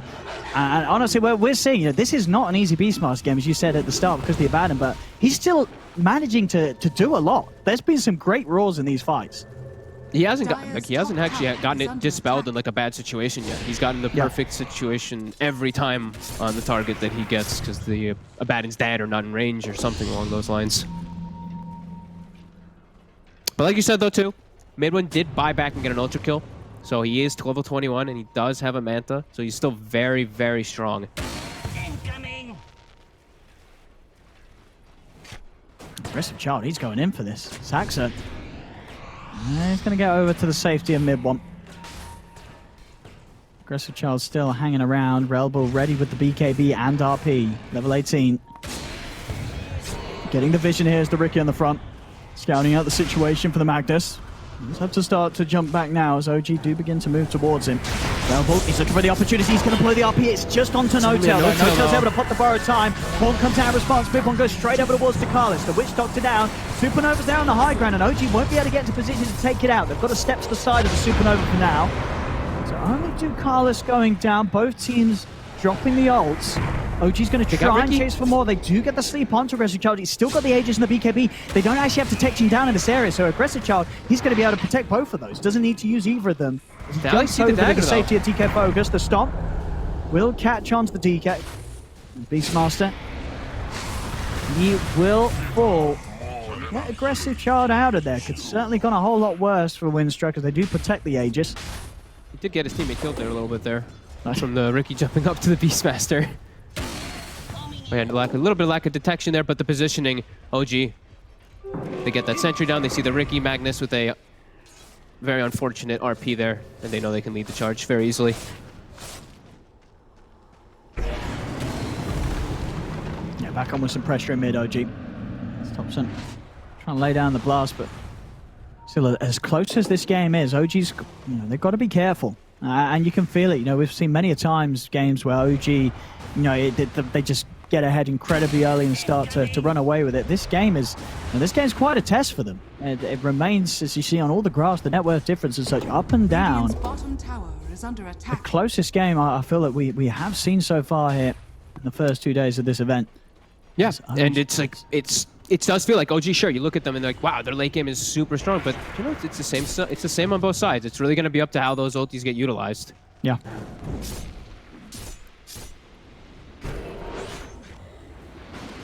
That's Windstrike. Starting to crawl onto OG's half of the map. Looking to finish off this tier 2 tower top and get some good control of OG's jungle. Doesn't quite get in range for the roar. They're very close to grabbing Seb. That's the other, like the big game changer really will be is like when Seb gets the Aghanims online too, because that just kind of changes the whole way he can play his hero. Rather than having to sit back and just playing as a stomper, he can actually act as a right clicker too, which is where ET really starts to show his strength. Radiant's bottom tower is under attack. There we go, Windstrike. They get the objectives from the top. Worth noting as well, that it was the second outpost, securing both outposts at the 30 minutes. And this smoke, it might catch OG in a position where OG's not prepared. 20 seconds on Aegis too. They still have it on the Ricky. Yeah. Mid one, he's on the cliff. And he's going to be found by the RP. Relbull straight in with the lockdown. Saxon's going to steal it and go in with a hook shot. Put the smoke screens down. They're both silenced. They're trying to protect Mid one with the light train heal, but it's not enough. They've lost Mid one. They've lost Saxa. The rest of OG, they've just got to get out of it. Thompson will manage to TP away. But you see it here as well. Just no hesitation from Relbull again. Immediately in with the RP. Now RP into smoke screen. It's going to be very hard to get that Spectre out of it. And those quick plays, it's just very refreshing to see. Windstrike, there's no hesitation from this team. They seem completely on the ball. Yeah, it's literally they have like the vision with the ward, and then they just jump, like you said. They didn't hesitate at all, and because of it, it kind of guarded. Like Midwin was trying to play cheeky up on that high ground there, grab the illusion rune with his dagger, but he gets fully punished because of it. And like you said, the smoke screen placement and the way they pulled him away from the Abaddon, they pulled him away from the Pugna. They couldn't save him. Very heads-up plays there from Windstrike. Continuing to impress.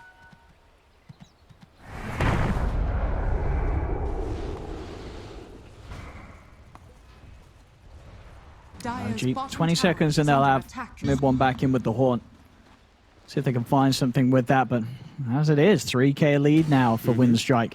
And they're getting close to big items. The next big one, Aggressive Child, this is what I was hoping he'd go for, is the Nullifier. He's going to be able to ruin the Pugna in pretty much all situations, even through an Aeon Disc. Absolutely, and that comboed with Red Bull having the completed silver edge. You know, for these two go on the Spectre, mid one, I mean, already there we're seeing their capability of killing the Spectre, with just how much damage they do have with these empowered carries, but now with that break as well as the nullifier, this Spectre's going to be in so much trouble if mid one gets jumped. Yeah, he doesn't have it just yet. He's about to have the nullifier. He's getting gone on here first, but he's very close to finishing. So mid one trying to hunt for Yamich, but unlikely to be able to do too much on his own. Yamich is going to go for the TP out. Has been killed. He is away in the mid lane. Oh, he might get caught here. Oh, hesitation from Saxa. Didn't want to try Filter, didn't have the vision, of course, straight away. The Haunt did come out to give it, but I mean, a big win there for Windstrike. You've just had Haunt used for, and it's found nothing. It's found absolutely nothing. So now 2 minutes to play with no threat, really, from the Spectre making the jump on you. And the Spectre teleported down bottom, so now you know where and now the weak Thompson's point of walking OG down mid. is. They've just found Thompson alone. He was just chilling in the mid lane. He's dead. Red Bull's already hunting for more. He's moving in. Gets the blink. He's caught the two of them. RP not quite there in time to get onto Seb and Saxa. Red Bull won't be able to find the catch. Might mean he's going to have the RP for a bigger target. Everyone is still trying to fight into this, but it's caught on a few of them. No follow-up though. No follow-up. There's the final catch from the hook shot. They do find Jamich with the silence as well. Won't be able to get the ult off. Aggressive Child looking towards Saxa. Red Bull trying to get in position for the blink RP. He's going to be there to provide the backup for Aggressive Child to jump over towards. They'll play it cool. They haven't got their Phoenix.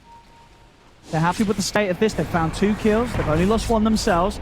We'll make sure they don't lose anything else to OG, as OG are trying to chase and find something more out of this. But Windstrike, they're just not giving it to them. Man, it must be real hard to play. It must be really hard to play for Thompson now versus that nullifier. He just has no defensive kind of plays. They have to play to bail him out somehow.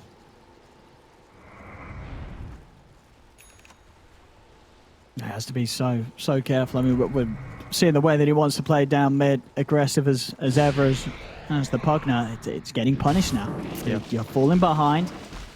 They've got the items there. They've got the heroes to deal with you. And they're getting big levels. I mean, Red Bull at this rate, he's going to be so close to just getting that 25 already. Ricky just doing so much damage.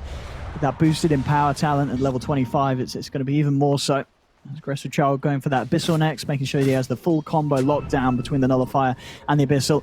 And we'll see here, Windstrike, quick with the D wards. They're straight up towards the top. I already feel it. They're ready to start making another move. There is going to be Horde back up in less than 10 seconds, though, so they will have to bear this in mind. Still have such strong team fight, though, on the side of Windstrike. They have so much Aggressive available. Child, he's jumping straight in. He goes in, he starts to have a bit of a poke at the clockwork, see what sort of reaction he gets out of them. We'll manage to push them away, get the space back to the boundary room. We'll see the hook shot across from Sax. He's managed to catch out DK Fogas. As he's left to the side, they'll take out the Beastmaster. That's one of the better targets that you can start off grabbing there. Just kind of breaks everything. Now they don't have the Hawk, they don't have the vision to be able to look to take those fights nicely.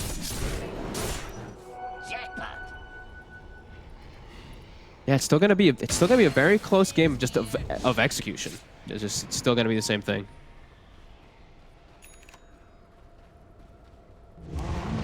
Having a bit of extra safety with that 4-star now done. Actually, buyback here, as they are worried that OG's going straight for the pit, and OG are looking for it. Roshan not quite spawning.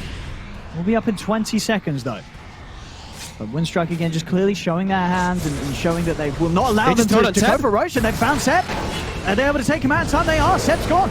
Seb instantly replies with a buyback. We'll see them attempt to move towards the Beastmaster. I mean, the Beastmaster did buy back for this one. So DK in a lot of trouble. He's surrounded by the 4th, and that's going to be a dieback from the Beastmaster. With him down, and Roche now Seb respawns. back up in the game. They're going to look to go straight towards the Roche.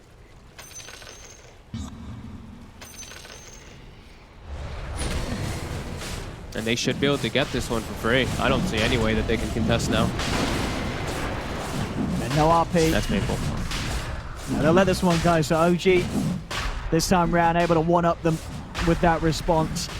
Just couldn't get things quite into position there with the Beastmaster buyback. It's a little split from the team, and OG punish it. Closer to this gap, and this is going to be the Aegis and cheese for them. Wants to take the Aegis, and Seb, he'll hold the cheese, ready to to run straight into the center of these fights. Bottom, there's showing the Magnus. He's got the Silver Edge. They have a Dust on Saksa. He's running over. Is under attack. Let's see, Rebel, can he juke this out? The Dust has found him. He's got the BKB and the Skewer, but no TP. Is he going to get the blink in time? He's not. Saksa in with a hook shot. And not much more that Rebel can do other than stand his ground for his last seconds hit. Oh, Phoenix too now, maybe. The Sunray did show where he was, and he doesn't have TP yet. Oh, he's got it in a second, but I don't know if it's going to be soon enough. He's got 4 stars. He's trying to get away. Oh, turns the heels onto the puck up, but there's the hook shot up yet again for Saksa as he pops the overclock. That's the second hook shot to cancel that escape. And now things have really started to pick up the pace quickly here as you are playing versus a level 25 Spectre with an Aegis. Sure, you might be able to kill the rest of the targets, but this Spectre now is a tool that you can't. And they're going to knock on high ground. No Magnus. RP was still on cooldown too. Yep. They're going to force He's got buyback. buyback. Yeah. And he has got the RP available. Same to be said for Yamich on the Phoenix. Supernova's good to go for the defense. And it is a solid defense. When these heroes are up, OG is going to have to be careful about getting hooked in by the Magnus with his Skewer. And they want to push that buyback out, at least for sure, or at least try and see if they can do so as OG stand their ground, fighting through the repair kit. Saksa, he's going in deep. He's going straight up to the fountain. He's found the catch onto Ducalis outside of the base. Ducalis trying to get himself back towards the fountain, but he's locked out. Ducalis goes down. Aggressive Child and DK Focus jumping on the side. There's going to be a buyback coming into play from Ducalis as he lays down the Death Ward. They've killed off the Clockwork. OG now turn attention back towards tier 3, but mid one, he's dying inside the base. He's dead for once, but 2 seconds and Magnus is going to be back up. They've killed off the Aegis. He's caught in the smoke screen. Mid one's going to get left behind. There's no helping him as he will die. No Tail's TP put to an end by Yamich coming in with the Yule Scepter. He's blocking off the Abaddon as No Tail's trying to run, but the rest of Windstrike, they're hot on his heels. There we have it. Another kill for Aggressive Child. And all it took was a Witch Doctor buyback. That's all they had to expend there. The Magnus was back up in time. Yamich was back up in time. OG, they only got a tier 3 bottom. And again, they just lost so much there, Fong. Yeah, they just messed up their disengage. They dove really hard. It was okay. But then they split the way that they kind of like ran away. Mid one goes up, and the rest of his team just goes right. So he's completely split up from his team there and then just gets isolated. I mean, that's pretty huge, actually. His Spectre's not got buyback. He's dead for a minute. Dead for a full minute. Bought the Eagle Song before he died, so he's got a full butterfly holding in his backpack, mid one, but no way to re-enter the game. So 40 seconds for Windstrike to take what should be quite a bit from the map. They take the tower mid and they're moving down to bottom to finish off the other outer towers as well. DD Rune also to spawn on the top half of the river. I'm sure we'll see Aggressive Child check that one out and pick it up for himself. Yeah, that was crazy. It actually looks like it was, just a cask that just messed up everything. A cask and a roar, and they got split up because they were trying to avoid the cask, and it just bounced to everybody. As you said, it was absolutely that was spot. A little too far as well. A little too far from OG. That was a big dive. And the thing is, we were used to seeing OG get away with those dives, but that's because they're normally happening in a game where they're far ahead. When they're doing it in a game that's even, and again, surprising for me that they did do it against Windstrike, because Windstrike's been playing this extremely well so far this game. It's very clear that this is a team that, at this stage of the game, you shouldn't be making those sort of plays. You're sort of setting yourself up to sort of throw the advantage away pretty heavily. Yeah, it's definitely surprising. I think they just started getting maybe a little bit, a bit excited. You're starting feeling that you're trying to stomping the last few fights really quickly, and then you die fountain, and that just happens. Could certainly hurt them. Yep. So yeah, just a brief pause. Apologies for this as we get the 2 players of Windstrike back in. Well, as things sound, 3k lead. How are we doing for the money for Rebel? He's got the money for the 4 Daedalus, I believe. Is that what Crystallis on the courier? Yeah, so he can pick up a huge amount of damage. I will imagine he's going to want to hold on to the buyback gold though, especially in a game that's this close and with both teams at a stage now with the map opened up fully that they will be coming straight up to your high ground if you do lose the team fight. Yeah, it feels like for Windstrike, I still can see them winning, like they're winning this game for sure. It's all about like if they execute they have to execute their spells, which for them theirs are a little bit hard. Yeah, they have been doing. Theirs is just a little bit harder, right? I feel like for OG, they just click R on Spectre, and then everybody else has theirs is a lot easier just to land them. But yeah, Windstrike, they just have to be able to get those off and just have to be careful of not getting caught by some ET stomp into like multi-hero splitter, because that's how they can get turned where the Spectre's able to actually play a little more properly. So I think just getting the proper targets to initiate on is going to be the biggest thing for Windstrike. Keeping tabs of where this ET is.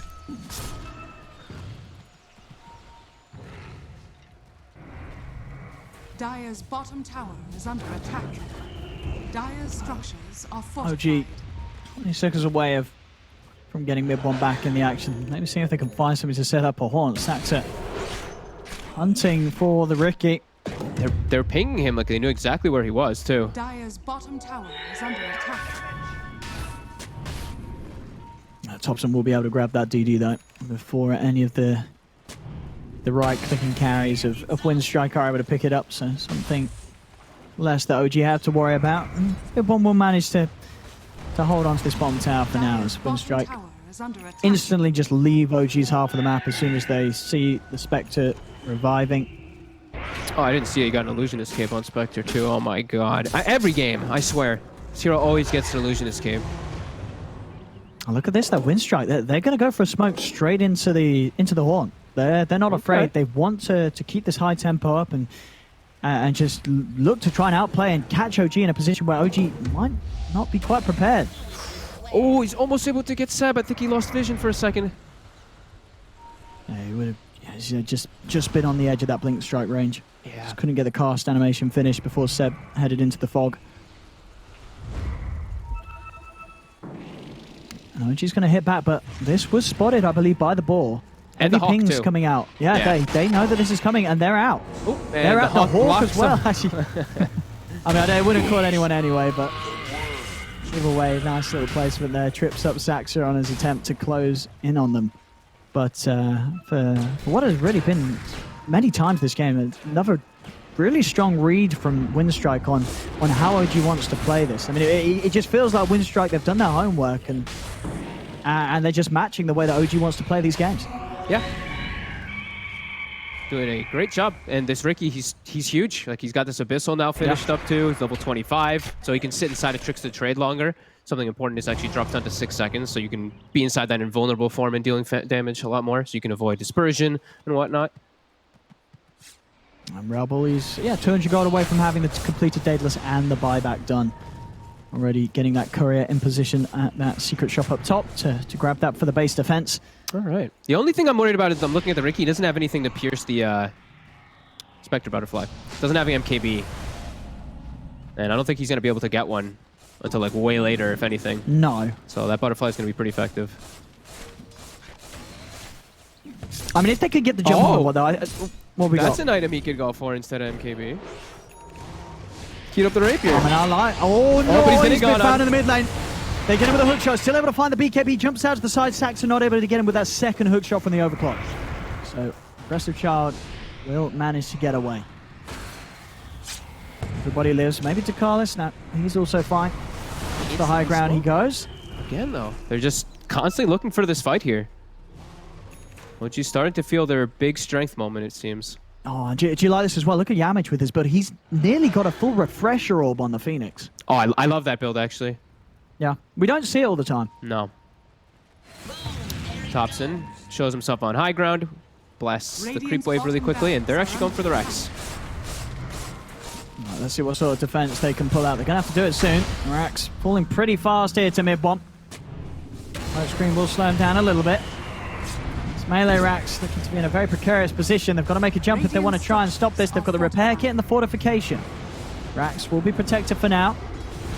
Yep, they don't have the whole Realm. He's got the RP on the two of them, but the BKB was already out for 7. No teleports to prioritize. The cogs from Saxa trapping into Carlis, but the X out. The Supernova Stun, it hits onto the 3 of them. They're all stuck actually, in fact, inside of Saxa's cogs. Carlis does get sleep stomped. The rest of Windstrike head back to the base for a refuel. As OG, they take the trade 1 for 1 and get the space to finish off the barracks. They get what they came for, OG. Seb's, I think Seb's spirit returned to him as the RP came out, so he didn't get pulled in with the skewer because he got the immunity from the Ags. So it actually gets him in a good position to stay back and throw his ult, and then they can just throw all their heals onto mid one as they only lose the clockwork. They actually can distance themselves nicely because of that. Aggressive Child's looking to jump. They found Seb. Seb's dead. He is dead for sure. A quick jump from Windstrike makes swift work of him. Mid one. Charging in. Yules to hold him back for now. Windstrike starting to back away. Thompson trying to look to get the catch onto Relpel, but he skewers out to the side. Thompson. The aggressive Child, he's going to jump back in. He's looking for the Pugna kill. The bashes are there. Relpel has to commit with the damage from the Daedalus. They take down Thompson. The break here as well for the Silver Edge. Mid one, he's got to be careful. Tries to get over towards the safety of Notel, but Notel's being pushed to the side. Yamich getting low. Turns, gets the spirits out. Yamich will fall. Mid one and Notel still alive for now. As aggressive Child, he's stuck up on the high ground for the moment being. He's ready to jump back out. He's got no mana. The Pugna ward is burning him. He's out of mana. He's going to have enough to jump out in just a second. He's got enough now, but he needs something to jump to. Beastmaster heading over to provide that target to get him out of there. Oh, that was scary for a second there.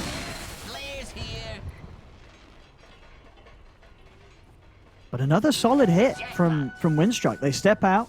A trade it is, but again, you're finding the two cores, and we are seeing whoever they get the jump on, even if Notel's around, just the massive amounts of damage that come out from this Magnus and Ricky once they're punching into a target, it just tears them apart. Yeah, there's not much you can do to save them either because that nullifier's out there, so he's constantly dispelling. And he's getting closer to that rapier. Radiant are scanning. He is. I mean, yeah, you're not kidding. 400 gold in on it. I mean, you love to see it. Yeah, you absolutely love to see it.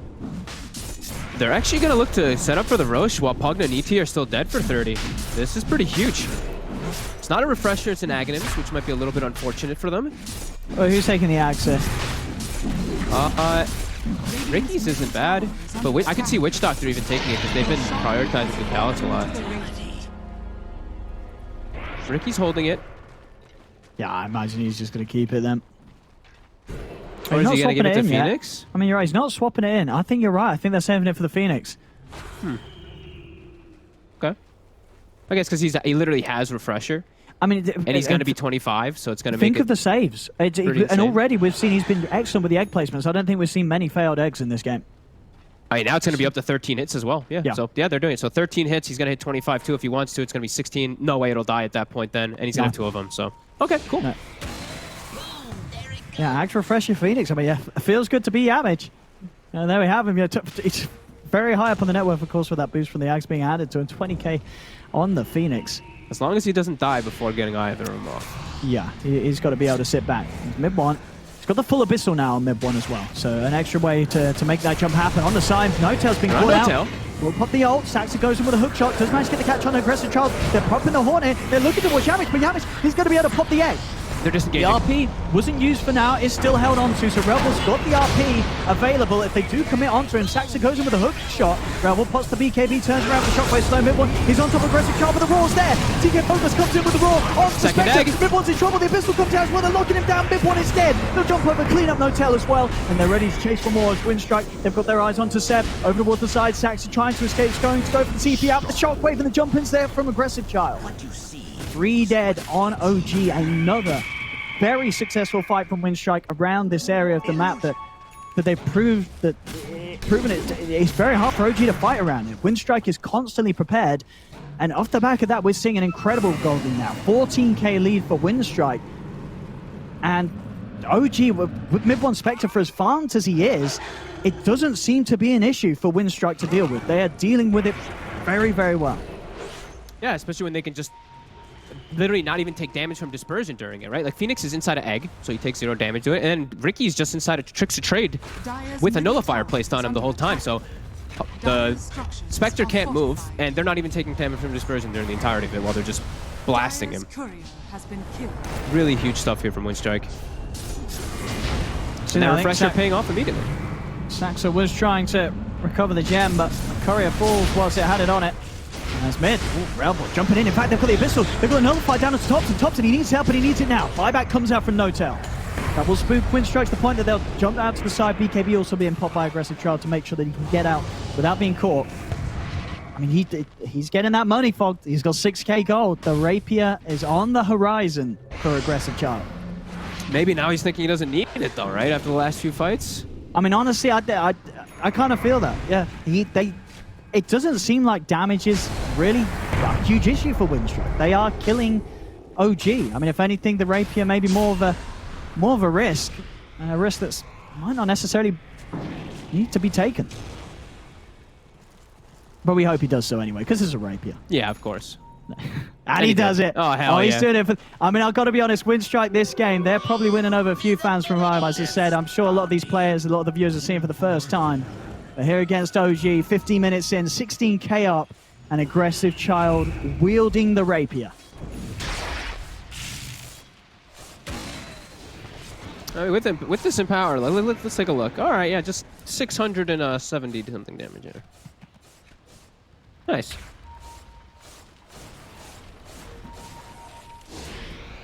He really wants to go. He really wants to jump on someone.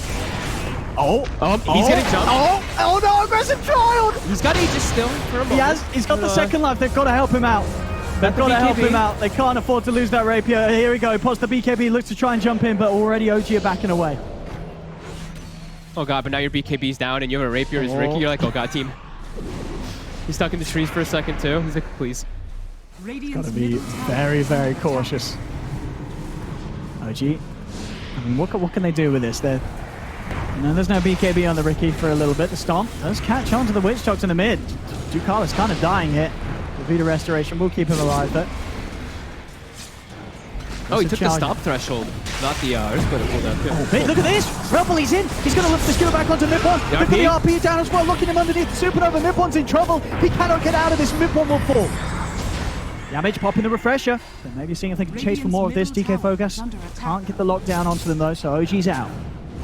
Great smoke screen placement too. He actually put it a bit north, a bit above the RP, so that the Abaddon actually couldn't even walk in and help out Mid-One at all. Very nice high ground holds here as they're getting a lot of money. They are 18k lead.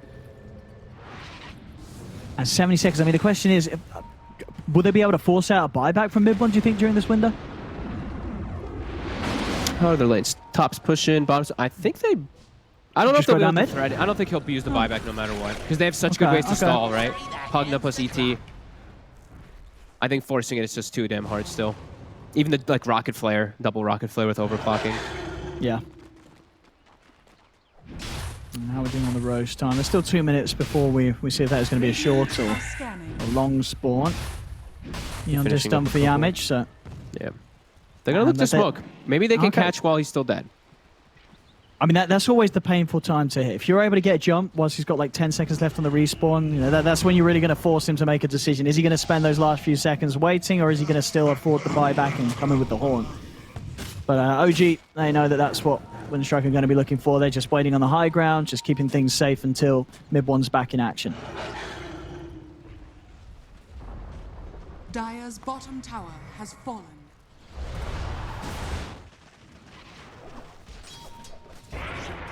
And Spectre's back up. OG leaves their base.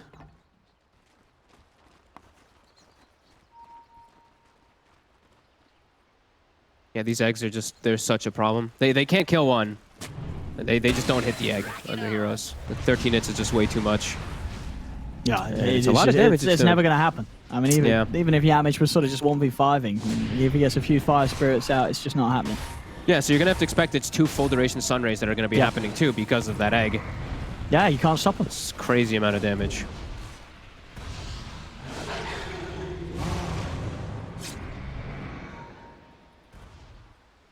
I mean, in OG, they've got to be careful. They're sure, like last time round, they have managed to push the high ground. They've managed to take a lane of racks, but since then, every move has been punished and really starting to slip behind. 18k lead for Windstrike.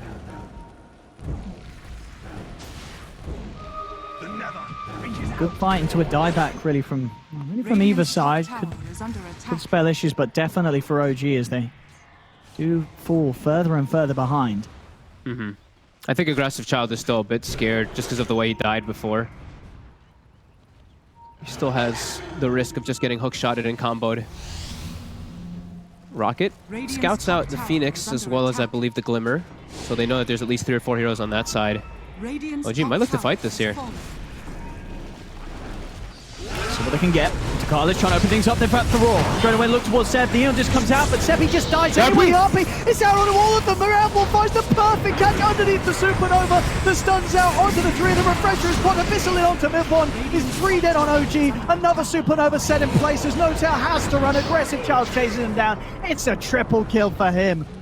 As Windstrike, they are just blowing OG away here.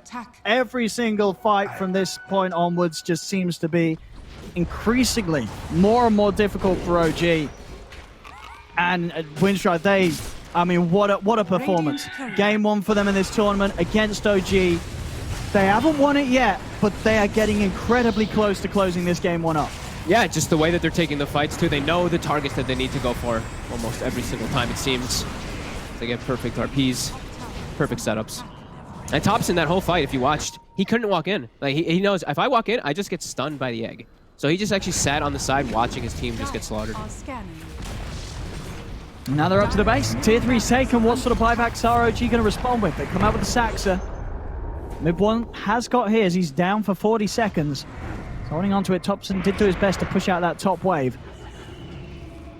As Windstrike will back up for now, but now 26k lead. This is just getting into incredibly difficult territory for OG. A lot of money is saved up right now on Mid1 Spectre. I mean, it's got sort of the Orchid Bloodthorn queued up. I mean, what sort of item do you buy? You know, he's got the whole shop to choose from with the amount of money that he does have. Is there anything that Mid1 can go for that would make this a little easier for OG in this point? I think he just needs the buyback and the haunt. I mean, he still has like some gold to spend with it. He has like 4k to spend, but you can't really finish anything yet with that, so. Sure. Aggressive charge after these plays. He's built up a whole lot of money once more after that rapier. 6,500 gold on the Ricky.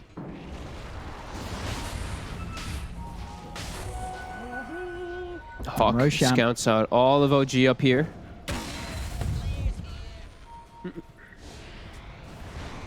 There we go, Relball. Setting up Mid1. He's starting to poke up Roshan. Okay. I mean, he's doing it slowly. I mean, you've got to imagine Windstrike are going to check this out before he's going to get the chance to finish it. I mean, they're heading over now. They're not going to let OG get away with this one. They're sending the illusion of the Ricky in to scout things out. They see it's about half HP. They're trying to find the ET. They're trying to find where Seb is. That seems to be the biggest priority target for them every time.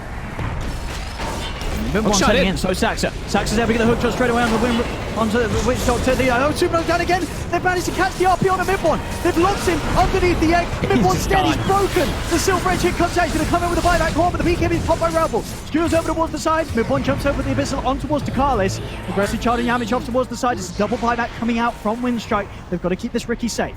He's over again, over towards the mid, over to the side. Seb dealing with DK Fogus as this Beastmaster. Seb punches him down. He's trying to run as the Beastmaster. He's out with the spy legs, but they do get him. They finish up the Beastmaster, but aggressive charge. He's straight back in. He's going to be able to take down Saxa. Second egg. Second Supernova up from the high ground. Mid1, he's caught underneath the egg. He's trying his best to run away. He's broken. The damage from this Ricky is too much. The Supernova, it connects. It's a gratified life drain. Thompson's trying to keep him alive, but he doesn't have enough heals to offer. As Mid1's down for 2 minutes. Killing them all. Seb, he is getting an ultra kill. Can he get anything more from this? The Ricky's low. Ricky trying to hide. He's got to just hope that they don't have detection. Aggressive child, he's so low. He's going to try and step over towards Thompson, but he's lost his life. The Ricky's down. There's going to be a buyback immediately as the rapier hits the deck. Seb trying to chase for more. He's over on towards DK Focus, but again, another use of the Glimmer Cape and the Blink out, and will make his way away from Seb. Seb, he's trying to step back up to the high ground. Who managed to reclaim the rapier? Somebody did.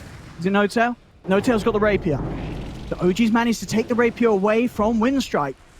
And just like that, the net worth is back even.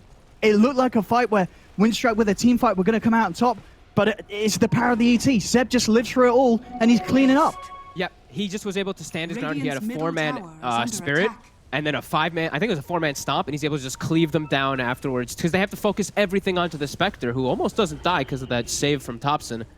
He's just ignored, so he's able to just do all that damage in the fight finally. 5 buybacks coming out there from the Radiant side, right? Windstrike used all 5? Yeah, all 5. So just the Spectre from OG, but all 5 of the Radiant. It's a 60-minute mark as well. Yep. Those big items are going to be coming out. What did Seb get? Yeah, does he have any attack speed? Still no attack speed on him. He really wants that AC, but... I mean, he doesn't need it, dude. He's getting ultra kills as it is. I know. Crazy. So you're right. When he does have that complete, then he's going to be a whole another level of nightmare for Windstrike to deal with in these team fights. Windstrike actually has to address their base. The bottom wave is taking a tier 4, and it's almost taking the secondary one. It's problematic. Some crazy stuff here. Yep. We see the 60 AC is... minutes. AC is being purchased. 60 minutes hits. All right, neutral items. Right, what any dream neutral items? Well, any sort of game-breaking neutral items for any of these heroes this game?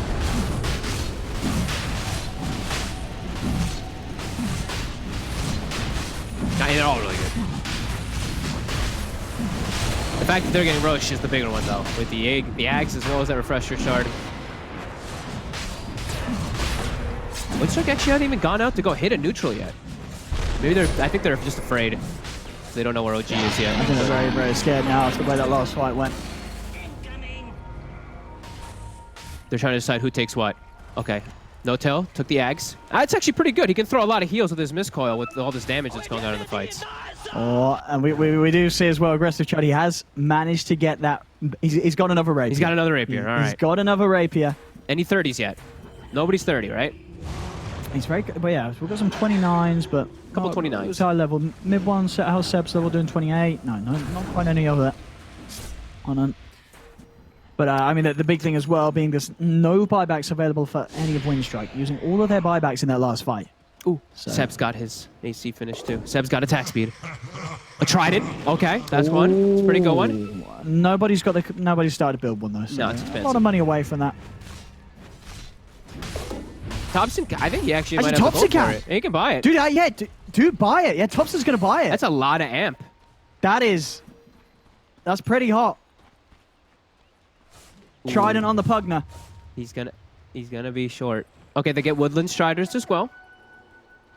What do you mean he's going to be? Oh, he's going to be short buyback. If Yeah, short buyback. Woodland Striders too. This is pretty decent. True. The movement speed's pretty insane, and it opens up a bag slot, and it gives you HP regen. That's really nice for Spectre. Opens up that slot. Yeah, with the amount that mid one has farmed at this stage of the game, yeah, that extra slot capability is everything. Did they get a Trident on the Radiant side too? Have they finished their items yet? He bought the items for a Trident on the Magnus. Oh yeah, they have. Okay. Wait, no. Yeah, he has it in there. Yeah, they have it. Okay, I was like, what the hell is he doing? All right, Trident mag. Okay, that's a tanky boy right there. Oh, he doesn't have boots. He sold his boots to buy the Trident, I guess. I guess so. Yeah, he's got a bag slot open. Oh, Fallen Sky. Okay. That's a good one. That's one of my favorite items. I mean, is that a good one? That's one of my favorites. Okay. What, just for the instant initiation? Yeah. And for Saksa, right? You instant initiate, then double hook shot or something. Like, I don't know. They have a couple different fun plays they can do with it. Or getting Seb into position. There's a couple things. Yeah. I think that's why I forget that the cast range is 1600. It's massive. It's unbelievable. 1600. Okay, I see what you're talking about. Yeah, you're in across the whole screen with that range. Yep. On to high ground with all this though that they've picked up. Ducalis, he's trying to farm the last neutral item for his team on the opposite side, but he'll TP back. Oh, skewer in. Skewer. To the raw. Underneath the tier 4s. Here's mid-one. He's on once. And do it a second time. This Supernova stun's going to be timed. Nice the Supernova stun. It's RP into the stun.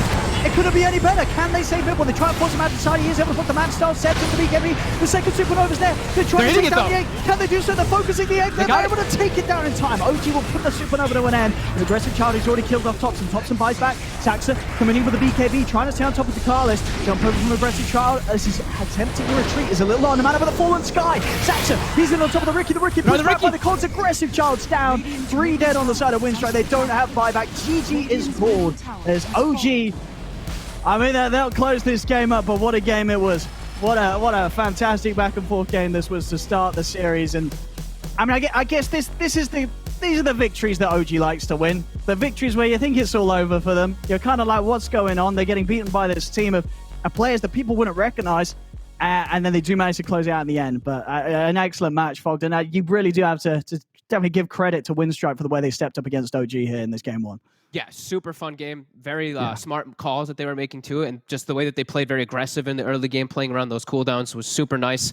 You know, what an OG game to have, you know, Seb come in, just come in clutch at the end there, get an ultra kill, trying to like bring it back for his team. That's just, picture perfect. Super fun game. Looking forward for the next one.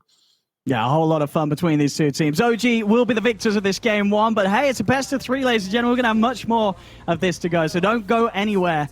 As so far in this best of 3, OG to take game 1 against Windstrike.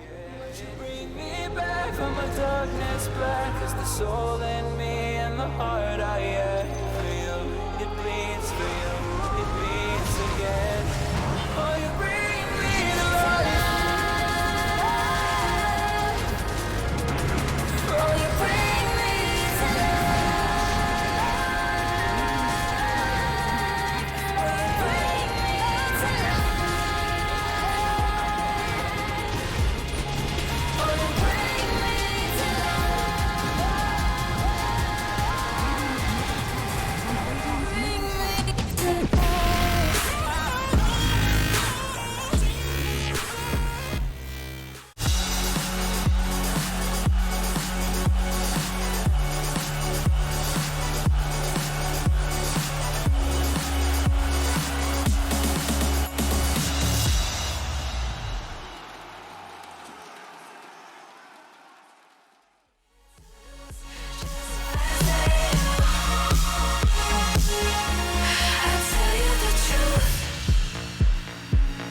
Just faster than you.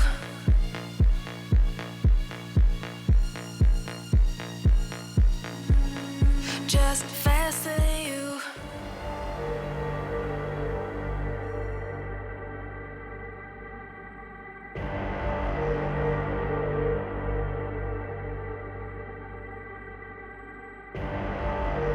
Rising out the ashes, coming from the ether. All I hear is static. Breathe a little deeper. Fallen, broken, a million light years away from home. My eyes opened, and now I've come to claim life. Never letting go. These wings carry me. Live this fantasy. Running through the fire, gonna let it burn. I am the Messiah, gonna let it burn. Running through the fire, gonna let it burn. I am the Messiah, gonna let it burn. Gonna let it burn. Gonna let it burn. Gonna let it burn. Gonna let it burn. Found me in the darkness. Now they see me shining. Calling me a goddess. Thunder and the lightning. I'm falling, I'm faster. Making my way back, I'm close to home. I'm fighting harder, because I've come to claim my throne. Never letting go. These wings carry me. Live this fantasy. Running through the fire, gonna let it burn. I am the Messiah, gonna let it burn. I'm running through the fire, gonna let it burn.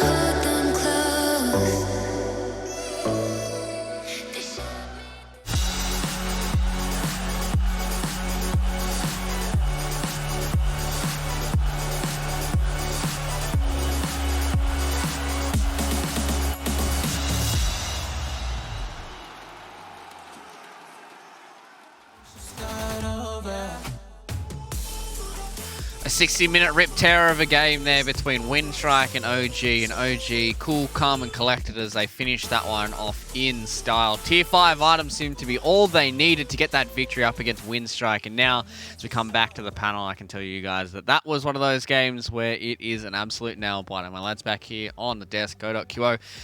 I had the faith in Windstrike. I really felt it. I really felt like my prediction was going to come through, boys, but late game decision-making sometimes really just doesn't go your way. Yeah, I mean, it was a pretty close game, back and forward. Most of these fights, you see rapiers, actually 2 rapiers being bought by the Rikimaru.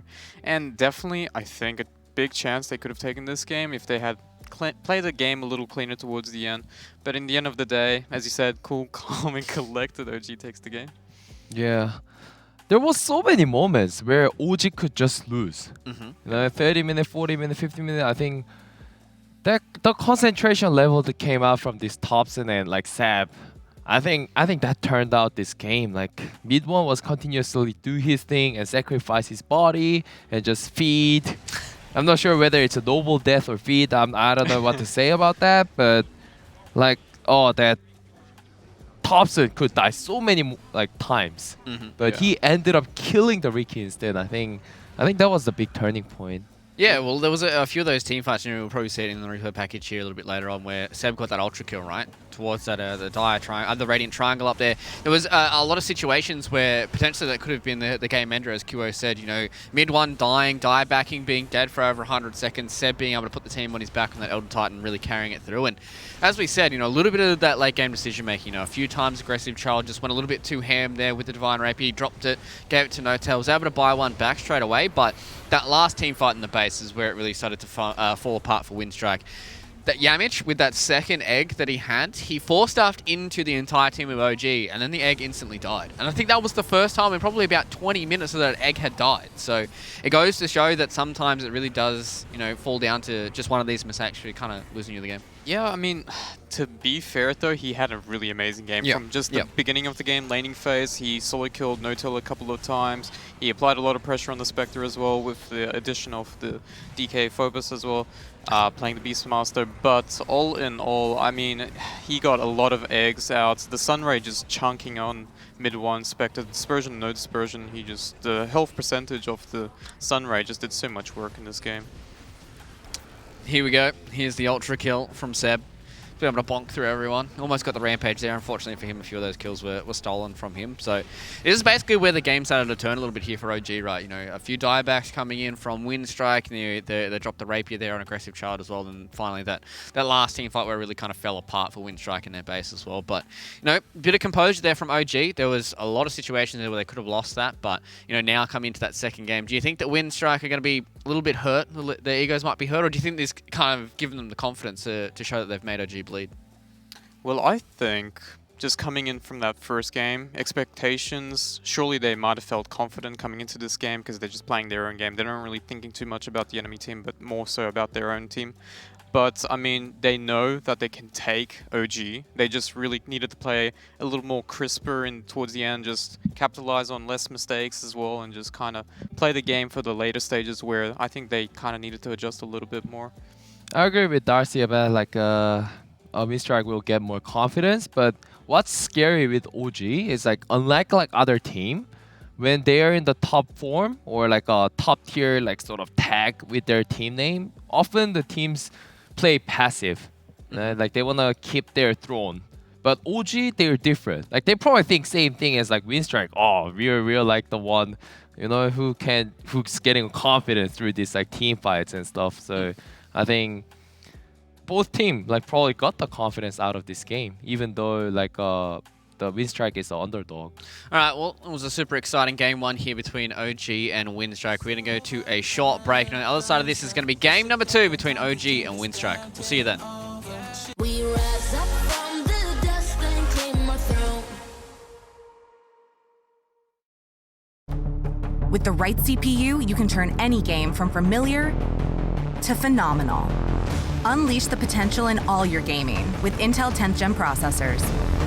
With its optimal balance of threads, cores, and frequency to deliver elite real-world performance, only Intel can bring Marvel's Avengers to life with in-game PC optimizations.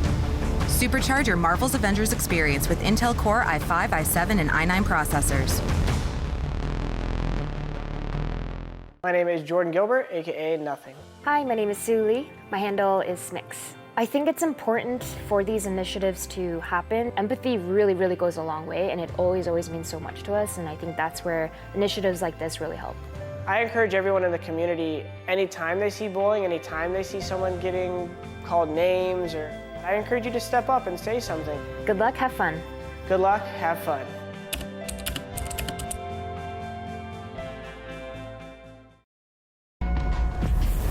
Multiple witnesses have reported mysterious shadow sightings all around the city.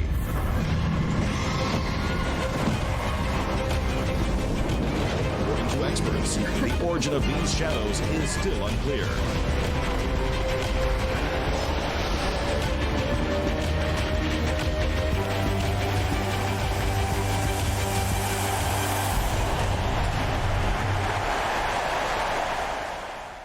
Your favorites will play soon. You hope for the win. Excited about the game. But something has changed. You start to doubt. Will they pull it off? Or will they drift away? You pull yourself together because you're sure they're revved up to win. You know they've prepared. They've picked the right course. And even when there's no chances, you believe they will win. GG Bet. Be excited. These feelings are waiting for you to come back.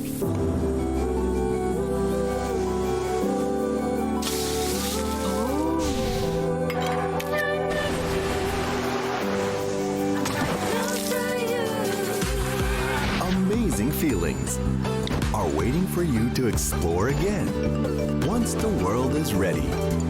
Until we meet again. Amazing Thailand.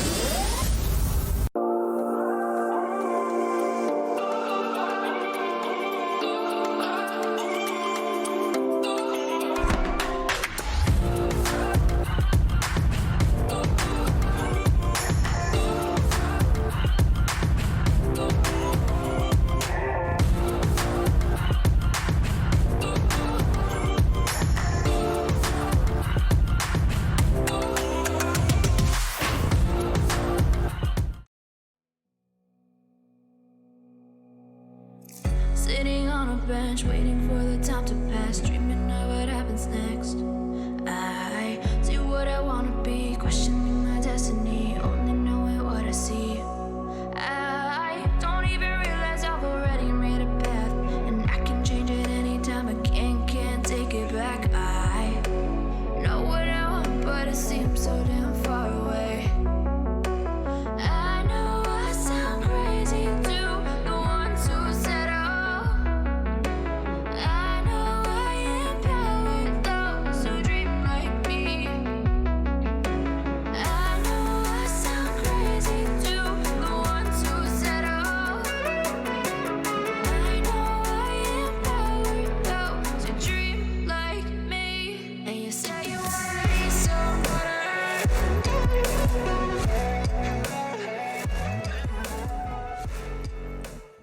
ESL 1 Germany 2020 Online is brought to you by Intel, Mercedes-Benz, Mountain Dew Game Fuel, DHL, GG Bet, Corsair, and Acer Predator.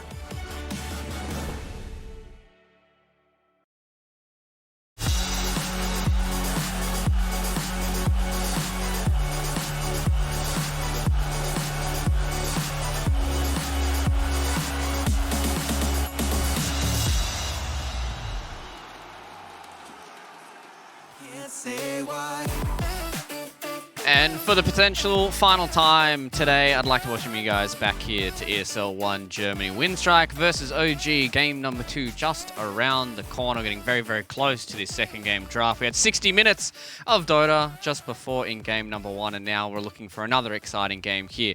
Go.QO lads, welcome back here on the panel. Game 2 draft is on the way. Are you guys hyped? You guys ready? You guys excited? Are we going to see much different from these teams? I actually don't think so. I mean, to begin with, in the first game, OG kind of respect banned a lot of the Winstrike heroes, so it's not like they're taking easy on them, you know? So they're definitely respecting them as a team, and I think the picks will be pretty similar when it comes to Winstrike's playstyle. They won't change too much. I hope that they don't change too much. It's similar with the Hellraisers game, where first game, Hellraisers played really well, very fast, CIS style, and then second game they changed, and it didn't really look good, so I want Winstrike to just really keep their form. And that's the Magnus. Yeah. True. We see this Magnus, and they have IO. Against IO, the only problem when you're playing Magnus is like you won't be able to put it as pause 3. So you have to either put it as pause 2, pause 1, or pause 5. 5.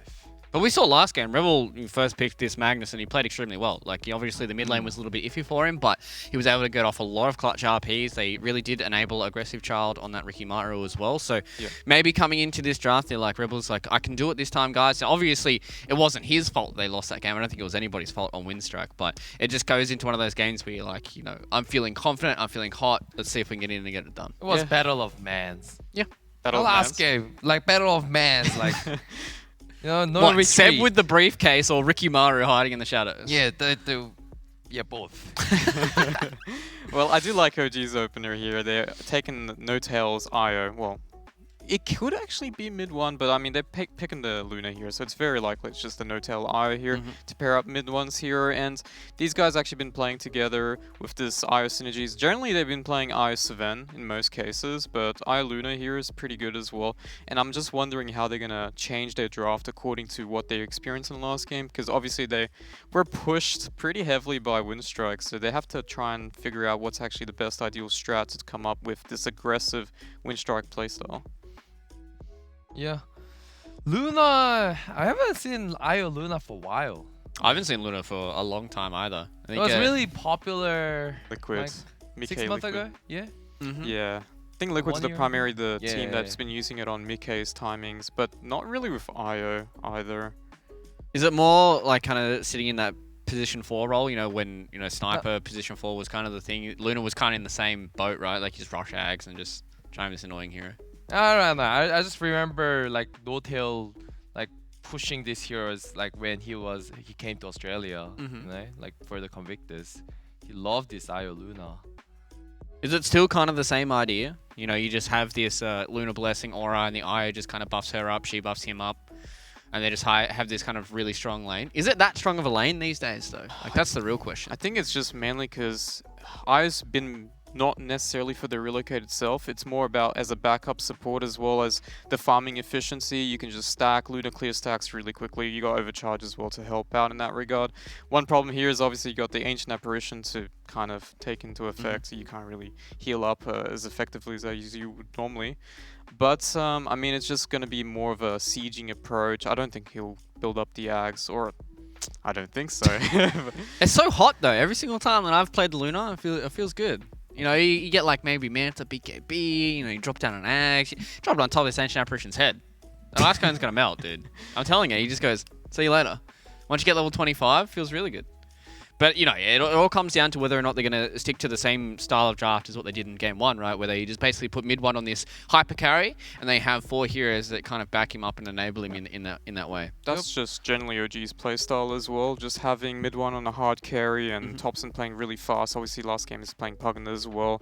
Really kind of having that buddy system as well with Saxa. Normally Thompson and Saxa is always running together and making things happen. I don't know what they will pair up with for the post 4. Like when you're playing Io Luna, you usually like put it together instead of like trying to use Io as like offlane duo partner. They don't want to do that. Yeah. So they have to pick one support with they can partner up with this Io. And usually it's like a Earth Spirit Tiny Span, Earth Spirits, and Tuskar. So you basically want like a tanky melee hero. That Yeah, can kinda sort of. enable Or you. Spirit Breaker is like very useless, and it's Pangolier. That's. Okay. I mean, Tops and Pango? yeah, they have some versatility when it comes to where they want to select and put the Pangolier at, but it's not something that you can really utilize the relocate to begin with. You can't really relocate after Panga roll, for example. You need someone to set up for the fights, so... Yeah, I mean they probably get those heroes on the other sort of lanes, but we've seen this Pango against Magnus like when we were casting the ESL one Thailand, and I think Neon Playhard he used a lot of this Pango as pos 4 to just get this mid control, like to just continuously roll in and continuously creates like this pressure, so this Magnus even if he RP it doesn't like affect anything. Yeah. So I probably expect that scenario. So do you feel like if Saxa does pick up this Pangolier that it still fulfills the same role that like, you know, a Tuskar would? Depends on how Io and Luna like laning goes, I think. Well, right now, there's a lot of heroes here that's kind of open for Seb. I mean, they haven't banned out the Batrider. It's going to be pretty good as well for the laning emphasis. Obviously, you kind of want to see the matchup, of course, but in terms of laning emphasis to just having that set up for the team, pretty fast pace as well. Oh, okay. Bloodseeker. So Bloodseeker. So I'd imagine this is going to be the offlane hero. Still does provide a nice little counter up against the Pangolier. I wonder if it's a strong enough lane to go into Aya Luna though. That's the real question for me, because it really does feel like if you can pressure this Bloodseeker early, he doesn't feel as scary. You know, if he doesn't get that nice Veil Yule's timing, he feels kind of off. Yeah, it's primarily for the Pangolier as well. You can't really use your roll into the Rupture, of course. And here we go, Tusker. You did mention this before. You want that kind of roaming 4 that can fight and frontline a little bit. And it does synergize quite nicely, the tag team as well as the overcharge. They can maybe do some cheeky plays level 1 with the tri-lane, maybe safe lane, or just going to the off lane to get that first kill. And obviously the Pangolier as well, Swashbuckle, does a lot of work with the tag team. So there are a lot of synergies coming here from OG. Yeah, we're just emphasizing this like first 10 to 15 minutes, first 5 to 15 minutes of gameplay style, and I think Winstrike just have to match it. Otherwise, there is a potential where they can get run down. Might as well just try to pick one fighting hero and some like a post 4 heroes that can deal with Io Luna. So Bloodseeker plus 1 stun, so he can actually, you know, like ruin a little bit of like a Luna CS and still be able to like control this Tusker and Pangolier. Yeah, what's left though now? Because generally you see pair-ups like Tiny Bloodseeker, right? You have a lot of burst and set up for the Blood Ride, but a lot of these heroes are banned or taken. You mentioned Juggernaut pos 4. I called it.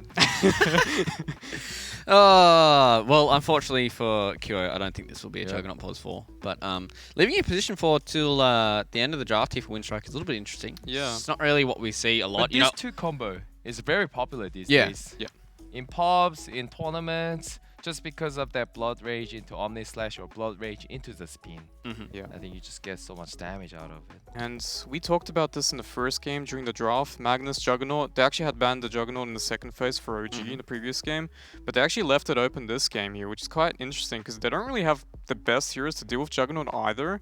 So it's quite weird that they left it open this time and they banned other heroes instead. I mean, they banned the Phoenix in the last phase here, but we were seeing and we were talking about they want to kind of set up for the Blood Rights in the laning and something strong that they can move around with the Bloodseeker, which Phoenix doesn't really suit the build there. So what is left here for Windstrike? I really prefer them to have like even like Earth Spirit, you know? In the worst case scenario, like Earth Spirit's not that strong either, but like something that can make this Blood Ride work.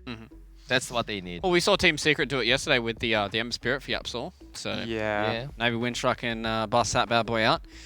What does OG need to finish there out? Yeah, I really like that Earth Spirit ban. A lot of Spirit hate. Ooh, okay, Shadow Demon.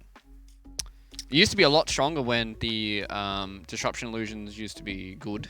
Now Yeah. they're quite poo-poo. I like it, but I don't like Ooh, it. Yeah, I'm let's literally go. the same boat as you as well. Enigma. Oh, Enigma. Enigma and Techies are the two heroes that I want to see a lot for ESL 1 Germany, and thank you, OG, for picking Enigma for me.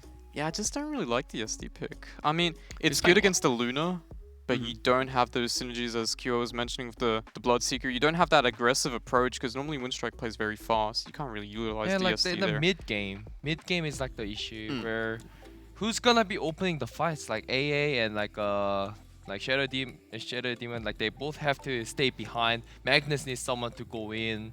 Bloodseeker can't go in either. Yeah. There's like zero hero that can actually just open the fights. The only play I see is they can be very efficient. Obviously, they got Magnus in power as well as the SD who can stack camps. So I guess they can get ahead in terms of just farming efficiently early game.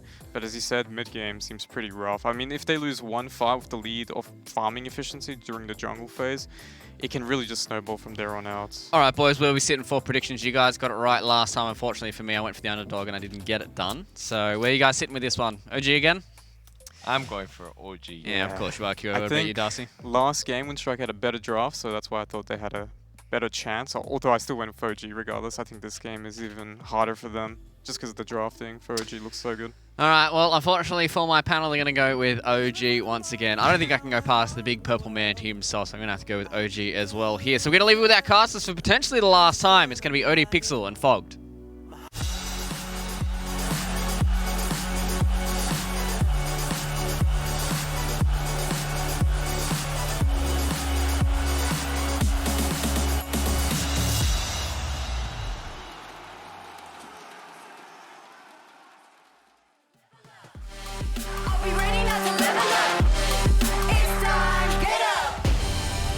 I found out I'm not alone, 'cause I'm just like you. We are fearless when we fight and not afraid to level up. All we know about is level up. Are we ready not to level up? You know we fall and we get up. Level up. All we know about is level up. Are we ready not to level up? It's time, get up. Even when it's so sweet, I end up seeing red. Is it such a ghostly revelation? I may have fucked up all my chances. And we ain't sleeping on the floor again. We never sleeping on the floor again. For the ones who didn't make it out, for the ones that didn't see the light, for the ones that never cared, never gave a thought, found no happiness in that brand new car, or the house you bought. I see you talking about the love you lost, and it was gone like way before you ever thought it was. Yeah, I took my time, no quick ones, quick run, quick guys to get back there. Hot roads, I didn't think I'd come back fast, 'cause I was running roads so many days.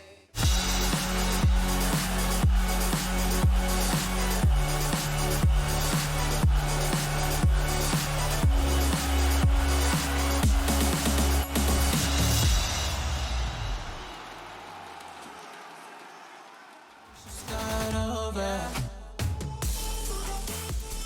Ladies and gentlemen, welcome back to ESL 1 Germany as we get ourselves ready for Game 2 between OG and Windstrike. We did just have a fantastic Game 1. 64 minutes it ended up being between the two. OG, of course, finally able to grab that victory at the end of it all. We're here just about ready for the game to start, Fogged. We've got the two lineups coming out. What are you excited to see from this Game 2? Enigma's a fun hero. Don't get to see it too often. Definitely looking forward to that one. Yeah, and I mean, but in terms of how good of a game it is for the Enigma, what are you sort of seeing here? What's the potential for Seb this game? It looks great. He has a lot of heroes that already cause a lot of chaos in the front of the fight. So I feel like for him getting a decent setup, if he does want to go for those black holes, can be good. Also, I just feel like him getting like the auras for his team is really strong because he has an IO paired up with him. So the mech is double valuable. Those type of situations where if they do want to group up and push around their ults, they're very strong versus this lineup of Windstrike, which I feel like Windstrike is kind of weak in a lot of fronts this time. I'm not crazy about their support duo. I can understand why they did it, of course, like, the AA versus the IO, but Yeah, it's definitely missing something. Like they don't have this type of big team fight or big control or anything. These supports are lacking a lot. Yeah, it's pretty much what just the RP into the Blood Right that's like a solid combo. I mean, sure, you got like disruption into Blood Right, but not a lot of stuff outside of the RP that's going to allow them to make straight up plays to really capitalize on that hard hitting silence. Yeah, just a big concern. And they also do at least have like the Bloodseeker versus the Pango match, like overall matchup in the game, which can be pretty okay. You know, the Rupture versus Rolling Thunder and whatnot. Same thing with the Silence too. But yeah, it just doesn't feel as nice. Like their last one, they had a really nice, well-rounded draft. This one, it just feels like it's missing so many different elements. Like they have no stuns, like actually 0. It's a skewer. It's all on the mag. And you know, don't get me wrong. Tough. You know, Rebel last game, he did play a pretty good Magnus. So it's true. But it is a lot. It's a lot that he's going to have to do, a lot that he's going to have to set up for the team. Yeah, it's weird when you... The last game, it's not like all the pressure was on him to land those RPs, so he landed some pretty nice ones. He had a lot of other stuff happening. This one, it's like, yo, pressure's all on you to get those for our team fights. Otherwise, we don't really have a whole lot coming in, unless we're just playing behind like a very farmed Jug because we got lucky with an Empower. So I'm definitely liking OG's positioning in this one a lot better. All right, well, let's see. As coming into the series, I think even after game 1 draft, you know, we wouldn't necessarily expect to see what we did see from Windstrike there. So and they might be able to come in with another solid showing here, despite the picks not necessarily looking to favor them. Top lane, some very nice damage here onto mid 1. But mid 1 able to grab that bounty rune still, despite the best attempts from Windstrike. So 3 bounty runes going the way from OG to start this game off. No tell right away. We see the bracer build that we were talking about yesterday. I've seen like every IO now doing it pretty much. I think it kind of was happening before at like the high level pucks anyway. But now that he does have overcharge, they're going to look to get aggro on him here with the Blood Right, as well as the disruption. Curious to see what Yamich overall throughout the majority of this game is going to do on the Shadow Demon, because it's one of the heroes I really do enjoy watching. Yeah, I mean, for the most part in this sort of support versus support early on up top, who's going to end up winning these trades? Is the Shadow Demon going to have the better time zoning out the IO, or vice versa? Yeah, I'd imagine the Shadow Demon does. He's just got more regen to work with. Easier access to their couriers too. Thing is, Yamich can always walk over and snipe some couriers too to mess with some of the regen. So top lane should be pretty solid for them. Mid, I'd imagine the Magnus has a very good matchup versus the Pango as well. And bottom, they should have a good lane too. So that's the one thing we didn't really touch on, is how they've set themselves up for very good lanes. Yeah, I mean, what is it that works about the Jug AA lineup? Because I feel like I see a lot of duo lanes where there's an AA involved, and it's not an easy lane for the carry. I guess that's fair to say. It's not a phenomenal lane. It's just not a terrible lane, because Jug is always his own hero. He's always pretty decent if he's just got a supporting role behind him. It's hard to ever go on in him. If they ever do, you know, the Ducalis is going to be able to pop thing up if they start getting aggressive on the towers. Yeah, Ducalis is very, very at risk of dying though, quite easily. Sure, he's got to be careful. Yeah. Absolutely, yes. If they get a couple of levels on them, Saxtra and Seb, they start heading in. Oh! I mean, the Shockwave's up in a second. Is he just going to kill him with a Shockwave? I mean, he's got the Fairy Fire. He knows. Yeah, level 1 Shockwave won't be enough anyway. He's get hitting. But, whoa, Thompson, what's he doing? What is he doing? What? I mean, you're the expert. What was he doing for? What was he doing? Hoping for a disarm. Hoping for a disarm. That's the only answer I got. Like, it's hoping for a disarm, and then he just clicked his Fairy Fire late. No! Like, I mean, that's huge, though. He just gave the Magnus first blood mid. What's he doing? Oh. Right, like, what else could it be? What else? Hey, there you go. It happens to the best of us, you know? We've all done this. I don't even think the disarm saves him. That was pretty wild there. Pretty wild stuff from top. So meanwhile, bottom lane, they do manage to get in on top of the Jug. Okay. Seb and Sax able to find the kill. Same time on top. Again, a lot of damage onto this Luna. Mid-bomb. A few stacks on him as well, but No Tail should be able to offer up enough heals to keep him safe. But Yeah, you know what? I'm gonna take back the 3 solid lane thing. 2 solid lanes. Jug is it's Two an solid- okay yeah. lane. It's just an okay lane. Like it's but into Enigma, I mean, it just that breaks sort of you. feels like that. Yeah. That's Jug as a hero, right? He's Jug just is okay. an okay hero. Yeah, that's fair. And because they went for like stat build too. You see Seb, he's got like a null. He actually hits pretty hard with these Eidolons too, a tag team. Oh, the Cows might go down too. Yeah, I mean, as you said it, you know, you hit the levels on these two, they're going to just be able to run down this AA every time. You know, AA it's a free kill. It's a free kill for the take. Yeah. I thought because of that, the Jug would be getting like really solid like free farm, but he's not able to really either because they're just messing with the creep equilibrium. So bottom lane looks like OG will be very happy with that one, but yeah, like mid's just a huge win for Windstrike. The Rune, Saksa with a nice little snowball play there, denying that from Rebel.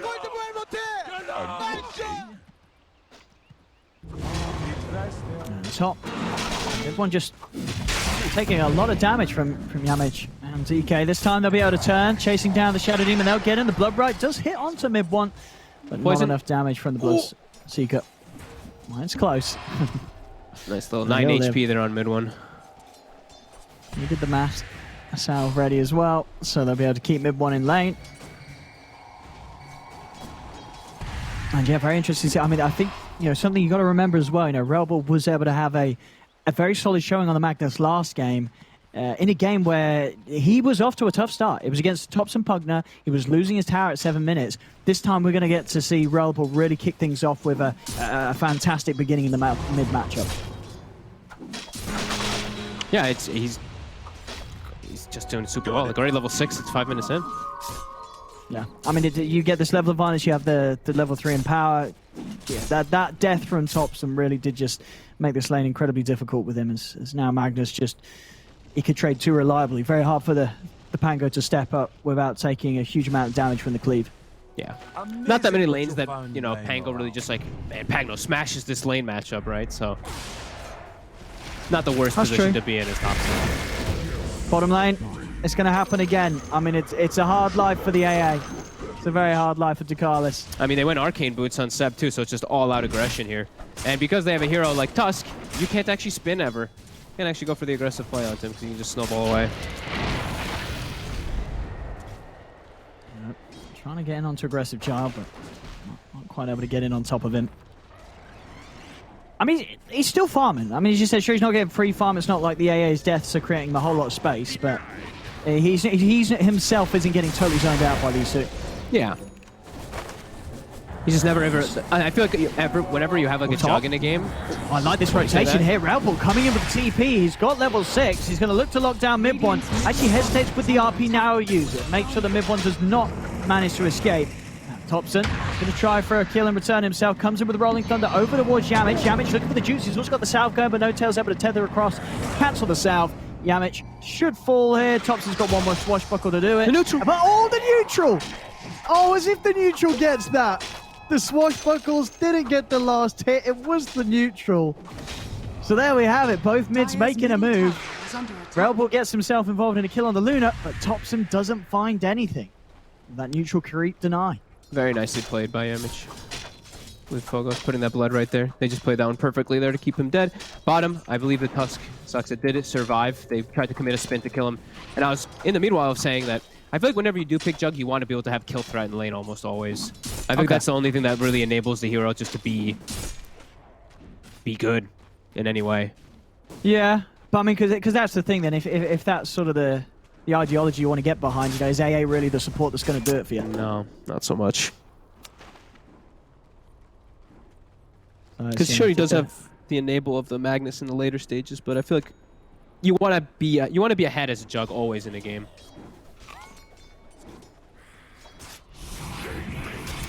He's got to be careful. Whoa, very lucky that those shards didn't grab him. Was pushed over the side of them. Will be fine. Top lane, you see again. I mean, Rebel's hanging around this sort of jungle area now. Thompson's going to end up walking over. 8-minute rune coming into place. As Thompson drops the ward. And Rebel. Okay, Rolling Thunder coming out from Thompson to secure the rune. Secure the rune, I love it. It's like if it doesn't spawn there, whoop, it's a waste. I mean, Thompson knows, you know, he's done the calculations. Yep. He's mastered the random number generators of Dota 2. He knows when it's spawning.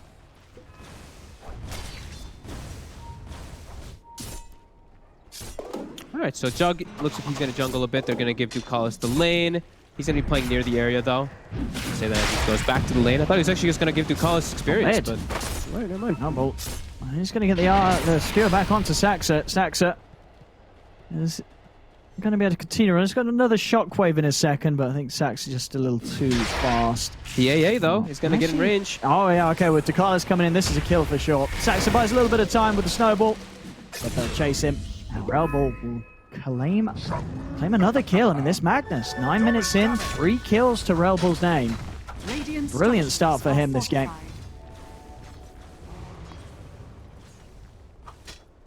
And what's going to result in a very, very fast Echo Saber into Blink at this rate. Side lanes aren't going so hot, though. Yeah, he's going to have to do a lot. But I mean, if you get a quick Echo and a Blink, you know that this hero can just dominate a game of Dota. Absolutely, but this is I feel like this is kind of like what we were saying, right? Like it's gonna be a lot of the pressure on Rebel.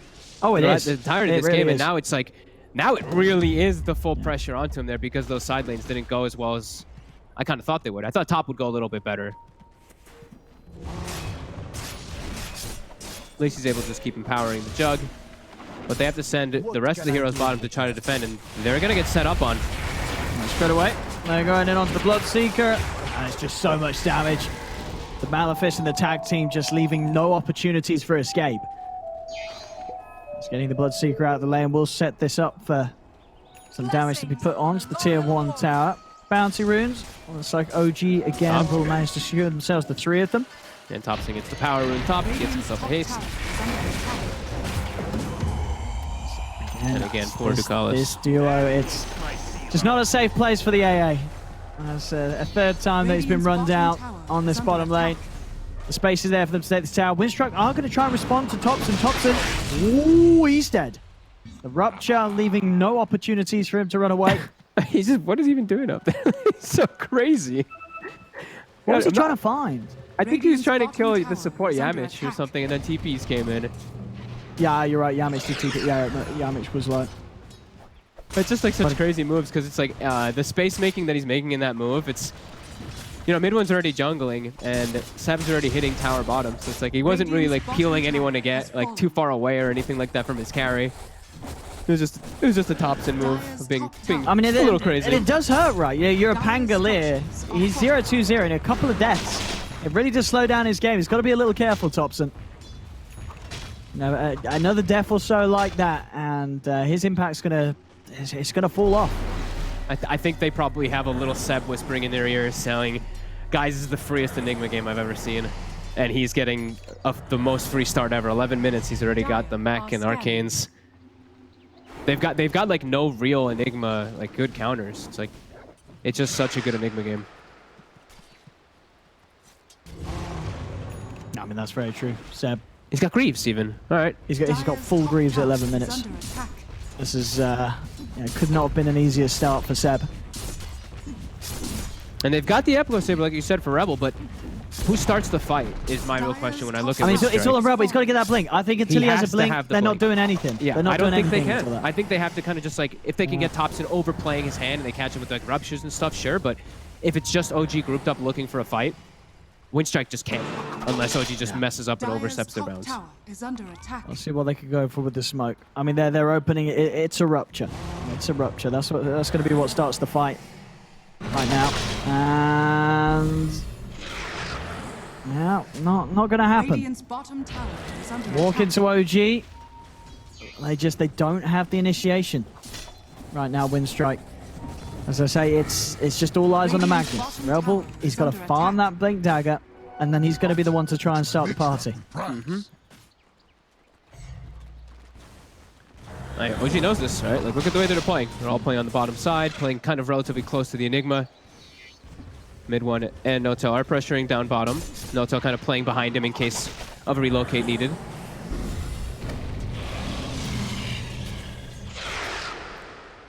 But yeah, just taking over this jungle.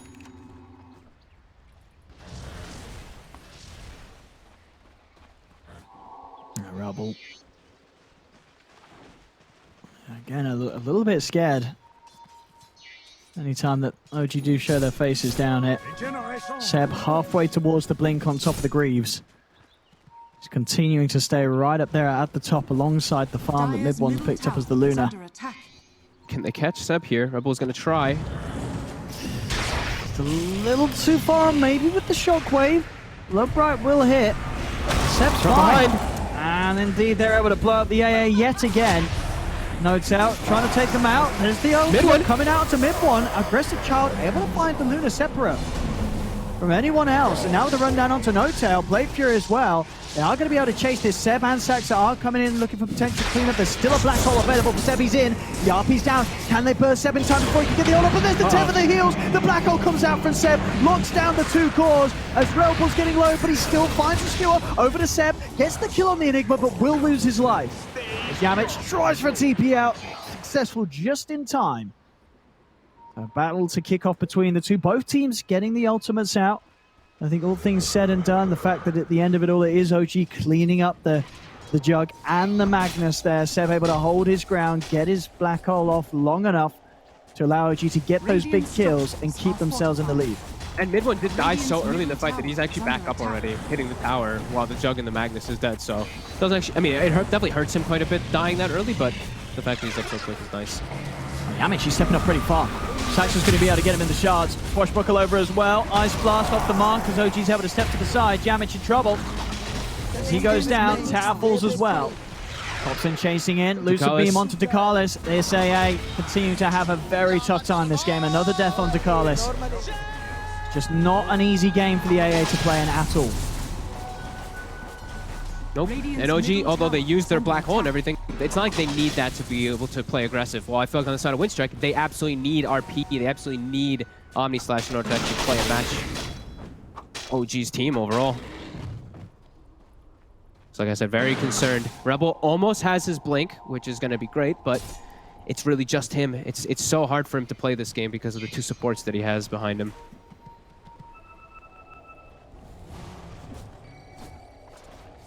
And wow, Ducalis actually TPing to the outpost pushes them both away.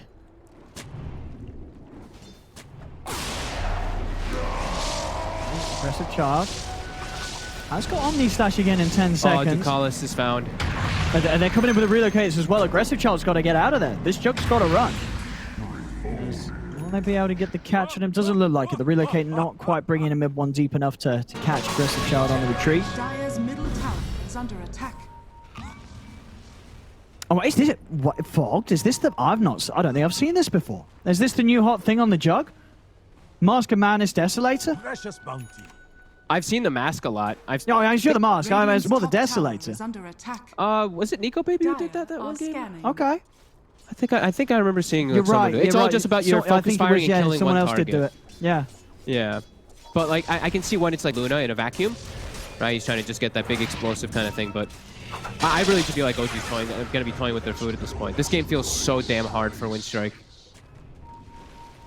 Yeah, I think we're sort of similar to the way we sort of saw like Game 2 from Secret the other day, right? Where it's, you kind of feel the draft from OG is just, it's got a lot of things that Windstrike's just doesn't in this game. It covers so many, it covers everything. They have great team fight, they have Roche, they have like BKB piercing disables, etc. While on the side of Windstrike, they don't have stuns, they don't have too much. But let's see. They might be able to get the grab. And they get on top of Mid One on No-Tail. Aggressive Child trying to run in. Blink on the mag. He has got that blink RP ready to go. Relpul getting into position, but doesn't want to go any further. They don't have the vision on the lane. The responses is coming. And now Dakalis is just dead. Now, they might need to have some backup here for Aggressive Child. He's in trouble. Seb's shooting from the side. He's got the blink and the black hole ready to go. Seb looking for an angle. Relpul's going to commit with the RP. It's only down onto Mid One. Malif is out to Relpul. They've got the tether, the relocate away as well as No-Tail's able to keep Mid One safe. Thompson goes for Rolling Thunder, TP out. Seb still looking for an opportunity to chase. Saxa's in, has the control onto Relpul. Ice Blast comes out onto No-Tail. Blood right there as well, but they've already taken out the Magnus. The Magnus falls.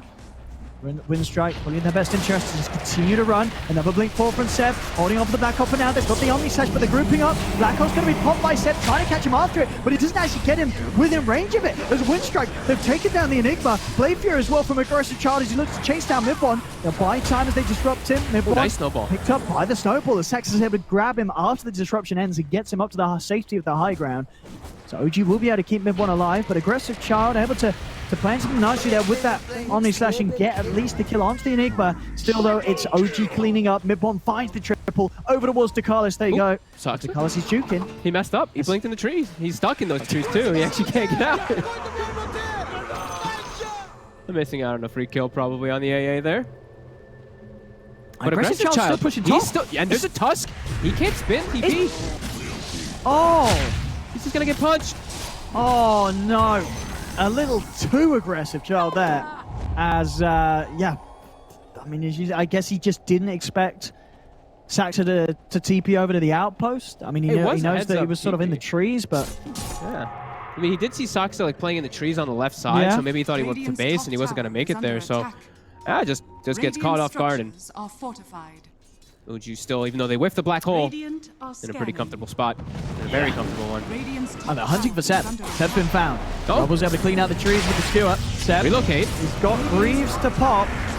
Demonic Purge and the Blood Rights bringing him low. Silence as well hitting onto the IO, so he cannot offer any safety to Seb. Seb will fall, but Mid1 and Noto have cleaned up one. They're going to try for more. The Ice Blast does hit onto the two of them, but Thompson's coming into the trees, finds DK Fogas here with the Rolling Thunder. Swashbuckle and a bounce as well, cleans him up. Sax are also able to catch Yamich on the escape. As it just continues, OG making play after play here. A considerable lead to be grown now, and Mid1, he's going to be so damn tanky. This S and Y into almost completed Satanic at just 20 minutes in. My god, yeah, and Thompson has a full Aghanim, so they're... Like I said, this one feels just... It feels so hard. It's a Juggernaut by himself with this power and everything. It's just... There's too much weight on Rebel's shoulders with the duo support that they have. They just... Making plays is just too damn hard. Yeah, all the pressure on the Mag. It's going to get to the point where he's dreaming of the 5-man RPs whilst they're pushing it to Carlos again. Poor old AA. It's just... It's a rough game for the AA. You know, the tips are coming out. You know, Windstrike, at least they got his back. Yeah, they got him too. I like that, You know, they know it's tough. It's a tough life for DeCarlos in this game. He's probably like, guys, I'm an AA with no stun. This is your fault. You know, he comes back from a long day at work. Classic AA. There's Roche. Is gone. Satanic is finished.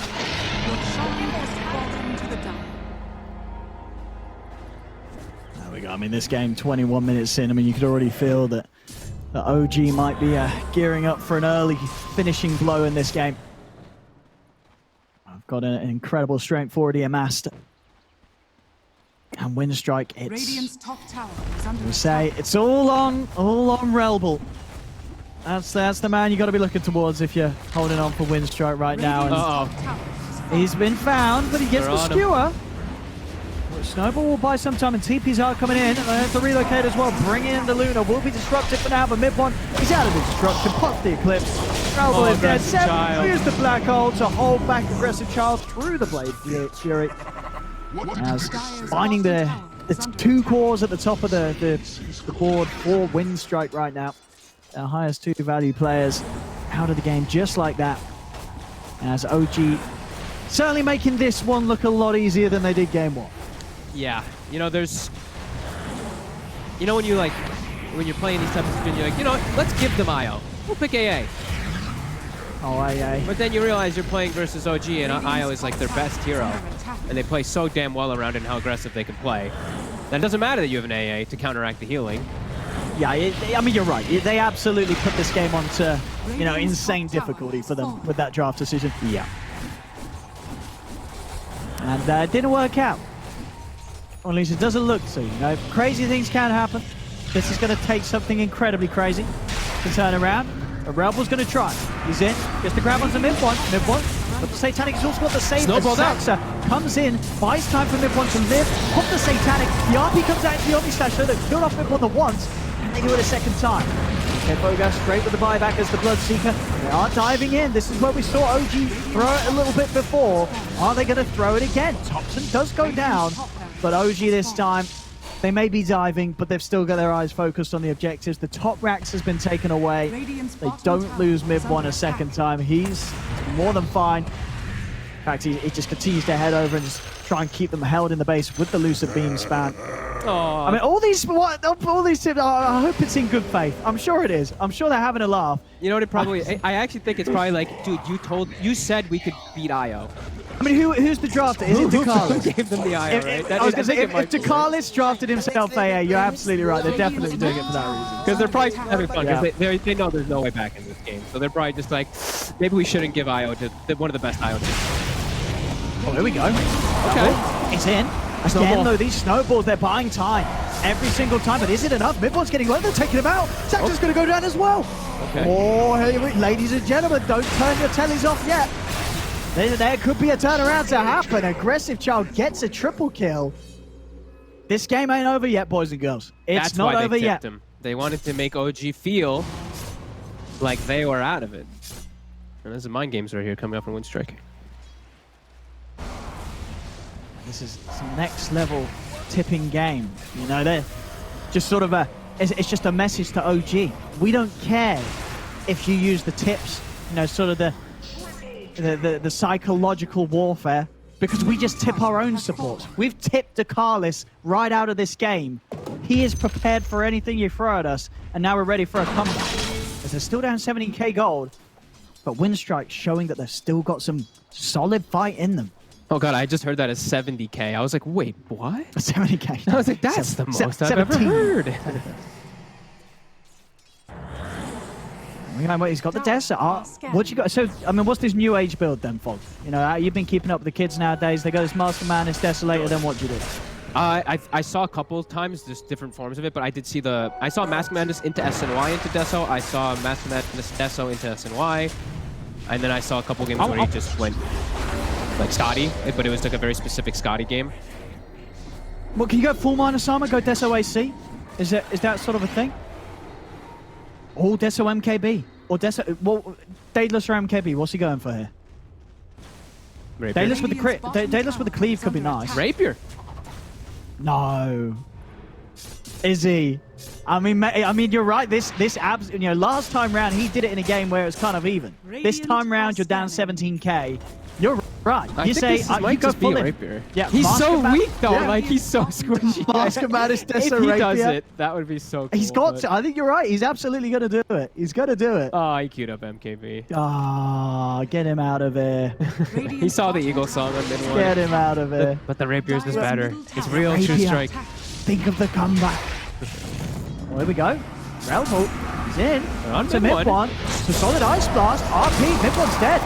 He is incredibly dead. No Tail will TP out of there. But it does get the job done. It may be their only initiation, but it gets the job done. He's in with an RP, Ice Blast. You'll get the kill, you know? It's going to work. It's a solid jump. It's a solid move. Yeah, definitely. Oh, geez. I mean, if mid-1's literally farming at your base when he has the whole map open, they have to kill him when the team's not behind him. So they will be able to do so. No RP available, right, though, so they do have to be a little careful, because OG can definitely look to fight even without that Luna.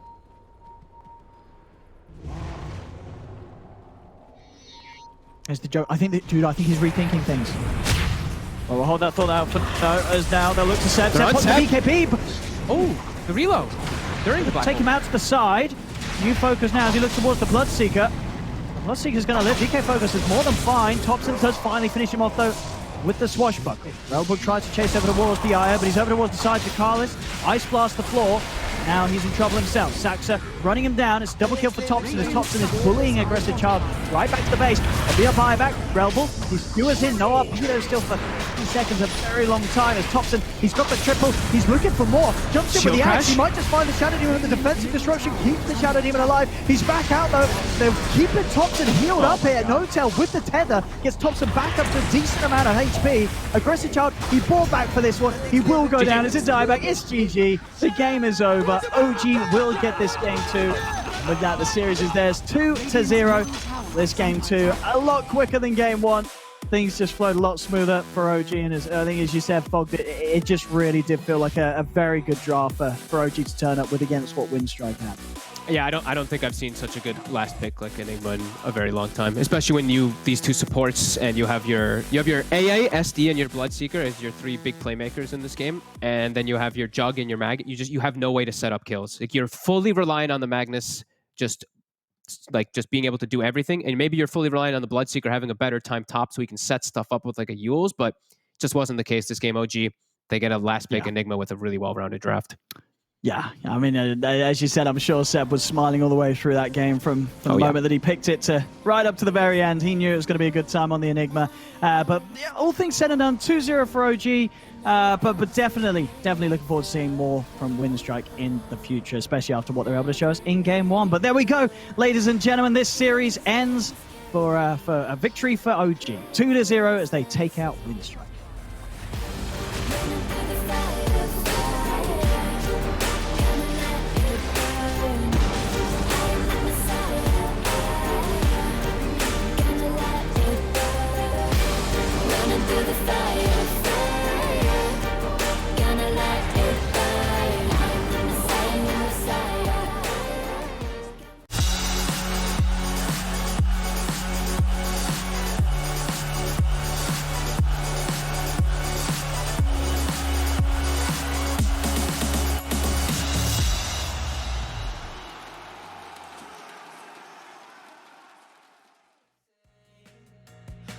Take a chance and not lose.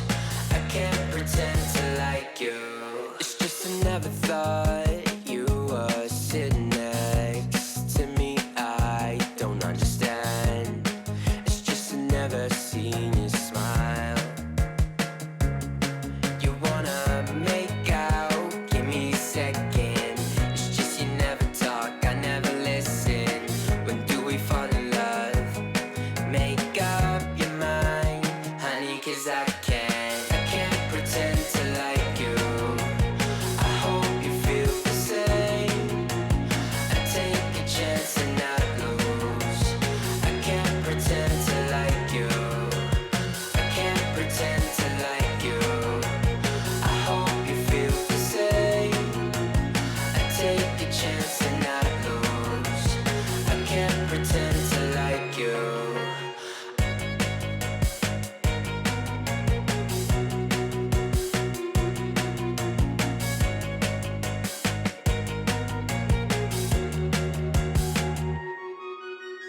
You need a friend. I can't help this time. I'm in trouble. It's your eyes, I can't seem to focus. It doesn't matter 'cause you live a lie. You want attention from every guy in the park. But when you call, give you my heart, you rip it out. I can't pretend to like you. I hope you feel the same. I take a chance and not lose. I can't pretend to like you. I can't pretend to like you. I hope you feel the same. I take a chance and not lose. I can't pretend to like you. I can't pretend to like you. I hope you feel the same. I take a chance and not take a chance and I can't pretend to like you.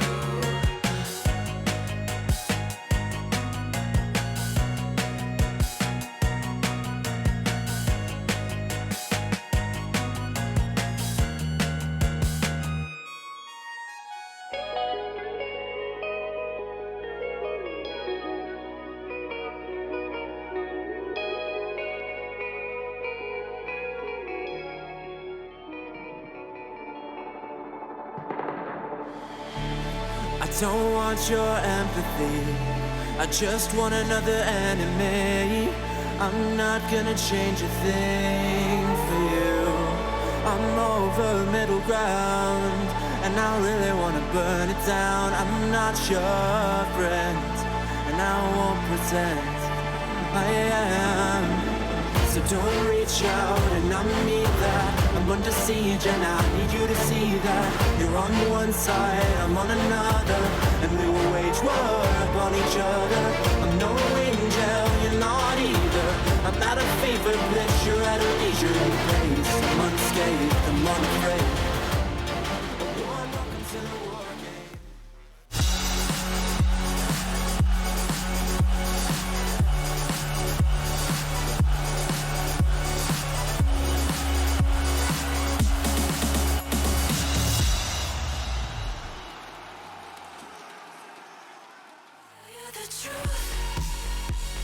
A bit of a clinical outdraft there from OG, being able to take the series 2-0 up against Windstrike. Now as we head into our final game fuel post-match of day number 2 of ESL 1 Germany, my panel are ready and raring to go to show you guys why OG are on the top right now. Godot, QO, OG, good.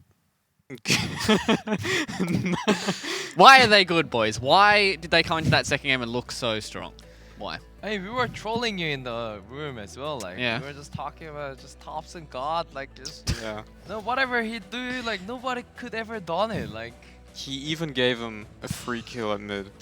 Yeah, that was a pretty free kill. That first one mean, was a little bit iffy there from Thompson, but being able to bring it back, and I think, you know, it was just a straight up outdraft, right, from OG.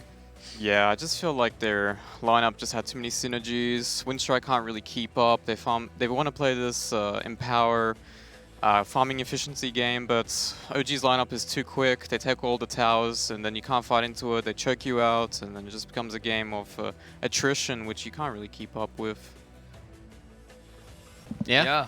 I mean, yeah, the second game. It's just like your Enigma versus Juggernaut 1 lane, and Io Luna against Bloodseeker plus Shadow Demon? Yeah. Yeah. Sounds right. I mean, you know, Mag was super impressive in that mid lane for Windstrike, but unfortunately, you know, OG would just able to clean it out here. So we do have our winner's interview with NoTail himself from OG.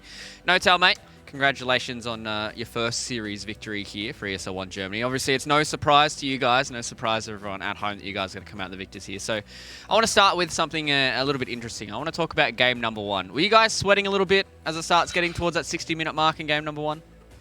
Nah, I think game number 1 was 64.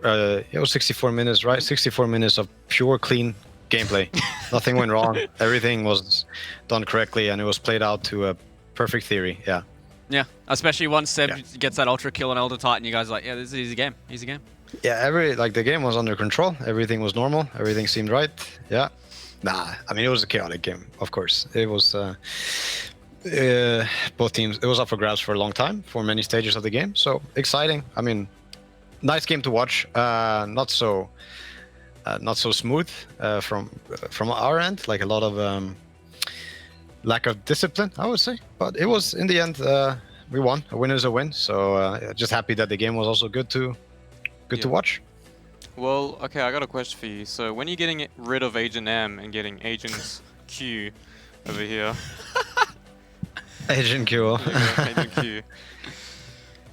Yeah, I don't know. I'm not looking to replace anyone yet. Yeah, I don't know what to say. Go on, QO. You were saying before this interview that NoTail is your idol. What do you want to say to him? I want to ask.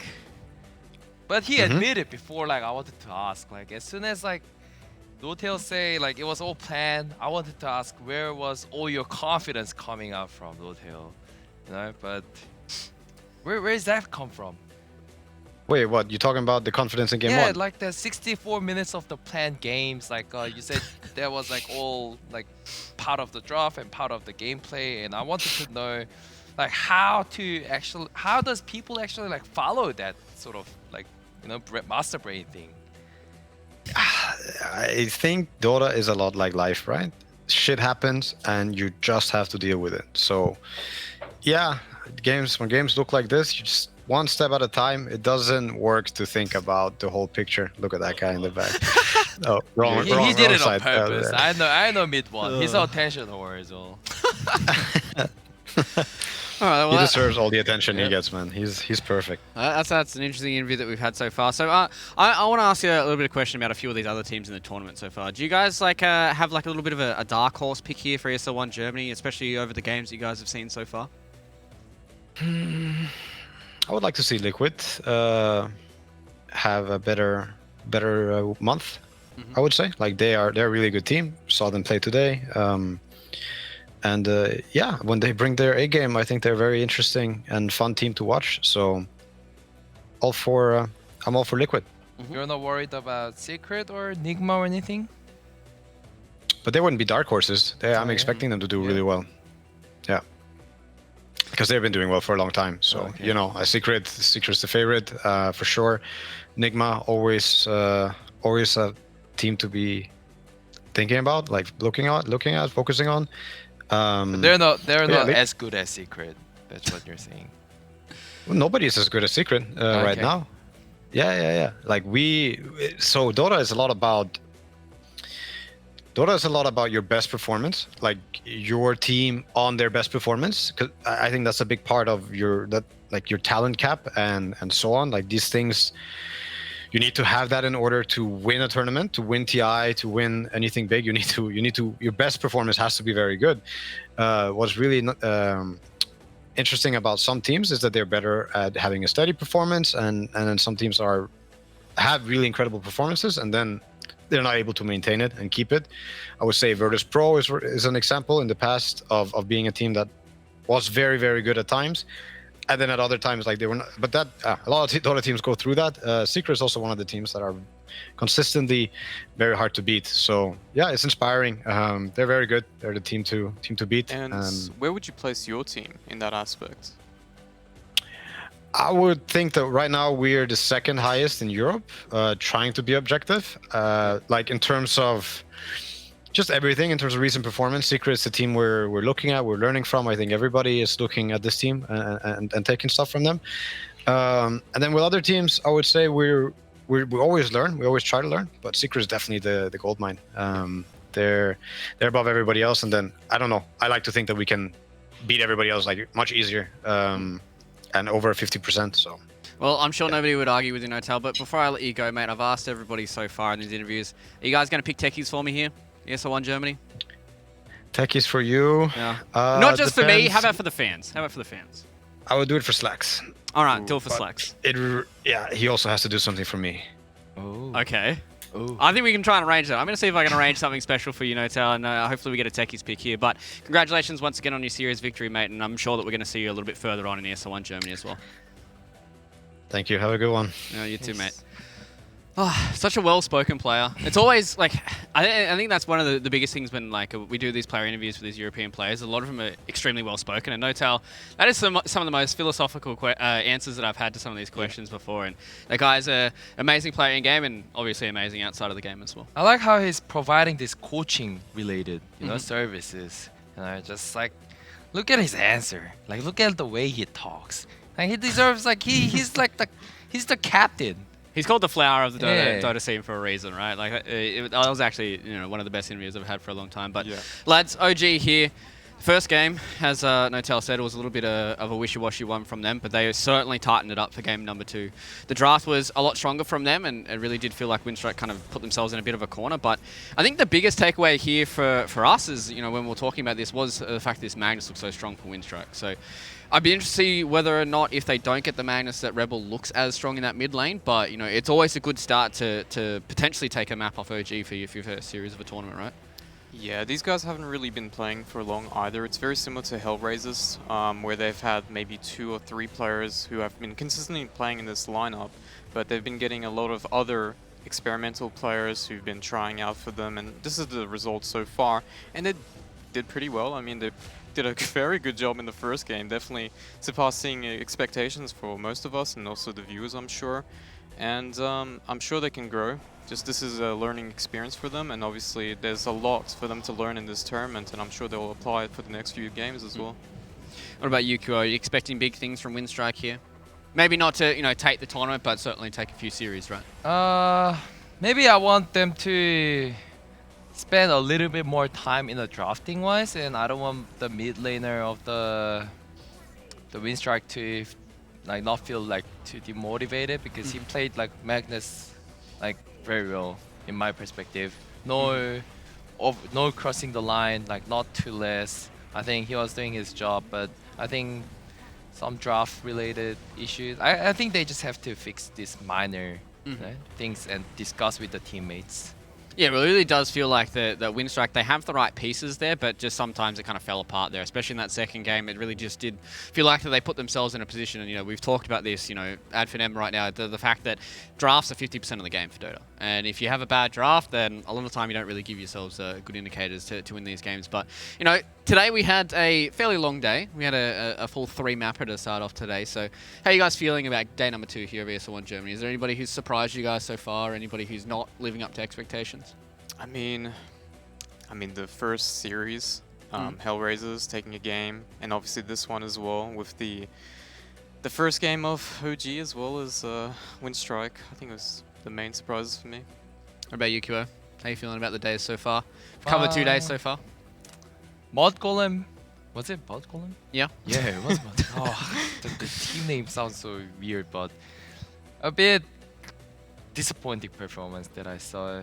Like came out from Mod Golem. Maybe Liquid might be played better, but I don't know. In my perspective, that the first series, the second series of today, and then the first series of yesterday, I think that was a bit disappointing. But I hope like our teams they gather up, you know, these ideas and just try to play out their best, because they have to win three games, right? Yep. 3 is the magic number here for ESL 1 Germany. So let's go and have a look at day number 3's schedule for you guys at home. It will be the final set of matches for the first round of this Swiss format. So our first series will be Extreme versus Alliance. I'm super excited to see Nico Baby in action one more time here. Our second series will be Nigma versus Yellow Submarine for our second series. And then third will be Cyber Legacy versus Na'Vi. Na'Vi right now are in some pretty decent form. Yeah. So I'm super excited to see whether or not V-Tune can really turn it up in this series and come out on top, because Cyber Legacy as well have also shown a little bit of sparks of brilliance. Yeah, I mean, Na'Vi and VPP were looking extremely strong in the previous term, and obviously VPP not being here, but Na'Vi, former Flight to Moon, right? You got Iceberg mid. I mean, he's just been so impressive in a lot of the games I've watched him. So one of the teams, I wouldn't call them underdogs, but one of the teams to really watch out, and if they're in form, they can really take strong games, or at least from the tier 1 teams. Even Secret, I feel like they can take games off them if they're at their best. What about you, QO? What are you excited about tomorrow? I want to watch Nigma. Yeah. I mean, they're all just friendly, you know? Like, beside this Dota related stuff, I want to see Mind Control and like GH just go smile after they win a match. You know? So you just want that happy little interview with them up against Enigma. That's for that last one. See. Yeah. I'm super excited to see Alliance. Obviously, I really enjoy watching that team, so I'm super excited for that first series. But, boys and girls, ladies and gentlemen, that is the closer here for day number 2 of ESL 1 Germany. It is in the books. 3 series back-to-back here, and we did have a 3-map to start off the day. So we're going to leave you guys a nice little montage before we do get into day number 3. And we'll see you guys same place, same time tomorrow for more European action. Now into the stun from the LSA, and the Laguna Blade is gone, and Void is gone, with no way to save him. Viking have no way back into this, and Hellraisers are going to force the GG. Oh, hello. In we come with a Cataclysm Chrono, the kisses from the Snapfire, landing beautifully onto the heads of Hellraisers, and 2 heroes dead without buyback, as Shad's Faceless Void still has the Aegis. He's top BKB, that's for sure, but the map's falling as Viking fully in control of this game. Hellraisers don't seem to have a way to answer any of these questions being posed by them, as Tiny does get a combo off, Lena self-yours, but they've blown up Lil, and Aramis might just be walking away with the Essence Ring and the heals from Chen. Aramis survives. Renati Rift back in. Just gone. There's just been a bit of a bait. We'll see what he can clean up with the second line as they take down 30. The super love comes out. They have to stun immediately onto Pointman. They're actually taking out the egg as well. Look at a second. They've already taken down 2 of them. Can they find anything more? The light strike is there on a big game. Steelers in with the gold strike. They take out the CK. And now Foxy and Insane are the last 2 left. They're kiting up the bristle. They get. Okay. On the home with the catch onto 1. When they find the catch, they find the kill. The damage from Liquid is far too much for any of these heroes to deal with. crits are just coming in far too. It's prepped by Life Drain. Thompson's trying to keep him alive, but he doesn't have enough heals to offer. As Mid wants down for 2 minutes. Kills them all. Sep, he is getting an ultra kill. Can he get anything more from this? The Ricky's low. Ricky trying to hide. He's got to just hope that they don't have detection. Aggressive Child is so low. He's going to try and step over towards Thompson, but he's lost his life. The Ricky's down. There's going to be a buyback immediately as the Rapier hits the deck. Seeing Aggressive Child right back to the base. There'll be a buyback. Relville, he skewers in. No Arpedo still for 50 seconds, a very long time as Thompson, he's got the triple, he's looking for more. Jumps in with the axe, he might just find the Shadow Demon, and the defensive disruption keeps the Shadow Demon alive. He's back out though. They're keeping Thompson healed up here. No-Tail with the tether gets Thompson back up to a decent amount of HP. Aggressive Child, he fought back for this one. He will go down. It's a dive.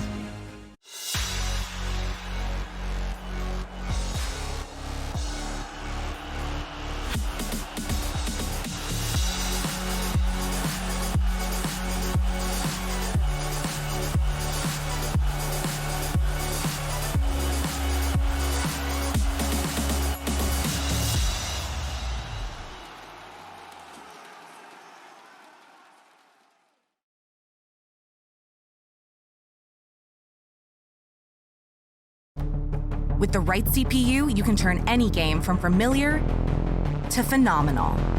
Unleash the potential in all your gaming with Intel 10th Gen processors. With its optimal balance of threads, cores, and frequency to deliver elite real-world performance, only Intel can bring Marvel's Avengers to life with in-game PC optimizations. Supercharge your Marvel's Avengers experience with Intel Core i5, i7, and i9 processors. My name is Jordan Gilbert, aka Nothing. Hi, my name is Sue Lee. My handle is Smix. I think it's important for these initiatives to happen. Empathy really, really goes a long way, and it always means so much to us, and I think that's where initiatives like this really help. I encourage everyone in the community, anytime they see bullying, anytime they see someone getting called names, or I encourage you to step up and say something. Good luck, have fun. Good luck, have fun.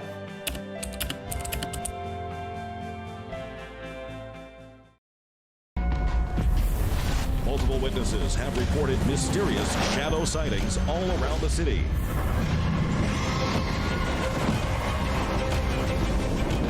According to experts, the origin of these shadows is still unclear.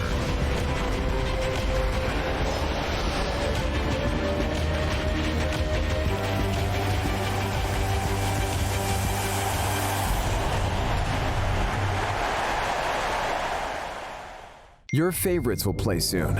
You hope for the win. Excited about the game. But something has changed. You start to doubt. Will they pull it off? Or will they drift away? You pull yourself together because you're sure they're revved up to win. You know they've prepared. They've picked the right course. And even when there's no chances, you believe they will win. GG Bet. Be excited. These feelings are waiting for you to come back.